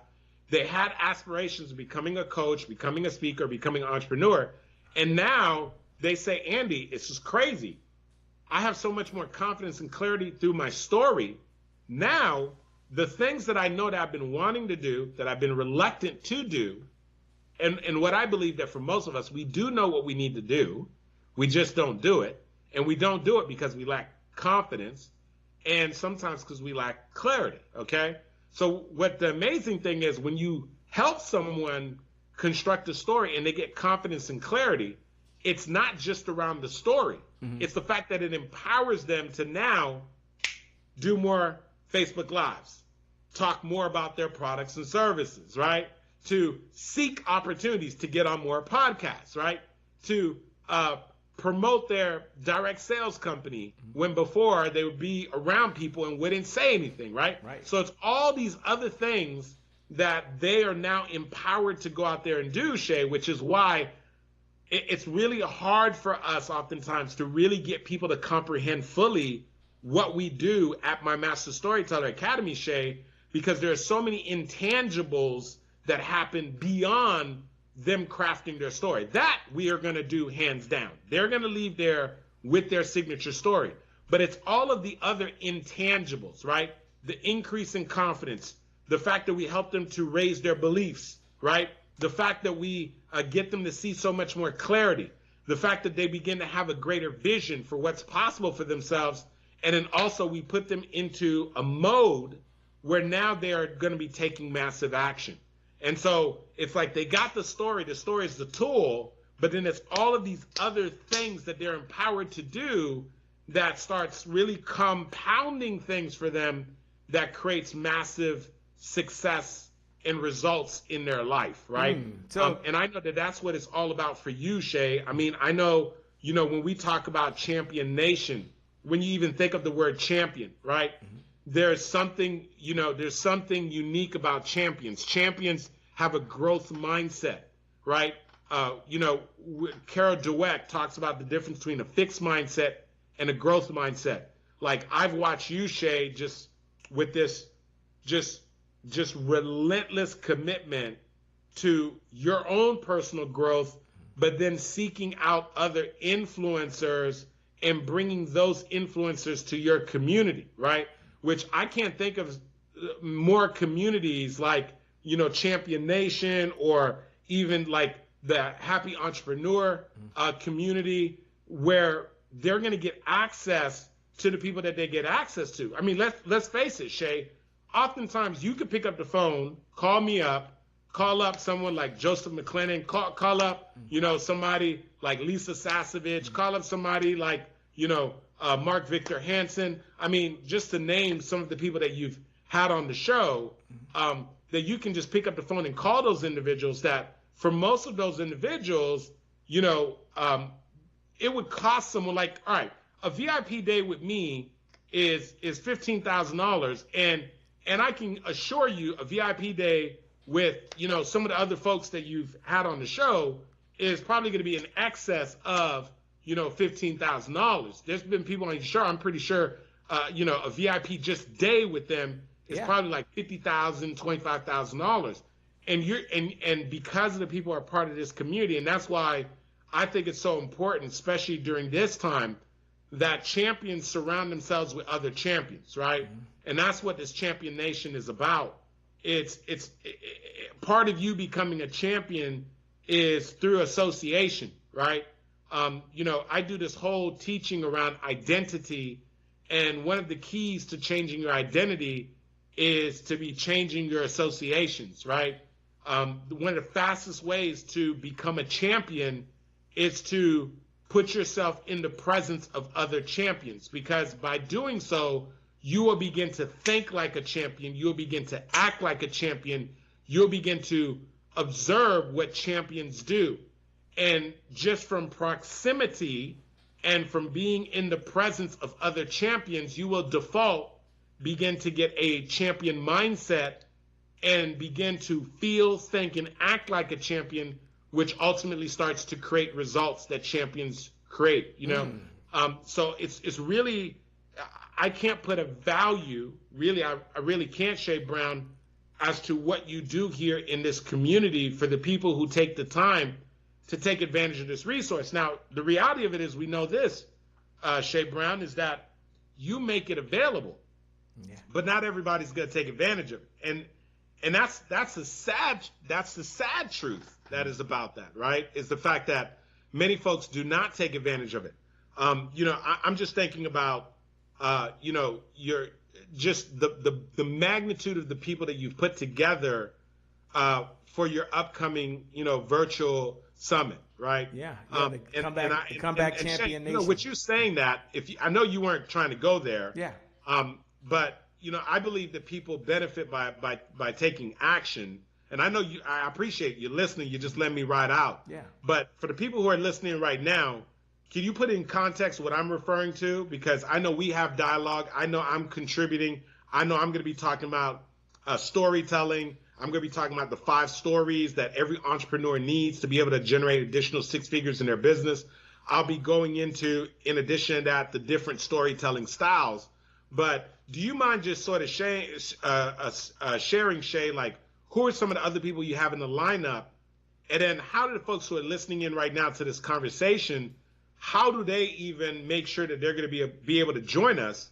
And they better be joining my session, but I want to make sure that they know about some of the other sessions that are taking place as well, my brother. Sure, there's a couple of things, Andy. There's a number of speakers that are participating. I'll mention some of the folks, but here, let me first give you the website for those folks that are out there, because Andy will be there. And you can go over to www.comebackchampionsummit.com. Again, www.comebackchampionsummit.com. And the number one mission, the overall goal is not just to empower, it's not just to inspire you, but it's to make sure you walk away with the resources. And storytelling is one of the anchor resources that you need. Sure, there'll be some, names there, if I can say it like that, because of the content, because of their history, because of their success, and because of their desire to help folks just like you. And you might not know who they are. And so we'll mention someone like you mentioned, a Joseph McClennan III, who is someone who's been not only a business partner of Tony Robbins for 32 years, not only is the methodology that Tony teaches, but more importantly, he's been transforming lives for over the last 32 years. The guy has a doctorate in neuropsychology, and he talks about how to be a mega millionaire and megapreneur. How to become a mega millionaire, megapreneur. So how you can have multiple things going on. And then you have none other than someone like a Dr. Sonia Striblin, who we talk about how to build that 7-figure empire business you want. And she's got to be one of the baddest sisters I know on the planet.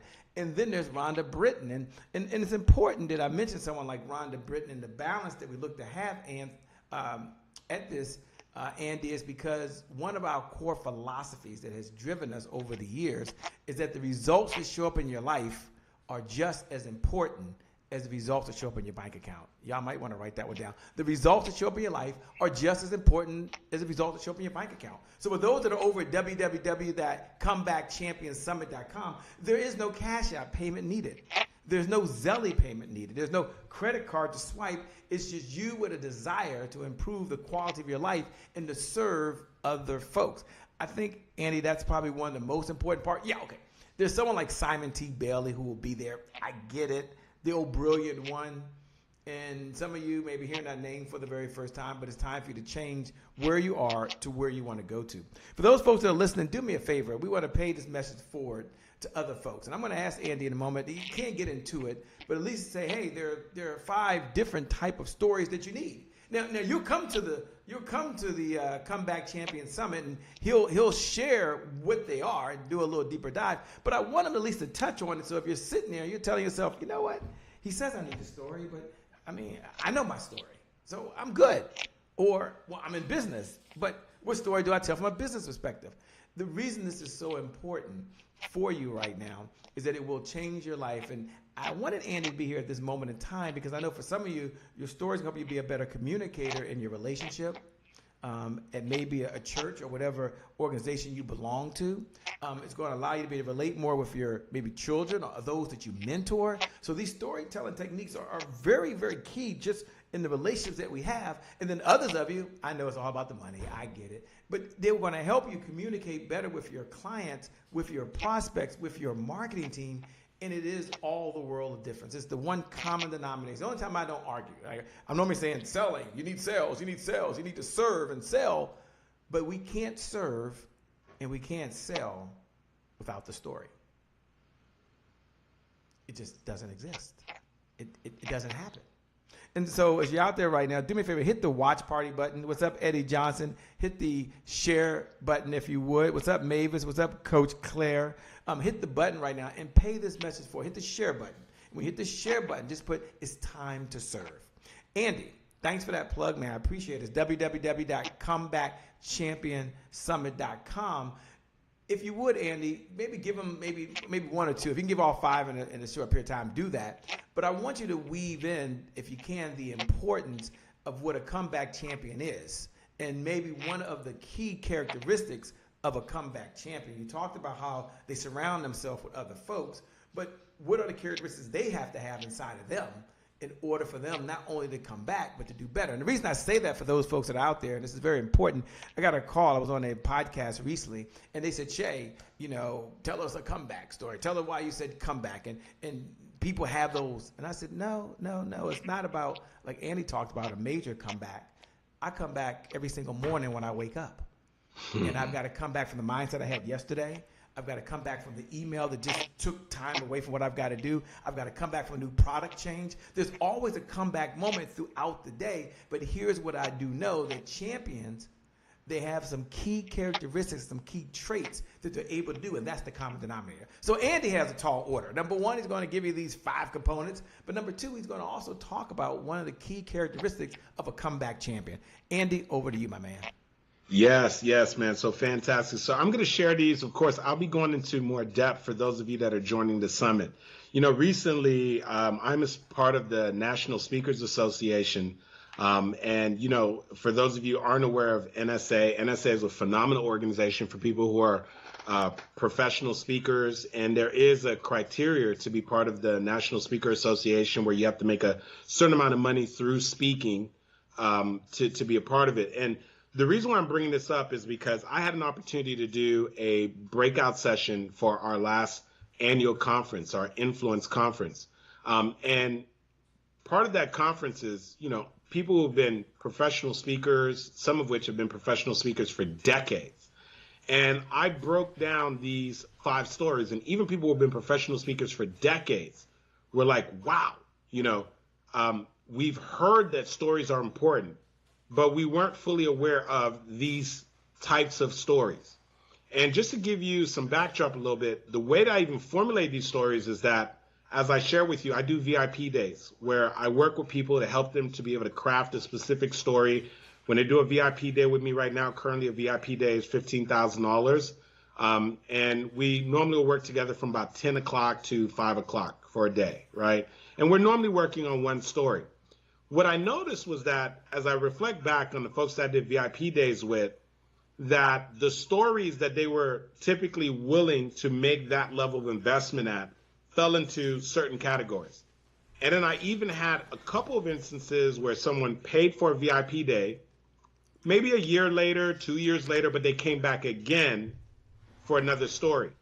And so what was interesting was I thought to myself, well, there must clearly be a nice ROI for the mere fact that they're willing to invest that money for one story, and then the fact that some of them were willing to come back. And so what I did was I went back through my clients, went back through the stories that I helped them with, and I realized that the stories pretty much fell into 5 categories. Now, I'll go into real detail for those of you that are going to be joining us for the summit. But I want you, for those of you who are a note taker, you can write the word solve going down vertically on a piece of paper. I'm going to share them with you real quickly.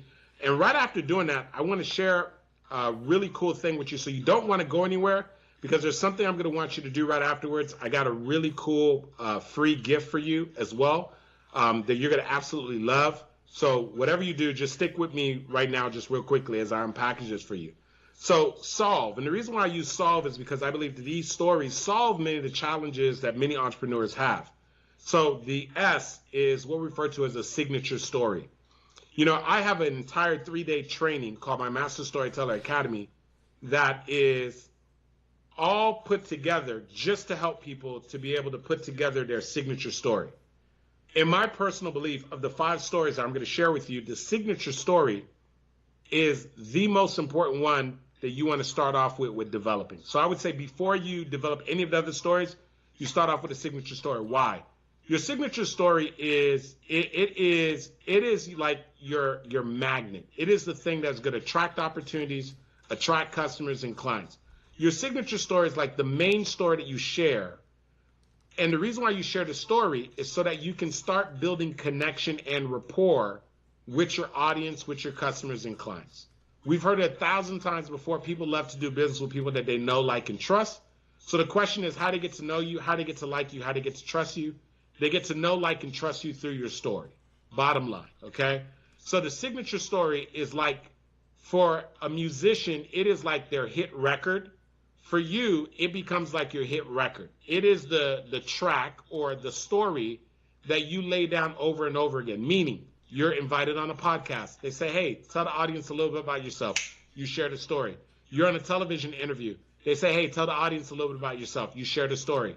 You are launching your own show. You're sending out emails to your list, and new people are coming on your list. You share part of this story.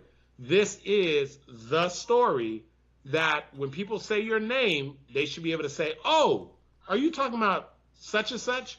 And they should be able to tell a part of your story, okay? It becomes an extension of your brand. It's how people get to know you. It's how they get to like you, okay? Now that you have a signature story, it's good. It helps you start gaining traction. But I don't know about you. I believe all of us at one point or another, we want to monetize, right?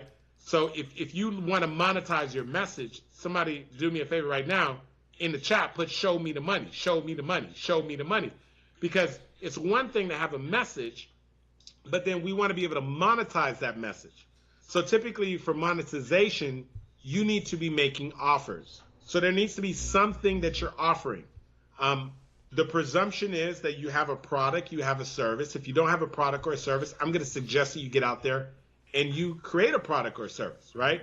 So the offer story is simply a story that you share that helps you to get more people to say yes to your products or your services. It's just a story that gets them to see the value, overcome the objections, or to create a sense of urgency. That's what the offer story is. The next story is what we refer to as a landing story.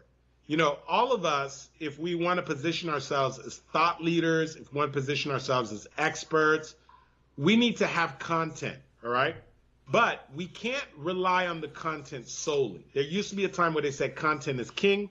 We know that's no longer the truth because now anybody can go on Google. They can find Andy Henriquez content. They can find Shay Brown content, right? There's nothing new under the sun. So what is it that makes your content unique? It's not the content alone. It's the fact that you take your content and you put it within a story, and that story is what really helps that content to be unique. So landing stories are nothing more than stories to help your content to land better on your audience. The other kind of story that you need is what we refer to as a value proposition story. So many of us are really passionate about what we do, and we have a tendency to go right into what we do, right into our products and our services, into our talk, right? Without first making sure that our audience, our prospect, has bought into what we do. In other words, I want you to imagine for a moment that you are a financial planner. You're about to have a conversation with somebody about how they can invest their money, about different insurance policies and so forth. But you just made the presumption that they understand the value of having a financial planner. So a value proposition story is a story that you share early on in the presentation to first get them to buy into the importance of having a financial planner, right? This is critical because all too often we get into our presentation, into our talk, without first getting people to buy in. So for me, I talk about the importance of storytelling. So oftentimes when I'm going to start a presentation, I share a story to get people to see the value and the importance of storytelling, all right? So that's what a value proposition story is. It's just a story to get people to buy into your big idea. And the final kind of story that we all need is what we refer to as an expert story, an expert story. We know that at the end of the day, people pay top dollars for experts, not journalists, all right? And it's one thing for you to tell people that you're an expert, right? You could try to read off your bio, talk about all your accolades, all that is good and dandy. But at the end of the day, real influence doesn't come from you telling someone you're an expert. Real influence is when someone observes you, AKA hears your story, and then comes to the conclusion themselves that you are the expert. So I'm telling you, it's way more influential for someone to come to the conclusion themselves that you're the expert, as opposed to you trying to convince them that you're the expert.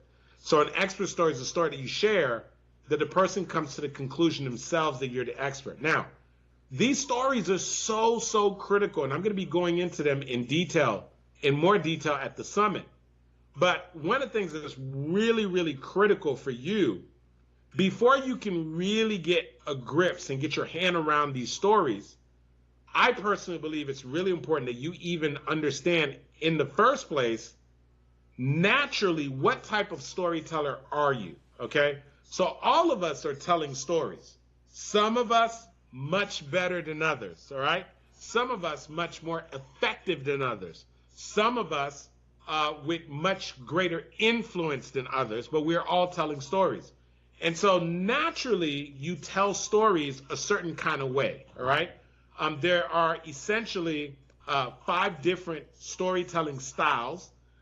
Typically, you have 2 of the styles that really apply to you. One of them is a little more dominant.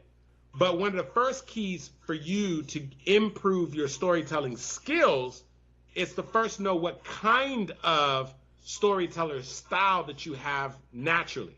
And for those of you that would love to know what your natural storytelling style is, and then also to be able to get access to a really, really cool bonus, I want to go ahead and tell you what I want you to do right now. So I'm going to give you, number 1, access to a quick 1-minute quiz. I promise you it'll take you no more than a minute. And it is a quiz to help you to know what your storytelling style is. But the really cool thing is right after you take the quiz, you're going to unlock a free training that I put together. And in that training, I'm going to help you to identify what your signature story is. Remember I told you out of those 5 stories, the most important story is your signature story? Well, you might be saying, well, Andy, it's important, but how do I know what my signature story is? Well, I'm going to tell you exactly how you can unlock a free training. And all you got to do is take this free quiz. After you complete the free quiz, you unlock the free training, okay? So here's what I want you to do. Do this for me really, really quickly. Pull out your cell phone right now, right? Or if you're watching on your device, open up your text message real quick. And then here's what you're going to do. You're going to text the word story to the telephone number 954-278-3701.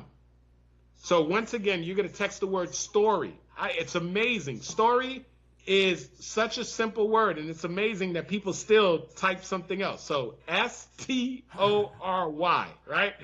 Story, that's all you're texting. The word story to the telephone number 954-278-3701. So I see Shay is doing something right now to sort of demonstrate that for you guys. And give us the number again, Andy. Can you give us the number one more time for those folks that were just getting there, opening it up? What's the number? Absolutely. So the telephone number is 954-278. 278. 3701. Okay, 954-278-3701. We text the word story. And you're going to text the word story. So once you do that, you're going to just text the word story. Okay. And then from there, we just follow the instructions. Right after you text the word story, you're just going to have one more step. It's going to ask you to go ahead and put in your email address. Okay. And the reason why it's asking you to do that is because we are going to do 2 things. We're going to text you the link so that you can take the quiz, and we're going to email you the link so that you can go ahead and take the quiz. Oh, that's good. The quiz will take you about a minute, but right after you take the quiz, I want you to make sure that you take advantage of the free training. You're going to love the training, and the training is short. It's less than 15 minutes, okay? You want to make sure that not only you take the quiz, but after you take the quiz, that you take advantage of the free training. That's my gift to you. Now, here's the thing. For those of you that are connected with me on social media, on IG, my IG handle is @ShowUpForYourLife. On everything else, I am @AndyHenriquez. After you take the quiz, if you wouldn't mind doing me a favor, if you're connected with me on social media, send me a message. Say, hey, Andy, I took the quiz. This is what I end up finding out what my storytelling style was. Oh my gosh, I can tell you right now, when I took the quiz, I am what you call an evangelist, a heart-centered storyteller. I'm an evangelist, heart-centered storyteller. I'm curious to what you are. As a matter of fact, for those of you that end up taking the quiz, you can put it right here in the comments. But do make sure you take advantage of the training. I love the fact that you take the quiz. That's the first step. You're going to learn what your storytelling style is. You're going to learn the pros and the cons of that style. Remember, you may be more than one style, but there's probably one that's dominant, okay? And then the other part is this, is that you want to take advantage of the training. You have to take advantage of the training because all kind of light bulbs are going to go off after you take advantage of that training. So I always feel bad when someone tells me, oh, I did the quiz, but oh my gosh, I forgot to do the training because they missed out on tremendous value by actually doing the training. So you want to take advantage of the training. So one last time, you're going to text the word story to the telephone number 954-278-3701, 954-278-3701. After you text the word story, you should receive another prompt. Put in your email address. You're going to get the link to take the quiz in your phone as well as via email, and make sure you take advantage of that free training. And of course, you had better be signed up and registered for the upcoming summit. That I'm completely looking forward to all of you joining us there, because I'm going to be just really breaking down stories at a completely different level. And specifically for those of you that are like, Andy, I want to use my story as a tool, man. I want to be a little more competitive in this marketplace. I want to know how to be able to get people's attention, keep it. I'm making offers. I want more people to sign up for my products and my services. I want to be able to be more engaging when I'm doing my Facebook Lives, my webinars, my podcast interviews. I'm just overall just looking to level up. So if that's you want to make sure you're there. Now, Shay did ask me another question. Mm-hmm. And one of the questions he asked was really, what are one of the attributes of being really a champion? So one of the things I told you is that champions surround themselves with other champions, right? So part of becoming a champion is going to be through association, which is really, really important, okay? The other thing that I think is really critical is also begins with the letter A, is that champions are going to take action, but action that is going to be consistent with the next level that they want to be at. So here's what I mean by that. Anybody who is preparing to be in the Olympics and to compete at that level and who wants to receive the gold medal is going to first say to themselves, what is the end goal? And they say the end goal is that I want to become a gold medalist. Now they're going to say to themselves, what is required to become a gold medalist? So if they are in a particular race, they're going to say typically the person who places gold needs to run the race in this amount of time. If they're going to be in the pool and it's a swim meet, they're going to say the person who completes the certain amount of laps is going to do it in this amount of time, right? If they are in weightlifting, they're going to say that the champion needed to lift this amount of weight, right? So typically what they're going to do is they're not going to be depending upon what they've done up to this point, right? A champion is not basing what they're going to do based off of where they currently are, right? That's the thing I want you to understand. That is the fastest way for you to remain mediocre and continue to get the same results. A champion says that I know where I'm trying to get to, okay? And I am going to take on the identity prior to me producing the results, all right? So if the person says that they're going to get the gold medal in the 400-meter race, from that moment, they're saying, I want to take on the identity of a gold medalist, a U.S. Olympic gold medalist, listen carefully, in a 400-meter race. So what they're going to say is, for the person who is going to place the gold medal, number one, how many times does that person practice per day? Okay? So they want to know, they're going to start taking on the identity before they produce the result. So champions take on the identity first, and then they start taking out the action consistent with that identity that they want to embody prior to them producing the result, which helps them to become a champion. So that person's going to say, well, if I want to become world class, Number one, the person who's world class, how many times do they practice a day? The person that is world class, how much sleep do they get?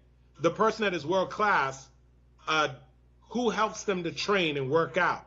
The person that is world class, what do they put in their body? What do they not put in their body? They're going to figure out all the things that they should do and all the things that they should avoid. And before they ever get that gold medal, before they ever place and become the champion, they already begin to take on the identity of being a champion, and they also start taking action that is congruent with the person that they want to become. The issue is most of us take action consistent with who we are and also what has happened in the past. And so it becomes a self-fulfilling prophecy. Because if you're going off of what happened in the past, and the past is dictating how you feel about yourself, it is dictating the way that you think about yourself, and it's also dictating your actions. What's going to happen is I only feel as if I'm capable of this because that is what I produced in the past. I only think that I can produce this because that is what I've done in the past. And so I'm only going to take action congruent with this because that is what I've done in the past. And so when it becomes a self-fulfilling prophecy and you continue to produce the same results that you produced in the past. Whereas a champion says, I'm not focusing on what I've done in the past. I'm focusing on who I am becoming. And I am saying I am a champion. So I'm going to take on the identity right now of a champion. So what does a champion do? Even though when they look in the mirror, they may not look like the champion, even though they may look at their bank account and they don't have the champion resources at the moment, they say, that's okay. I'm going to take on the identity first and the results will catch up. So perhaps the best way for me to explain this is I have a past coaching client. Her name is Maud. Maud is basically an RN. She's a registered nurse, and she, most of her life, did not really work out.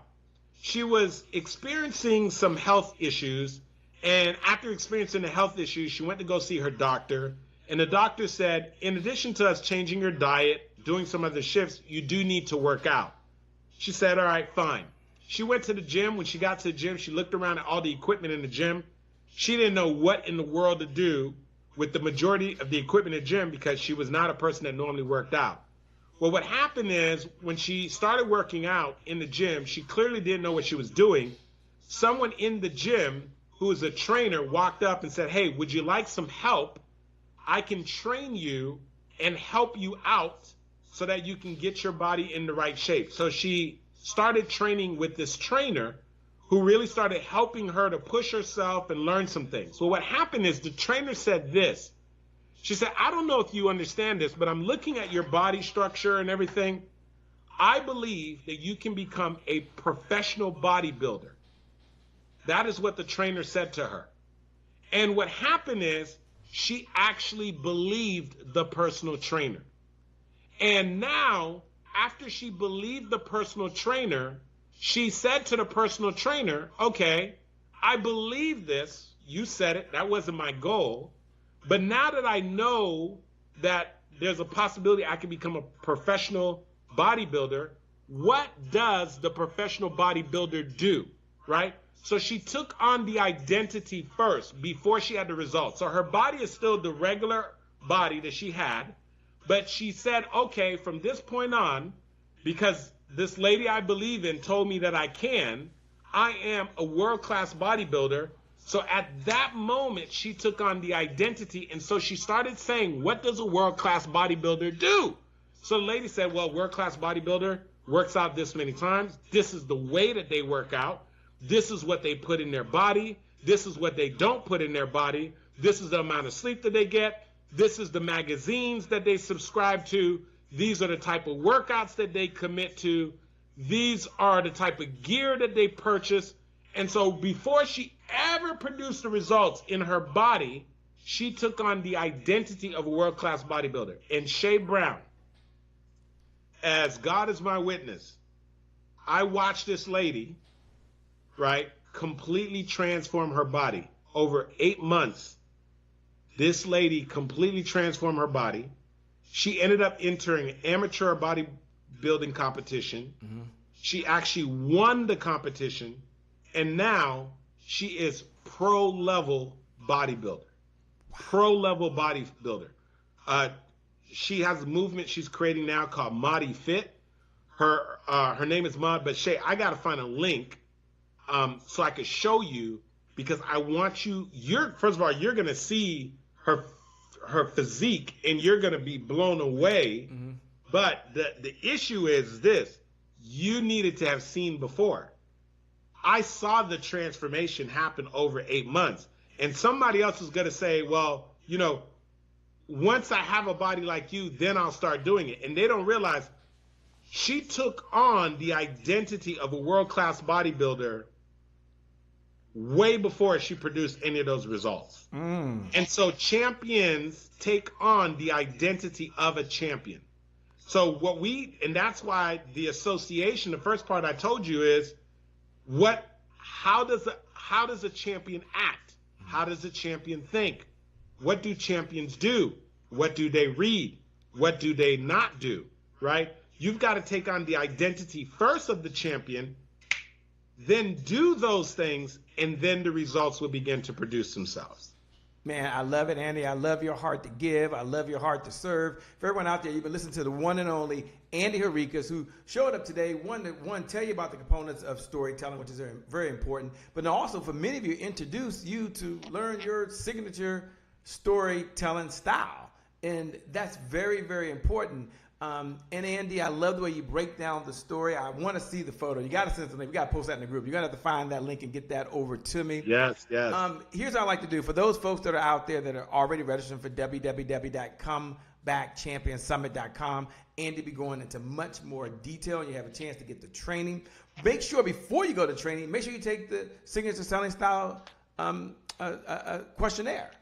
Less than a couple of minutes, you at least know what you may not have known before you started. So then when you show up and you're there, you can say, this is my style. This is the type of stories I need. How do I weave that in? Andy, I want to say thank you so much for giving us your time. I know one thing you can do is you can always make more money, but you can't make more time. And I want to turn it over to you to kind of close us out. One of the things I love about you is you give. Connect with Andy on social media. For those folks that downloaded the survey, go over there and let Andy know, hey, I downloaded it. And if you got questions, unlock the gift. Make sure you watch the videos. You know, it's not often that you get an opportunity to learn something about yourself through self-reflection that allows you to get better as a human being before you get better as an entrepreneur. And isn't that what we all want at the end of the day first? To better ourselves so we can better other folks.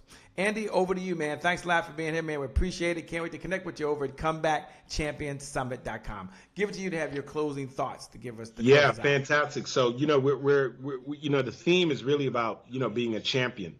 And so once again, I want to close out with what I believe is really the AAA factor to becoming a champion. The first A is there's got to be awareness. You got to be aware of the fact that there is a champion that is inside of you. Now, whether you have seen glimpses of that champion, whether you're saying to yourself, Andy, I know I'm a champion, man. I produce champion level results. Or even if you're that person, you're saying, Andy, man, if you knew my life, I'm telling you, there's no way you could say I'm a champion. I'm telling you right now that there is a champion inside of you. There has to be some level of awareness. You have to accept that as being true. Not for just other people, but you have to accept that as being true for you. So there's got to be some level of awareness that champion has to be awakened. That champion has to be developed. So the first thing is awareness. The second part that I told you, the next A is this: association. I need you to be very mindful of who are you surrounding yourself with? Who are you spending the majority of your day on the phone with? Who are you having conversations with? Champions surround themselves with other champions. It's part of the reason why you're part of this community of Champion Nation. It's part of the reason why you are connected with Shay Brown. But I'm telling you to be very vigilant and be mindful of who do you have yourself around? Who are you associated with? Because we've heard it over and over again. Oftentimes we can tell so much about you by just assessing who your 5 closest friends are and who you are spending the most amount of time with. And the third part is this: champions take action, champion level action. You know, it's not good enough to just take small action. You got to take massive action. Part of massive action is making sure that you're part of the summit. The other part of action is finding out what are the tools, what are the things you need to take advantage of, and invest in yourself. Part of taking action is paying it forward, putting yourself out there, right? Champions take massive action. I believe if you understand those triple A factors, awareness, right, association, and taking action, you'll begin to start shifting your identity, and you'll be able to embrace that champion that's already within you. And so I'm personally looking forward to those of you that are going to be joining us for the upcoming summit. As Shay said earlier, make sure if you haven't already done so, take advantage of my storyteller style quiz. Remember, you text the word story to 954-278-3701. But don't just take advantage of the quiz. Make sure that you also take advantage of the bonus training. Champion Nation, happy entrepreneur community, I am humbled and honored to spend this time with you. I'm looking forward to all of you that are going to be joining us for the summit. If you haven't already registered, make sure that you do. God bless you, everybody, and we'll be talking to you soon. Thanks a lot. With that being said, my name is Shay Brown, the Happy Entrepreneur. Make it a great day, everyone, and I promise you from the bottom of my heart, we'll make some good things happen. We connect again next time. Remember, time is long, so very, very long. Life, on the other hand, is very, very short. So you've got to live in the moment, and you got to make it count. God bless, and we'll see you later. Thanks a lot, Andy, man. You rock. Thank all of y'all. All right, bye-bye. Man. Appreciate it. We're out of here.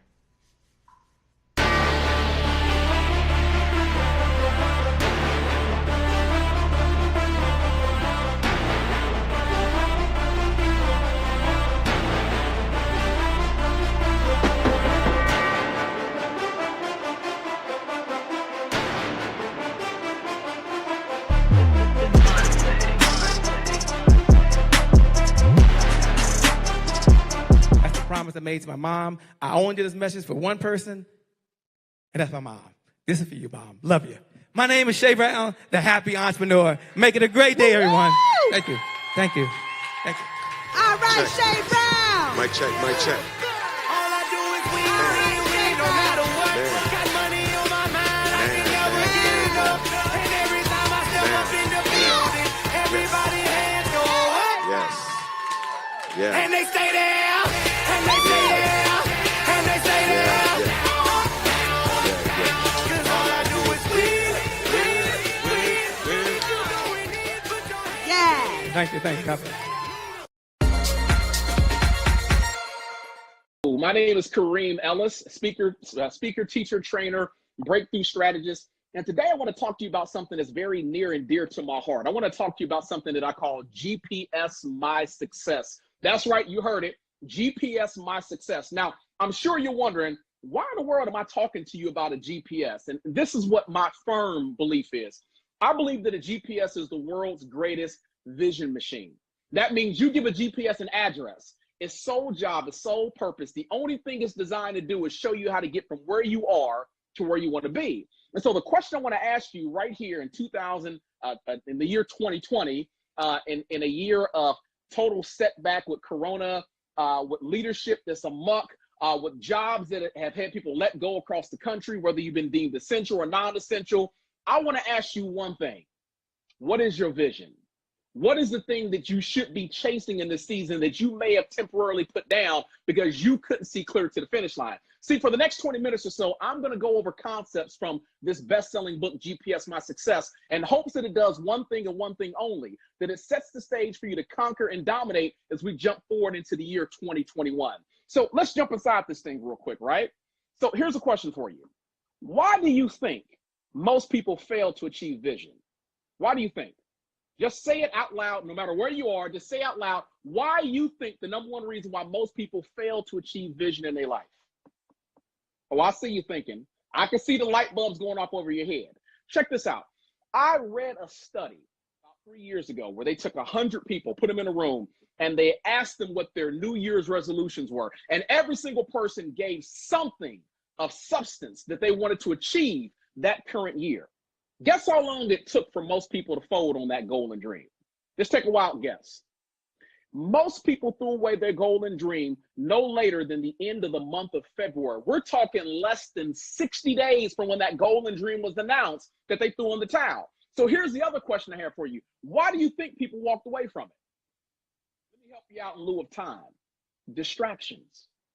Most people walk away from their goals and dreams not because they lack the education, not because they lack the knowledge, not because they lack the money, not because they lack the coach or the mentor. Most people walk away from their goals and dreams because they are fighting distractions.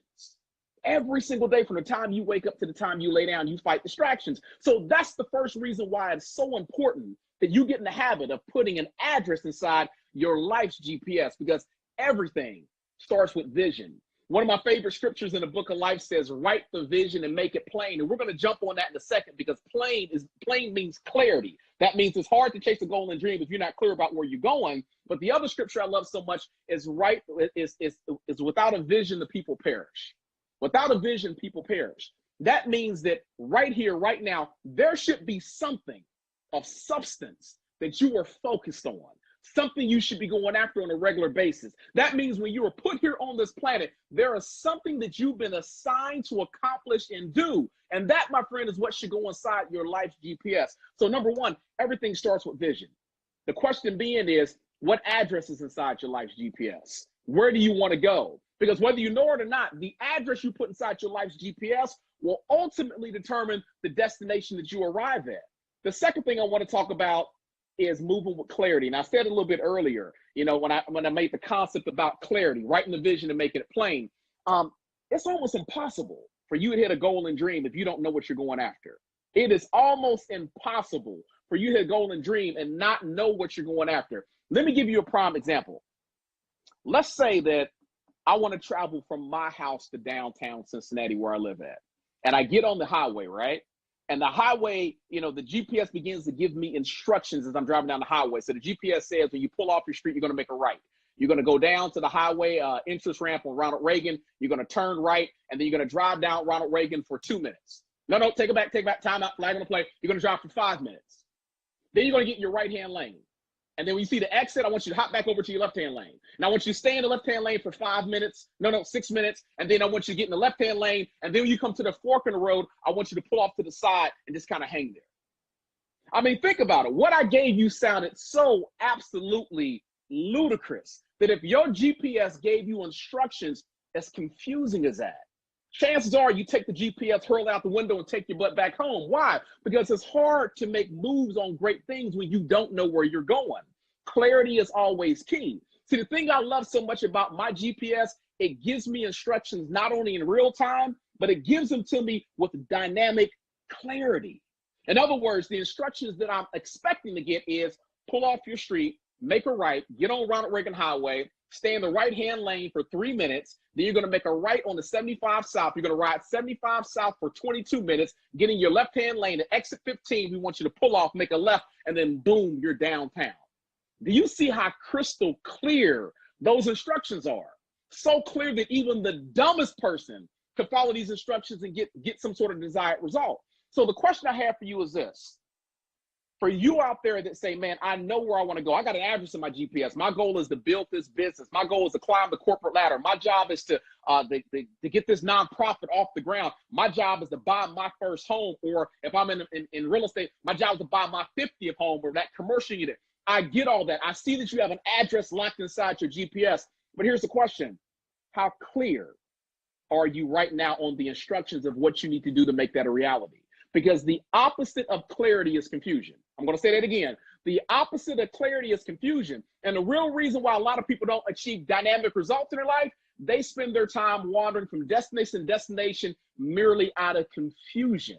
So number two is, how clear are you about what you're going after? One of the reasons I was able to explode my business, both in the speaking industry and in the real estate world, I got very clear on a couple key things. Number one, who's my core audience? What's my message? What's my topic? Who do I talk to? Those things helped me get really, really focused on what was important to create dynamic results. So you don't want to think wide on this. You want to think specific. You want to think detail as far as what the opportunity is you're going after. The second thing is this. The more clear you are about what it is you want, the better you will be at understanding the opportunities that help you get closer to your finish line. Every single day you wake up, there's an opportunity sitting in front of you. The people that take advantage of it are those that are clear about what their goal and dream is. They can take a look at that opportunity, not look twice, and understand this is a seed needed in my structure to get me to my financial finish line. So you have to be willing to move with clarity. Let's talk about the third step here, connectability versus dead zones. Now, I'm going to go over very quickly how a GPS works, okay? Because I just want to make sure we're all on the same page with this, right? So when I give a GPS an address, a couple things take place. Number one, the GPS will locate a local cell phone tower. It'll ping it out. That cell phone tower begins to broadcast into outer space, a satellite hovering above, to figure out the instructions of where I'm trying to get to.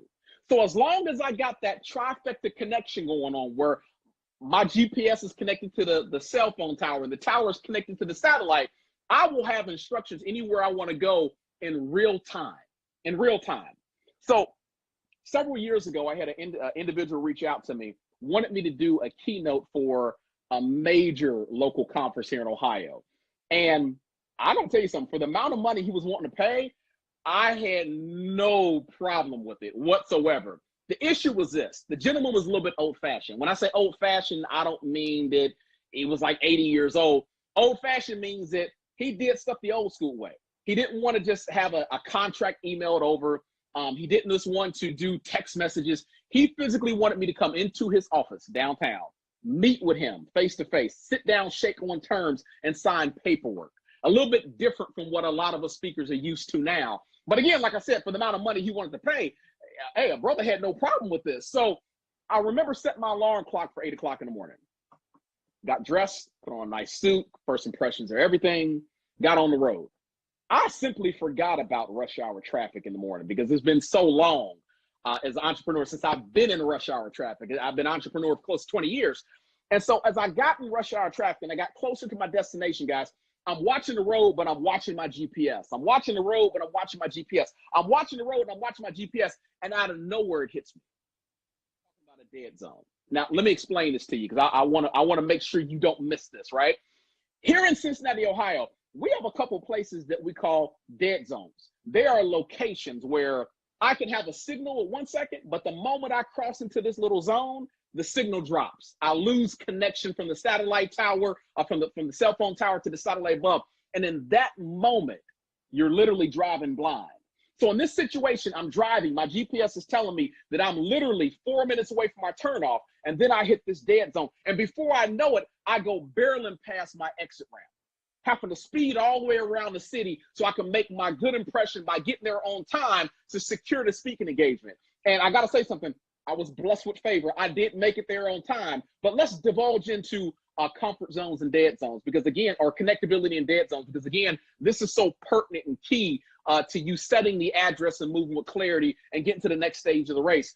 Number one, who are you connecting with in this season? Simple question. Who are you connecting with in this season? What I have learned in my journey through success over the last 20 years is that your goal and dream will always be bigger than just you.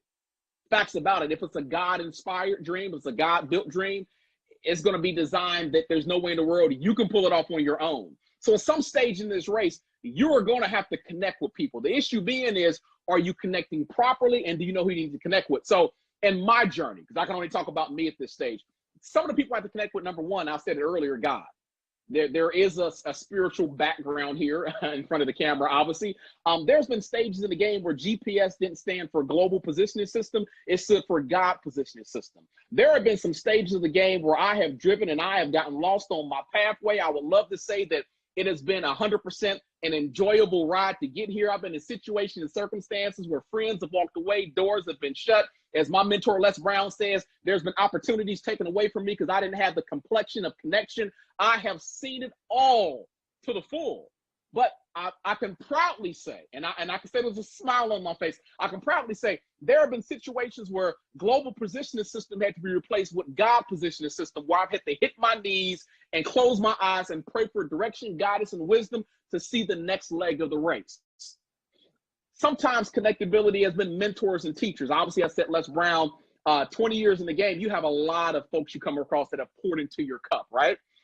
What I've learned is this: if you want to be successful and get that goal and dream off the ground, if you want to get on the superhighway and GPS your success, you need to instinctively be trying to figure out right here, right now, who is my mentor? Who's the person I'm supposed to be learning from? Who's the person who's been there, done that, got the t-shirt, got the coffee mug, got the victories, and most importantly, got the setbacks and defeats? Because I want to tell you something right now. You will learn more from somebody's setbacks and defeats than their victories all day long. See, the beautiful thing about a mentor, and I'm going to use an analogy that's going to really date me, right?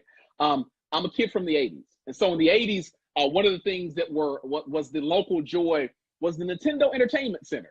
I remember when Nintendo was the it toy of Christmas and it swept the country, right? And Nintendo came with 2 games off the bat. It came with Duck Hunt and it came with Super Mario Brothers. And the thing that I love so much about Super Mario Brothers was I was the first kid in the block to beat this game. I was the first kid in my neighborhood to beat this game. I remember having a little bit of controversy on how good I was at the game. And so I sat down with 10 of my peers and I beat the game in literally about 25 minutes. And let me explain to you how I did it. In the game Super Mario Brothers, there are things called warp zones. I want you to stick with me. I don't want to lose you on this. There are things called warp zones, and warp zones let you skip levels or let you skip worlds.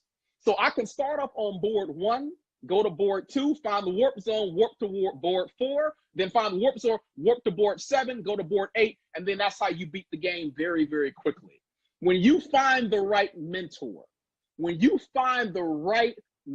one who's been there, done that, got the coffee mug, the t-shirt, the victories and the losses, that is your personal God-inspired warp zone. When people ask me how I got success so quick and so fast, I set the vision, I figured out the strategy I was going to use, and then I found the mentor, the individual who can show me how to apply that information quicker and faster. So in connecting, who's your mentor in this season? The third thing I want to talk about is accountability partners. And it's amazing how many people I run across and they have no one holding them accountable on a day-to-day basis for going after goals, achieving results, and just basically sticking your foot to the fire and hanging in there. Raise your hand where you are right now if you have ever held a job where you were not the boss. You answered to somebody. Somebody signed your paycheck. Raise your hand, okay? I want you to understand something, that in almost every job, there's an accountability partner called upper management. You heard me right. There's an accountability partner called upper management. The last corporate job I had someone I answered to. I had a set of tools and tasks to do daily, and they would evaluate me on that. And if I did not get my job done on a daily basis, there was accountability for it. It may be a verbal conversation. It may be a write-up, a couple write-ups. It may be remedial training, or maybe we're going to let you go. So who's holding you accountable for the address you put inside your life's GPS as we get ready to shift from 2020 to 2021? Here's my hint for you, okay? Whoever's going to hold you accountable should have vested interest in your success. Don't just pick somebody because they're friends with you. Don't just pick somebody because you like the same sports or the same singer. Pick somebody who has vested interest and wanting to see you win, okay? The next thing I think you should have in your connectability factor should be your peers. Who are you hanging with? Jim Rohn said it best. He said your life will mirror that of the 5 people you hang with the most. Look, 5. 5 of them. That's all you get. 5. So who are you hanging with? There's a point in time when I knew I wanted out of corporate America and I wanted to jump over to the entrepreneurial place and space that I had to fire folks quickly. I live by a creed where I say that I'm the CEO of my life. I reserve the right to hire and fire as necessary. That means if I think in any way, shape, or form you're getting ready to slow me down or hold me back, I will let you go. You'll be gone before the pink slip hits the floor. So who's in your top 5 in this season? Who are the folks that's doing the very thing that you're designed to do where they can encourage you? Because like encourages like. And then last but not least, I want to talk about the concept of mentoring. We talked about finding someone to mentor you. We didn't talk about mentoring. One of the ways that my connectability level has gone through the roof, I've learned to mentor other people. I have learned to take my wisdom, my accumulated knowledge, my gift, my talent, a little bit of my pizzazz and that pretty smile, and I've poured that out on other people that have been less fortunate. I live by a creed, again, where I tell people that a seed reproduces after its own kind. That means in the course of my journey through life, from when I start to when I finish, I'm going to draw people to me that look like me, that act like me, that talk like me, that may walk like me, because a seed is represented by other seeds that look just like it. So in this season, based on what your skill set is, what your knowledge is, what you're sitting on, how often are you taking that well of knowledge and pouring that out into other people? See, the problem with most of us, we want other people to pour into us, but you understand that with any glass, eventually there's a level that it spills over. A glass can only hold so much. You, my friend, can only hold so much accumulated knowledge and wisdom before it spills out and becomes waste. So what I've learned to do is if I take the value called Kareem Ray Ellis and I pour it out into other people's cups, what happens is I begin to fill their cup, but at the same time, mine's lowers down so other folks, other individuals of greatness can begin to pour into me. Listen, I'm giving you something right now, okay? So we talked about connectability. Let's talk about those dreaded dead zones, because this is what sticks a lot of people when they try to GPS their success. So here's a question for you. I told you how dead zones work. Dead zones are environments, areas where if you're talking on your cell phone and you get in the elevator, you lose the signal. You drive into a parking garage, you lose the signal. Where are your dead zones right now? 2020 has been a year full of nothing but dead zones, right? I mean, it's like every month a new dead zone pops up. So what's your dead zones? Again, going to my life and what I've seen, some of my dead zones have been friends and family.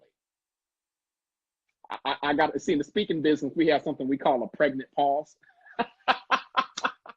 Well, we got to pause for a second just to let you digest what was said, let you chew the fat and the gristle a little bit. You heard me right. For some of you, your dead zones in this season going to be both your family and your friends. Because they blood doesn't mean they have your best interests at heart, okay? What I've come to learn is, and this is biblical, Cain slew Abel. Even in The Bodyguard, Whitney Houston's sister put a hired hit out on her. So just because y'all blood don't mean that y'all gonna be family at the end of the day. It doesn't mean they got your best interest at heart. That means with some of you, you got to be protective over telling people what address is inside your GPS. You can't let everybody know what's going on. I tell people all the time on life's football field, the only people that know the play that's being called inside the offensive huddle is the team members as part of the team. You can't tell everybody your business because some of these folks don't want to see you win. So some of you, your dead zones are family and friends. For some of you, your dead zone is the job.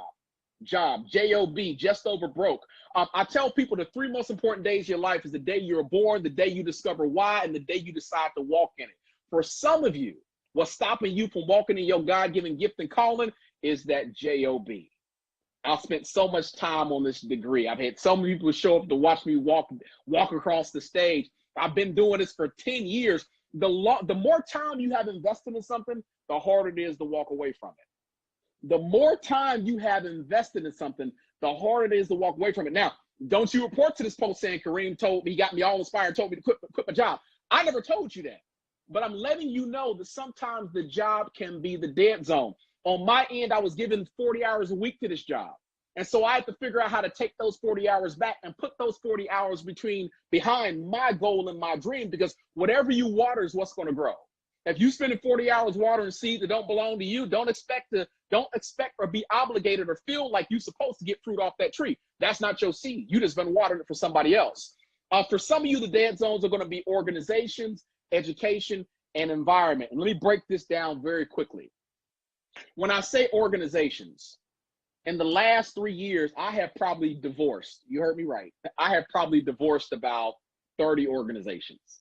And the reason why is because I was growing with the organization at one point in time. Then I noticed my growth potential stopped. There was a stage of the game where I'm walking out of here and I've high-fived everyone in the room. I've passed around a few business cards, but I haven't learned any new knowledge in a long time. Do you know how you can tell when a tree is dead? It stops growing. It's simple. It's not a mystery. It's not a riddle.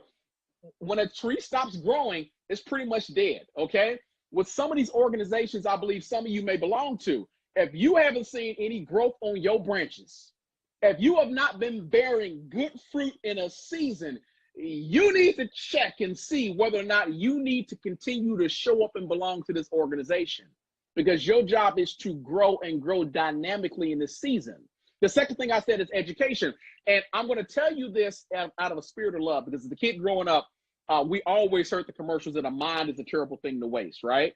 I'm a Napoleon Hill fan. I grew up on Napoleon Hill. I teach a lot of Napoleon Hill principles. Education is not the key thing that's going to get you to your finish line.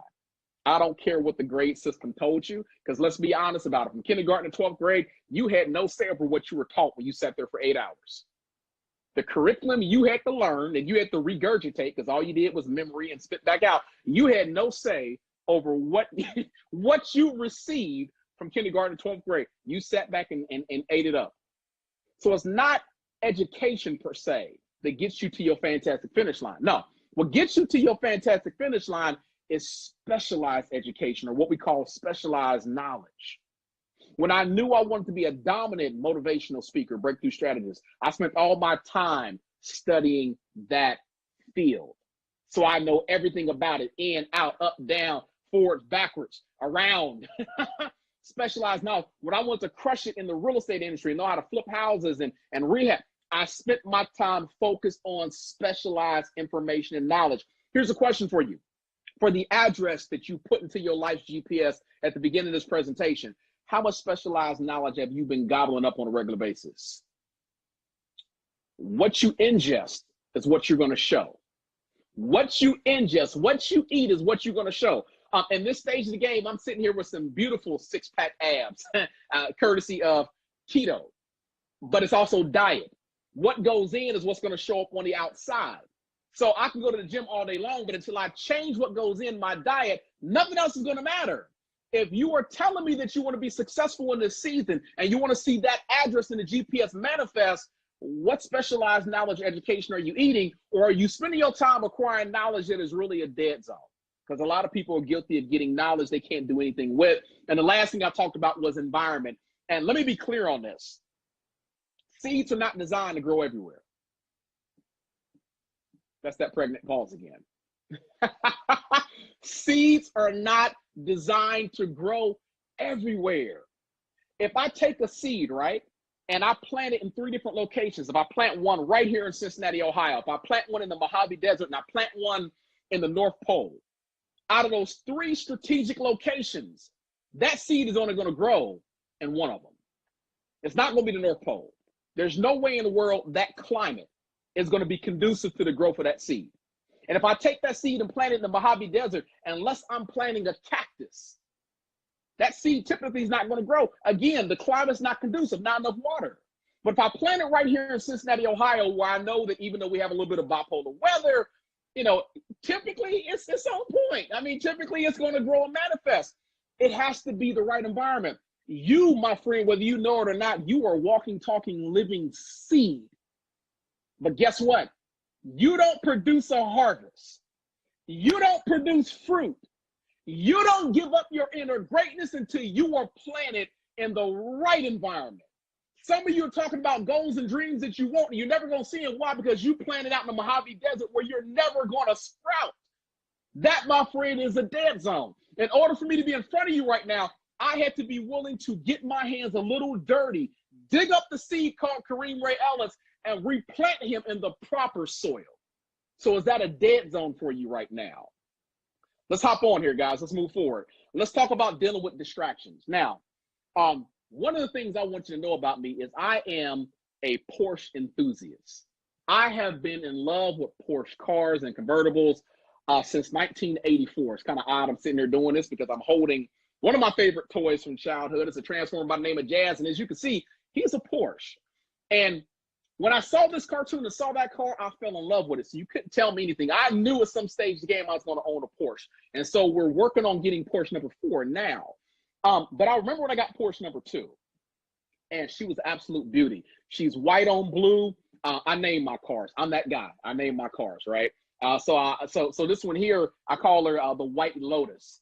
And when I got her the week of one of my good friend's birthdays. He was going to have this blowout birthday party at the end of the week. And I didn't even want to tell him I got the car. I just wanted to show up at the party around 5, 6 o'clock where all the guests were showing up, top down, Louis on, music thumping, and just show out and just stun the crowd, right? And so I started my day around 3 o'clock. Took my car to a local detailer, shelled out some cash, got the car professionally detailed. I mean, I had my baby girl just looking like new money. I mean, she was sparkling. She was sharp. I'm on the street driving, getting the honks and waves from people. And so I jump on the highway to make my way towards my buddy's birthday party. As I'm driving on the highway, enjoying the wind in my face, this cherry red Mustang comes barreling onto the freeway. Missed my baby by feet. I mean, I slammed my brakes on. I was a little bit irritated because I'm protective over my cars. As I'm driving behind this Mustang, I noticed there's 4 kids in the car. 2 in the front, 2 in the back, and the 2 in the back are horse playing, shadow boxing, slapping each other, playing games. And I'm thinking to myself how dangerous that is because, you know, they could distract the driver. Driving behind them for about 5, 6, 7 minutes. The kid in the back seat has this giant Guzzler cup Slurpee. He decides he no longer wants it. So at about 70 miles per hour, he decides to hurl this Slurpee out the window. Now, I know what he was thinking, right? I know exactly what he's thinking. He was thinking he could throw that cup out the window with enough velocity that it's going to land safely on the side of the road. Unfortunately, this young knucklehead didn't understand the law of physics. See, what happened was this. The cup hit the wind caught the lid, and in a matter of about 0.3 seconds, my brand new white and blue Porsche convertible was covered in nothing but purple, sticky Slurpee. Now, told you guys I'm a religious man. I love the Lord. Go Team Jesus. But all religion went out the window that day. I chased these kids from Cincinnati, Ohio, across state lines deep into the heart of Kentucky. It was like watching a Michael Bay film. It was like filming Bad Boys 5. We were weaving around semi-trucks, and I'm throwing up all types of sign language with my fingers I shouldn't be doing. They looking back over their shoulder like, he's gaining on us, he's gaining on us. I mean, we weaving and honking, cars are slowing down. Next thing I know, the GPS said, welcome to Kentucky. I mean, I was in such a furious state. All I wanted to do was hurt these kids. You ever be in a situation where you were so mad that you start talking to yourself and answering yourself?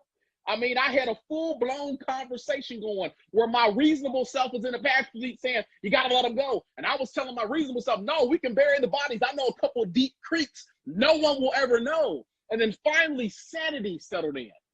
And I decided to let those kids go. Pulled off to the side of the road to gather my thoughts as I watched them drive into the distance and get smaller and smaller and smaller. Look down at the clock. Clock says it's 6:45. I've been chasing these kids for about a good 45, 50 minutes. So I was supposed to get at the party by 6, just to show out in front of everybody. 45 minutes past my deadline, and I'm about a good 40, 50 minutes out. So here's the dilemma. Do I go to the party late, or do I call it quits and go back home? Do I go to the party late, or do I call it quits and go back home? I was so frustrated over what just took place and looking at my car and all the Slurpee and the bugs, I decided I was going to go back home. Problem was, I didn't know where the heck I was in Kentucky. So I put my home address inside my GPS. Something powerful took place.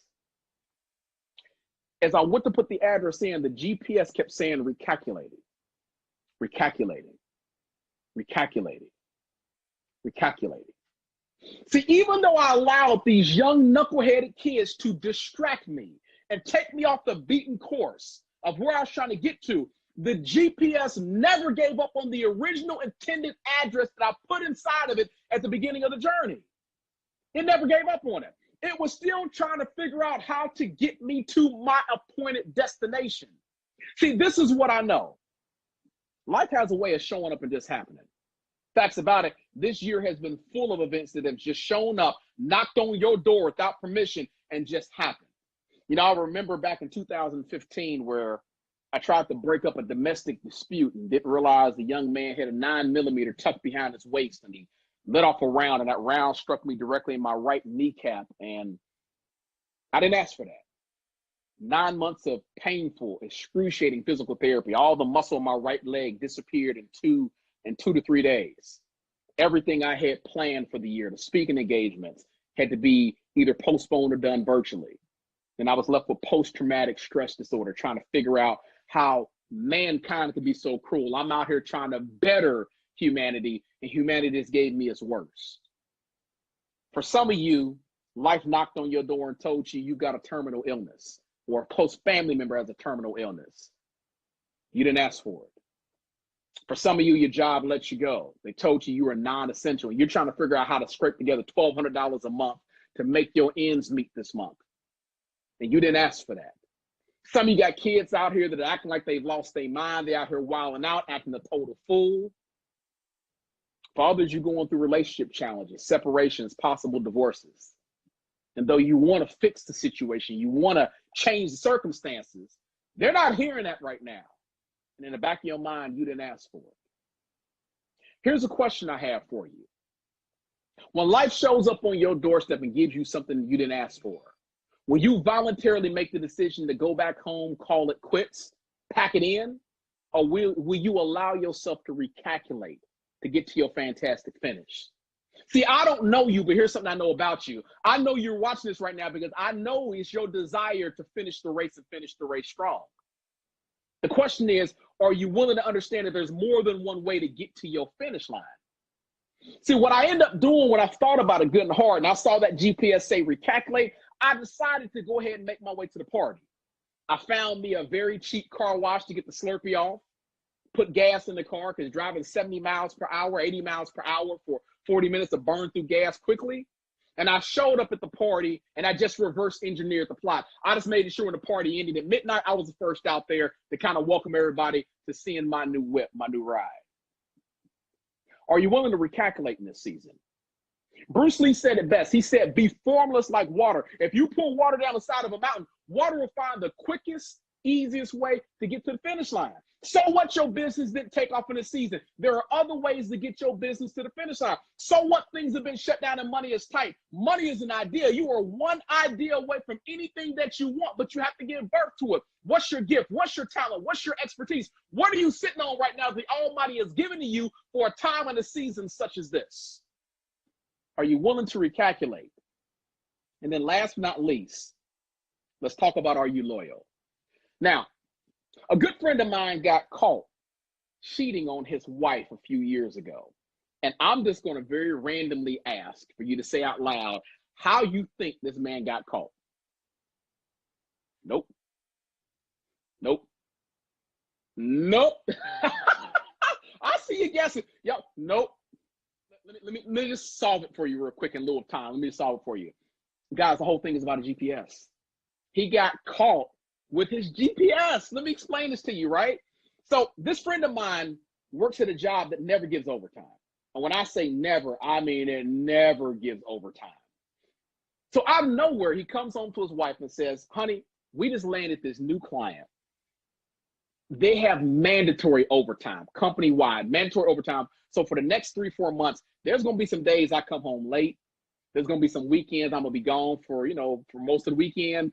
And she loved her husband so much, she never thought anything about it. She just thought, okay, well, we could use the extra income. Now, here's the thing. He worked, she didn't. They have 2 vehicles. They have an SUV, they have a 4-door sedan, and it's not like there's claim over the vehicle per se. It's what I call usage. So in other words, whoever takes the car in the morning, it really depends on the usage need of the car. So for the last 3 to 4 weeks, he's been taking the family SUV. Out of nowhere, he switches up and he takes the 4-door sedan, leaving the SUV in the garage. Now, let me tell you a little something about the wife. Wife, like I said earlier, didn't work, but she had a hobby. Her hobby was going to little small antique stores around town. And there was this one antique store she loved so much. She'd only been one time, and it was about 3 or 4 months ago. But for the life of her, she couldn't remember the name of this place. She couldn't remember. She called up all her friends who was into the hobby and said, do you remember that place? You remember the name? I know what side of town it's on, but I can't figure it out. They didn't know. She was trying to Google it at random. She couldn't figure it out. And so finally she had an epiphany moment. She said, I know what I'll do. I'll get in the car and I'll check the GPS. Because last time I went, I put the address inside the GPS. Jumps in the car, starts the engine, pulls up the GPS, accesses the history log. And sure enough, it is sitting right there. Sure enough, it is sitting right there, along with a lot of addresses that she's never seen before. See, there were some addresses to some real expensive, nice date type restaurants that popped up in that GPS history log, and she knew she had never been there. There are a couple of fun places, movie theaters, putt, golf, date night type things, addresses, locations that popped up, and she definitely knew she hadn't been there. And if you haven't figured it out by now, there are a couple of nice, expensive hotels that popped up, and she definitely knew she hadn't been there.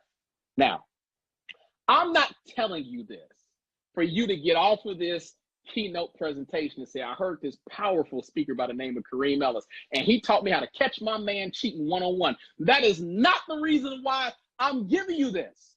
What I'm saying to you is simply this.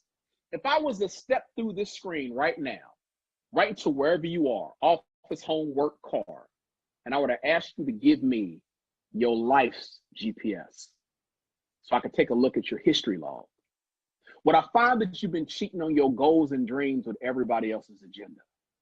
See, it's not that most people don't achieve their goals and dreams because they don't put an address in the GPS. It's not that most people don't achieve their goals and dreams because they don't know how to move with clarity versus confusion. It's not that people don't know how to make the right connections or dodge those dreaded dead zones. It's not even that people don't know how to recalculate. The number one reason why people don't achieve their goals and dreams, they spend all their time cheating on their goals and dreams with everybody else's agenda. How often are you checking your history log? How often are you taking a look to see the places you've been?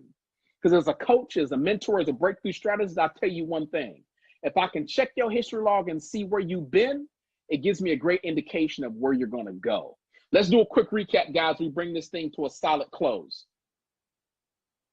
Number one, I told you, set the address. In order for you to achieve great things, you have to set an address inside your GPS. Don't get up telling me what you're going to do if you're not going to focus on putting an address inside a GPS. A GPS only focuses on one address at a time. I put up two fingers. Let's flip that around. I don't confuse anybody. One address at a time. The GPS on my phone, on all my technology, is the dominant application. That means I can have Facebook, LinkedIn, I can have Snapchat, email. I can have all these apps up and be on the phone talking, and my GPS will be the dominant application. It will interrupt everything to let me know where I am en route to my journey. Put the address inside your life's GPS. Let it be the dominant application. That's number one. Number two, I encourage you to move with clarity. It's hard for you to go after what you can't see. It is hard for you to go after what you can't see. The goal for you is to charge your subconscious mind with a thought of clarity, meaning that I know exactly what it is I want. I know exactly what I'm going after. So when that opportunity pops up, I simply move. Number three, we talked about connections versus dead zones. That GPS works on being connected. So in this season, who do you strategically need to connect with to get you to the finish line? Who are the coaches? Who are the mentors? Who are the organizations? What level of education? What do you need to connect with that's going to make a solid approach to your fantastic finish line? And more importantly, who, what, and where are the dead zones in your life right now? That when you enter that dead zone, you lose your signal, you lose your way. All of a sudden, you start dropping bars and you can't communicate right, and you lose focus over what's important, what you should be working on this weekend because you want to go hang out with the fellas or hang out with the girls. The fourth thing I talked about is be willing to recalculate. That when life shows up on your doorstep like it does to every one of us and gives you something you didn't ask for, you have a responsibility to your destiny to send that thing back and stay focused and understand that there's more than one way to make it to your finish line. And last but not least, I encourage you to check your history log on a regular basis. That the number one reason why people don't achieve success, they spend all their time cheating on their goals and dreams with everybody else's agenda. Guys, if you take the information I gave to you and you apply it on a regular basis and you honor this word and you move forward promptly, you have no problem hearing these powerful words. Have arrived at your destination. Guys, my name's Kareem Ellis. I want to thank you so much for attending this powerful keynote. If you want more insight, go to Amazon, pick up a copy of the book, GPS My Success. You guys be blessed.